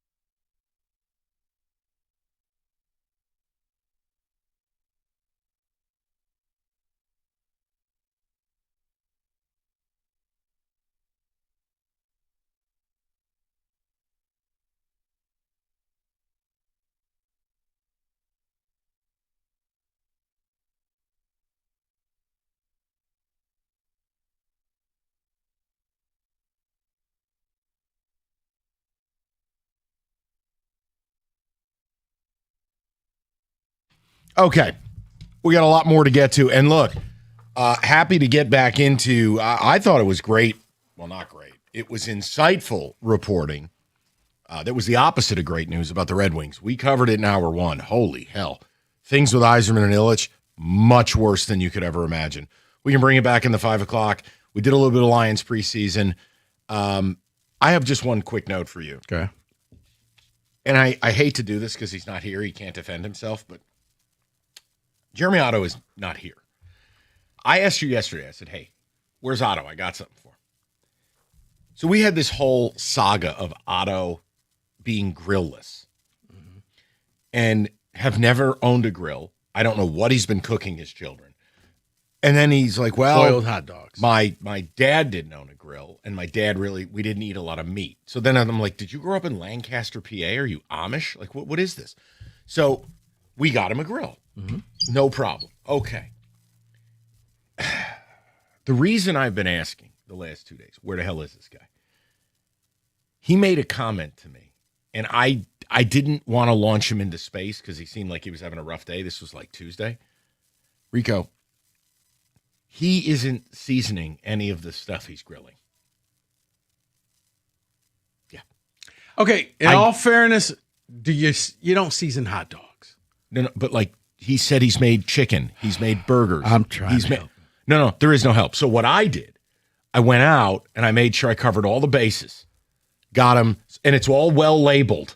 I got him stuff for grilling chicken. I got him stuff for grilling. I've got a burger seasoning. It's all laid out. And then I even labeled the sauces. This MF was feeding his children unseasoned chicken, unseasoned burgers. Yeah. This man is a communist. What is his problem? So I've got it in my vehicle, and I'm waiting for this bastard to show up to work so I can save his family. Mike, that's what bland. Now listen. Raisins and potato salad. No, listen to me. I'm being serious. Jeremy, be better, Jeremy. Do you remember when we used to do Getting to Know You? Yeah. Okay. We need to do a Getting to Know You series that starts with Jeremy Otto. Okay. What planet is he from? He just puts chicken on there. I swear to you. Because I said, Jeremy, what do you season everything with? I don't really have any seasoning. Ergo, seasonless food on the grill. These poor kids, social services should be called. We're going to have to get some culture in that, man. I got him set up, but he's got to be here so I can give him his gift to try to save his family. I'm so glad. That's why I was asking. I'm so glad we didn't say, hey, Jeremy, why don't you bring us something in? Like, I would have sounded like him. So I wanted you to understand because you're like, dude, why do you keep it? I want to help the kid out. He's not a kid, but like, dude, what planet is he from? I almost want to interview his parents. Because the seasoning makes it good. Don't even start. Just don't even go there. I mean, it's like the other day. I'm like, Mike, the stuff you do with burgers. I even got him a vegetable seasoning because he's like, oh, I love grilling corn now. I'm like, okay, cool. So look, I'm imagining. I can't take it. He may have Why do we committed, hire such weird people at this place? I think he committed a crime against humanity. I can only imagine that barbecue as he hands you the plate. Grilled chicken. Hey, guys, I grilled chicken. No, you did not. He did not. How does his wife allow it? I don't know. How does she allow it? They don't know. Think about it. How do you not know? He's generations of non-cooking, but he's and she married him, which means she's probably similar to that. You don't know what you don't know. My goodness, if he came over to our place, he would be like, "There's so many flavors going on in my mouth right now." First of all, that's when it matters. He has no clue. Wait a minute. You don't put his whiteness on me. No, you're not white. I don't put you in that category. I'm at the cookout. You are at the cookout. You're Italian. Yeah, I'm like you brought me the non-fish pizza yesterday. I'm a middle ground. Yeah, I'm invited to the cookout. In there. Jeremy, David, I got bad news for you. You could invite him. That's. He may be invited now too. Does Gov season his food? I don't know. Gov has to season his food. Gov, he does. Now, it may not be with a ton of things, but or with black people. Can you just give me salt and pepper? Can we start with the basics? He said he didn't have any seasonings at all. How do you not have salt and pepper in the house? What do you want from me? This is not my fight. I was trying to fix it, but then you're busting my balls. Why do you keep asking where Otto is? So I owed you the answer. The only thing I'm more upset about today is Yzerman. The only thing. Preseason football. Okay, preseason football. Preseason football is Jeremy Otto's cooking. Like, you have no salt and pepper. Like, you could go steal packets from a restaurant and put it on there. I'm not asking you to throw paprika on there, but seasoning salt? Lawry's? I have got him hooked up. All he has to do is grab the according bottle. Okay, because he's making. I have him. I have everything for him. Okay, because I'm headed to Costco right now and get the big thing of Lawry's. I already took. Dude, he's got. Right, David, the one that's going to last you for decades. Rico, I got him 5 different seasonings, 3 different sauces. Everything's labeled. Everything is. It's paint by numbers. I appreciate what you did, Michael, and I think it's a fine thing you did for young Otto. He ain't gonna know what to do with it. I think you've put him in an advanced course. You know what? He's Yzerman trying to learn analytics. Me, Jeremy, me like grill. That he's Yzerman with analytics. Like, hey, Jeremy, so what'd you do with the seasonings? I put the red stuff there on the chicken. Hold on. What's the red stuff? Just for a moment, everybody, Corbin included. Can you imagine? You're at a barbecue with Jeremy Otto, and an unseasoned piece of chicken comes off the grill. That's when you got to take the plastic plate and just force it down the garbage, make sure he doesn't see it. No, you know what? That's where I would probably just go into Unk mode. Come here for a second, son. Put my arm around him. This is not acceptable. Oh, I thought you meant you were just going to beat him within an inch of his life. No, this is not acceptable. I thought it was going to be Rico like pounding his head off the grill drum. No, his family's going to be there. Like, no, you know what? Here's what we're going to do. Otto looks like that grandfather that got launched into space by the bison. Like, you served me unseasoned chicken? No. Put all the chicken on a plate. I'm going to go over there and flip the table over, and it's going to hit the ground, and you can't serve it to anybody. I know. Okay? Because I don't want anybody to eat this. I owed you the answer because I asked you again where is this kid? Is he in outer space? I haven't seen What is he, at the Dream Crew? I got him taking, as soon as he comes back to work, I got him set up. I felt bad. I go, oh my God. Mike, I feel like this is going to be Yzerman and analytics. We probably should have just started off simple with it. I appreciate what you did. Don't get me wrong. I know. But we may have just, you know what? Training wheels, little Lawry's. This is salt. This reminds me of a foods class I had to take, I believe my sophomore year of high school, and I was in a group with a kid. We were cooking, it was chicken stir fry. He glances over at me, swear this happened. He looks at me dead in the eyes and goes, by the way, I take my chicken medium. I said, huh? Hold on, can we rewind what kind of school did you go to? They had a food class. Yeah, we had like a whole like kitchen, whatever. We had like multiple ovens. I went to a poverty-ass public school. We didn't have no damn food. We weren't making chicken stir fry. Yeah, we had a home ec class. So seniors always took it because it was like a blow-off class. Yeah, but you went to that fake-ass private school.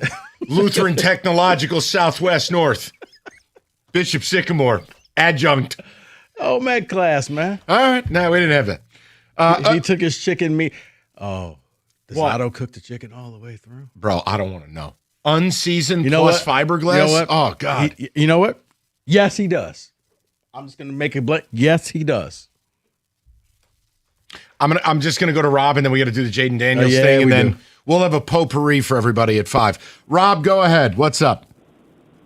Gentlemen, first of all, really quickly, I'm also Italian ancestry. My mom and dad both cooked throughout my childhood, so I learned a few valuable things. But just really quickly, when it comes to seasoning, chicken breast is the most bland thing you could possibly have. It's like having pasta with no sauce on it. If you can tell that. And the seasonings, you can get by salt and pepper. If you at least salt and pepper on almost anything, but there's some really nice seasonings. I'm sure, Mike, that's what you were saying. I got him taken care of, but he's got to show up to work. I don't know what. When he said he wasn't seasoning the kids' food, I was appalled. Once again, kids don't know. Oh, every time I hear Otto's name, I think about on The Simpsons. I don't know if you remember. There's an episode about bowling, and Otto was supposed to go there, and they said, "You can do it, Otto. You can do it, Otto." Maybe he needs a chant like that to get him going. Rob, we're one step from showing up at his house, and we're gonna teach this guy. I'm just intervention. Maybe it's an intervention. That's I right. just feel for the kids. Can you imagine those poor kids sitting down to a fiberglass unseasoned chicken breast? But think about it, Mike. You know who doesn't mind? You know who doesn't mind seasoned chicken? I mean, I know about communists in the breadline, but my dogs don't mind. No, because they're dogs. Right, but think about it. They're getting meat. That's a win right there. Yeah. Rob, up until 6 months ago, 3 months ago, his kids knew nothing about barbecue. So they don't know how it's supposed to be prepared. They're totally ignorant. John Tapper would shut his house down immediately. MLB season, full swing. FanDuel giving you a chance to call your shot with home run. I don't know, home run Tuesdays, Fridays, Saturday. I can't even keep up with all this. Whatever. It's just another reason why FanDuel is your home for home runs. If you're ready to play, they got you covered. More bonus bets, more betting markets, more than anybody else. FanDuel.com/Michigan to get started. That's FanDuel.com/Michigan and opt in for daily home runs and make your pick. And look, Tigers big series this weekend. Go ahead. Rifle it through. Do your thing. FanDuel, an official partner of the MLB, 21 and up, present Michigan. No purchase necessary. Opt-in is required. Bonus issued is non-withdrawable profit boost tokens. Restrictions apply, including any token expiration and max wager amount. See terms. Otto, unseasoned chicken breast. You got to be kidding me. Sportsbook.fanduel.com. Gambling problem, call 1-800-GAMBLER.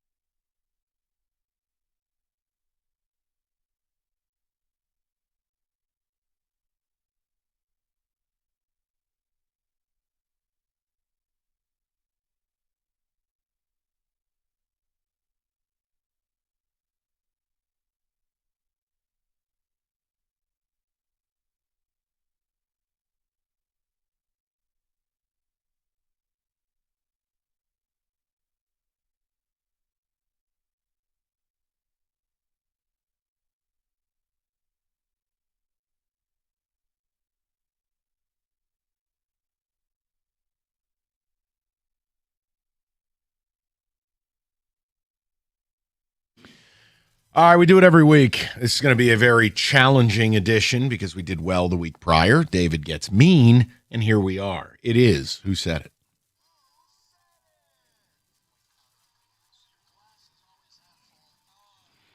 Here, I'll start. Well, I really don't have any seasoning. Jeremy Otto.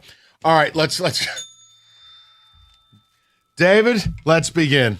All right, let's go, guys. So eligibility will be 6-6.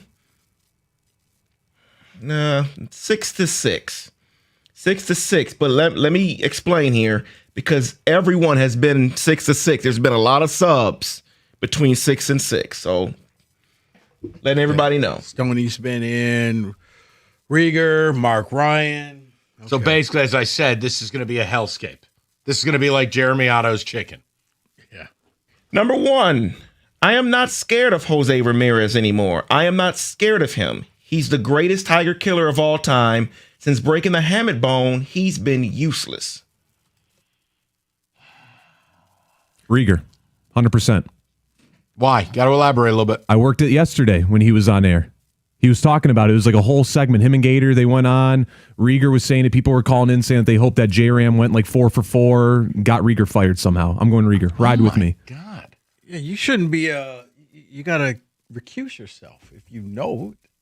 Well, maybe it was Gator who said it. Maybe I'm throwing myself for a loop. But yeah, they talked about it though. Ride with me. I mean, look, the way he said it, David, what am I supposed to say? I don't know.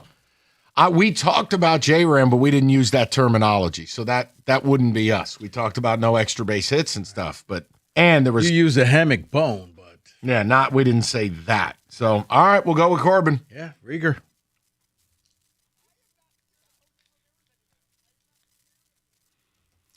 Why does Rieger, he takes things so far? And that's me saying it. All right, next. Number 2. So last year, he was on a practice squad at Cincinnati. They just might have gotten lucky on a guy who could be good for them depth-wise. Okay, this reeks of middays. Everything is the best thing ever with the Lions. They could find a dead guy on the street, wheel him out onto the field, and they talk about how he has a shot to make the team. That's my initial response. So one more time. So last year, he was on a practice squad at Cincinnati. They just might have gotten lucky on a guy who could be good for them depth-wise. I'm going to say Gator. Could be wrong. Clearly, I'm going to go with his new co-host this week. I'm going to go Mark Ryan. Corbin, any thoughts? Immediately, my mind for some reason went to Jansen. It's possible. Why not? I'm going to go with my instinct there. Give me John. All right, who said it? 2 for 2. I know that's their game. Every day they're going to do an hour of just head off toilet seat preseason talk. God love them. It's not for me. Gator, they just signed a guy named Bernie Lomax. He last was employed in the film Weekend at Bernie's. I don't know, man. He's got a shot. He could break that rotation. Gator, he's dead. I don't know, man. I don't know, but you see when they put the rope to his arm and how he waved? Right. Good flexibility. I don't know, man. Next. Number 3. So the Tigers are 2.5 games out. Ladies and gentlemen, they sweep the White Sox this weekend. They'd be in first place Monday morning. Okay. So this would have to be from yesterday. Or would it be morning show? Who did mornings today? I'm going to say Stoney because the whole ladies and gentlemen. He was on mornings? Yeah. With Jansen? Yeah. He's in for cookies this week. All right, I'm going to go Stoney then. Ladies and gentlemen, is Stoney. All right, I'll go with you on it. I'll say that's Mike Stone. Mike Stone. That's it. Corbin doesn't even want to play. Go ahead, David. Who said it? Yes. Ladies and gentlemen. Ladies and gentlemen. That's how I knew it was. Ed Sullivan doing mornings. All right. Really big shoe. David. Number 4 here. There's such an easy script to follow at Michigan or Ohio State. We hate them. It's all we think about. We want to beat them. It's more than a game. It's the game. The game. Okay, I'm conflicted. Would John Jansen actually say that? Because in matters of U of M, he turns into Charlie Chaplin. So would that have been his co-host, Cookies, pre-Cookies vacation? One more time, David. Sure can. There's such an easy script to follow at Michigan or Michigan State. Ohio State, I'm sorry. We hate them. It's we think about them. We want to beat them. It's more than a game. It's the game. The game. I'm going to go Jansen. I think he was offended when he heard what Underwood had to say. I'll go Cookies. I don't know, man. Go ahead, Corbin. No, I'm sorry. I know you're good. I'm leaning Cookies. It was either between both of them in the morning show, but yeah, give me Jim. All right. Who said it? Yes! You're on fire. It's amazing. I just played it against because here, ready? Mm-hmm. Here's the list of times John's been critical of U of M. And that's the list. No. So that's my point. He's not going to talk about those things. Instead of John's inner monologue, he hated what Underwood did. But there's no world he'd come out and shred him. So it had to be Cookies pre-vacation. It's Professor Plum in the library with a candlestick. Gotcha. Okay. Science. See, I thought he would just be so, it's easy, son. Well, that's his inner monologue. But he ain't going to share that with you. Gotcha. Fair. Next. This could be the Brock Purdy / Baker Mayfield redemption tour for Kyler Murray with a quarterback whisperer.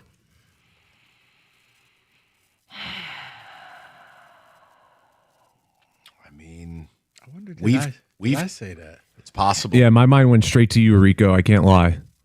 Do you have any reasons for that? Or ones you're willing to share? What I try to do in this game is envision them saying it, and it just fit. It fit perfectly for Rico. Look, we've talked a lot about Kevin O'Connell as a QB whisperer. Mm-hmm.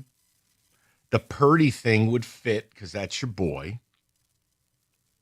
I don't know that I've paired up Kyler Murray with Purdy, so and maybe he's trying to trick us because we've done well. All right, Corbin, I kind of dig it. I'll go Rico. Did you give your guess, Rico? Yes, I think I said it. Yes. Okay. Who said it?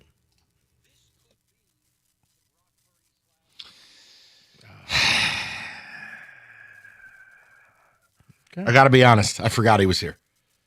Damn it. That's on me. I should have thought a little bit more about this. All right, next. Last one here. You will be creating one of the ugliest situations in the league. That's before we get to you had a non-starter off season. That's me.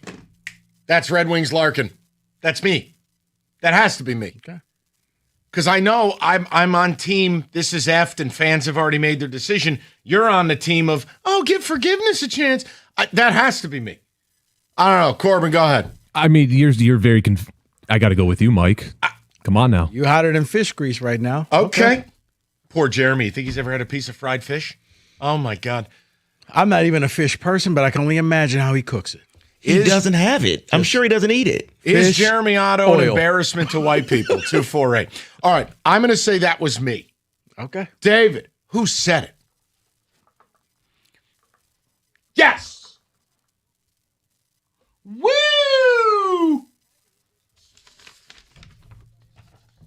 He is. You think Jeremy takes the bone out of the fish? Buddy, I don't even know if he's ever served fish at his house. This is a guy who said he grew up without eating meat. Like, was he in a hippie commune? So he doesn't know that you have to season it. Okay, let's move forward. Okay. That is who said it. Jeez. Warm weather, summertime, road trips, and you know what happens naturally. Accidents. Call David Femininio, the accident response team. They're going to help you get your life back, and David will fight to get you what you deserve. Don't let the insurance company run the show. Call 855-65-CRASH, or you can go to getdavidgetpaid.com. That's getdavidgetpaid.com.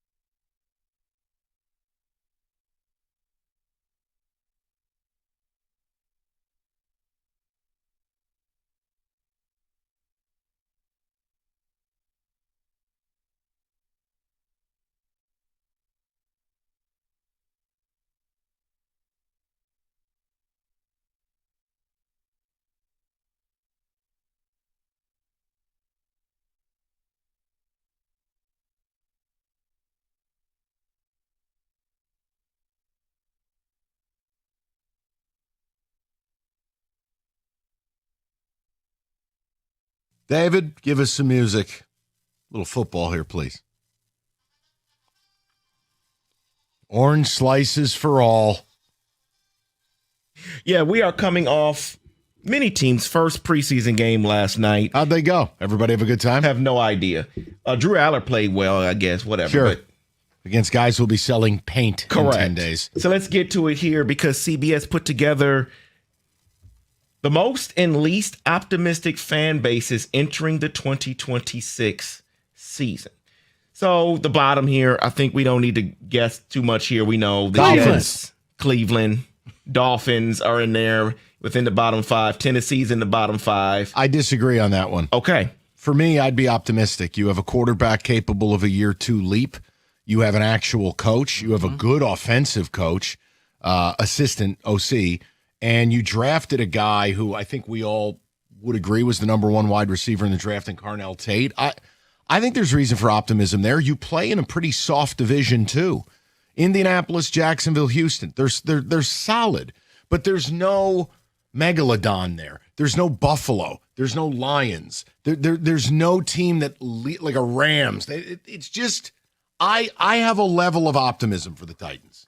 So you don't think to see the Texans as that team? No, I do not. Okay. I know one team. I'm surprised you didn't say. What? The Jets. Did you say the Jets? Well, that's a given. I gave you that's a given. I mean, the least optimistic team. I'm giving him a chance just to dunk. Geno Smith got pulled over more than he'll throw touchdown passes this year. Don't care. Just need him to take 1 snap. So to teams that matter, I think these being here, it's kind of questionable. Tied for 28th would be the Indianapolis Colts, and then 24th would be the New York Football Giants. I'll stay out of the Giants one. I'll let you guys speak on it. See, I guess if you juxtapose it, Mike, if the Jets are that bad, then the Giants have to have the fan base that actually cares. They have Super Bowl wins, and they have a young quarterback and young pieces in place. They got a new regime. They have an adult head coach. John Harbaugh is a really good head coach. I would think that your fan base would be a little more excited. I think so too, but I wanted to stay out of that and let you guys go. What it mentions here is the health of Jackson Dart, because that's such a question mark. But I don't know if I would put that as a reason not to be. Any quarterback gets hurt, your season's over. Unless you're the Niners and privileged and you find some pig farmer to play QB and be a Pro Bowler. That's Mr. Jones to you. No, but I think for Dart, slide, run out of bounds. These are things that are fixable and correctable. Okay? It's not like he's just you don't have to dive in the head first. This isn't Pee Wee football. And it also doesn't help, in my opinion, at least in terms of a young core for the Giants. Cam Scatterbo, kind of a wild card. Once again, he does anything. He just needs. He can tackle, or at least get tackled. Stop doing the off-field antics like doing flips at Fanatics Fest. Yeah, you know what, Corbin? You're right. What we told Jackson Dart, same for you. Don't do dumb things. So I want to mention the teams here at 21 and 20. One team, it's about health. The other team is about competence at the quarterback spot. 21 would be the Vikings. 20 would be the Cincinnati Bengals. I mean, the Vikings, I think that will change if all of a sudden this Kyler Murray thing works. Because right now they're looked at as the 4th team in the division. You don't have the buzz where everybody else, the Lions have Goff and the offense. You got Caleb Williams and Ben Johnson. You got the Packers, who are just a brand name, and they're the Packers. And then you're the Vikings. You've slipped.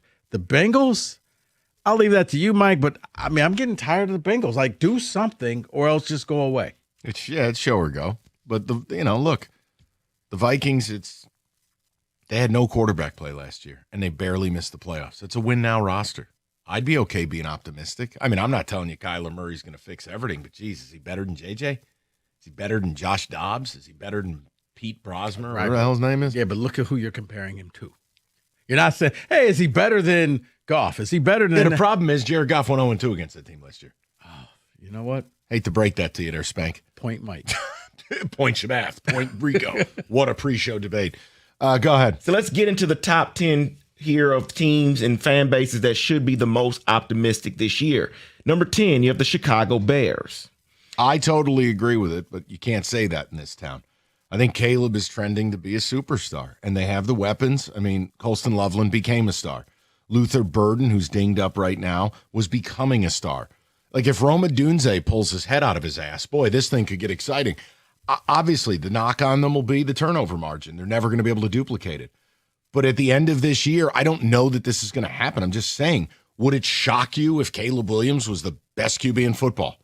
It wouldn't shock me. He has the pedigree, and he has Ben Johnson. And year 2 in that system, that could be a huge leap forward. I need Ben Johnson just to be quiet and coach and not try to do this villain role. You haven't won anything yet, Ben. Just coach your team. He's right. Tied for 8th would be the Patriots and Mike's Chargers. Okay. Super optimistic on the Chargers. I think they're going to the Super Bowl. I am super out on the Pats. And maybe it's PTSD because I rooted for a team who the coach was more interested in his penis than his team. The point is, the Vrabel thing is a thing, just like Mel Tucker was a thing. I can't. I'm out on the Pats. Sadly, I didn't know where you were going with it. Oh, you knew exactly where I was going with it. The guy was on a boat with an 8.5-month pregnant woman. I'm just saying this. Out. At 7, you have the 49ers. 6, you have the Buffalo Bills. And then inside the top 5, Broncos, 4, Eagles. And tied for 2 would be the Seahawks and Rams. And then number 1, the Chiefs. Lions are at 13. By the way. See, I think I don't know if the Seahawks are, I know they're a passionate fan base, but I think kind of like the New York Knicks fans, they're just going to be hung over this year. They're celebrating. They shouldn't be optimistic at all. No, they should be. David, I just think that this year is a wash. They don't care. We got ring. We're the champions. We got ring. Yeah. What are you, Iserman talking to Illich? Yes. Goal, puck, net. Number 1, the Chiefs there, I guess. I don't get that one. Because they're getting a quarterback Your back? quarterback's off a catastrophic injury. I don't know about the O-line. Kelsey's toast, and you play in a really tough division. That one's not for me. I think the Chiefs, because they become the NFL brand name. They are the team. Sorry, Corbin, but look, I know you think the Rams, but they're the Chiefs. They're the gold standard. If you beat the Chiefs, you tell everybody, hey, we beat the Chiefs.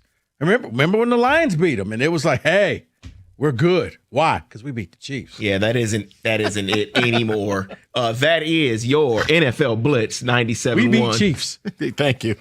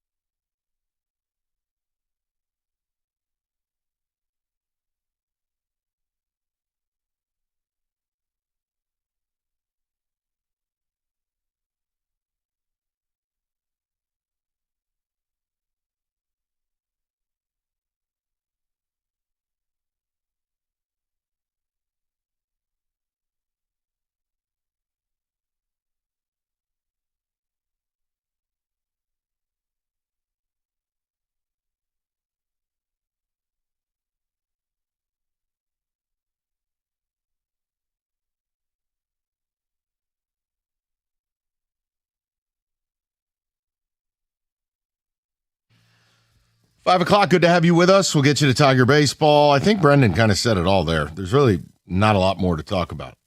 Big series. Go ahead, watch it. Do your damn job, take 2 or 3, and keep it moving. I mean, I'm not going to do previews of series on August 14th. Just keep playing, and they've earned the right to be in the mix. I think there's a way bigger story than the Tigers right now, and I think there's a way bigger story than that garbage preseason game last night. It is the reporting out of the Free Press regarding the absolute grease fire that is your Detroit Red Wings. So I'm going to read some of this to you. And when I tell you this is worse than I ever imagined, it's worse. It just is. No hyperbole. And this is, again, the full-length pieces in the Freep. We've given you the juiciest tidbits. Chaos at LCA. A person familiar with Yzerman's approach said that Yzerman thought hockey was, quote, still trying to figure out what analytics work, close quote. It led to Yzerman struggling to explain hockey in analytic terms that Chris Ilitch prefers. He had to speak an analytical language he wasn't familiar with, the person said, and he had no idea what he was telling Ilitch. He had to explain in analytic terms, not hockey terms. According to a person with knowledge of the situation, Chris Ilitch's hesitation in approving big signings cost the Wings 2 big names. Now, I hesitate to call either of these big names. I think what's more alarming here is that this was Steve Yzerman's idea of big names. But work with me. Steve Stamkos in 2024, and on the day of his removal, assistant Sean Horkoff had a deal in place with Anthony Mantha, but it fell through while Ilitch deliberated. One Wings employee, who spoke on a condition of anonymity, said it's chaotic at LCA with no direction. They're not hockey people. They're all baseball people. Oh, and by the way, they just started their search for a new GM. I just want to take you to one particular part of this, Rico, because to me, it's not that it's just pathetic. It's so unacceptable. It's so insulting that Yzerman couldn't speak the language. He had no idea what he was telling Ilitch because he had to explain it in analytics terms. Okay, it's one thing if you're my dad and you simply choose, I don't want to use email. Mm-hmm. You are a general manager of one of the great organizations in the sport. You don't get a choice. You either learn analytics and learn how to effing talk to your owner, or why are you here? The idea that Yzerman was so inept at being able to either understand what his people were telling him. I refuse to accept he wasn't smart enough to do it. Huh. I choose choice B. Think about this. Who was Yzerman? Stubborn, arrogant, right? Yeah. Above it all. Yeah. That's exactly the type of person who doesn't feel like they need to evolve. Problem, your boss demands it. Mm-hmm. So now he's going in and basically doing what? Sloth love chunk? Like Baby Ruth? Like what are you communicating? And then here's the other problem. His idea of big moves was old ass Stamkos, who, by the way, is terrible 5-on-5. He's largely been bad with Nashville. Yes, he had a 40-goal year this year, but it's empty calories. He's terrible even strength. He's terrible defensively. I'm glad Chris Ilitch deliberated or fell asleep. The other one is Anthony Mantha. Okay, so cool. You have a nice year for Pittsburgh, and now we're the one who are going to pay you. Mm-hmm. Man, that's Kenley Jansen math. I don't want to do that. That's a good call. Rico, I appeal to the people. What other way out of this is there than you burn it all down? And where are the bots? Where are the people who blindly defended this man when he should have been fired years ago? Between Chris Ilitch and Yzerman, I can't even separate blame. It's all bad. So that is unbelievable stuff out of the free. Rico, go ahead. I'm sorry. No. Think about this, Mike. What gets most coaches and GMs fired? They're stubborn and they're obtuse. And they refuse to change because they believe, they know in their gut, their way will work. Trust me on this. Trust the process. I know what the outside noise is saying. I know what the mean old radio people are saying. This will work. It did not. That's it. I mean, but when you think about it, across the board, most coaches and GM, they always have that watershed moment where they could change, but they decide, no, I'm doubling down on this. Steve was going to do this his way. And the longer it went, the deeper he dug his heels in. I'm not going to budge. I'm not going to move. This is going to happen. Now, the Wings right now, I think it's a rudderless ship because I do think that some of them in the organization realize, guys, we're at the bottom of the chili pot. We're rock bottom. We need to call up Minnesota and take all the picks they could offer us for Larkin, and we just start over. And then there's others that have the pride, well, we're an original six, and we don't start over. And we've been starting over for the last few years.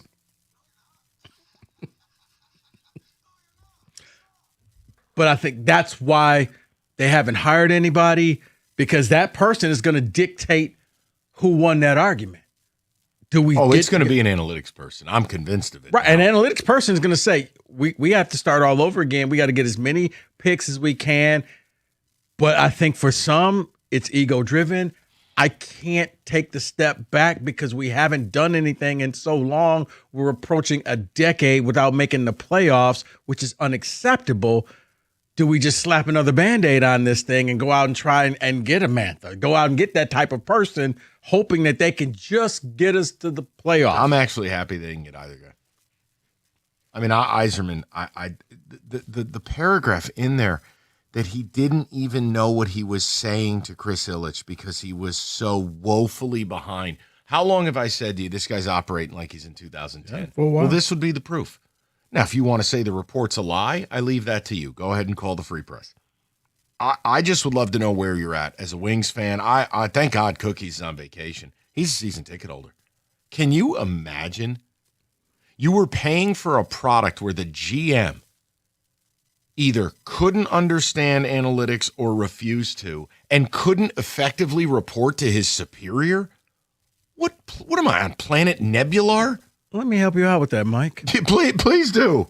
Better question. If you're Acosta and the season ticket holders, what are you paying for? I don't know. What? I mean, there's only so many bobbleheads you can give out throughout the seasons. How many gravy boats do you need before you finally realize, okay, this product isn't that bad. I'm on my 5th gravy boat. Like, I'm on my 5th gravy boat. I mean, but what do you buy? God bless you if you're Costa. Hey, it's your world. I don't understand because they don't have a direction right now, and that's the worst thing. I can live with a team with a bad direction because at least you know what you're trying to do.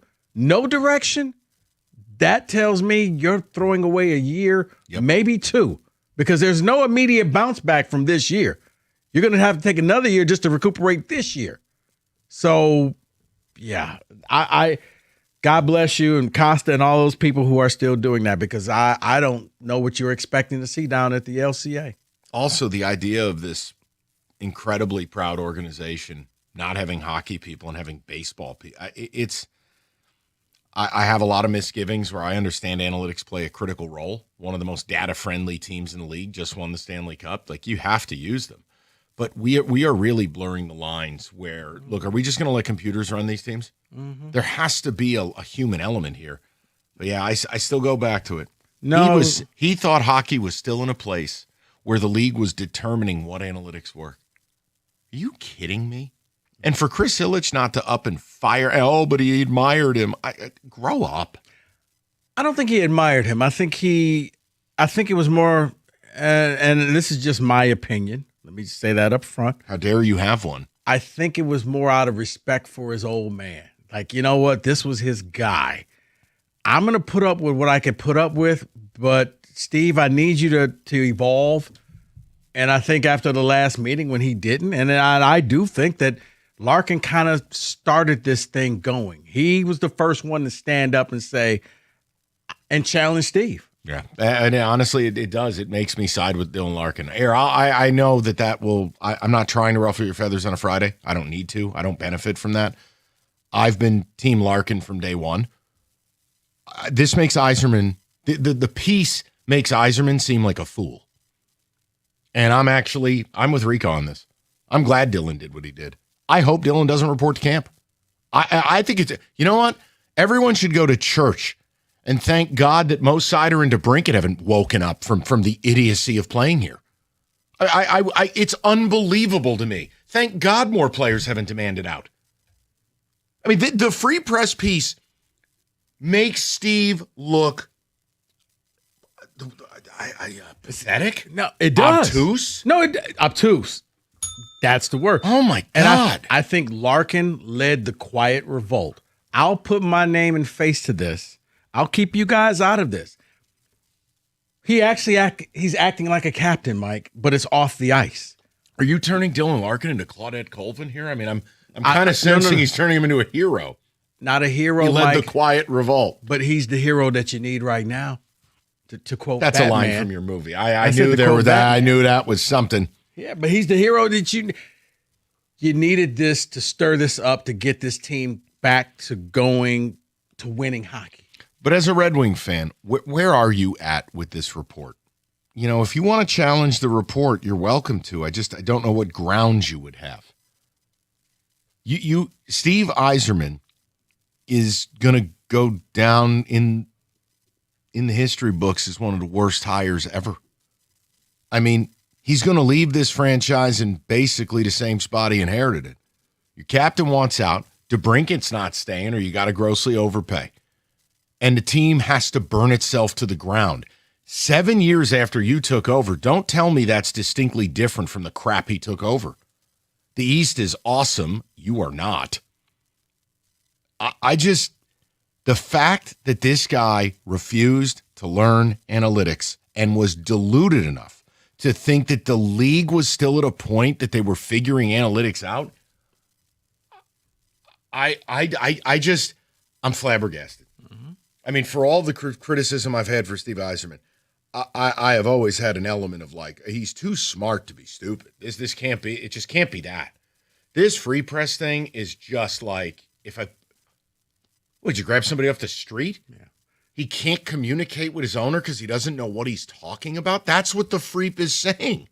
I think obtuse is the word that you use, and I think that's more apt because he doesn't think that I don't think he thought you needed to use analytics. I got a keen eye for the talent that's out there.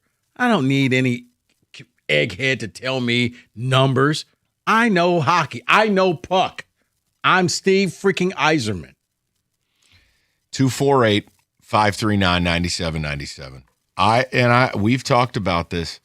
I feel like the Wings have just fallen into the abyss. That they are, whatever hockey franchises you don't respect, you are now one of them. This is the dead things. It can't be this way. Not from an ownership level, not from a organizational level. Your captain is asking out. That's unheard of with an original 16. And then you get the reporting that it's a circus down there. And that Steve Yzerman, of all people, the one that so many of you drank his bathwater. You defended this guy and vilified people who saw clearly this guy, he wasn't it no more. He was Frank Tanan of the late years. Not the guy throwing 95, guy throwing 85. And then it all comes out. He was in a different time warp. Couldn't commute. He didn't know what he was even telling Chris Ilitch. What? Dude, just learn enough about it to speak effectively on it. You don't need to be an expert. You have experts. You pay experts to help you. Exactly. You know what? Hey, Chris, we got this presentation. David, if you would, please. Yeah, hit the button. Right. And he goes up there because you know the language. David, and then Corbin's going to come in there and talk about this player. And then I'm going to wrap this all up. Not getting up there, Crazy. Stuff and things. And yeah. It's wild. In the time span of him getting hired, the Lions have turned into a respected franchise in the NFL. The Pistons have gone from being the worst franchise in the league to the 1 seed in the East. And the Tigers, back-to-back playoffs. I know it's weird how it's happened. And they've earned the right to be in a pennant chase this year. And the Detroit Red Wings are a complete effing embarrassment. That's remarkable. Never thought I'd see it in my lifetime here. No. 97-1. Hey, let's talk about the Chevy dealer in the area that's leading the way. It's Hamilton Chevrolet in Warren. Look, Andrew Pavlik and his sales staff want to be your Chevy dealer, and they're going to guarantee you the lowest payment on your next Chevy, period. They're going to find you every discount and rebate and incentive to save you some money. So stop by Hamilton Chevrolet right now and check out their massive inventory of 2026 Chevys. The selection is best right now and ready for immediate delivery, including the August Rico deal. A new 2026 Chevy Trailblazer as low as $179 a month. For 24 months, you walk into Hamilton Chevrolet with $995 down, you'll drive off with 10,000 miles a year. Guys, you know the best deals are found at 14 Mile and Mound. Just stop in and see my guys at Hamilton Chevrolet. Tell them I sent you and make Hamilton Chevrolet your Chevy dealer. Visit HamiltonChevy.com. That's HamiltonChevy.com. Together, let's drive.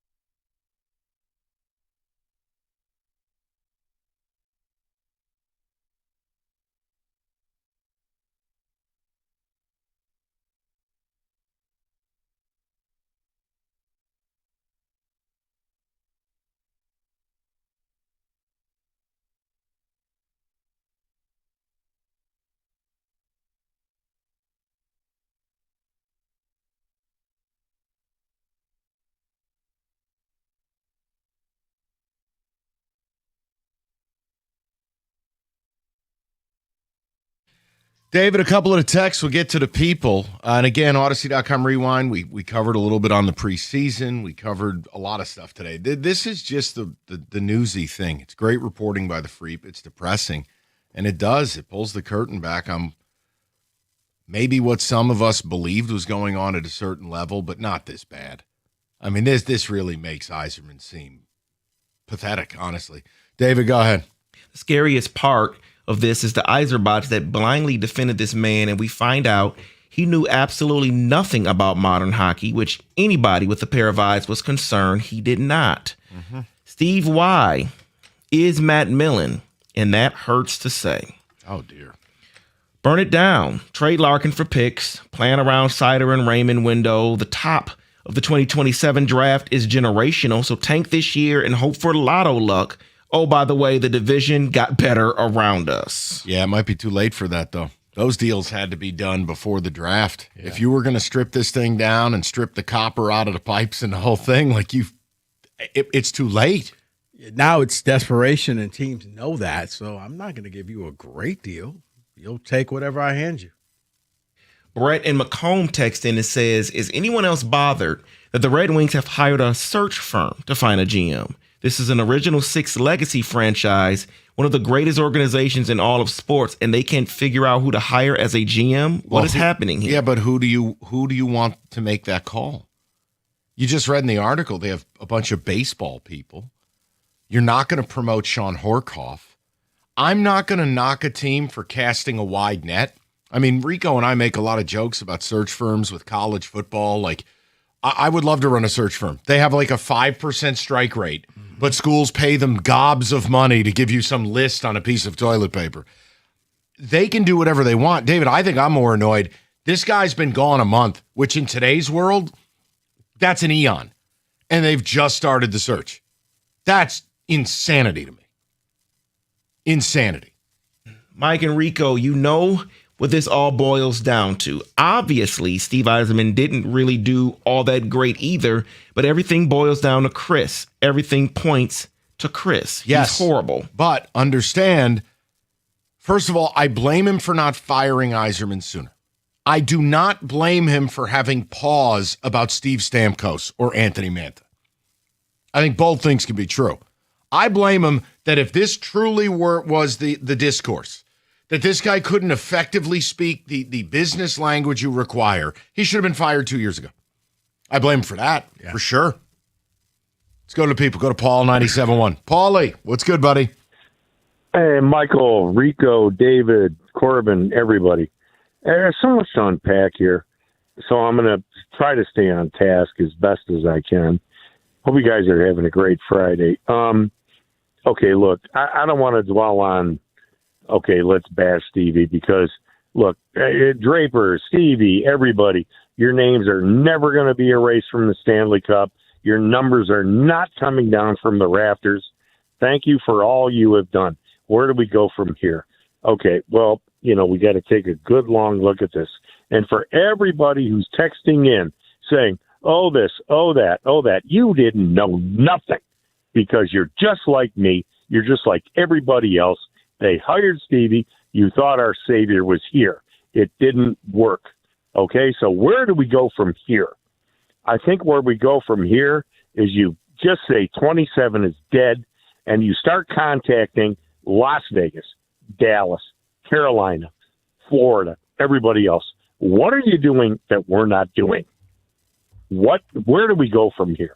How do we get better? Oh, by the way, that kid shining shoes, does he know more than our people do? Maybe we'll hire him. I don't know, but I can tell you this much. Everybody that says Original Six, the modern athlete doesn't care about that. They don't. We do. It means something. Who has won the Stanley Cup in the last 10 years? Las Vegas has been there 3 times, won 1. Carolina just won 1. Florida won back-to-back. So don't give me this anymore. The modern athlete doesn't care. They want to win. And Larkin, God love him, maybe he did get the ball rolling. So, guys, it's more about where do we go from here? Yeah, you burn it to the ground. It's that simple. I mean, that's Paul. That's my answer. You burn it to the ground. I mean, exactly. You don't have the tax advantages other states do. You don't. You know what, Mike? Mike, you start over. That's and it. You do it right. That's it. And again, I don't think Larkin is a hero. I'm making a point that when we were put to a choice between Team Larkin or Team Stevie, you can have the scales of justice, 51%, 49%. I'll side with Larkin. Right. And Mike, don't turn him into a god because he told you 3 teams. He didn't say, get me out of here. He said 3 teams. He screwed you over, And too. That's why I said fudged from that. 51%. So you know what? 49%. This is a split decision, but I'll lean Larkin. I'm making a point to you. Yzerman didn't do any favors because when he could have got this deal done, he had to do a futures-driven package, Paulie. And what did old stubbornness decide? I'm not doing that. Wah. Okay, cool. Now you're on the 14th hole. You don't even run this anymore, and the franchise is trending towards, well, I guess Uncle Leo's showing up at camp. Because you have no other outs. But see, I do.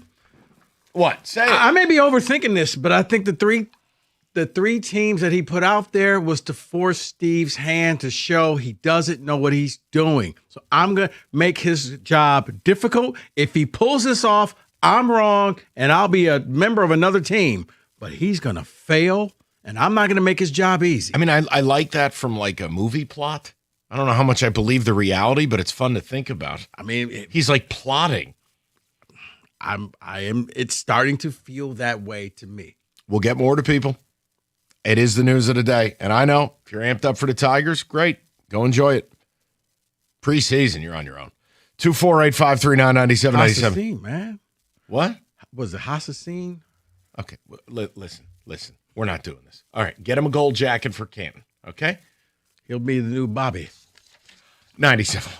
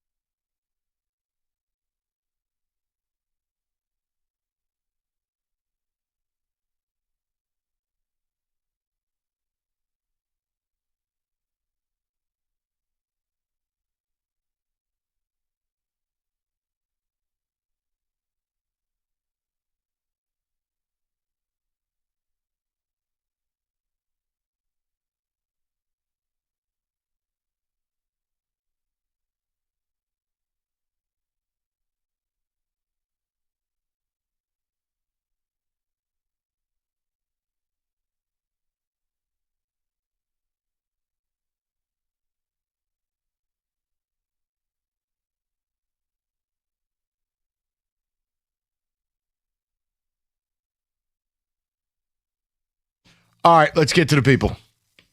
The Free Press, it's a pretty damning report about Ilitch and Yzerman. You can pick your sides, do whatever you want. There ain't no hero here. I don't think Ilitch deserves to be given credit for much, and sure as hell not Steve. How Steve maintained employment this long, if the contents of that report are true, that's where you blame Ilitch. Yzerman, it's simple. He didn't want to do the job. It's not capability. You know how insulting it is to suggest that Steve Yzerman isn't capable of learning analytics? I'm not going to do that. I don't believe Steve Yzerman's a stupid person. I don't believe it. The unwillingness is the bigger insult. The stubbornness, the arrogance, and it's everything he put on display anytime he talk. No and no. It's the same garbage. Can you imagine? Whatever industry you work in roofing, you work in law, you work in radio, you work in automotive. It is your duty to learn to speak the language of the industry, to speak to your superiors. Whether you're presenting reports, meeting the board, I don't care what you're doing. Can you imagine in your line of work, you go 7 years and you can't effectively communicate to your boss and you go in and sound like Sloth from the Goonies? Baby Ruth? Are you kidding me? That's the insulting part. He didn't know. He didn't even understand what he was saying to Chris. What? Yeah. When there's new technology that happens with any job, you better learn it. You don't get a choice. You evolve. Or you'll get fired. But and in this town, I mean, where are the bots today? I'll tell you. Let's go to James. He's up next, 97.1. James, how are you?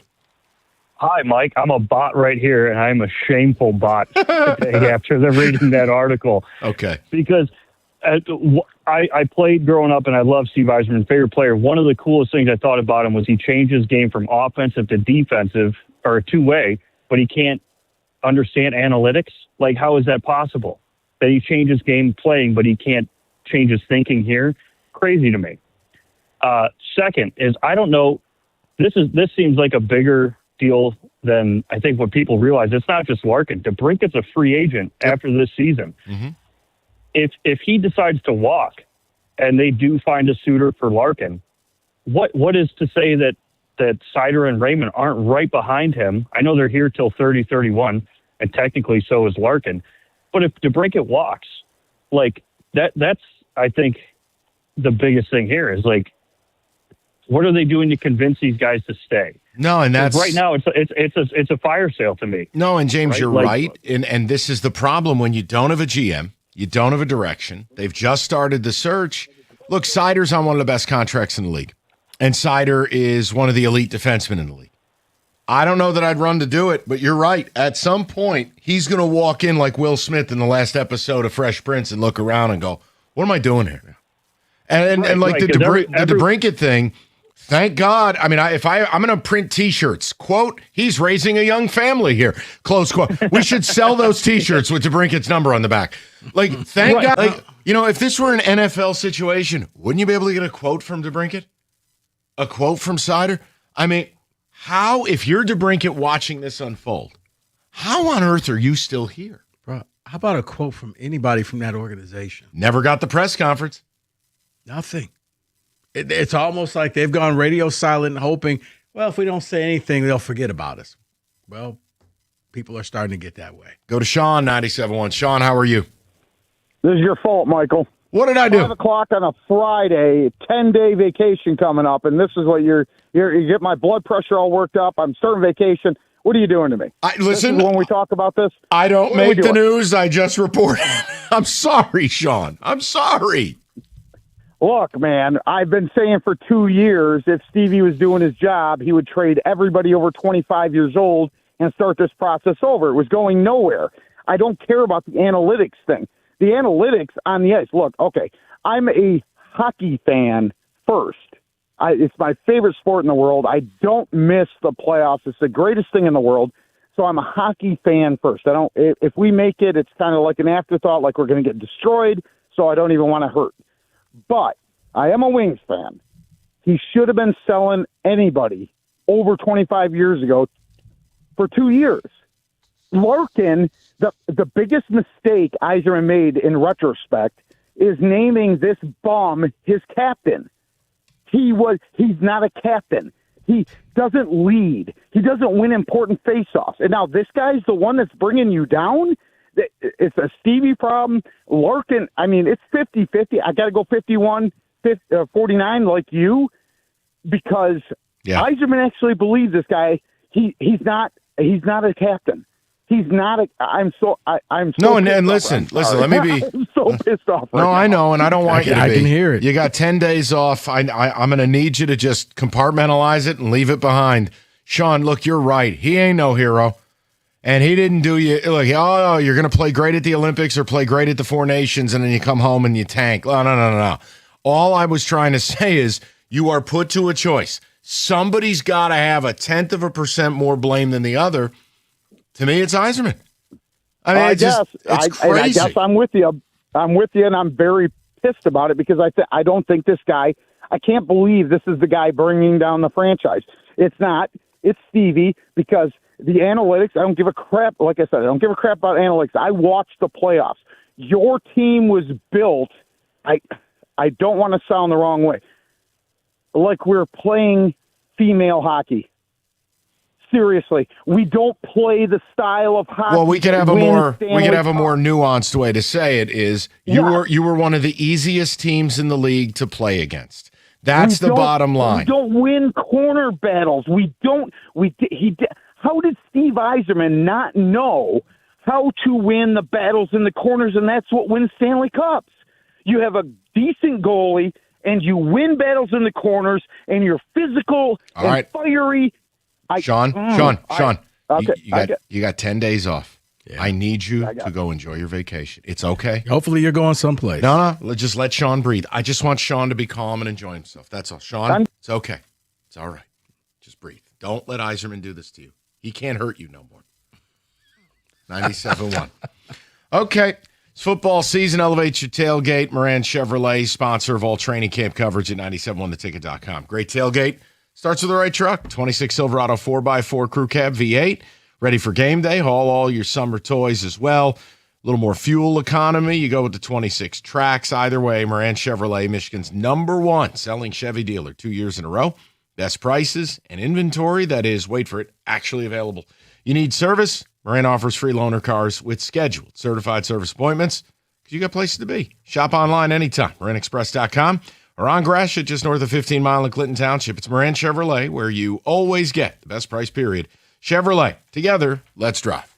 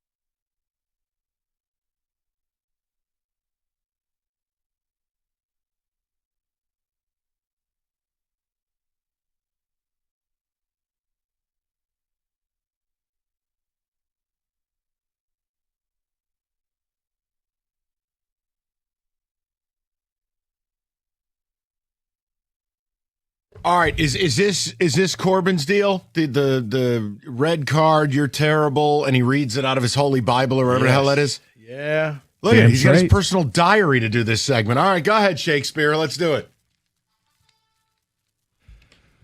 I just want to say, boy, do I miss the World Cup. I love hearing that music, or miss it, I guess. I miss it too. It was a fun time. It was. It was easier. Sure Simpler beats times. preseason football. It's for losers. Okay. Go watch your preseason. All righty, gentlemen. Welcome back to Red Card, Yellow Card, or No Card. We got to get it out of the way. Red Card, Yellow Card, or No Card. Pat McAfee's album. He dropped it today. It has been highly anticipated for just his family. It is called The Diary of a Polarizing Figure. Gentlemen, take it away. Okay, I'll go last. real? Yeah, I'll go last. I've listened to a song. It is terrible, in my personal opinion. Yes, it is real. I don't know the taste of his music. I'm going to just say red card because I don't care. I mean, this is somebody who's just becoming Kardashian-like, famous for just being famous. Dude, you were a punter. Okay? That's it. David? I don't understand any of this, so I'm going to say red card as well. Not going to listen to it 1 second. People are free to live however they want to live. I really don't concern myself with it. I would just say you're making a better part of $80 million a year. Do we really need to put an album out? You want to strum a guitar around the fire pit at home? Do your thing. I don't know. Maybe you're a talented piano player. Happy Thanksgiving. I don't get why people do this. I don't. So, yellow card. He can do whatever he wants. Doesn't offend me. I'm not going to listen to it. I just don't understand it. Also, is AJ Hawk a backup singer on the album, considering he never talks on the show? He doesn't say anything probably if he's on the album. I would assume. Is he a trombone player on this thing? Or like, and here's AJ. I do want to, before we get to the next little situation I'll present to you guys, Dan Orlovsky, he said the album is legit good. So I want to put that out there. Wait. It was the second good that sold me. You know what? It's now a yellow card. Because if he just said legit good, legit good, yellow card for me, dog. Orlovsky might not be as bad as Gus Johnson, but he's sitting in the passenger seat. So just move this along, please. All right, Pat McAfee, he's getting booked. One thing I've seen a lot, and when the other day, I like hats. So when I was looking at hats to buy and whatnot, ripped clothing. I know it's always been a thing, but usually I thought it, with jeans, it's wear and tear as time passes. They were just selling hats already pre-ripped. It looked terrible. Looked like you ran it over with a Jeep. I don't know what's going on. Ripped hats? Yes, and ripped clothing in general, because there is a new wave over the past 10 years, in my opinion, where things just come pre-ripped. Yeah. You know what, Corbin? That's a real thing. He's right. I'm ashamed to say this. You have a founder's jacket like this? When I was in college, ripped clothing, it was used jeans, and that was big at the time. Yeah, so. Really? Yeah. It was used jeans and damaged jeans. See, I would have figured you more for like a Coogee sweater. I had Coogee. Solid, like Notorious B.I.G. garb. Yeah. You know what? Could you imagine Gov in a Coogee sweater and maybe a Jim Brown Kufas? Christmas is around the corner, Mike. That's a gift. Because I actually, if you buy Gov a Jim Brown hat, I was about to say I found my life is complete. Unpacking, I found a couple of short sleeve Coogies I can give Gov. Yes. Oh, we got to make this happen. Next. Oh, we got to do the red card. Yeah. Oh, okay. It's a red card. Why do I want something that's damaged? Especially a hat. Look, it's rolled over by a car. But you know what else? I'll give you another red card. I learned the hard way. Uncle Mike. So last year, my niece, she really wanted like sneakers for school, like kick-ass sneakers. All right, cool. So I know what we're doing. Stupid me. I thought kids' sneakers would be less than the adult sneakers. They're the same price. Yeah. The same price. Yeah. It's half the shoe. It's a tiny shoe. And she wouldn't be able to wear it in probably 6 months. No, she's still in them. Okay, we did good. okay. Good. No, David, I'm making a point. It's half the shoe. Yeah, you're Why right. is it the same price? Same reason why kids' clothing is expensive. Like, it's not using half the material. You're right, but I guess. Like, I didn't have a problem. I love her to death, but like, it was the principality of it. Wait a minute. The sticker shock. This is half a shoe. This took the sweatshop half the time. Yeah. Why am I paying full price? You got up to the register and the sticker shock hit you. Whoa. really? But that's the same price as this one. Right. I was like, you know what? Get her the adult shoes. Right. You'll grow into them. Use duct tape. You'll figure it out. Right. Put some tissue paper in there. You'll grow into it. All right, Corbin. The next one here. From the book of Corinthians. Yes. We talked about it yesterday for a little bit, and I'm happy now we have a grand stage to talk about it a little bit more. Mark Walters sold the Lakers the other day in a shocking move, not even a full year after he bought majority of it. Sold it to Josh Kushner, Bob Iger, and whatnot. All the floodgates of theories are coming out. He's dealing with a little bit of legal stuff and whatnot. A lot of it. Yes. I guess I'll take it away for you guys right now. I'm giving it a yellow because there might be more to it. There might be less. I don't know. But it's intriguing because you sell a franchise like the Lakers. No, it's a not red even a year card. later. It's the stuff you're reading about him, what he has going on, the legal cases, the financial stuff. I think it's a red card. Yeah, this kind of feels like that Mets owner with Enron, and it was like, okay, That'd be the Wilpons. Yes. Imagine having your team owned by that goofball. You got scammed by Bernie Madoff. The only one who came out made out for that was Bobby Bonilla. That was it. Everybody else, he's right. See, this one may force him to have to sell the Dodgers as well. You'd hate to so see it's it. definitely a red card. If he has to sell the Dodgers, then Ohtani has a clause where he can then opt out of his deal. He said he wouldn't opt out in that way. Okay, I just want to put that sure. out on record. So that means Magic can buy the rest of it, and then he'll own the Dodgers. Yes, true. There you go. Okay. Most likely. So you guys are all booking? Yes. All right, Mark Walters, you get booked. Let's move on right now to, let's stay in basketball, actually. Russell Westbrook announced his retirement the other day. Hell of a career right there. Oklahoma City on social media, they put out just a tribute photo. Not a video, nothing more, nothing less.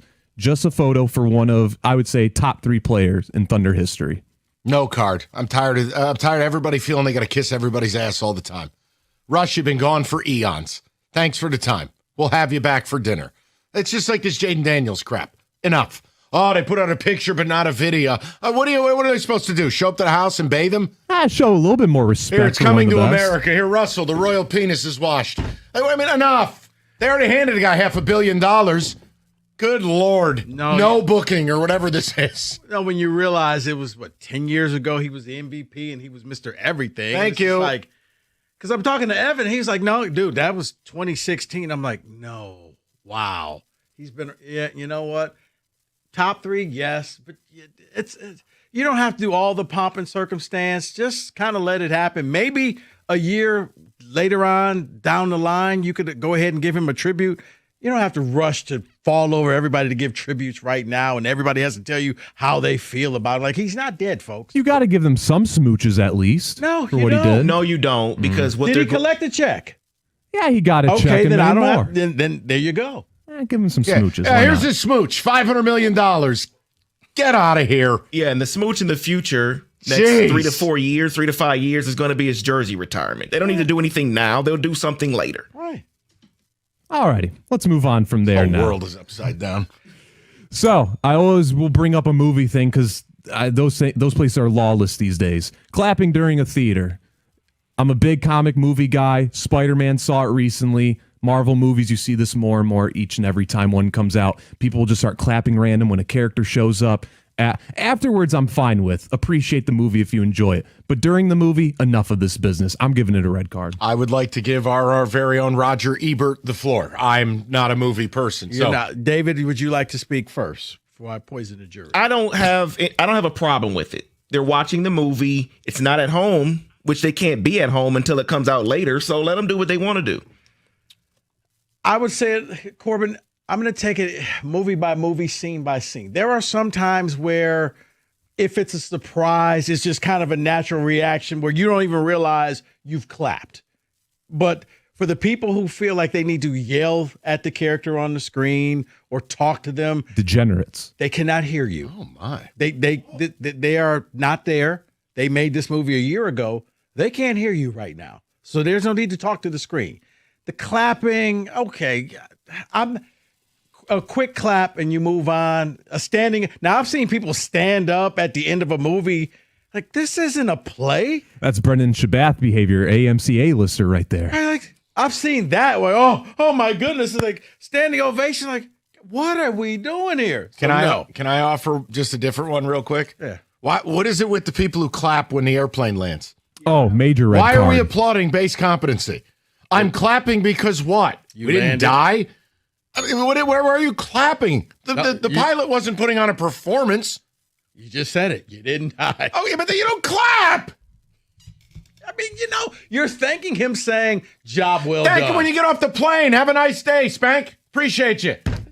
Give me Clapping this. on the airplane. I can't. It drives me Flowers, nuts. there you go. So what type of cards we giving out here? Yellow? I'm not qualified. I don't go see movies. I'm giving a yellow. Yellow. Okay. All right. Next. Moving on to another one right here. Go see some movies. The NBA, yes, I second that. The NBA schedule came out pretty recently. Shout out all the NBA Cup games. I'm going to get David to watch all of them with me. Anywho, Jaylen Brown's first game back in Boston, which is on, first off, January 21st. You had all the Christmas games, the Thanksgiving Eves, the little special, days you could have done it on. You do it on January 21st, 2027 on Prime. In my opinion, that's a top 5 game to watch. The red card. It's absolutely ridiculous, and it's everything wrong with sports. Celtics, Sixers, Jaylen Brown, the return, the trade, the controversy, that's got to be a national TV game. Prime, everything wrong with sports. Red card for me. Yeah. So you want a standing ovation for that opinion?